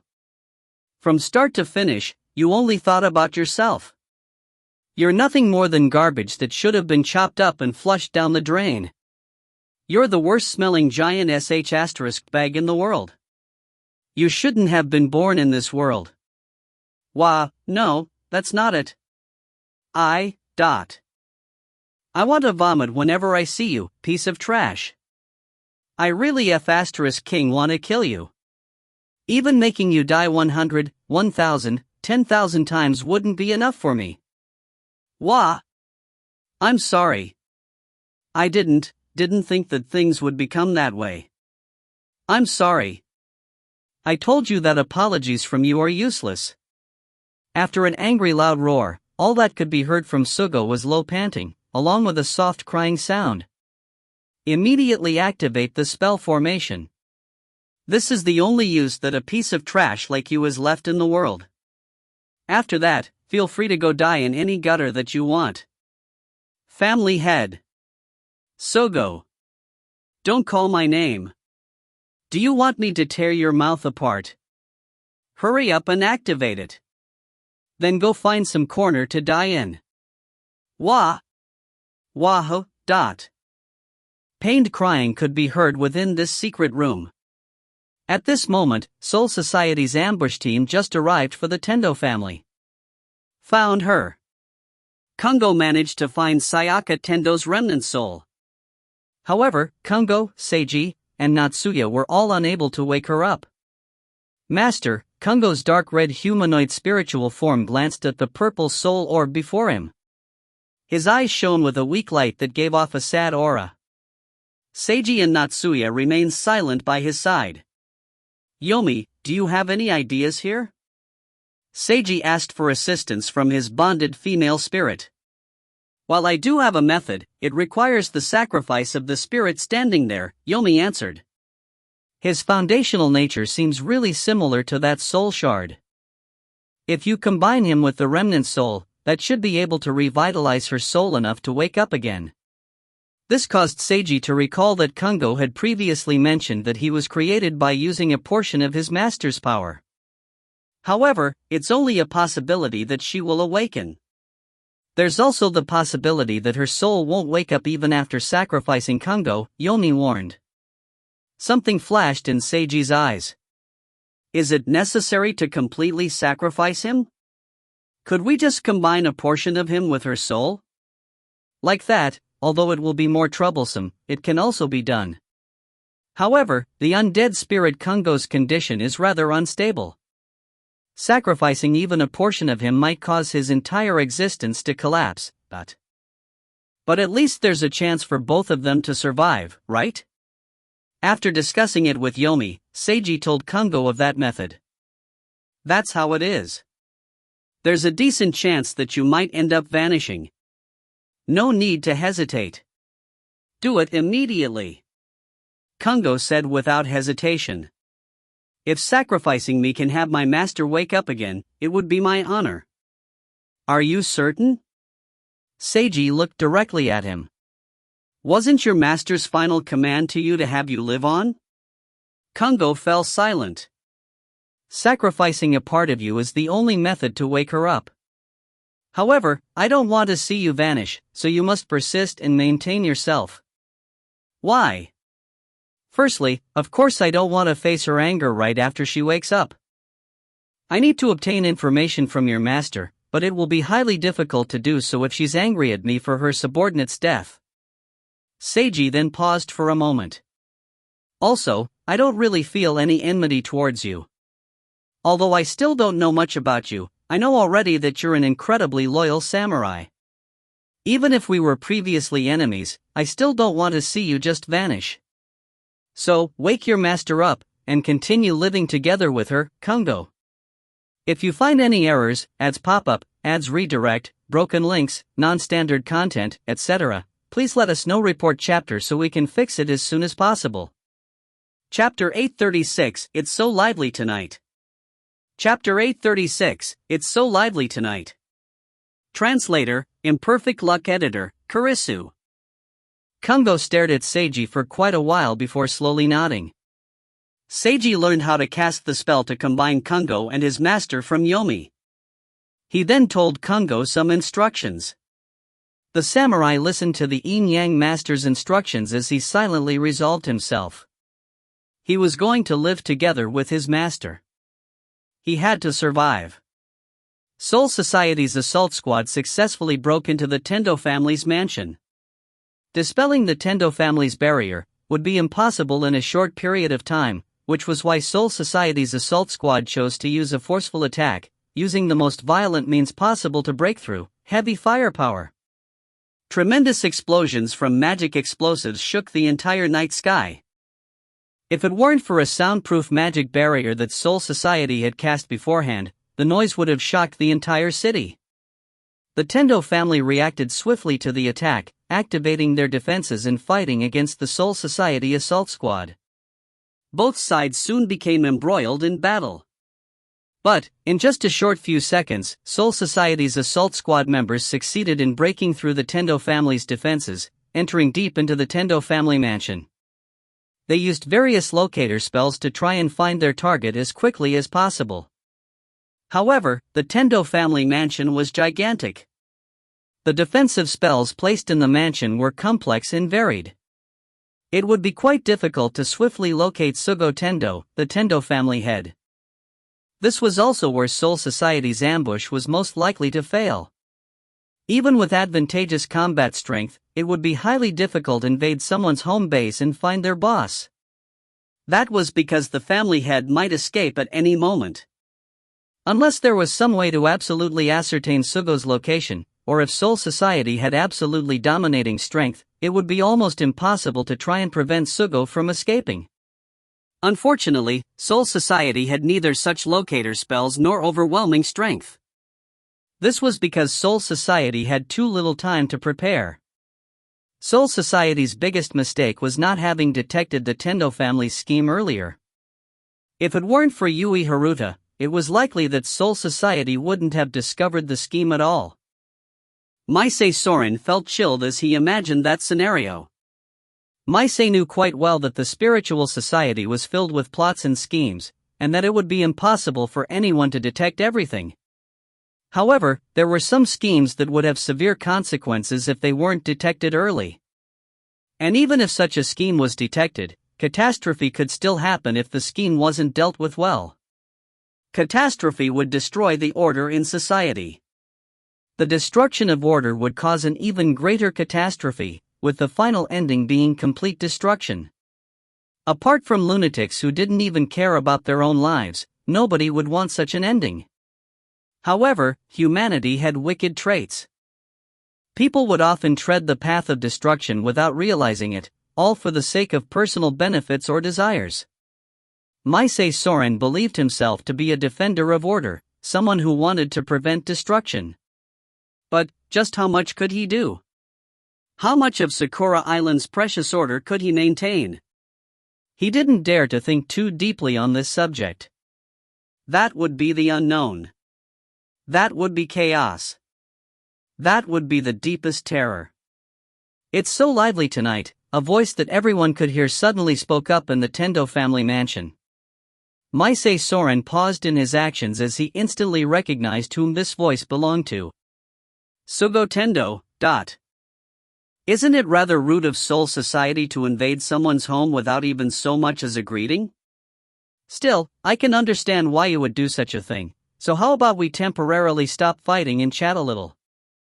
Sugo spoke in an agreeable tone. He then gave the command to the Tendo family members to stop fighting, with the prerequisite that they were no longer being attacked, that was. He must be stalling for time. Don't stop searching for him. Maisei immediately issued this command to everyone in the Soul Society assault squad. He then answered the Tendo family's head. Sugo Tendo-san, thank you for your understanding. I apologize for our rude behavior. However, this is something that had to be done. I hope that you would be willing to personally come out and discuss some matters with us. Sugo replied with a chuckle. If I come out, I highly doubt that you'll simply talk, so I refuse. Besides, I'm very busy right now. Even if I wanted to personally greet you, I couldn't. What are you busy with? Maisei asked in an icy tone. He had an ominous premonition. Just what are you doing, Sugo Tendo? I'm doing exactly what you think I am. Ha, that's a bit boring to say, so let me tell you more directly since things have come to this. Sugo paused for a moment. We're currently activating the Susanoo plan. Just as you can tell from the plan's name, this plan is to artificially create a god. We intend to create this god that will help the entire Tendo family to evolve and ascend to another level, becoming stronger than all other factions, and rising to the peak of Sakura Island. Any other faction that has such a chance would surely make the same decision. Our Tendo family is simply the first to do so. Foolish. Maisei retorted in an icy tone. While it may seem wonderful to have the entire family evolve, this will cause your entire family's destruction if any problems arise. The Nishigan family, Asami family, Kanduki family, and Yago family. If you know even the slightest bit about history, you should know that countless families have destroyed themselves with such foolish desires. It's nothing more than unmistakable idiocy to try and give a so-called evolution to your entire family without 100% guarantee. And 100% guarantee is impossible. Not only that, you've made use of the Yasukani no Magatama and the realm of cherry blossoms. Even if the Tendo family has full control over the divine artifact's power, it's impossible to control the realm of cherry blossoms, so this plan must have tremendous associated risks. Thus, the conclusion is that you must be lying, Sugo Tendo. Or, the entire Tendo family is filled with idiots, or has gone insane. Ha, you're absolutely correct, Maisei Soren-san. Sugo chuckled. Although there are many idiots in our Tendo family, we're not foolish enough to gamble the entire family's fate on such a plan. I admit that I was lying. The Susanoo plan isn't a plan to have the entire family evolve. It's simply an experimental plan, an experiment to have ordinary people evolve into spiritual ability users. After the past 10 years, although very few results have been achieved, the results that were achieved have all been highly valuable, which is why this plan has continued all this time. But recently, the appearance of the Awakened greatly sped up the progress of this plan, and the realm of cherry blossoms was an even bigger pleasant surprise. The Tendo family thus started viewing this plan with much greater importance. This greatly displeased me. I had only taken charge of this plan in the beginning in order to kill it off. I never thought that it would be continued all the way until today, and even be about to produce such major results. The ironic part is that even I've been attracted by this plan now. My way of thinking is now different from what it was at first. The me from 10 years ago would have been quite happy to cooperate with you all to end this plan, but now. Ha ha. Although the Tendo family views this plan with great importance, it's not to the extent of wanting to become enemies with Soul Society. If you had tried to negotiate with us, it's highly likely that you could have convinced most of the higher-ups in the family to give up on this plan. However, you believed that there was no time left, and chose to use forceful methods. Your way of thinking and actions were all correct. But, I'm sorry. You're too late. Maybe I will die here. Maybe I will become a god or a demon. Maybe I can still remain a human. Ha, I'm really looking forward to what I'll become. I now feel like I have waited for this moment for 10 whole years. At this instant, Maisei Soren suddenly sensed tremendous danger. This was the strongest warning possible from his survival instincts. Sugo Tendo, stop. At the same time that he shouted this, Maisei also used a communication spell to warn all Soul Society members. Everyone! Retreat immediately! The next instant, a red light bloomed. A mystical sound which resembled a song not from this world could be heard. This blinding red light dispelled all darkness as it enveloped everything in bright red. The red light then formed a pillar that shot towards the sky. An even larger and hazy gigantic gray figure then came out of the tremendous red pillar of light. This figure seemed like some type of snake or dragon. This giant shadowy figure slowly arched its neck. The top of the red pillar of light explosively started expanding. The bright red light could be seen from far, far away. Gra-ra-o-whirl-whirl. An incomparably deep roar that sounded like it came from the ancient past or distant future could be heard from the head of the gigantic existence. This roar shook the sky. It shook the earth. It shook the entire city. If you find any errors, ads pop up, ads redirect, broken links, non-standard content, etc., please let us know. Report chapter so we can fix it as soon as possible. Chapter 837, Silly Child. Chapter 837, Silly Child. Translator, Imperfect Luck Editor, Kurisu. Kungo was in tremendous pain. He felt as if his body was being dissolved by the hottest magma which slowly drew away parts of himself. His consciousness became hazy, feeling like a candle fire being buffeted by the wind. He felt as if his light would go out at any moment. He wanted to shout or scream out loudly, but was unable to make a sound. The darkness of death surrounded him. The extreme heat brought along the deepest coldness. No. I can't die. I need to live. I must live. Kungo used his strong will to support his own existence. He tolerated, withstood, and prayed. Master. Please wake up. Wake up. Kungo had no idea how much time passed. He no longer possessed a concrete sensation of the passage of time. The loyal samurai used everything he had to resist. However, death still irresistibly approached him. He was being consumed, he was decreasing in existence until the very limit. If he reached the limit, his existence would end.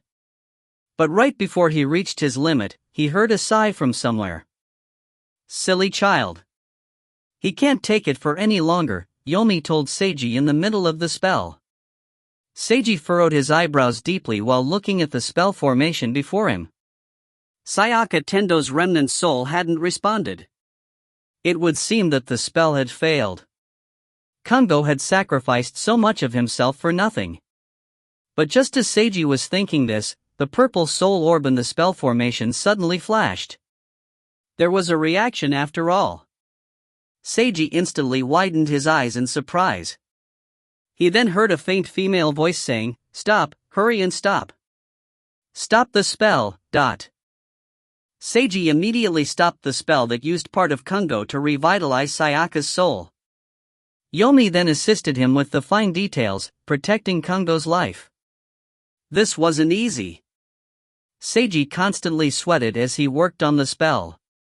The former dark red humanoid spiritual figure was now a chaotic and hazy ball of black light. It seemed as if Kungo was about to completely collapse from existence. Seiji did his very best to help maintain and resculpt Kungo's form. Seiji felt as if he was slowly pulling out someone who had sunk deep into a quagmire. This was incredibly heavy and difficult. Kungo, she's awake. Your master has woken up. You've succeeded. Now, it's your turn. Don't die. Seiji couldn't help but shout out. Someone who sacrificed so much deserved to get something in return. Even though Kungo couldn't really be called one of Seiji's companions, Seiji still truly hoped that Kungo's courageous sacrifice would result in a good ending. Live, loyal warrior. As if Seiji's will had been transmitted successfully, the black light stopped collapsing, and slowly reformed itself. At this time, the purple soul orb was also slowly changing, forming a hazy purple humanoid figure with two swirls where the eyes should be. These eye swirls shone with a deep black light. Kungo's dark red figure spoke weakly. He was now significantly smaller than before, going from the size of adult to child. Silly child, the purple figure reached out her hand, and gently caressed the dark red figure's head. Why would you do such a thing? Kungo didn't say anything else. It was evident that he had used up all of his strength as he weakly collapsed on the ground. Truly a miracle. Yomi sighed. He still didn't fade from existence despite all this. I can only describe it as a miracle. Seiji felt the same way. Kungo's current condition seemed just like a human who had still managed to survive despite losing half of his body. It was Kungo's incomparably powerful will to survive that had created such a miracle. Although he had collapsed due to a lack of energy, it wasn't so serious anymore. He would recover as time passed. What was important right now was... Sayaka Tendo-san, is that right? Seiji asked the purple figure. Only after the purple figure confirmed that Kungo was alright did she glance at the yin-yang master before her. What do you want? She spoke quite bluntly. I need information, Seiji replied. Your experiences while you were alive, and about the white dragon and the spiritual ability awakening experiment. I need to know everything that you know. The purple figure, who was indeed Sayaka Tendo, fell silent for a moment before responding. Why do you need to know such things? Who are you? I am Seiji Haruta, a member of the Haruta family, who's currently in exile. Seiji paused for a moment. I suppose you could still treat me as a member of the Haruta family. And, I need to know all this because of the current situation. Seiji then summarized the current situation to Sayaka. After Sayaka listened to his story, her first question was to ask what year it currently was. She seemed to sigh after hearing the answer. 10 years have passed already. That plan actually continued for so long? After her sigh, she fell silent once again. Seiji was about to try and convince her to cooperate when his system suddenly sent him a notification that many people had entered his spirit house. Seiji couldn't help but pause in surprise. Seiji! A voice soon called out from behind him. Mika and the others had arrived. Every single member of his group had arrived. An incident happened outside. Mika swiftly explained things to Seiji. Everyone had suddenly heard a tremendous bestial roar that shook the entire city. They then saw a bright red light expanding everywhere in the sky, with countless red lights falling down which brought a deep chill. Seiji's expression became grim after he heard this. Catastrophe had come upon the city yet again. Soul Society had been unable to stop this, just like in the previous timeline. Damn it all. Seiji gritted his teeth in anger. He really wanted to vent, but that wouldn't help the situation at all. He had done so many things, but it still hadn't been enough. Damn it! Goddamn Soul Society. They're so useless. Seiji also thought of Yui, and really wanted to curse at her. But, he forcefully restrained himself. He knew that he needed to calm down and that anger was useless. Soul Society, and Yui, had probably tried their very best. It was just that the Tendo family had been even stronger. The Tendo family was one of the 7 major yin-yang master families, after all. Even if Soul Society detected their scheme, it would be difficult to stop them. But at least, not everything had been useless in this timeline. Seiji had learned that the Tendo family was behind everything. Also, after Seiji calmed down, he looked at Sayaka Tendo again. Tendo-san, you also heard what happened outside. A catastrophe is currently happening and threatening the lives of millions of people in the city. I beg of you, please tell me everything that you know. Your information might be the key to saving everyone. Something flashed in Sayaka's eyes as she faced him. Okay. But, I have a condition. You must guarantee my and Kungo's safety. I promise. Seiji directly agreed. I and my companion shall definitely not harm you. After receiving this promise, Sayaka began to tell her story. 10 years ago, Shinzen Tendo, a member of the Tendo family, attempted to steal the Yasukani no Magatama artifact that the Tendo family was in charge of protecting at the time. His attempt was discovered. After Shinzen was captured by his own family, he announced that he had tampered with the Yasukani no Magatama using a certain spell already. This spell was capable of destroying the mystical artifact at any moment. Shinzen also proved that he was capable of doing this. The reason he did this was for his personal and the family's evolution. If the Tendo family refused to assist him, then he would destroy the artifact and commit suicide. After an emergency family discussion, the Tendo family's higher-ups were convinced by Shinzen and chose to protect him, covering up this incident as a failed attempt to steal the Yasukani no Magatama. The Tendo family also ended up assisting with Shinzen's plan. This plan was known as the Susanoo plan. It originated from a mysterious person whose true identity was unknown. He called himself the Abbey Master. The Tendo family was unable to find out who the Abbey Master really was. However, the spiritual techniques that the Abbey Master taught to Shinzen Tendo were real and highly valuable. After the Susanoo plan was carried out for some time, Sayaka Tendo was chosen to be in charge of the first large-scale experiment due to her outstanding talent. However, something went wrong with the experiment. A giant white dragon was summoned, and everyone participating in the experiment ended up perishing. Even I don't know what exactly went wrong with the experiment. But, my personal feeling is that perhaps it's because of the Tendo family's sins, Sayaka told Seiji.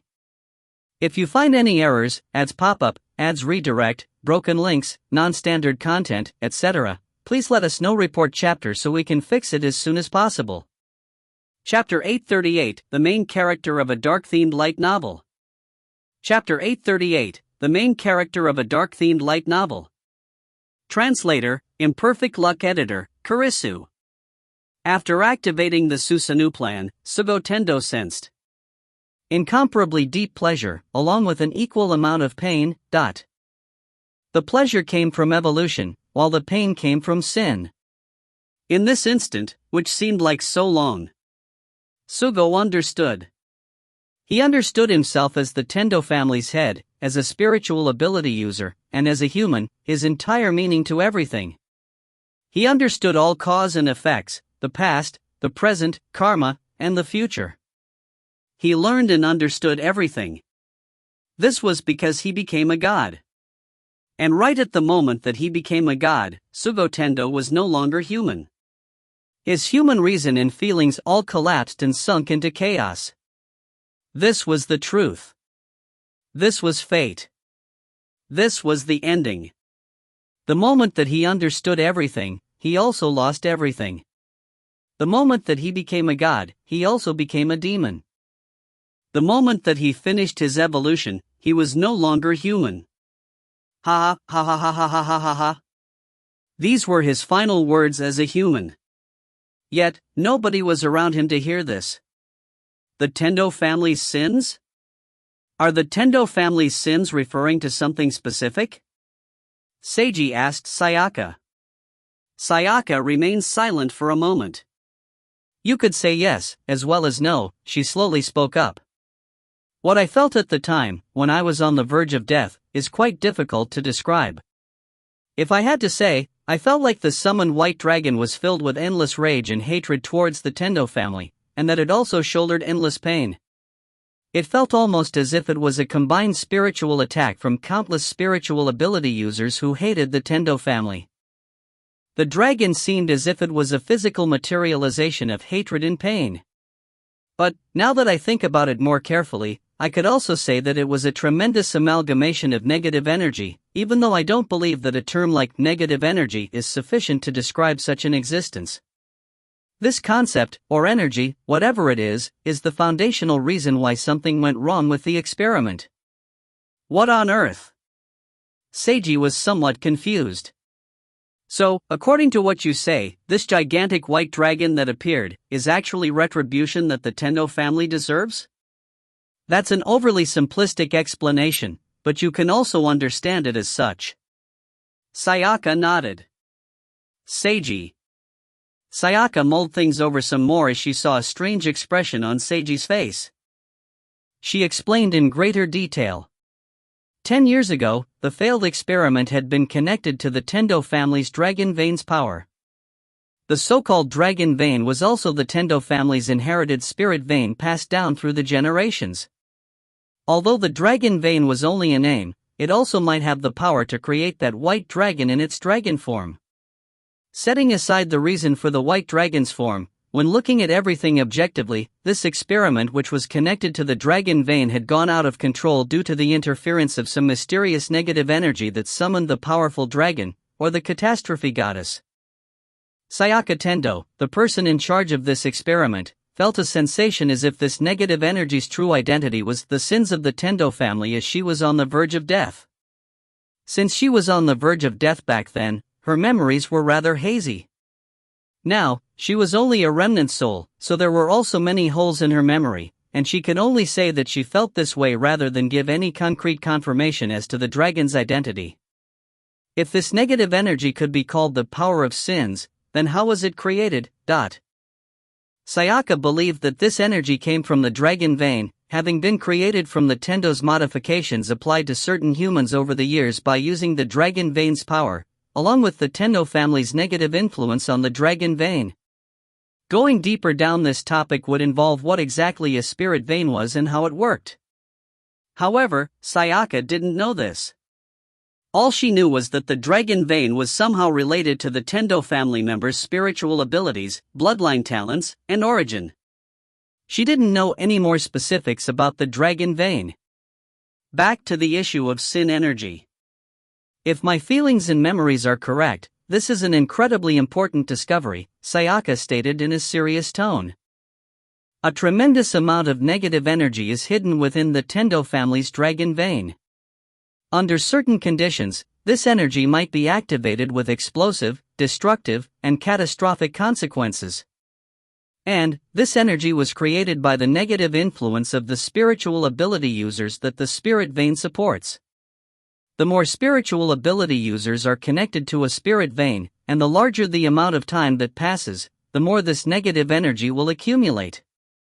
Judging from this, not only will the Tendo family have such an issue, the other 6 major families and any other faction with a long-standing inheritance will also have such hidden problems with their spirit veins. A negative energy created from accumulated sins. A retribution caused by so many sinful actions over the years. This all sounded like a physical materialization of the phrase evil will be punished. Was this a good thing? If this retribution only worked against the sinners or the sinning faction, then of course it would be a good thing. Seiji wouldn't care one bit about those bastards' deaths. However, that wasn't how things actually worked. The moment that the retribution occurred, it wouldn't care about the targets whatsoever. A few people were committing evil deeds, but countless innocents would become victims as a result. That was just how messed up things were. Seiji could only sigh after a long period of silence. Although the details were still unclear, at least he now had an idea of how the catastrophe goddess had been created. The next problem was how to defeat her. The first solution, defeat her directly. In my opinion, forcefully trying to defeat that existence will be nothing more than a temporary solution, Sayaka remarked. According to my theory, that catastrophe goddess's true identity is the sins of the Tendo family. Even if you can temporarily defeat her, she will always be reborn as long as the Tendo family still exists. This would have still been fine if being reborn required a long period of time. But as you just told me, a special environment called the Realm of Cherry Blossoms has appeared. It seems likely that the catastrophe goddess won't need very long to be reborn, but the second solution, expiate the Tendo family's sins. Expiating the sins will be the foundational cure to the problem. However, since the Tendo family's sins have accumulated to the extent of taking physical form, expiating the sins will doubtlessly be extremely difficult. And even if this is achievable, it will definitely require a tremendous sacrifice. By a tremendous sacrifice, she basically meant that people would die. The spiritual ability user hosting the expiation ritual would absolutely die for certain. This would be the same even if one of the strongest individuals in Sakura Island hosted the expiation ritual. It was also likely that many of the supporting spiritual ability users participating in the ritual would also be sacrificed. And even if there was a group of spiritual ability users that were all willing to sacrifice themselves to expiate the Tendo family's sins in the form of the catastrophe goddess, how to arrange and achieve such an expiation ritual would also be a problem. This was because the catastrophe goddess definitely wouldn't obediently sit still and let others expiate her. Just limiting her movements alone would be incredibly difficult. This would be even more difficult than just defeating her. In conclusion, expiating the catastrophe goddess would be immensely difficult to the point of almost being impossible.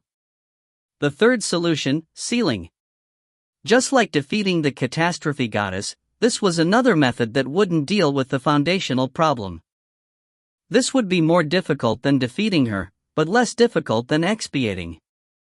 Still, it would be highly difficult. And there would still be a sacrifice required for sealing away the catastrophe goddess. A Jinchuriki. That's the solution the most likely to succeed as far as I can tell, Sayaka said in a soft voice. A Jinchuriki, Seiji instantly recalled this term from Naruto. Could you be referring to? Yes, a Jinchuriki will use a host with high spiritual abilities to seal the catastrophe goddess within that person's body. That person's soul will act as the lock sealing her away, Sayaka explained. The host, or the Jinchuriki, will suffer immense pain as well as bear the risk of death at any moment. The host will need to have incredibly powerful mental spirit and will, and since the catastrophe goddess is the materialization of the Tendo family's sins, the best host for it would be a member of the Tendo family. For instance, that boy from before, the body that Kungo temporarily took over, would make an excellent host. However, just him alone would probably be unable to completely seal away the catastrophe goddess. Multiple additional Tendo family members similar to him in terms of talent would probably all be required to act as the hosts. Seiji was once again rendered speechless. He couldn't help but recall Shigeru Tendo's figure. That unlucky fellow had already lost one of his hands somehow in this incident, and now, it was being said that he had the potential to become a Jinchuriki host. Was Shigeru the main character of a dark-themed light novel? If you find any errors, ads pop-up, ads redirect, broken links, non-standard content, etc., please let us know. Report chapter so we can fix it as soon as possible. Chapter 839, Hello, White Sakura. Chapter 839, Hello, White Sakura. Translator, Imperfect Luck Editor, Kurisu. If Shigeru Tendo truly was the protagonist, then all that needed to be done was to leave him to his own devices. However, this evidently wouldn't work. A Jinchuriki host seal. Even if this method seemed like the best out of the three so far, it was also a cruel one. Although this might require less of a sacrifice than expiation, it would still require a sacrifice. Also, this wouldn't solve the foundational problem. Would Soul Society be able to deal with the catastrophe goddess if he gave the Jinchuriki method to them? And even if Soul Society could deal with her, how many people would die before she was sealed? What if he loaded again and gave Soul Society additional information? Would they be able to stop the Tendo family this time? And if they successfully stopped the Tendo family, would that prevent the appearance of the catastrophe goddess? Various questions swirled around in Seiji's mind. There's still one more method that you've probably thought of already, even though I don't really want to say it. Sayaka looked directly at Seiji. This method is to kill all members of the Tendo family. Seiji. Eliminating all members of the Tendo family will cut off their sins and eliminate the source of the catastrophe goddess's power, causing her to collapse and vanish, Sayaka stated calmly. However, this won't be easy to accomplish. Besides, it might also take some time for the catastrophe goddess to disappear. Unknowns might happen during that time. So, even though this is another method to foundationally deal with the problem, this might cause even greater sacrifices than expiation. Without a doubt, this was the most terrible method of all. Killing all members of the Tendo family seemed more difficult than even defeating the catastrophe goddess. It would be almost impossible. Seiji decided to forget that he had ever heard of such a method. That's all I know, Sayaka finished as she then looked towards Kungo. I still have questions. Why did you manage to survive in such a form after your death? What exactly was that spirit town? Seiji continued asking questions. I don't know. Sayaka shook her head. Even I don't understand why that happened. Logically speaking, I should have vanished completely upon my death. While I was living in that spirit town and before I recovered my memories of life, I thought that it was all a God's blessing. Now, it seems that I was correct. It had been created by the catastrophe goddess. However, I have no idea why it happened. A God's blessing. Seiji suddenly thought about the white Sakura goddess. The catastrophe goddess was the physical materialization of the Tendo family's sins. However, the white Sakura goddess had also referred to the catastrophe goddess as her evil counterpart, the evil white Sakura goddess. In that case, what exactly was the white Sakura goddess? Could she be the physical materialization of the Tendo family's good deeds? At the exact same time that the catastrophe goddess, who was the materialization of the Tendo family's sins, was created, the white Sakura goddess also appeared as a materialization of the Tendo family's good deeds.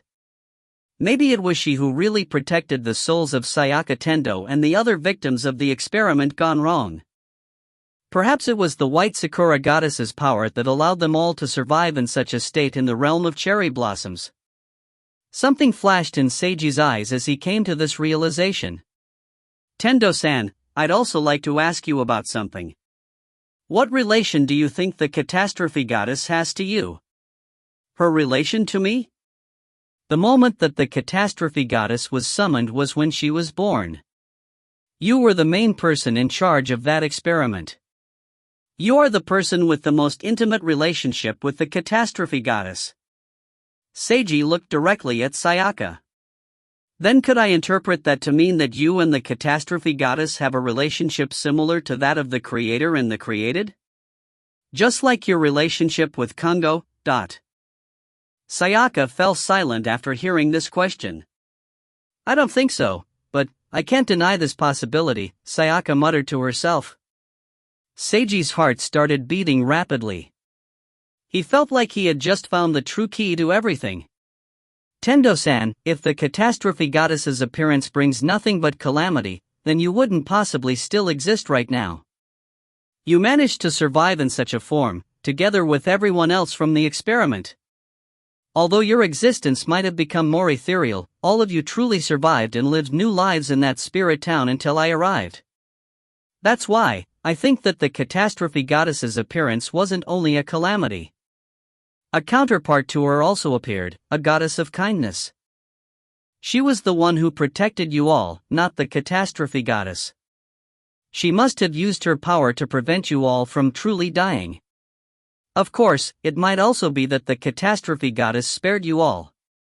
If my former theory is correct, then there's nothing else to say. But if the latter is correct instead, if your survival is meaningful to the catastrophe goddess, then what could this meaning be? My guess is that the meaning is this: you are the goddess's closest relative. You are an existence that's like their mother, Sayaka Tendo. And in order to confirm what's true or not, we can go visit her. Seiji's mouth arced upward.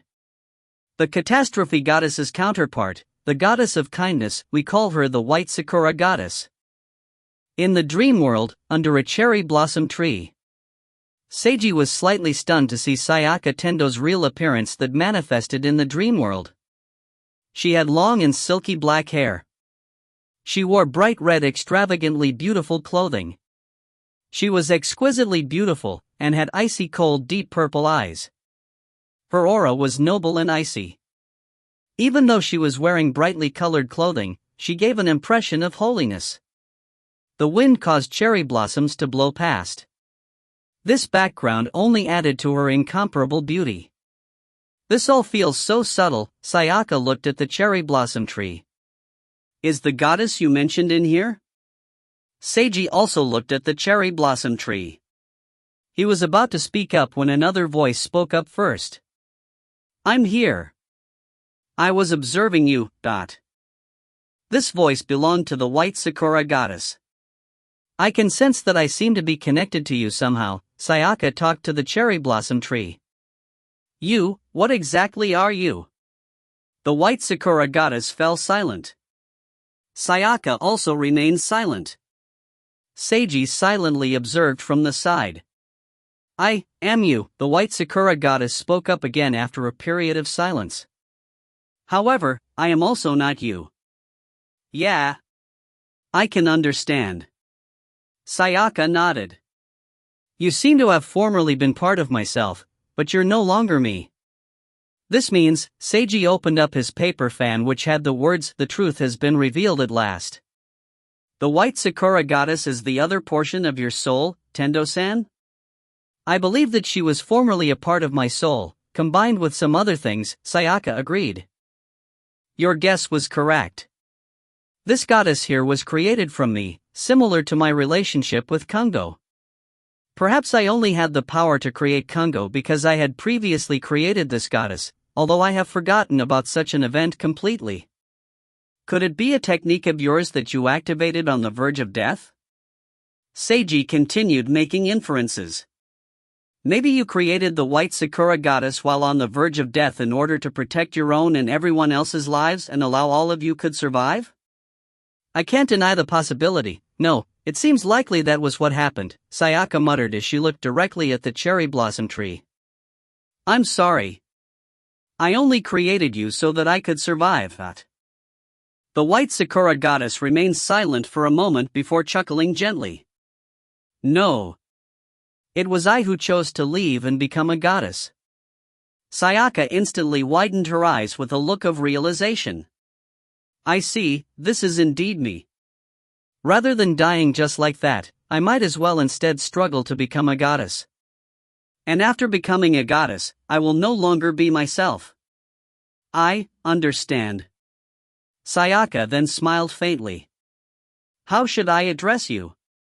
She spoke to the cherry blossom tree. However you like. The white Sakura goddess chuckled. He's already told me that you have a name of your own, so I won't do anything unnecessary. Sayaka glanced at Seiji before looking back at the cherry blossom tree. Hello, white Sakura. Hello, Sayaka. This was the moment that a human and goddess met each other, recognized each other, and became independent from each other.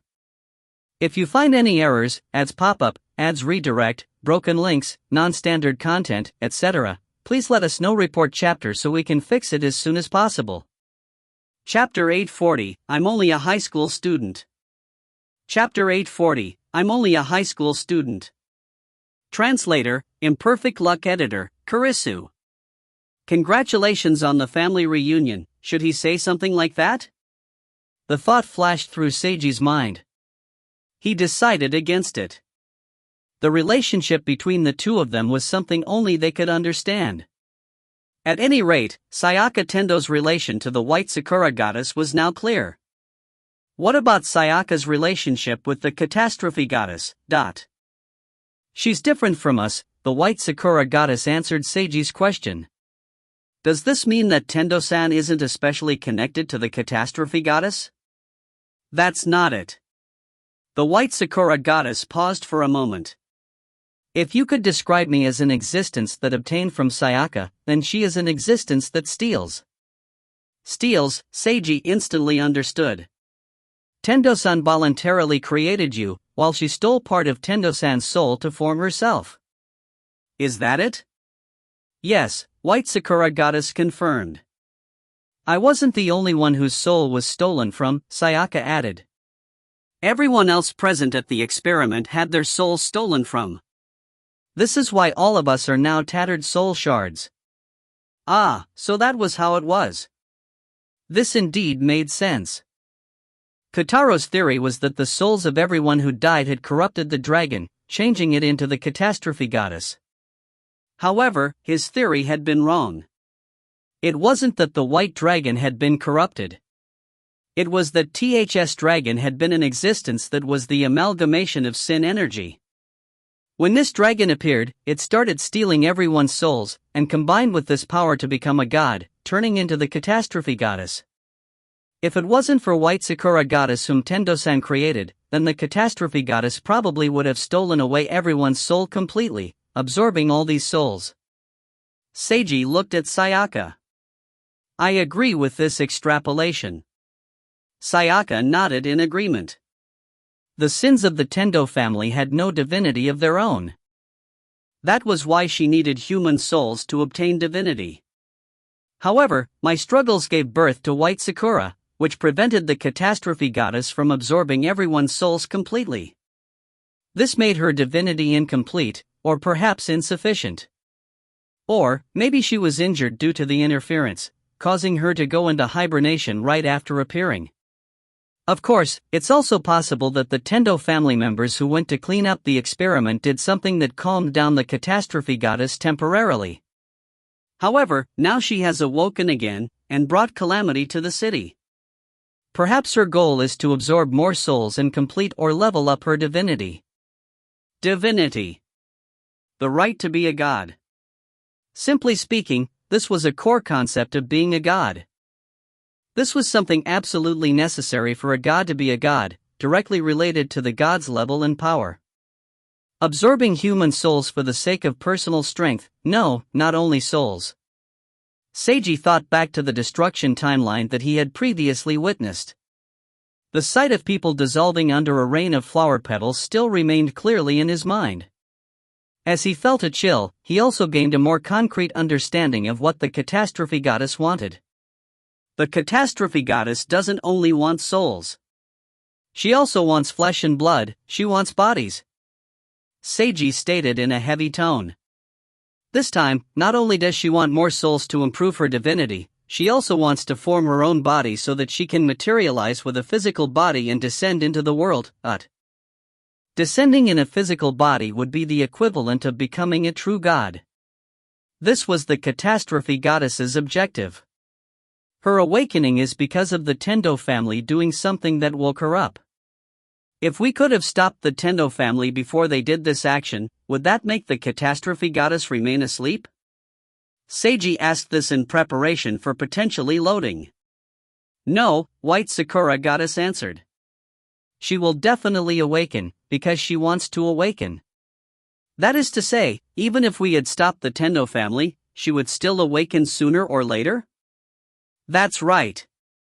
Sayaka nodded. It's impossible to have her remain asleep forever, because she already exists. To think about it more, it's already quite long that she's been asleep for 10 years already. In that case, maybe things aren't what we think they are. It might not be that the Tendo family wanted to wake up the catastrophe goddess. It might be that the Tendo family was unable to suppress her and keep her in hibernation any longer? That made sense. Seiji felt as if he had just discovered a blind spot. Seiji, no, more accurately, Yui and Soul Society had believed that all of this had been the Tendo family's scheme. However, maybe this wasn't even the case.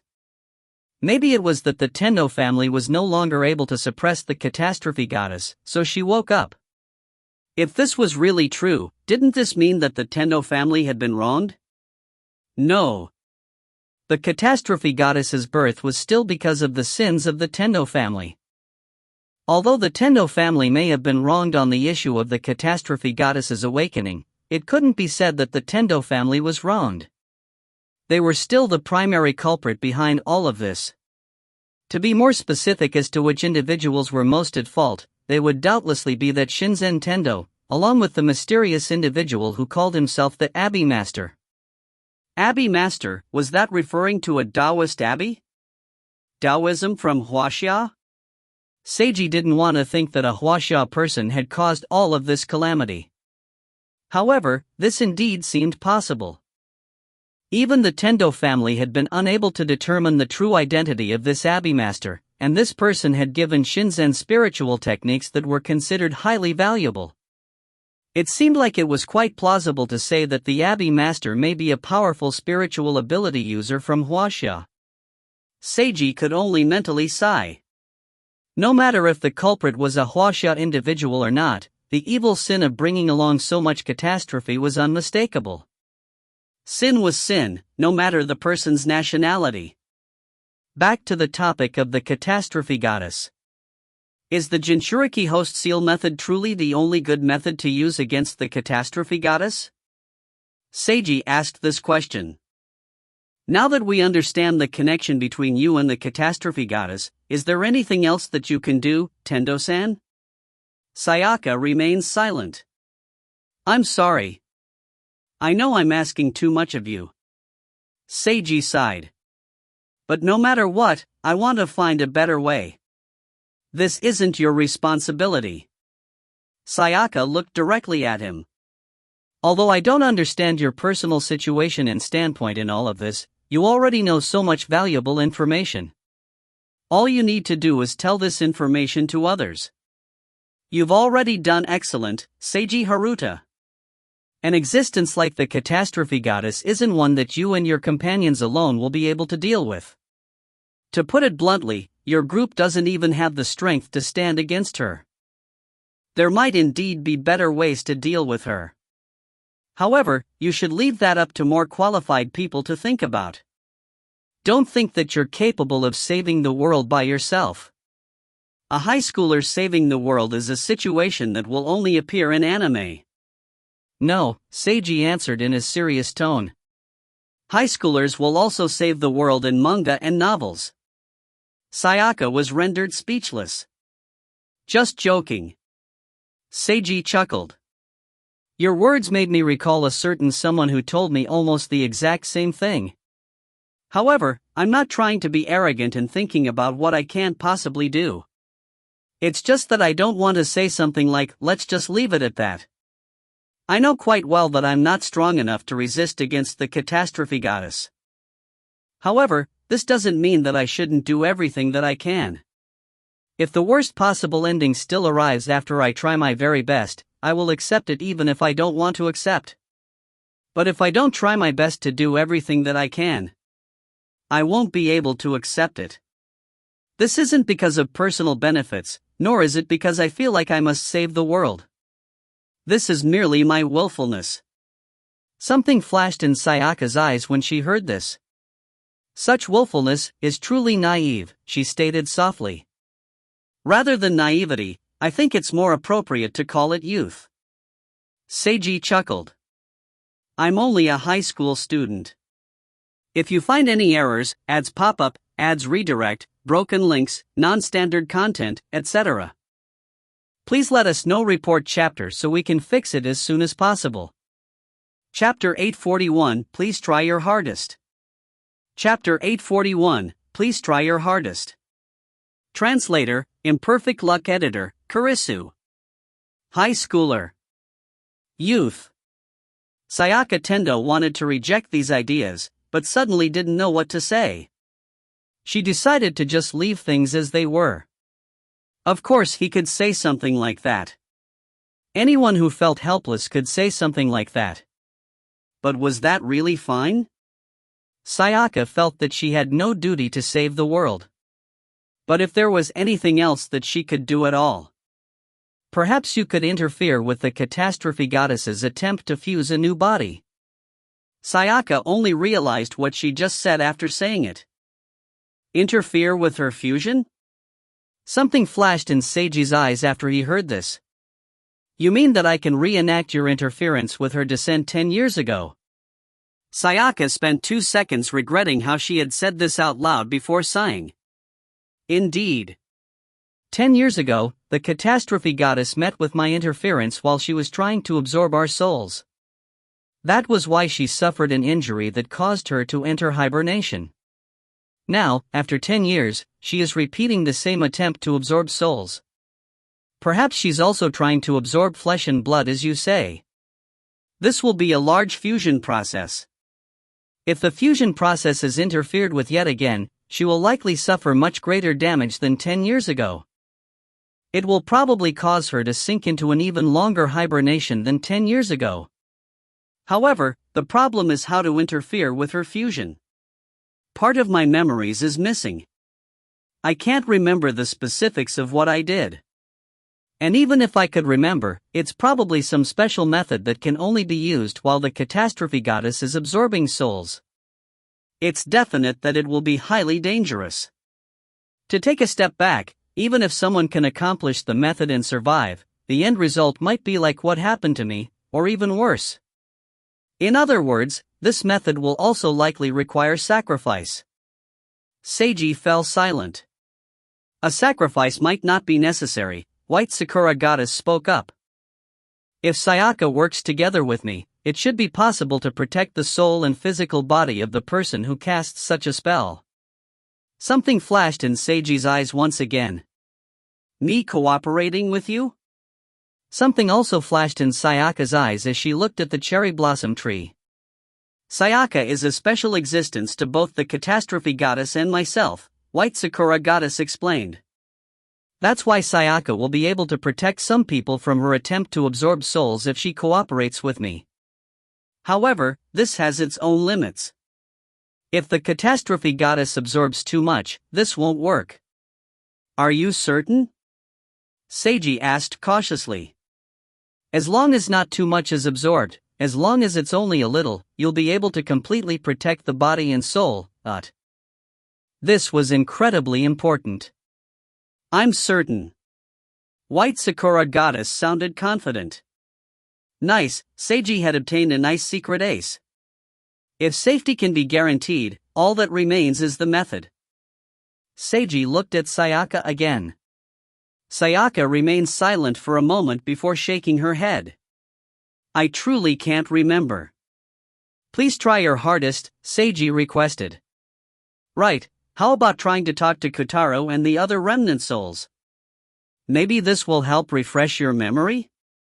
Sayaka could only mentally sigh at this youthful high school student who wanted to personally deal with the catastrophe goddess and save the world. All right. I'll try. Spells were flung all around as explosions happened everywhere. The Tendo family's mansion had now become a hellish battleground. A gigantic bright red tree and gray shadowy dragon had appeared. Even just visually, they would have already given everyone a tremendous sense of pressure. Not to mention, these existences were emanating an incomparably powerful aura that mentally suppressed everyone.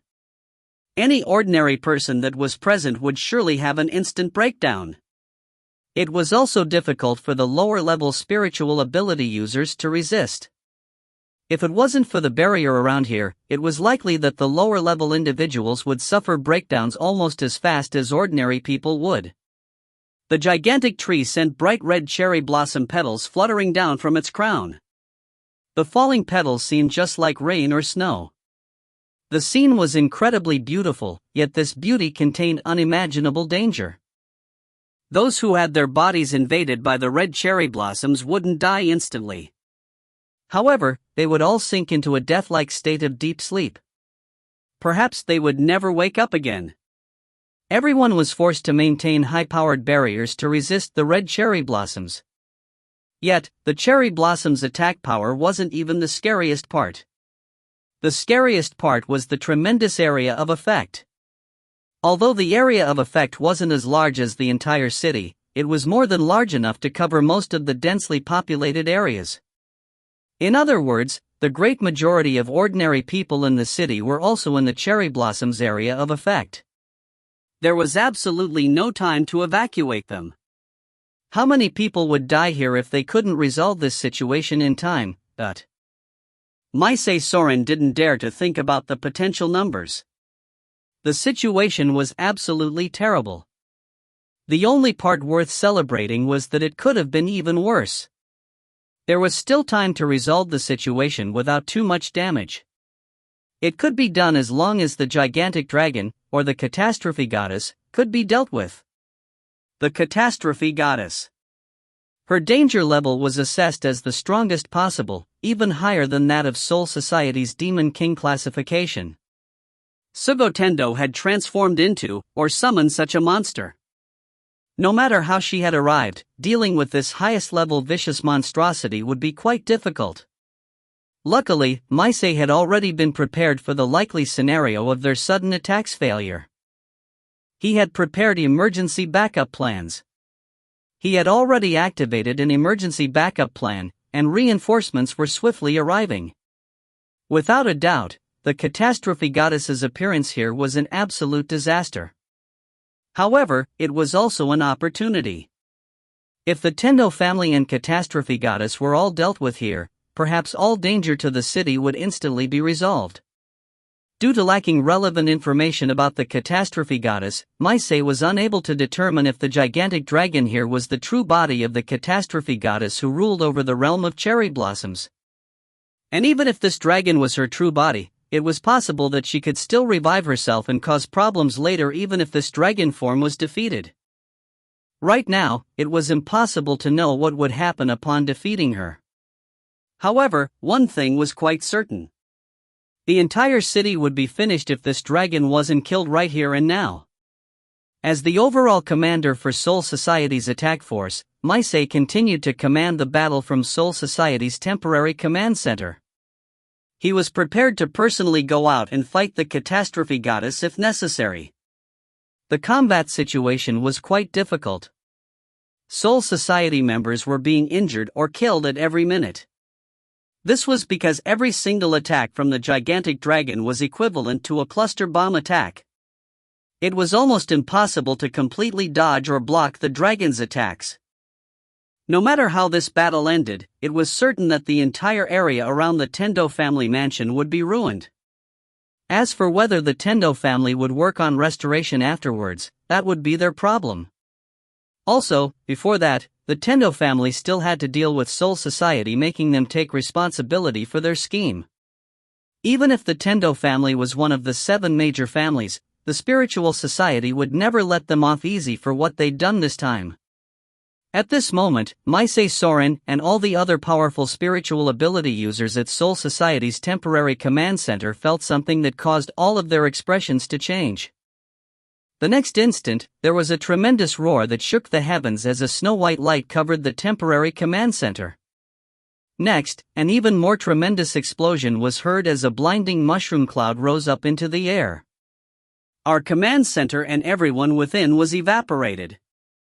Someone shouted in Soul Society's communication channel. Don't panic. As planned, the backup command center will take command. Continue fighting. Someone else roared in the communication channel.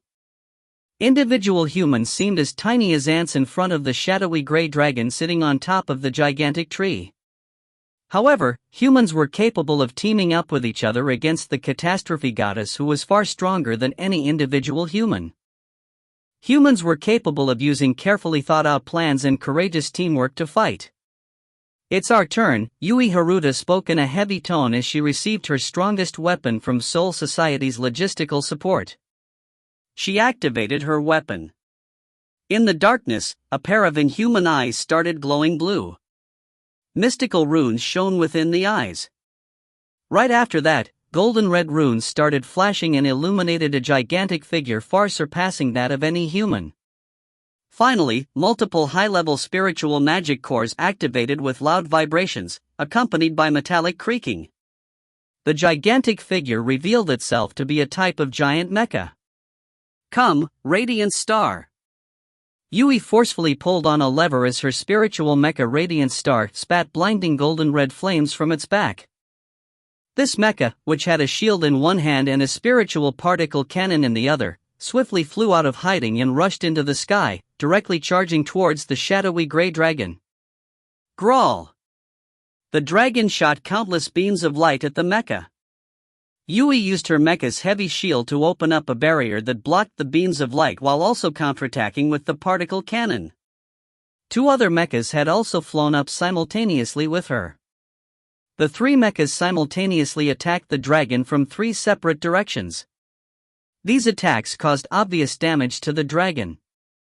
Everyone's blood boiled as they watched the scene. A dragon roared while giant mechas flew around it in the sky. The battle between a goddess and humans began in the air filled by cherry blossoms as if a myth was being enacted in front of everyone. If you find any errors, ads pop up, ads redirect, broken links, non-standard content, etc., please let us know. Report chapter so we can fix it as soon as possible.